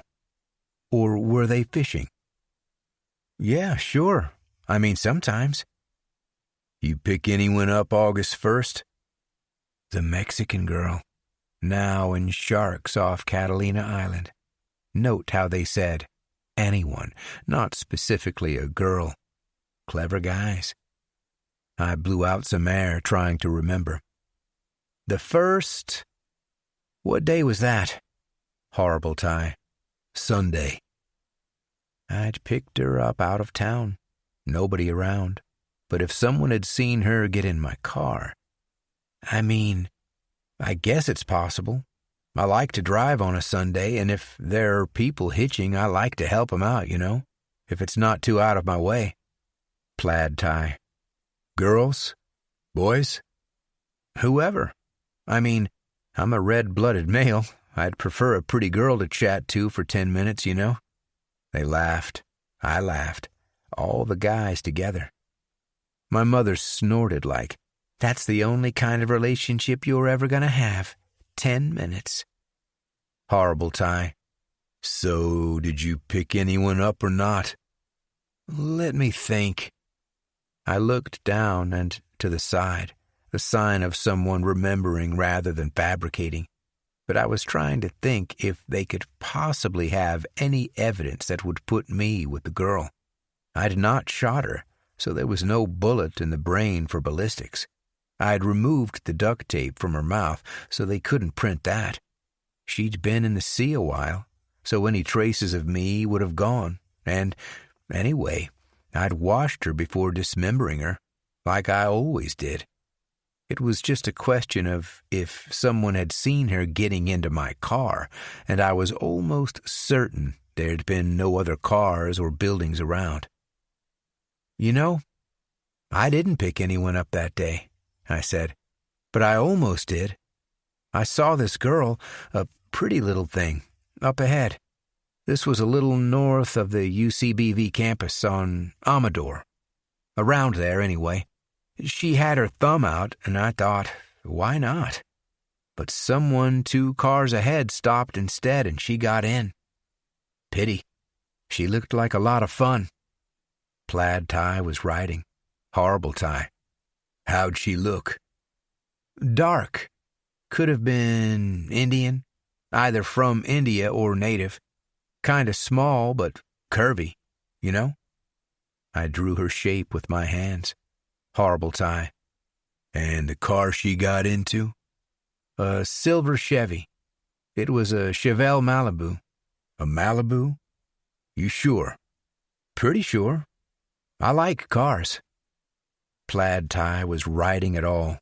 This was gold for him. I'd given him the make and color of the car being used by the guy who took girls from their cars and strangled them. This hadn't been in the papers. Amber had told me. Sure, it wasn't his M.O. to pick up hitchhikers or to dismember them, but it was a lead. I was just a suspicion. It kind of confirmed in my mind that this whole thing was from a tip-off rather than any compelling evidence or a witness statement. Someone had talked to them. Maybe it was the P.I. employed by Dulcie's father. If they were asking about the Mexican girl, it was because she was the most recently discovered. Anyway, I'd know in a few minutes what was up. If they walked out of there with a friendly, "Have a good day," I'd know they had nothing but a rumor. The 2 detectives looked at each other, trying to hide that I'd given them a key piece of information. Whatever else they were rooting for was now less important. They stood and brushed down their slacks. "Thanks, Sonny," said Plaid tie. "And thank you, Mrs. Boden, for the coffee." That put a smile on her face, a scrap of courtesy in her ravaged life. "If you remember any more details," said Horrible tie, "you give us a call." He handed me a card.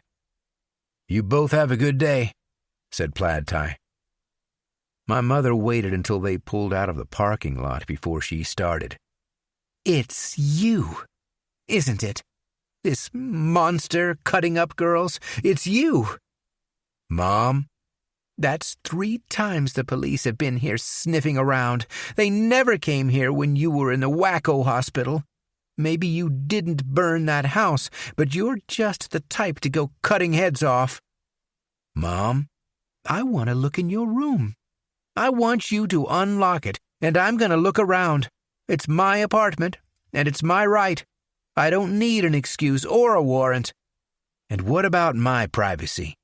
"You've got no privacy while you're living in my house. Let's go. You open that door right now, or I'm calling those detectives back and telling them there's blood all over your walls." "Blood on the walls, Mom? What are you talking about?" "Right now, Sonny Boden. Open that door right now." I sighed. There was nothing in plain sight. I couldn't see my mother lifting the floorboard under the rug to find the Polaroids. I walked to the door with her close behind. I unlocked the door and pushed it open. "Knock yourself out, Mom. Don't forget to check the walls for blood." I'd done the right thing. She went in, but she just stood there, impotently, looking around. The bed was made. The floor was clean. Everything was in order. "Look under the bed if you like. Check for bodies." She did, too. Maybe she thought I was bluffing. She got down on her knees and bent to look. Nothing there. She went to the closet, looking back at me for some sign that she was getting warmer in her search. "No, Mom, not the closet." Mock serious. "That's where I keep their bodies." Oh, she was angry. She was volcanic. She opened the twin doors and looked inside. Clothes on hangers, bed linen folded on the upper shelf, shoeboxes in the bottom. I had Raquel's stuff in the inside pocket of my buckskin jacket, and I'd already decided if my mother found it, I'd strangle her there in my room with my bare hands. Believe me, I was ready for it. I hoped she'd find the stuff. My mother got on her knees again to open shoe boxes, finding shoes.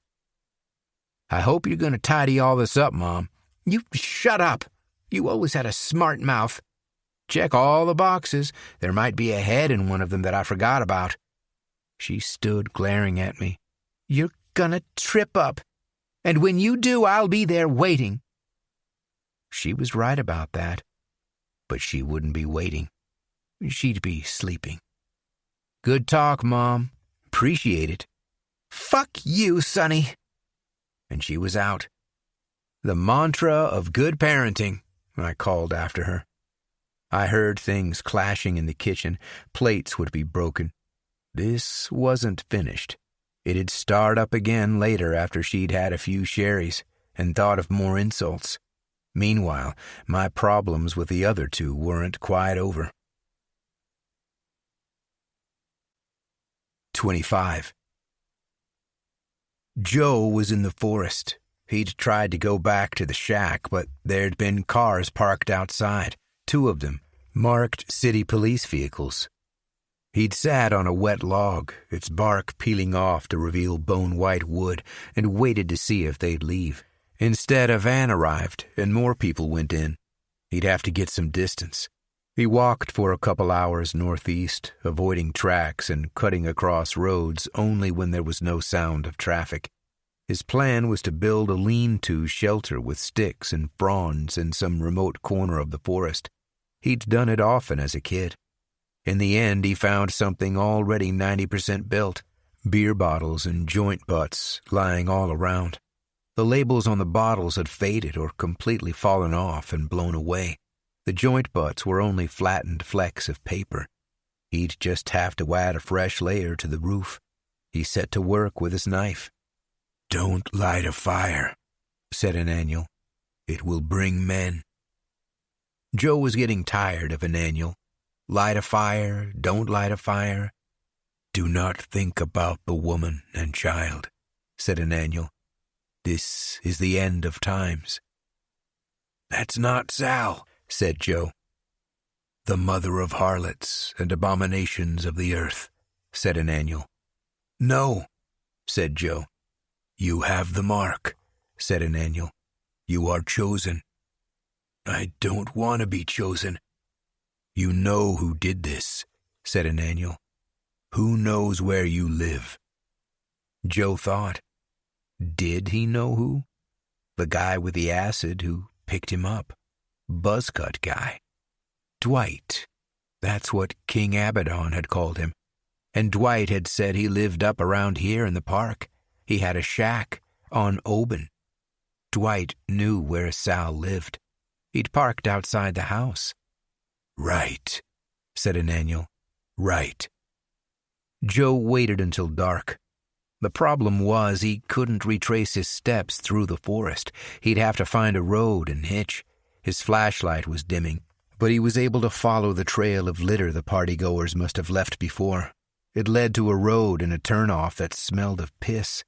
He squatted by the side of the asphalt. No cars came. It was late, and this was a pretty remote spot north of Redwood. Finally, he heard an engine and stood with his thumb out. The car swerved around him, accelerating. Well, he did have a Manson flavor about him.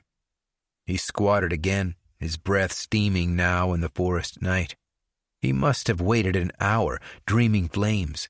When the next motor sounded through the trees, he stepped into the center of the road with the magnum pointed. The car slowed and stopped, a silver Chevy. Joe walked around to the driver's side, aiming the magnum all the while. "Take me to Oban Drive," he said. The driver was a pale-faced blond man wearing wire-framed glasses. He looked like an accountant or someone who'd know what a computer was. He had his hands up, like it was a robbery. He had a fresh cut on his upper lip like someone had recently socked him. He said, I'm not really going that way." "You are now," said Joe. He got in the passenger seat and kept the gun on accountant guy. "Drive," said Joe. "I'm not going to hurt you."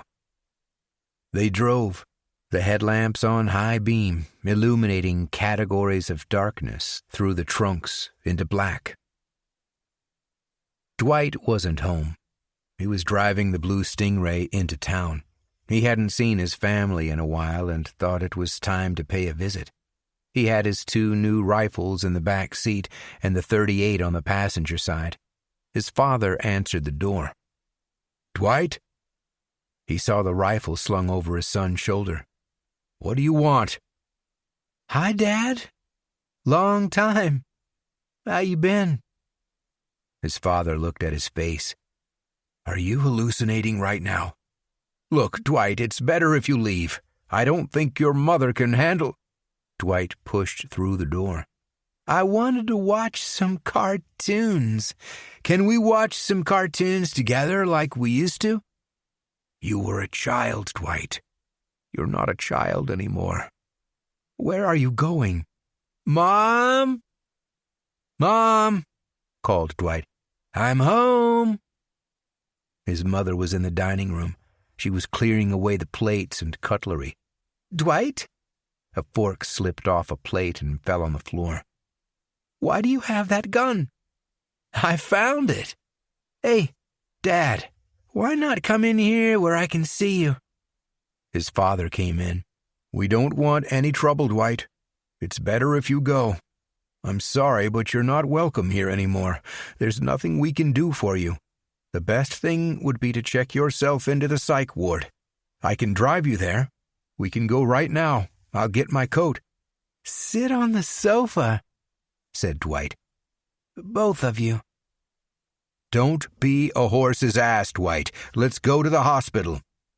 Dwight unslung the rifle from his shoulder and cranked the bolt, loading a cartridge. His father sat on the sofa. His mother started whimpering. "It's you, isn't it?" said his father. "It's been you killing all these people recently. I told her. I just had a feeling. You're crazy enough. If only you'd kept taking your pills or listened to Father McLeish's advice. It's you, isn't it?" "Not all of them. Just some." His mother was weeping. Father put his arm around her. "Do we deserve this, son?" "Son? That's funny. Have you considered it's your fault? Everything that's happened? All I wanted was a strict macrobiotic diet. My yin and yang have been all over the place. The equilibrium needs feeding properly. It's your fault I can't see through things." "He's out of his mind," said Father, holding Mother. "But thanks for mentioning Father McLeish, the child molester. I think he should join us. Shall we give him a call?" "What?" Dwight had lapsed into his English accent. Mother sobbed gently. He held the rifle loosely and consulted the handwritten list of numbers by the phone before dialing. "We can ask him if he's ejaculated on any other boys, the rotter." He listened to the tone. "Hello, Father McLeish. Awfully sorry to bother you at this hour. It's Dwight." "Very well. Thank you. Yes, I'm at my parents' place. We wondered if you'd like to come round for a chat, maybe watch some cartoons, and talk about ejaculating on boys." "Yes? Uh-huh. Well, that's wonderful. We expect you momentarily." Dwight put the phone down and winked at his parents. "He's coming." "Are you going to kill us?" said Mother, her cheeks shining. Dwight thought about it. He had quite expected to kill them, but the oceanic consciousness was now being a little ambiguous on the matter. Perhaps the arrival of Father McLeish would help clarify. In the meantime, he bent to the TV set. Excuse me, but I'm desperately keen to see what's on the telly. Joe and accountant guy were still driving through the state park. "What happened to your lip?" said Joe, looking sidelong at the gun. I hit it. On the car door. I was in a hurry. "You want to get some ice on it to reduce the swelling?" Thanks. I'll do that. A thump. "I think you hit something," said Joe, looking in the wing mirror. Yeah, maybe. There's a lot of animals out on the road at night. Another thump. It was inside the car. Joe looked at accountant guy. "You got someone in the trunk?" Look, I don't want any trouble. "You got a gun in the car?" In the glove box. "Why didn't you go for it when you saw me?" I almost did, but you don't look like a cop. Joe popped the glove box and took out a silver Colt .38 auto. He slipped back the slide a little to see brass shine in the chamber. It was loaded. Nice gun. He put it back. "Stop the car. I want to see what you got in the back." Can't we just get to Oban and go our different ways? I don't care what you're doing out in the forest with your Magnum. I didn't see you. "Stop the car." Accountant guy sighed and pulled over. "You get out first," said Joe. They stood together at the rear, illuminated red. A length of brown hair was caught in the trunk lid. Its ends brushed the license plate. "Open it," said Joe. Accountant guy opened it. The girl was on her side, mouth taped shut, her arms tied behind her back with cord, and her ankles bound with tape. The whites of her eyes gaped. "Kill her," said Ananiel. "Let her go," said Joe. Come on, man, said accountant guy.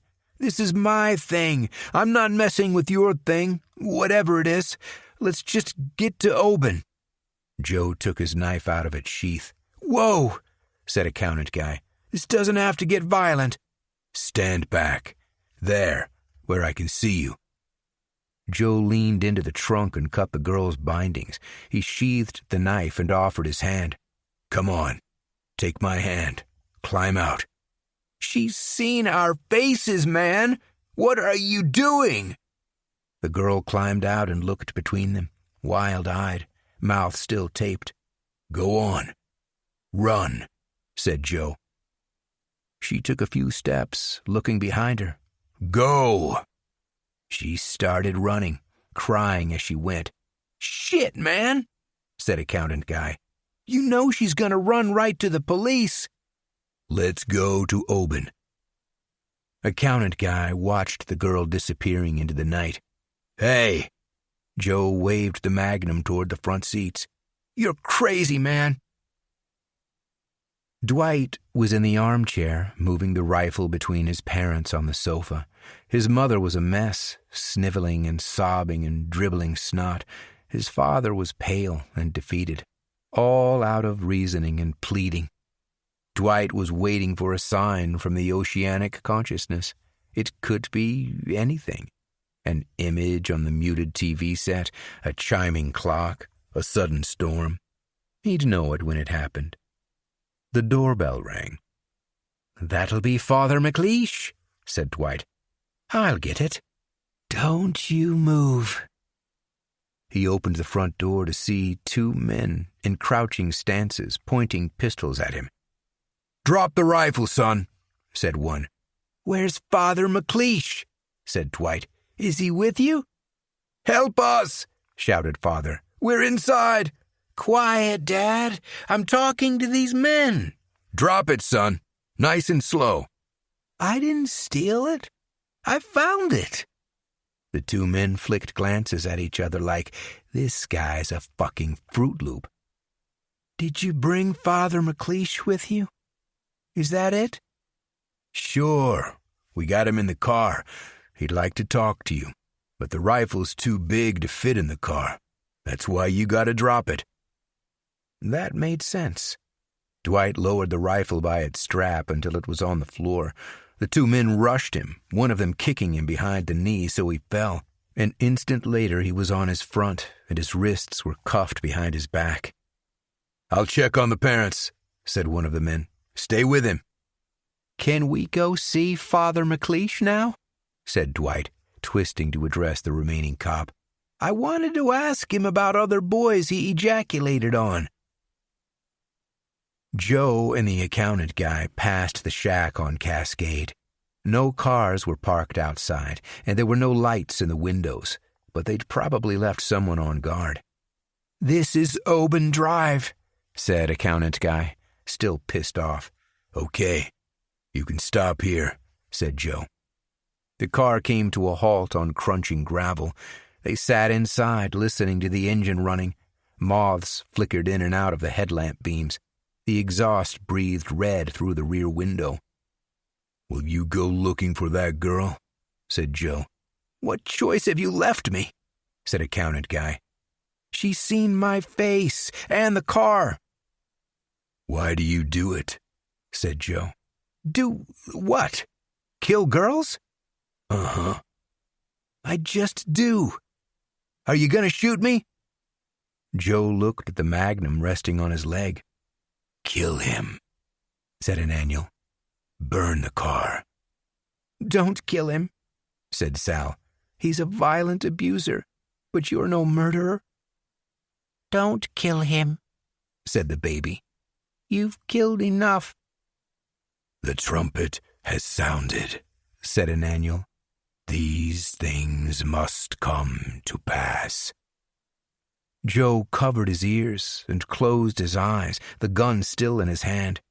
Accountant guy was sweating, his hands gripping the wheel. Joe got out of the car and started walking down Oban. Accountant guy sighed and watched the Manson-looking guy in the beams. Run him down? Eliminate at least one witness? No. This one had his own problems. The girl was more important. He turned the car and accelerated back the way they'd come. Joe didn't know which place was Dwight's, but he'd seen Dwight's car before. He walked through the darkness, his breath pluming, and folded up his collar. The gun was too big to fit in a pocket, so he kept hold of it. The car was almost out of sight beside the cabin, but no lights showed. Joe tried the door. Locked. He went around back and found another door, kicking it open and splintering the lock out through the jamb. Silence. Nobody inside. It smelled bad. Furniture cast dark shapes in the darkness. Joe moved the weak eye of the flashlight around the space. A chair. A table. Empty tins. He sat in the chair and switched off the flashlight. Now to wait. He realized he smelled of smoke and gasoline. He saw flames when he closed his eyes. He saw blood and smelled it. "A whirlwind came out of the north," said an annual. "A great cloud, and a fire enfolding itself, and a brightness was about it." "No," said Joe. "Stop talking to me. Get out of my head." "The book cannot be resealed," said an annual. Joe remembered the acid Dwight had given him. It was still there in his breast-flap pocket. He swallowed it. 100 years or 3 seconds later, Joe saw blue and red lights. He saw them on the ceiling because he was part of the floor. Footsteps and voices came vibrating to him through the timber. A rapping on the door provoked stars sparkling across the room. "Police! Anyone at home? You see anything through the window?" "Nothing. It's too dark." "Use the flashlight, numbnuts." Light cut through the black, shadows shifting, things glinting. On the floor behind the sofa, Joe smiled. God had a lot of angles. "It looks abandoned. Just a lot of shit and litter. There's a car, isn't there? Someone could have dumped it. There's leaves and shit all over it. Okay, there's no one here now anyway. We'll run those plates and come back tomorrow when it's light. Fine by me." The naked ceiling bulb spoke, despite a blown filament. It spoke with Sally's voice.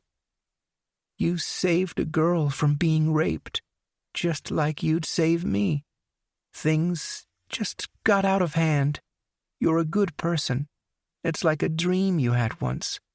Hush now, and try to get some sleep. Put your arms around me." He tried, but he couldn't reach her. Somewhere in the endless night, 2 shots cracked. Could have been a .38 Colt auto. Accountant guy must have got his girl. 26. Man holds parents hostage. Buena Vista police arrested Dwight Paulson, 22, yesterday after he held his parents at gunpoint in their home on Roble Avenue, El Bosque. Family friend Father Dominic McLeish alerted police when he received an erratic call from Paulson, who has a history of serious mental illness, asking him to visit the Roble Avenue address. Sheriff's Department Detective Lou Jackson said that Paulson was also being held for questioning regarding a number of other cases. Well, I could hardly sleep. I spent a day at the gas station scanning every car to see if it had 2 guys in it, waiting for detectives to arrive and pick me up. A few times, I almost called Amber to ask her what was going on. They had to be interrogating Dwight nonstop. If they had his guns, they'd be running ballistics tests. How long before he mentioned me with that goofy grin of his? I needed answers, but I couldn't be sure if Amber was the one who'd sent the detectives round to my mother's apartment. I didn't want to be the one who suggested any connection to Dwight. She'd have to bring him up. I didn't know him. I took some consolation from the fact they'd not mentioned any other crimes in the papers. Of course, they could have been withholding information, as usual, but it looked like his main crime was threatening his parents, and probably illegal possession of weapons. With his mental health and arrest record, he should never have been able to buy guns without being flagged. That made me angry. They'd discovered my sealed record when I bought the Ruger, but Looney Tunes Dwight had walked right into Scott's and bought one without any problem. There were 3 outcomes that I could see. He'd say nothing about his killings and just ramble incoherently about the oceanic consciousness, or he'd tell them everything, delightedly, like he was talking about a camping trip. Or he'd reveal it all piece by piece and accidentally as they tried to pick through the pieces of his splintered psyche. The third one would buy me the most time. They'd have to follow all the leads, no matter how crazy they sounded. The guys in the holding cell were being more tight-lipped than usual. Since the arson killings in Merluza and Oakwood, there'd been more reporters in town, and they were all looking for leads. Was it 1 killer or 2? Who'd killed the rapist, Wendell Holmes, and the kids in the forest? Who was taking women from their cars and strangling them? Who was leaving female body parts and bags all over the state park? Was it 2 killers?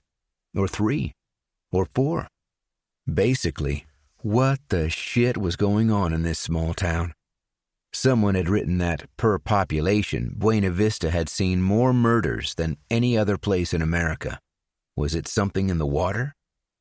Amber came round at the weekend, full of gossip to tease me with.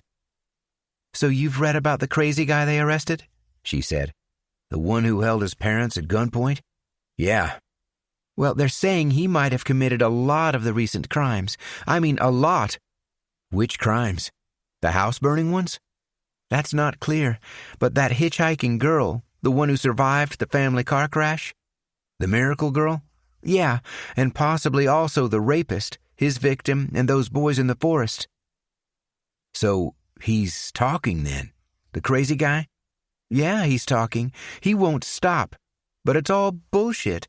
He's an acid head, spent the first 4 hours in custody explaining something about the global consciousness and how we should all eat beans made with a glass spoon." "But he's not actually confessed to anything? I mean, is there any evidence?" "He drove to his parents' house in the dead rapist's car. Is that evidence enough, Sonny?" "He could have found it somewhere. What are you, his defense attorney? The guy's totally loco. Says he found the guns, but one of the rifles belonged to the murdered kids. They're testing his handgun against other crimes. I guess it looks bad for him. No shit, Sherlock. It's just a matter of time until they match the ballistics. And those 2 house fires in Merluza and Oakwood? The Oakwood one, they're looking for the husband. Seems he went feral a few weeks ago after taking a lot of mescaline. But, shit. She was your girl, right? Dulcie? I'm sorry about that, Sonny. Were you still together? Sorry my ass. Amber hadn't called or anything when that news broke. She would have heard the names and realized immediately that it was my Dulcie. How many Dulcimer Mulhollands were there in Merluza? Her parents wanted to break it up, I said. They find out about the grandparents? What do you know about that? Did you... Come on, Sonny. I didn't say a thing. Why would I? But they were always going to find out, sooner or later. It was in the newspapers, for Christ's sakes. It was on TV. Somebody always remembers. I looked hard at her. The detectives were around here pretty quick after that fire at Merluza. What'd you expect? It's their job. You were her boyfriend. They have to talk to all potential witnesses and eliminate suspects. Anyway, I can see you're not especially sad about the brutal murder of your girlfriend. You're not grieving. Sure, I'm sad. She was innocent. What does that mean? The parents deserved to die? You know what I mean. She was just a young girl. Kind. Simple. Never hurt anyone. I hoped maybe a tear might come to my eye, but there was nothing. Amber could see it. My mother shouted from her room. They also asked him about those chopped-up girls. They did? Said Amber, staring. A shrug. They asked me if I picked up hitchhikers is all. They asked him about the one washed on the beach, shouted my mother. Amber studied me. Really, Amber? You think I'm cutting girls into pieces? Don't you remember what you did to the cat when we were kids? I was a kid. Kids do stuff like that, and it was already dead. Because you shot it. A cat isn't a person, Amber, and a grown man isn't a boy. A grown man would brush his teeth before going to bed, called my mother. We're not talking to you, Mom, I said. Well, I'm talking to you. Don't look at me, said Amber, hands raised. I already told you to move out. It's like you actually want to be here, like you need her shit. I can hear you, Amber, called my mother. It was the last time I ever saw my sister. I mean, I read her comments in newspapers later, and she was in court on the first day of the trial. I waved to her, best I could in my Janes, but she just shook her head, slowly. She was embarrassed, and I guess I can't blame her for that. I don't know why she came. Maybe just to make it real, or reassure herself, then try to forget it. She changed her name and moved away to Utah not long after, probably because she got married. I couldn't find any more details, and she never wrote. Again, I couldn't really hold any of that against her. I've thought often since about those final words of hers. Seems like she understood me better than I gave her credit for. That's something. I wasn't happy about the Dwight situation, but I had to remain rational. What did he know? He'd seen me buy a gun illegally. No problem. I'd returned it to the sheriff's department. I'd given him a .38. Okay, that was technically illegal, but it wasn't a jail term. The truth was that Dwight didn't know anything concrete or probative about any of the girls. He'd seen nothing, nor could he say I'd told him to kill anyone in Oakwood. He'd done that on his own initiative. The worst he could say was that I'd known about his killing of the rapist and the miracle girl. Did that make me an accessory? I could say I thought he was just a fantasist. I mean, he also said he could see through people. Joe was something else. He'd seen 2 of the girls' heads on my bedroom shelf. He could identify them if someone showed him pictures. It's not like I could say I just found them. Even worse, he might think I had something to do with the death of his family. He'd told me where they lived. What if the experience had shocked him into lucidity and he'd put a few things together? Would he come for me? He knew where I lived. He'd even cut the phone line that time, as if he was preparing to kill the inhabitants. Maybe Dwight had told him where I worked. Well, all this was preying on me. It was a question of time. The cops could roll up to the station or the apartment at any moment. Not because they had anything on me. I'd been careful. I'd handled every piece of evidence with care. Not one of those girls could come back to me. Okay, maybe the last one, Raquel. I should have destroyed the Polaroids and her belongings, but I couldn't. She was the only one I'd photographed with her head attached. I mean, I'd actually gone up to my room to get the camera just to take a picture of her posed in the trunk, her blouse open, looking right at me like, "Wait till I get you home." Of course, I'd removed the dagger from her skull for the shot. I'd kind of teased it out like a champagne cork, expecting an eruption of warm matter, but it came out clean once I gave it a jerk. It was the photos that gave me the idea. I was at the station and about to go on my lunch break the day after Amber had visited. I'd sold a lot of stuff that morning. Spark plugs, couple fan belts, and 3 oil changes, and Tom was happy. I told him I was going to go run a few errands, and he didn't give me the usual line about returning exactly on time or it had come out of my wages, etc. I had the photos under the driver's seat in my Galaxy, mostly for security. I figured they'd get a warrant for the apartment before the car. My plan? Drive up to Oban Drive and leave the photos and Raquel's belongings in Dwight's cabin. It would be compelling evidence, even if he denied it. He was going to prison whatever happened. I hadn't expected there to be police up there. They'd set up an actual checkpoint and were stopping cars. A line of them was waiting where Cascade joined Oban. Lieutenant Schumer was talking to a uniform, but he didn't see me. My first thought, they'd found another body part. The third girl's head was buried off Cascade, but I'd put it deep enough that animals wouldn't go rooting for it. At least, I'd thought so at the time. I could reverse and approach Dwight's place from the other side, but they were watching the line of waiting cars. If I turned, one of the police motorcycles would come right after me. Shit. I looked to the side. Could I toss the Polaroids and the ID out of the window without anyone seeing? Then I told myself, calm down. Nobody knows anything. You're just a guy in a car like anyone else. You've got through worse. What was up with all the traffic in the park on a weekday? The press and the rubberneckers who went up there hoping to see, what, limbs hanging in plastic bags from trees? People are pretty gruesome. License and registration, said the uniformed cop at the head of the checkpoint. I opened the glove box and handed them through the window. Everything was perfectly in order with my papers. But Schumer was still there, talking. He'd recognize me if he looked. "Why are you up in the park today, sir?" Smart question. If I said I was on my way anywhere, he'd ask me why I wasn't using one of the 3 highways that were faster.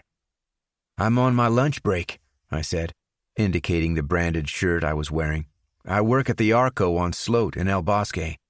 I like to get out for an hour if I can, eat my lunch in the forest." I didn't expect all of this. "Got your lunch in the car?"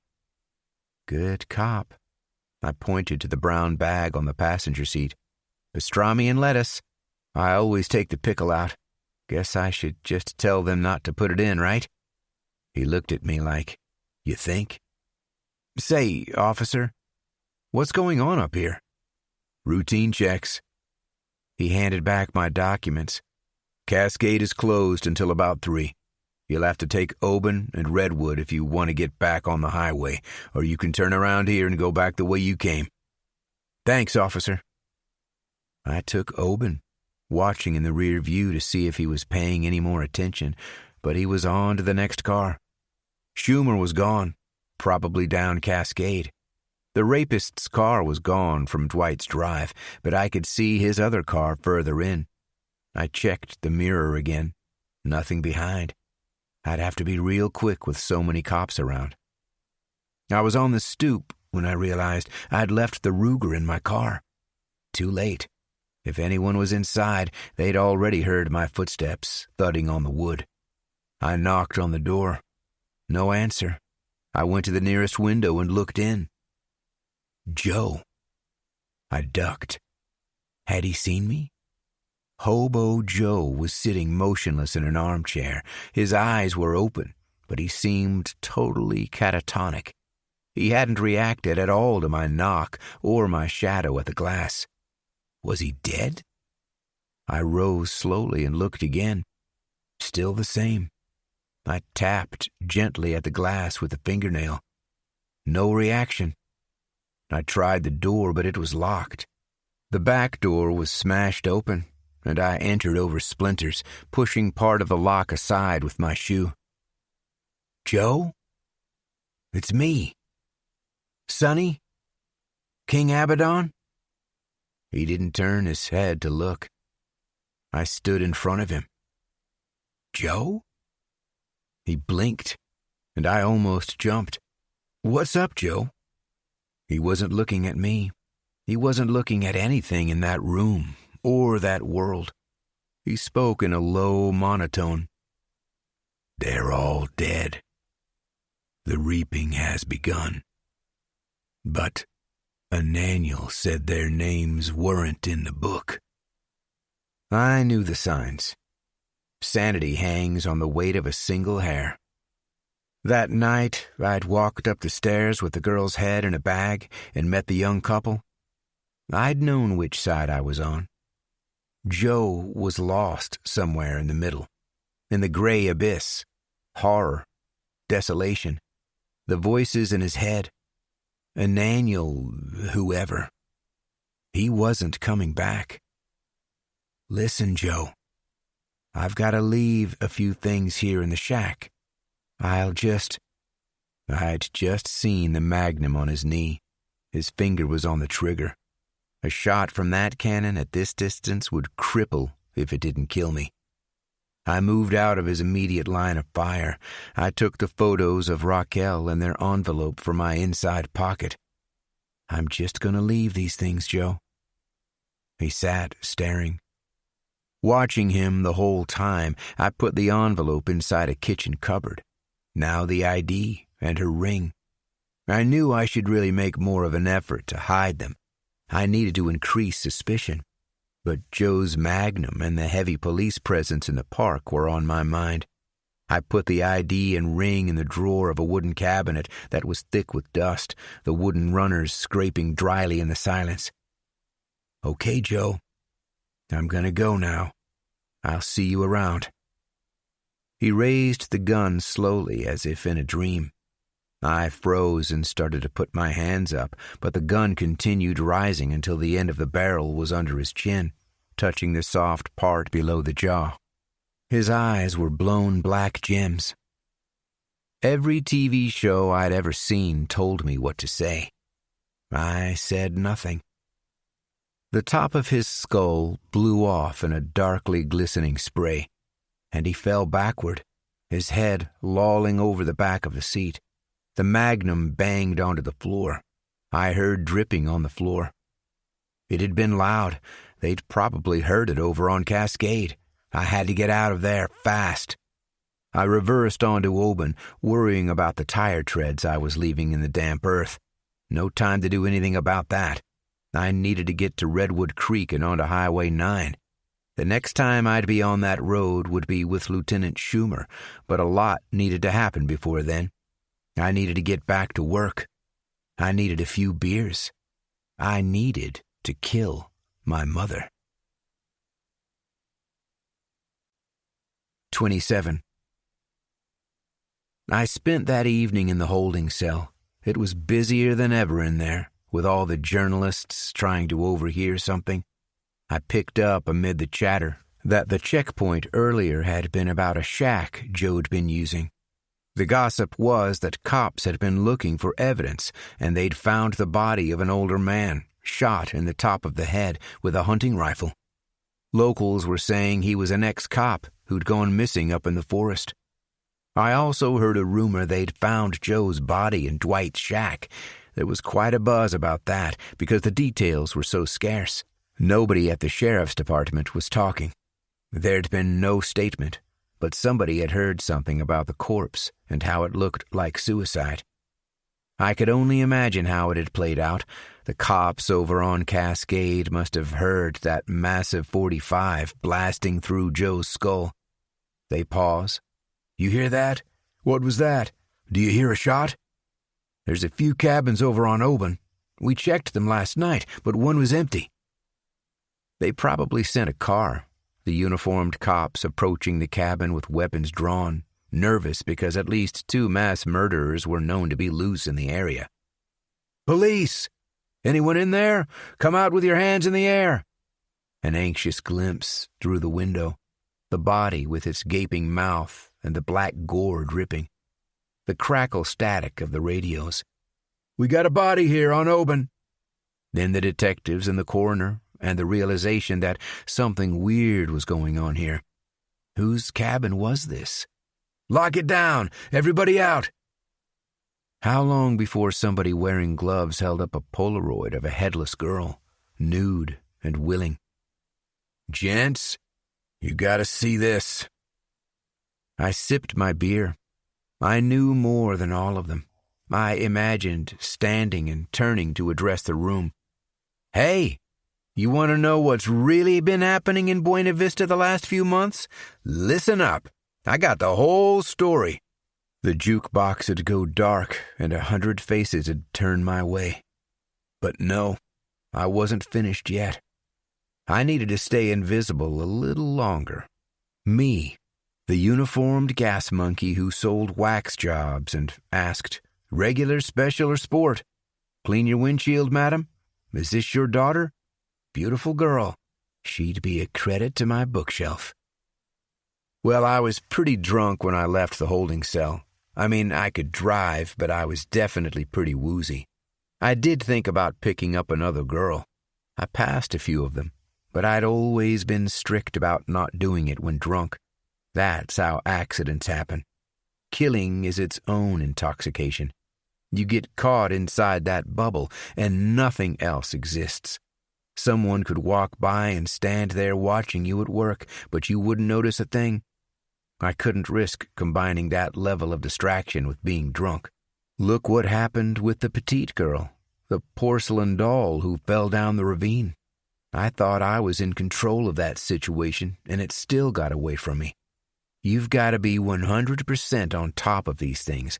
That's what marked me apart from the total crazies like Dwight and Joe and the rapist Wendell, who never imagined he'd get caught. The only other one who deserved respect was the guy who kidnapped and strangled and partially buried the girls.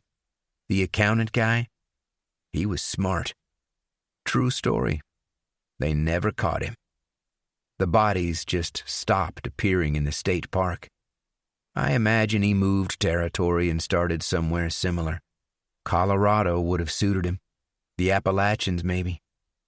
I must have gone home about midnight. Only one light showed in the building. I was feeling nostalgic. I stood there in the parking lot looking into my empty trunk and remembering the times I'd beheaded my girls. You might think it's sentimental or exaggerated, but I'd climbed mountains. I'd discovered continents. I'd won gold medals. I'd gone further than most other humans had ever been, to a different place. Call it a higher place, or a lower place, brighter or darker. But I'd been further. I'll repeat, I'm not talking about the false chemical illusions of acid or mescaline or peyote. I'm talking about reality. I'd gone to the outer limits and into realms from which most had never returned, and I'd survived there. I'd thrived. I'd walked confidently on the abyss's edge and looked deep into it, to its absolute bottom. Those people sleeping in apartments around me were ants who'd only ever known their immediate nest. Me? I'd walked on the moon without a suit, without oxygen, without being burned by the solar glare.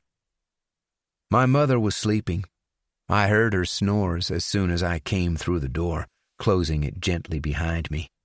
I knew I was going to do it. I'd known for days. I'd been looking at the claw hammer on its hook above the garbage pail and telling myself, yeah, okay, soon. Don't think it was an easy decision. Don't think that. We're talking about my mother here. There's a bond of blood. She nursed me as an infant. She bought my clothes. She also tortured me and poisoned me against her. But even I, who'd traversed remotest peaks and descended blind depths, faced the ultimate challenge in a mother's murder. I sat in the kitchen a while. She'd left a bottle of red wine uncorked, and I finished it. I was going to have a hell of a headache the next day. I weighed the hammer in my hand. It felt heavier, almost too heavy to lift. I went into her room, avoiding the floorboard that creaked. I stood beside her and looked down at her sleeping, her mouth slightly open. Ugly. Most people are beautiful when they sleep, all expression erased, just their true nature. My mother was bitter and disappointed, even in sleep. I raised the hammer, holding the end of the shaft for maximum force. I looked at the impact point in the exact center of her forehead, crossed by the hairnet's brown elastic band. But I couldn't. Something wouldn't let me. I could visualize the act. I could physically swing the hammer, but still there was some barrier. I'd felt it as a kid. Perhaps you did too.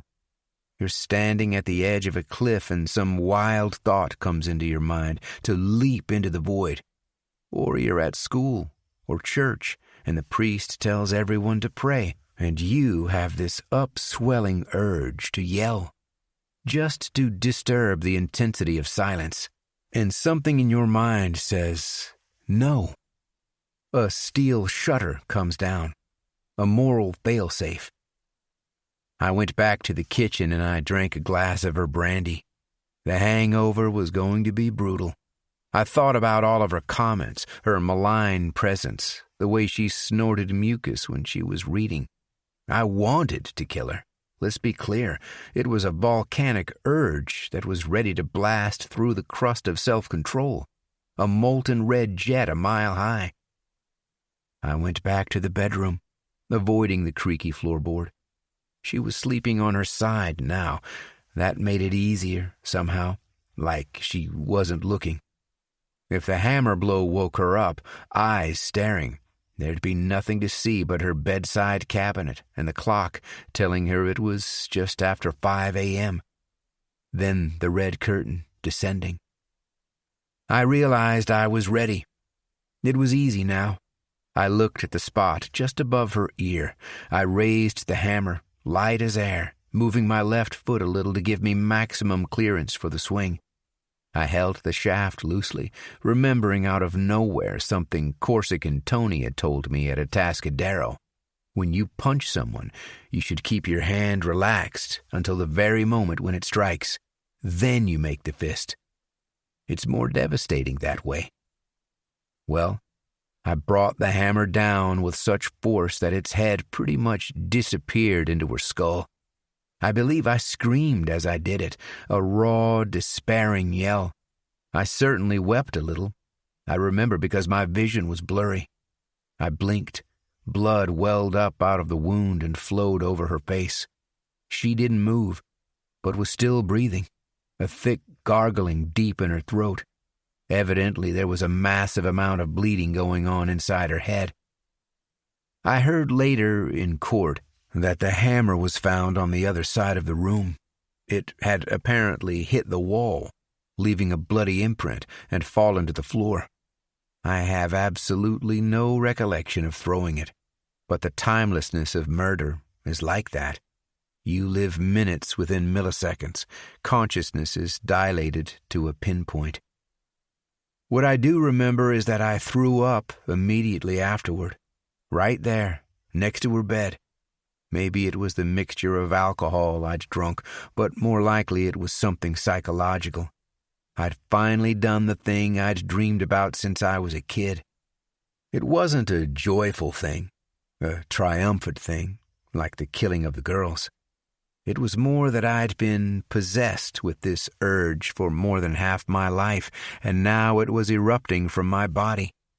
My soul was vomiting. Of course, I had to be sure. I went to the kitchen to get a knife and a garbage bag. I would have preferred to use the boning knife, but it was in my trunk, and I was in no condition to go outside. I put the bag over her head and cut right through her neck until the head came off. I don't know exactly why I put the bag on. There was a lot of blood, mostly from cutting her head off. Her nightgown was black with it, and the wall above the bed was sprayed with it. I hadn't thought this far ahead, to be honest. Killing her had always been the end, as far as I'd ever got. There were no more steps beyond that. Now I looked at the scene and thought, what if Amber came round and saw this? I was being irrational. Amber wouldn't come round at 5 a.m, but it sobered me. I took my mother under the arms and dragged her to one of the 2 closets in her room. I kinda folded her into the bottom where the shoes were, and I piled all the bloody bed linen on top of her. It was a bad job, sloppy. The mattress was pretty badly stained, so I turned it over. That left the blood on the wall, which had run down and soaked into the carpet. It was really never-ending, and I could hear her commenting that I'd not cleaned everything well enough. "You've got to scrub it, Sonny, not just wipe at it." It was past dawn by the time I'd got everything more or less back to normality, or so I thought.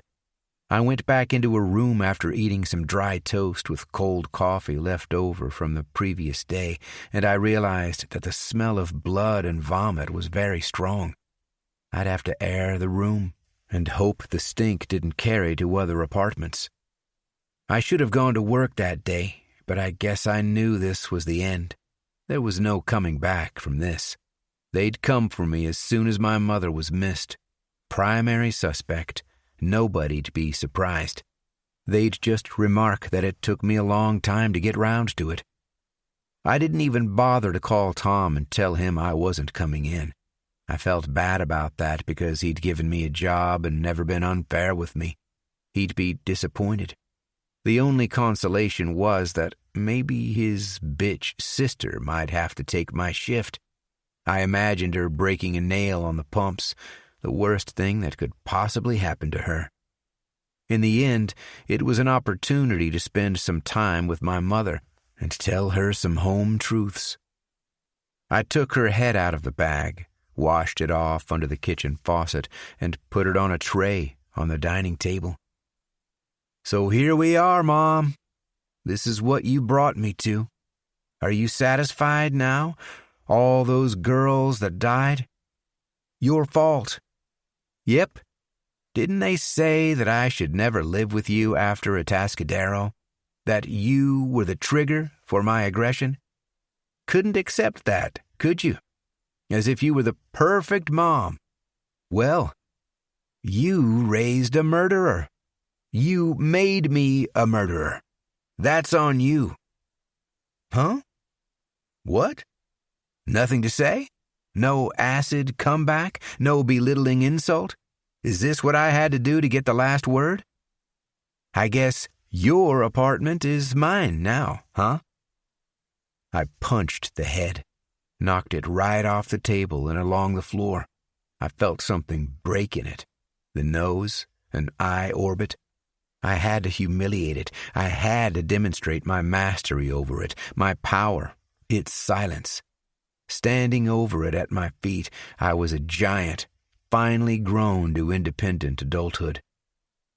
About 11, I had to get out of the house. I took a shower and put on fresh clothes and drove to a bar I'd passed a few times but never visited. I realized later I'd chosen it because it was on the same street as the sheriff's office. At one point, I even walked down there and stood on the opposite side of the road. If Amber had come out and seen my face, she would have known in an instant. Turned out, she wasn't at work that day anyway. I thought about going in there and walking up to the desk and telling them, "I've murdered my mother. She's in the closet in her apartment in Verdugo with a pile of bloody bed linen on top of her. I also killed 5 girls and disposed of their bodies in pieces. Sure, I'll take a seat. Got nowhere else to be." I mean, it was inevitable. The only question was when and how. At least if I walked in there, it'd be my choice. I'd be calling the shots. But I couldn't do it then. I wasn't ready. Besides, a plan was forming that might buy me more time to do it all my way. I should have said that this was a Saturday. My mother didn't have to go to work until Monday. I could call them and say she'd caught some bug, but I couldn't risk anyone coming round to check on her. My idea, I'd say that she'd gone away with a friend for a week. It didn't matter if she'd booked any holiday time or not. She'd be unavailable for a week. And anyway, she'd never be coming back. It was over. No more deaths. Now I had to run. 28. I hadn't planned anything beyond my mother's death, so I was pleased when I saw her friend's car in the parking lot. She left it there sometimes and took a cab if she was too wrecked to drive through the city. I moved the Ruger into the glove box of her Chevy Impala. I changed my clothes, choosing the same outfit I'd used for most of the hitchhiker killings. The buckskin jacket, my Levi's, the dark shirt, the cowboy-style boots. There were still bloodstains on the shirt cuffs and jacket, but you had to look real hard to see them. It was a look that gave me confidence. I went to her room again before leaving, and I was surprised. I thought I'd done a great job cleaning it up, but now I saw that the wall above the headboard was still smeared brown. I'd missed a lot of spatter. The side of the mattress was stained black, even though I'd turned it over. No time to fix it. Instead, I scribbled a quick note. "Sorry, guys. I know I've not left you much evidence to go on, but I just don't have the time. It's 9 p.m. Tuesday. My mother's been dead about 16 hours if you want to tell the coroner. She never felt a thing. It was quick, asleep, no pain, just the way I wanted it. Sonny." I would have written it differently if I hadn't felt so pushed. I could have told them about the hammer. I could have saved them a lot of evidence-gathering work. I wasn't thinking straight. I'd not slept for 2 days at this point and was running on pure adrenaline, literally trembling with it. I knew it was all going to catch up with me somewhere down the road, so I cleared out my mother's bathroom cabinet. She had Benzedrine pills and an unopened pack of No-Dos, which was basically pharmaceutical caffeine. Then I took the Impala and I set off with no destination. We were on the West Coast. The vast continent of North America stretched to the east. That was as far as I could go in a car without a passport. I went first to Watsonville on Highway 1, then cut east on 129 to somewhere near River Oaks, taking 101 north toward San Jose. It was a very roundabout way of getting there. I could have gone through the town and straight up through the state park, but I didn't want anyone to see my face. The Watsonville route was one I hardly ever took. From San Jose, I took Interstate 680 to bypass San Francisco and went through Pleasanton, Danville, and Walnut Creek before I realized I was heading north. I was just driving, just putting distance between myself and Buena Vista. Something was drawing me toward Sacramento, across the Benicia Martinez Bridge and through Fairfield. Fate's a funny thing. We see it only in retrospect. Living is chaotic. Things come at us randomly from all directions, and we're blind to the future. The ironies and hidden meanings make sense only when time allows sorting and selection to take place. Look at that miracle girl who survived the family auto wreck against all odds, only to be murdered by Dwight in a different car. Look at Hobo Joe, whose life was saved by medics after his crash so that he could go on to end and ruin other lives. I didn't see the irony when I drove through Vacaville, about 30 miles east of Sacramento. I just passed through an unremarkable-looking town without stopping, but I was within 2 miles of the state medical facility where, after sentencing, I'd shortly be imprisoned for the rest of my natural life. I could have driven anywhere in the whole of the USA, but I drove unerringly to the town that was going to be my home, forever. Can you explain that? Well, I reached Sacramento, and there was no reason to stop, so I just kept on driving east toward Nevada. I'd been on the road 4 or 5 hours, and I was starting to feel the lack of sleep from the night before. It seems absurd now, but I was angry. She'd made me lose sleep. I popped one of the bennies and a no-dose, and they kept me going. But I was struggling to think. I was trying to get control of a situation that had got completely out of hand. How was this going to end? Who was going to end it? I decided at one point, maybe somewhere after Roseville, that I'd ask for the gas chamber. The idea had always made a big impression on me. The drama of it. There'd been a high-profile case in the news when I was a kid. Carol Chessman. Remember him? He was a robber, kidnapper, and sodomitical rapist who spent 12 years on death row at San Quentin, arguing that the kidnapping part of his sentence, the part that had got him the death sentence, was unjust because he'd taken a victim just a few yards from her car. Chessman wrote books in his cell. One of them was even made into a movie. I mean, the guy was a celebrity.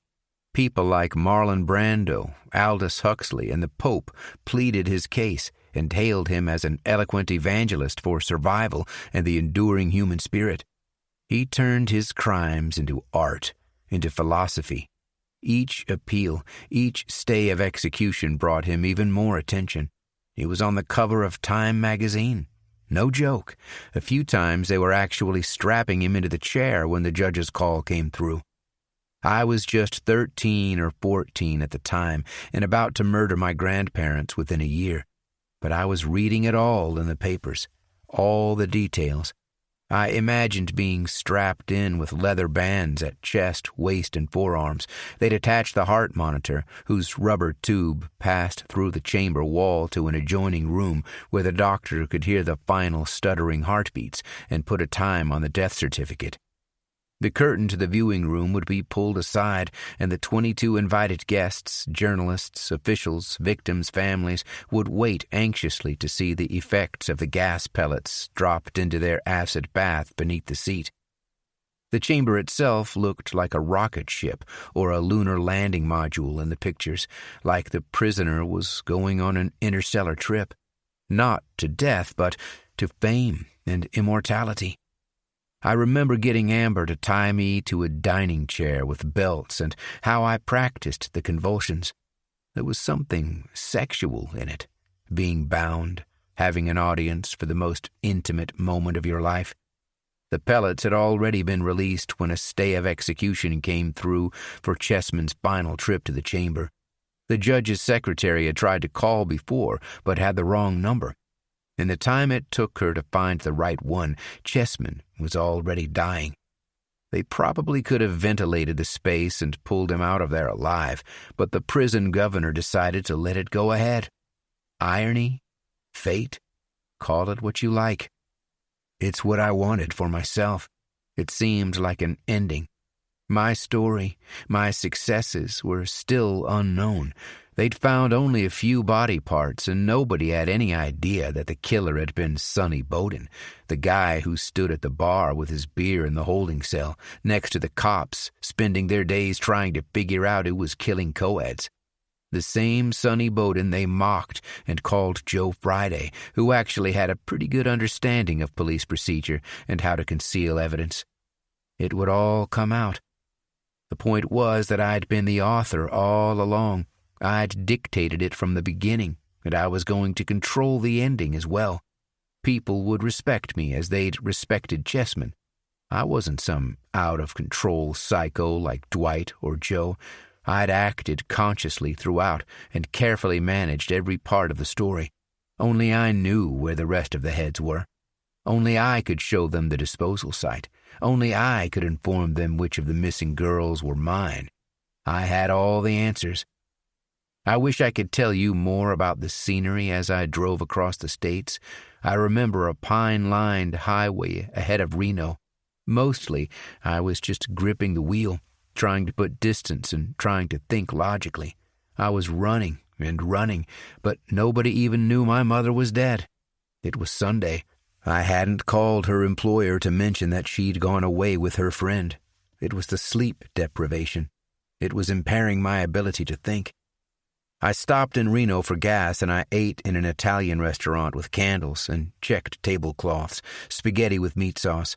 I remember thinking it would have been a nice place to take Dulcie. Eating helped. Being out of the car helped. It gave me an idea. I drove the Impala a little out of town and left it near the Nevada University campus. Then I strolled into town and called Hertz Rental out at the airport to book a car. I called from a hotel lobby just to leave a confusing trail and buy myself more time. The idea of the airport was that departing travelers don't rent cars. I took a cab out to the airport and collected the car, another Impala, but a newer model. I'd kind of got to like the way it drove. Anyway, I took the rental car back to the university and moved my stuff, gun, ammo, knife, from the old car and into the new one. Now, if they put out an APB for the friend's car, it'd take them a hell of a long time to find it in Nevada, and I'd be nowhere near it. I thought about leaving a note in the glove compartment. Sorry, guys, missed me again, but I didn't have a pen or paper. I took Interstate 80 out of Reno and just headed east. I didn't have a plan. For some reason, I turned south on Highway 50 and drove pretty much non-stop for the next 20 hours across Nevada and Utah toward Colorado, popping bennies and no-dos and drinking from bottles of orange juice I'd bought at a gas station. There was a lot of sky, a lot of desert, a lot of nothing through the middle of Nevada. I think another night passed. I'm surprised I even stayed on the road. At one point, possibly somewhere around Eureka, I kind of woke up and thought someone was in the passenger seat. In fact, there was a police car right behind me with its lights flashing. I pulled over. The Ruger was in the trunk. I was thinking maybe I could smash one of the OJ bottles in his face through the window and grab his gun, but I stopped myself. I considered the situation. Nobody knows anything. Nobody's looking. There's no possibility anybody could know about a rental Impala in the middle of Nevada.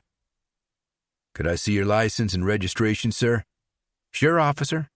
I got them from the glove box. It's a rental out of Reno. He looked at the documents, then at me. Do you know that you were speeding?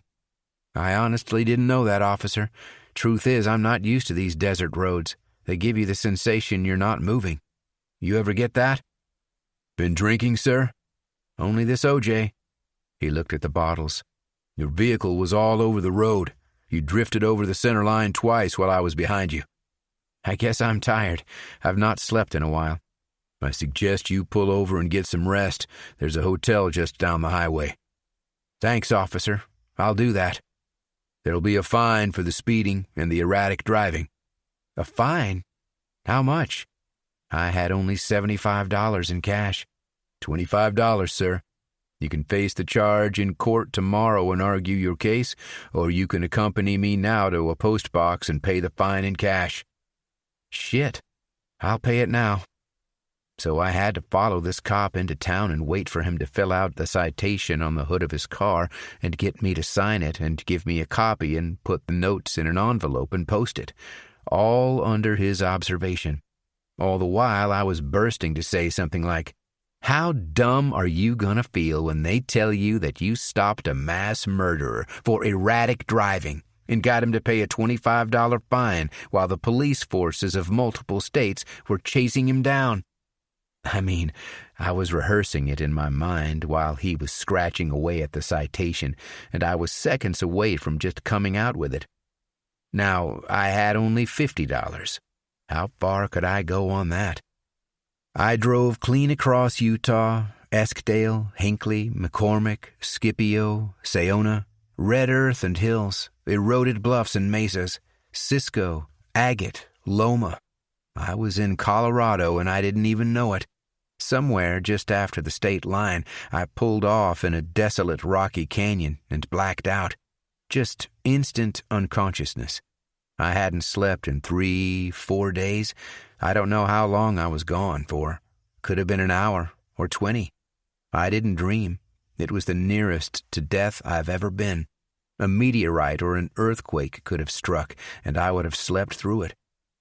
It was the cold that woke me. I guess I must have been a few thousand feet above sea level, and it was dark.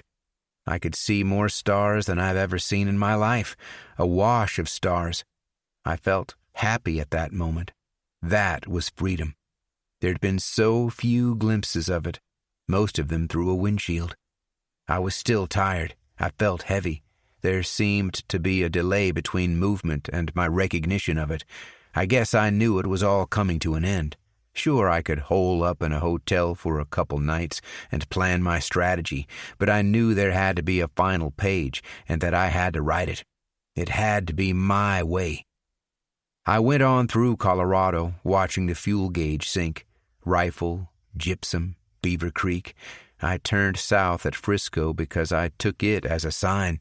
A little further along the highway after Leadville and Granite. I thought I was hallucinating again when I realized I was in a town called Buena Vista. Buena Vista, Colorado. I pulled over and stopped. It was like the Vacaville thing again. Of all the thousands of towns and cities in America, I'd driven blindly across 4 states to finish in the same place. I'd done it all without once looking at a map, just following highways and interstates and turning according to the flow of traffic. This was it. This had to be the end. That was when I decided. I went to a payphone and asked the operator to connect me with the sheriff's department in Buena Vista, California. I hadn't really thought it through. I was so tired. It was dark, but I didn't know what time it was. The operator put me through and I asked for Lieutenant Schumer. I don't know why. I guess I respected him more than the other detectives. I'd seen his name in the papers a lot, and the other cops seemed to look up to him. Well, the operator connected me to, I guess, a guy on the switchboard or the front desk at the sheriff's department. I was briefly afraid that Amber might pick up. "Hi," I said. "I'm calling from Buena Vista long distance, so I gotta make this quick." "What do you mean long distance? We're in Buena Vista." "Buena Vista, Colorado." "Look, there's a Buena Vista in Colorado?" A palm rustled on the receiver. "Hey, bud, did you know there's a Buena Vista in Colorado?" "Hey, listen," I said. "I've got important information for Lieutenant Schumer. Can you put him on the line?" "Ed Schumer? He's not on duty for another 10 hours. You'll have to call back." Shit, I had no idea what day or time it was. "Can't you call him and tell him to come into work? This is important. He's going to want to know about this, and he's not going to be happy if he finds out someone didn't call him to tell him." "How about you give me the message and I'll pass it along to Lieutenant Schumer? This is important. You're looking for me. You're all looking for me, but you don't even know it. I'm not saying I'm going to turn myself in, but I need to tell Lieutenant Schumer some things he needs to know. I have to talk to him. Nobody else." "Can I take your name?" "No. Just call Lieutenant Schumer and tell him. Tell him I know where all the pieces are. No, tell him, look, just call him. I'm only going to talk to him. I'll call you back in 30 minutes, and you'd better have him on the line waiting." "Lieutenant Schumer comes on duty in 10 hours, sir. If you'll just fuck." The operator came on the line. "Sir, I'll have to disconnect the call if you continue using curse words." Sorry. Okay. I'm going to call back in 30 minutes, and I expect to talk to Lieutenant Schumer." I hung up. I punched the payphone's metal side repeatedly, denting it. The whole thing was wobbling. I was shaking. I spent the next 30 minutes just pacing and thinking how I could say what I needed to say. I mean, what was I even trying to do? Was this a confession? I didn't want to turn myself in. I didn't want to go to jail. But I wanted everything to be known. I wanted credit for it. I wanted my version to be out there. I felt like I was going to die of exhaustion and frustration in the next 30 minutes, and nobody would ever know what I'd done. They'd pin my mother on me, but the hitchhikers would go unsolved after all my hard work. I called back through the operator. A different guy picked up.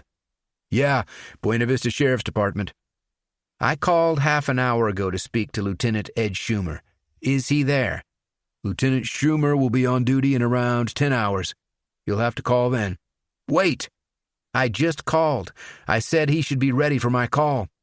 "This is supposed to be an emergency line. You'll have to—" "Wait a minute. This is about a crime." "What's your name?" "I'm not going to tell you my goddamn name."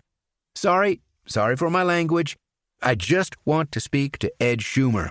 This is about an active investigation you're conducting over there." "What investigation?" "The co-eds." "The co-eds?" "Yeah, the co-eds." "You'll have to give me more than that." "I'm talking about 6 people in total." "There are 6 people involved in this crime?" "No, there are 6 people dead." "And you know about these crimes?" "That's why I want to talk to Schumer." "Look, I told you, the lieutenant won't be in until—" "Call him. Call him at home. I guarantee he'll want to take the call." "I'm not calling him at home for this. You'll have to give me more." "You think I'm bullshitting?" "I got no idea, do I? I don't know who you are, where you are, or what you're talking about. Are you under the influence of any substances? Are you drunk?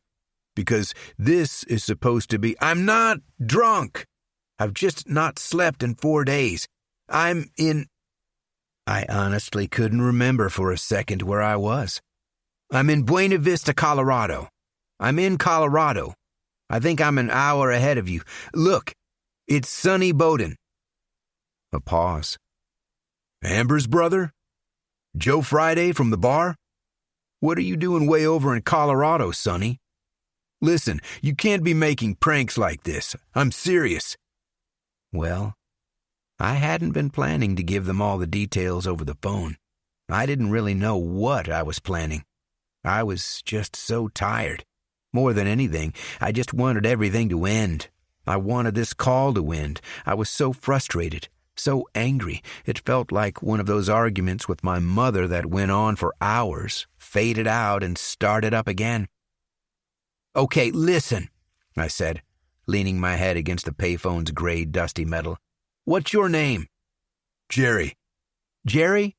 Couple days ago, maybe 3 or 4, I killed my mother, smashed her head in with a hammer and cut it off. She's in the closet. You'll find her there. Her head's in the kitchen cabinet by the toaster." Now I had his attention. The line echoed. I wondered if the operator was still listening in. "Where, Sonny?" said Jerry. "Where are the closets?" 313 Heliotrope in Verdugo. Apartment 1. Her apartment. Didn't I say that? "And the body's still there?" "Unless someone moved it, but I doubt it." "You said something about co-eds." "Did I?" "Yeah, you said co-eds and 6 people dead. There are 5 co-eds." "Yeah, that's right." "And did you kill them?" "Uh-huh." I was gonna go unconscious any second. I could feel my legs going. "Can you give me any detail about those?" "I can't remember the names. Give me a sec." "Miller. The first one was Miller. You found her torso above 3 Mile Beach. That was me. I cut her up. I suppose you'll want some, what's it called? Corroborating evidence? Something that wasn't in the papers? Okay, there were 2 stab wounds on the right side of her front, but no wounds to her breasts. There might also have been a bruise just below her collarbone where the knife hit the seatbelt. There are more injuries, but you haven't got all the parts, so you can't check." I could picture him rapidly scribbling all of this onto a yellow legal pad while the other guys gathered around him. I waited while he wrote. "Charlene Miller," he said finally. "That's her. I don't really know the names." Her family was shot to death, and their house was burned down. Yeah, that wasn't me. Do you know who it was? No. Maybe. Could you tell me? I've said too much already. Will you call Schumer now? Sure, I'll call him. But listen, Sonny, I think we'll need to pick you up. Where are you now? I mean, exactly where? I realized I wanted them to pick me up. I didn't want to drive anymore. There was nowhere to run and nowhere to turn. I looked around for a street sign. There was a billboard advertising a restaurant and an arrow pointing down the road. I think I'm on the corner of Crossman Avenue and Highway 24, Buena Vista, Colorado. Did I say that already? You stay there, Sonny, okay? Don't move from that spot. I'll stay here. Will you call Schumer now? Right now, Sonny. I'm calling him now. I hung up the phone. There was nobody about. A car passed occasionally on the highway. I was confused about what had just happened. Was Ed Schumer going to drive down here and pick me up? It was at least 30 hours away, even if he didn't stop. I imagined the detectives rushing to the apartment in Verdugo, breaking down the door and finding my note, the blood, the bodies, my galaxy in the parking lot. I suppose I could have just got back in the Impala and kept on going, but I didn't have the will. I was still standing there, kind of dazed, when a patrol car showed up with the lights flashing. A uniformed cop got out with his gun already pointed, a young-looking guy. He was tense, nervous. You Sonny? Yeah. I swear he was trembling. I gotta take you in, Sonny. I want you to turn around, kneel on the ground, and put your hands behind your back. Got that? I felt pretty sorry for the guy. He must have got a call about 5 minutes before telling him to go out to the edge of the highway and single-handedly arrest a mass murderer from California who'd just slaughtered his mother and was waiting by a payphone. He didn't know if I had a gun or if I was insane. He cuffed me, and we went to his car. And I guess that's everything. 29. My lawyer complained I appeared too sane for an insanity defense. Not so Dwight, who was about as messed up as any human could be.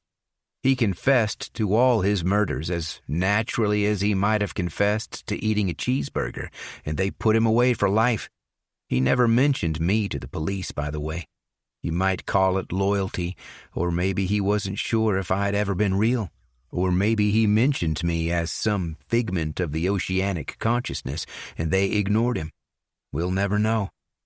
Long story short, I was convicted of 6 counts of first-degree murder with a life sentence for each to run concurrently.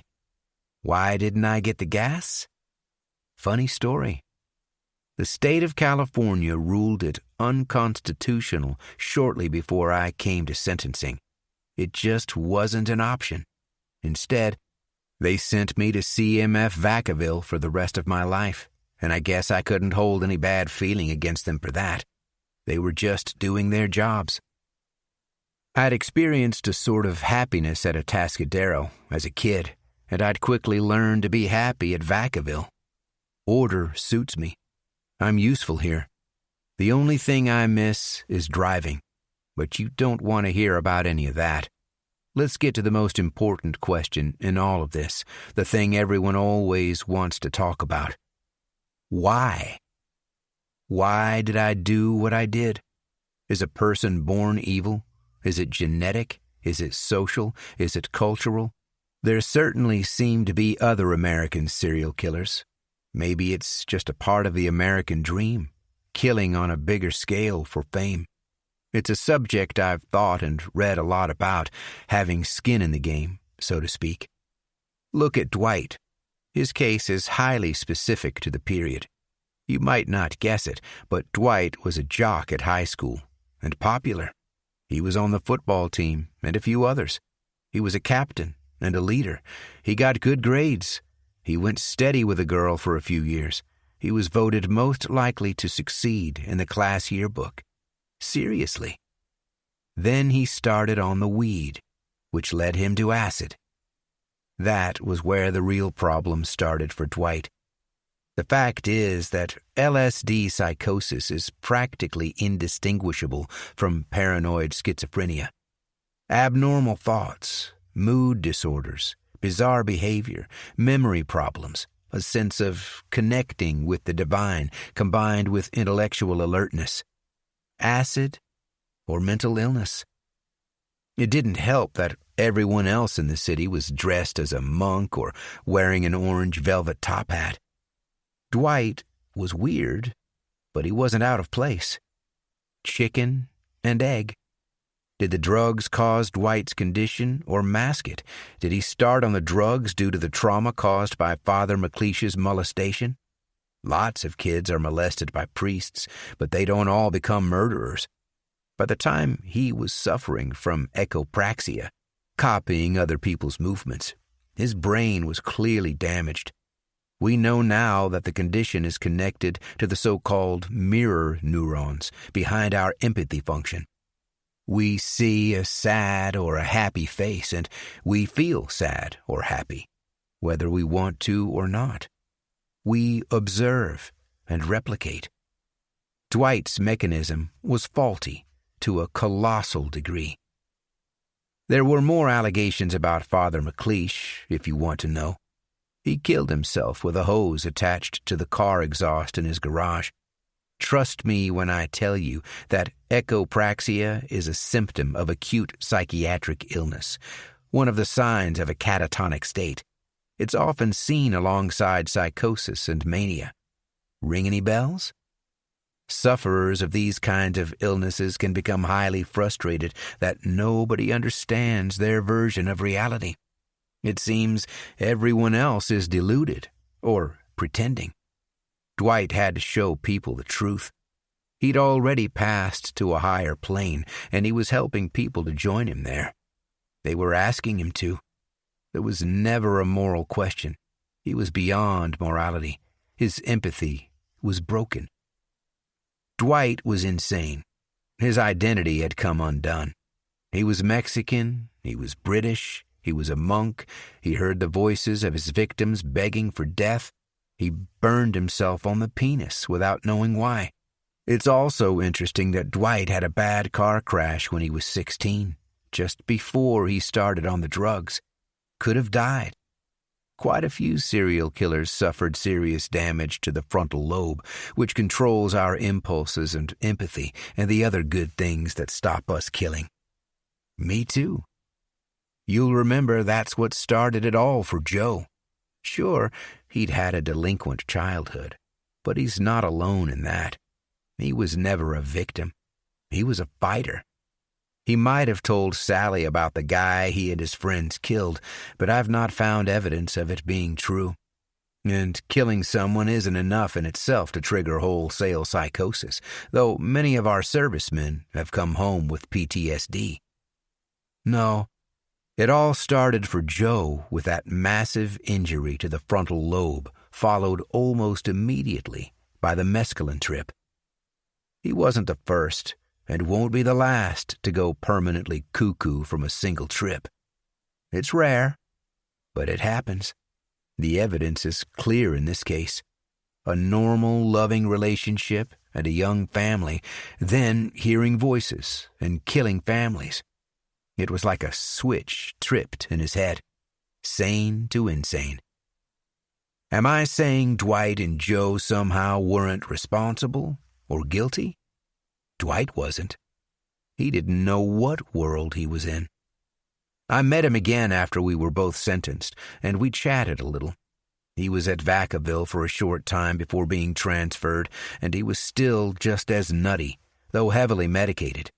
He'd sing to himself at night and try to kiss sleeping inmates until they moved him for his own safety. But I think Joe realized what he was doing toward the end. Some part of his damaged brain woke up and told him. It was probably the death of his family. He loved them, and love is hard to kill. He did the right thing. which leaves me.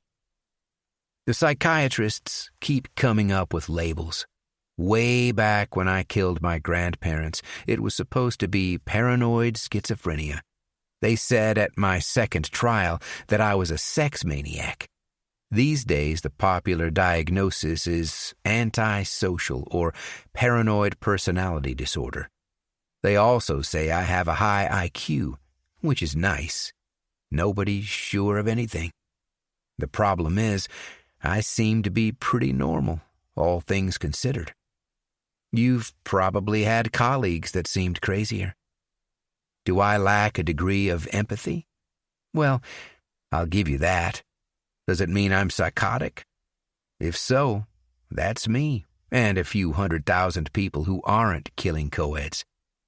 The easy answer is that my mother made me kill. That's what they said at Atascadero and after. I was full of bitterness and resentment, so I killed other girls instead. So far, so Freudian. But I didn't want to have sex with my mother, and I really wanted to have sex with those girls. Have sex with them and kill them, though not necessarily in that order. I never had sex with Dulcie. I kissed her, maybe once. It was a totally chaste relationship. Why? Because I didn't want to kill her. And this is the point. This is my theory. But let's take a quick step back to my early teens. I was an avid reader of crime magazines back then, titles like detective stories that reported real-life crimes as entertainment for a male audience. They especially chose crimes that involved attractive young women or salacious detail about rape, sexual torture, and sadism. I mean, they published actual crime scene photos, and if the victim was really attractive, there'd be a large photo of her beside the description of her ravishment. The stories overtly sexualized the murders. Stuff like, the blonde's shapely body had been slashed multiple times, or her disarranged underclothes left no doubt that the long-legged co-ed had been raped, possibly after death, or, even in death, the brunette maintained her voluptuous beauty. And on the covers of these magazines was almost always an artist's rendering of a girl in a tight sweater or cleavage-bearing, unbuttoned blouse, or hitched-up skirt, gaping in horror, her mouth wetly open and her legs parted, like being murdered was top of her Saturday night list. Of course, the murder weapon was usually something long and hard, the gun barrel, the bludgeon, the dagger, the brandished fist. The magazines also ran ads for lingerie catalogs, for Christ's sakes, and I'm pretty sure the readers weren't ordering these for their wives.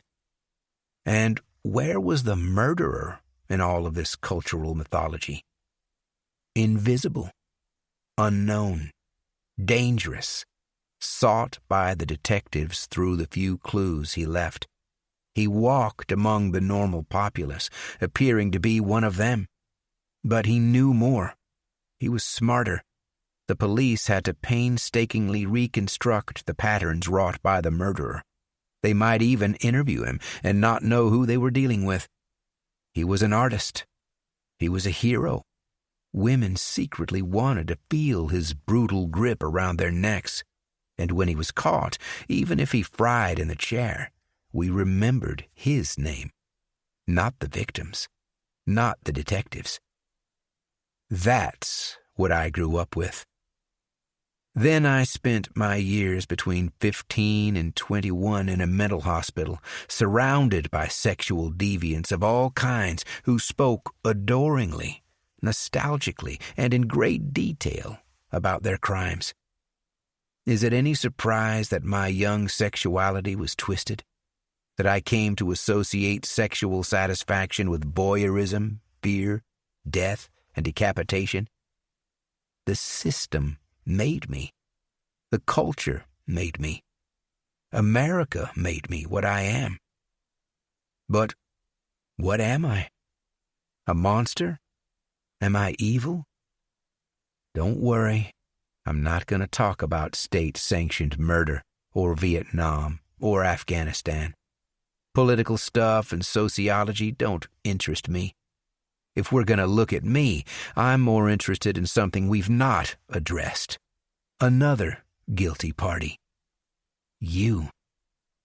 Yeah. You. The listener. The viewer. The avid consumer of serial killer narratives. What fascinates you so much? Why have you followed me to this point? Have you asked yourself that? What attracts you to the details of these crimes? Where does it come from, that compulsion to know who did what and how it looked? Don't tell yourself it's just some disinterested academic sense of trying to understand aberrant psychology. Don't call it a guilty pleasure like it's a chocolate truffle or a milkshake. Be honest. You like the darkness. You like the salt of cruelty. It's the thrill, the spark of imagining for just a second the depths you're afraid might also be in you. Are you capable? Sure, you feel revulsion at the detail. You might turn away, but you always come back.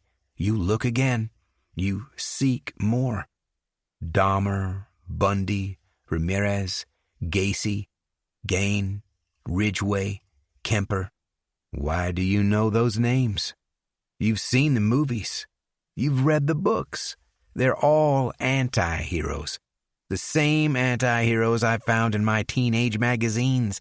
Guys who went beyond normal human experience, but who appeared normal among us. Monsters. Devils. Why do they attract you? Why do you want so badly to see through their eyes as you've seen through mine? Have you considered that I see also through yours? When I spoke to victims and potential victims, when I searched for headlines, when I disposed of bodies, when I imagined reactions, there was always an audience. Murder is performance. Murder is art. It's entertainment for you. It's what draws you to these stories. You came to me, remember? You chose this journey and you stayed to the end. If I've learned anything from more than 50 years among murderers, it's that there's a black seed in all of us, a part of what makes us human. It grows in some with dense and twisted roots, then breaks through with a burst of cloying purple-black flowers. In others, it lies dormant.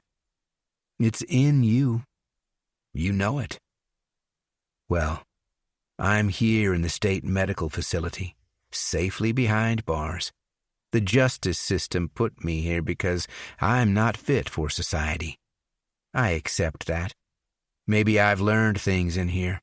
Maybe I've found Jesus or become a better person. Maybe I help others. But you don't care about that. All you want to know about are the worst things I've ever done. Those people I killed, how I did it, and why. It's like an obsession with you, isn't it? Take some time. Think about why. I'll be here, waiting. This recording of 3 was presented by Dreamscape Media, LLC. Narrated by John Perhala. Produced by Michael Jones. Text copyright 2024 by Matt Stanley. Sound recording copyright 2025 by Dreamscape Media, LLC. Thank you for listening. Please check dreamscapepublishing.com for Dreamscape's latest releases.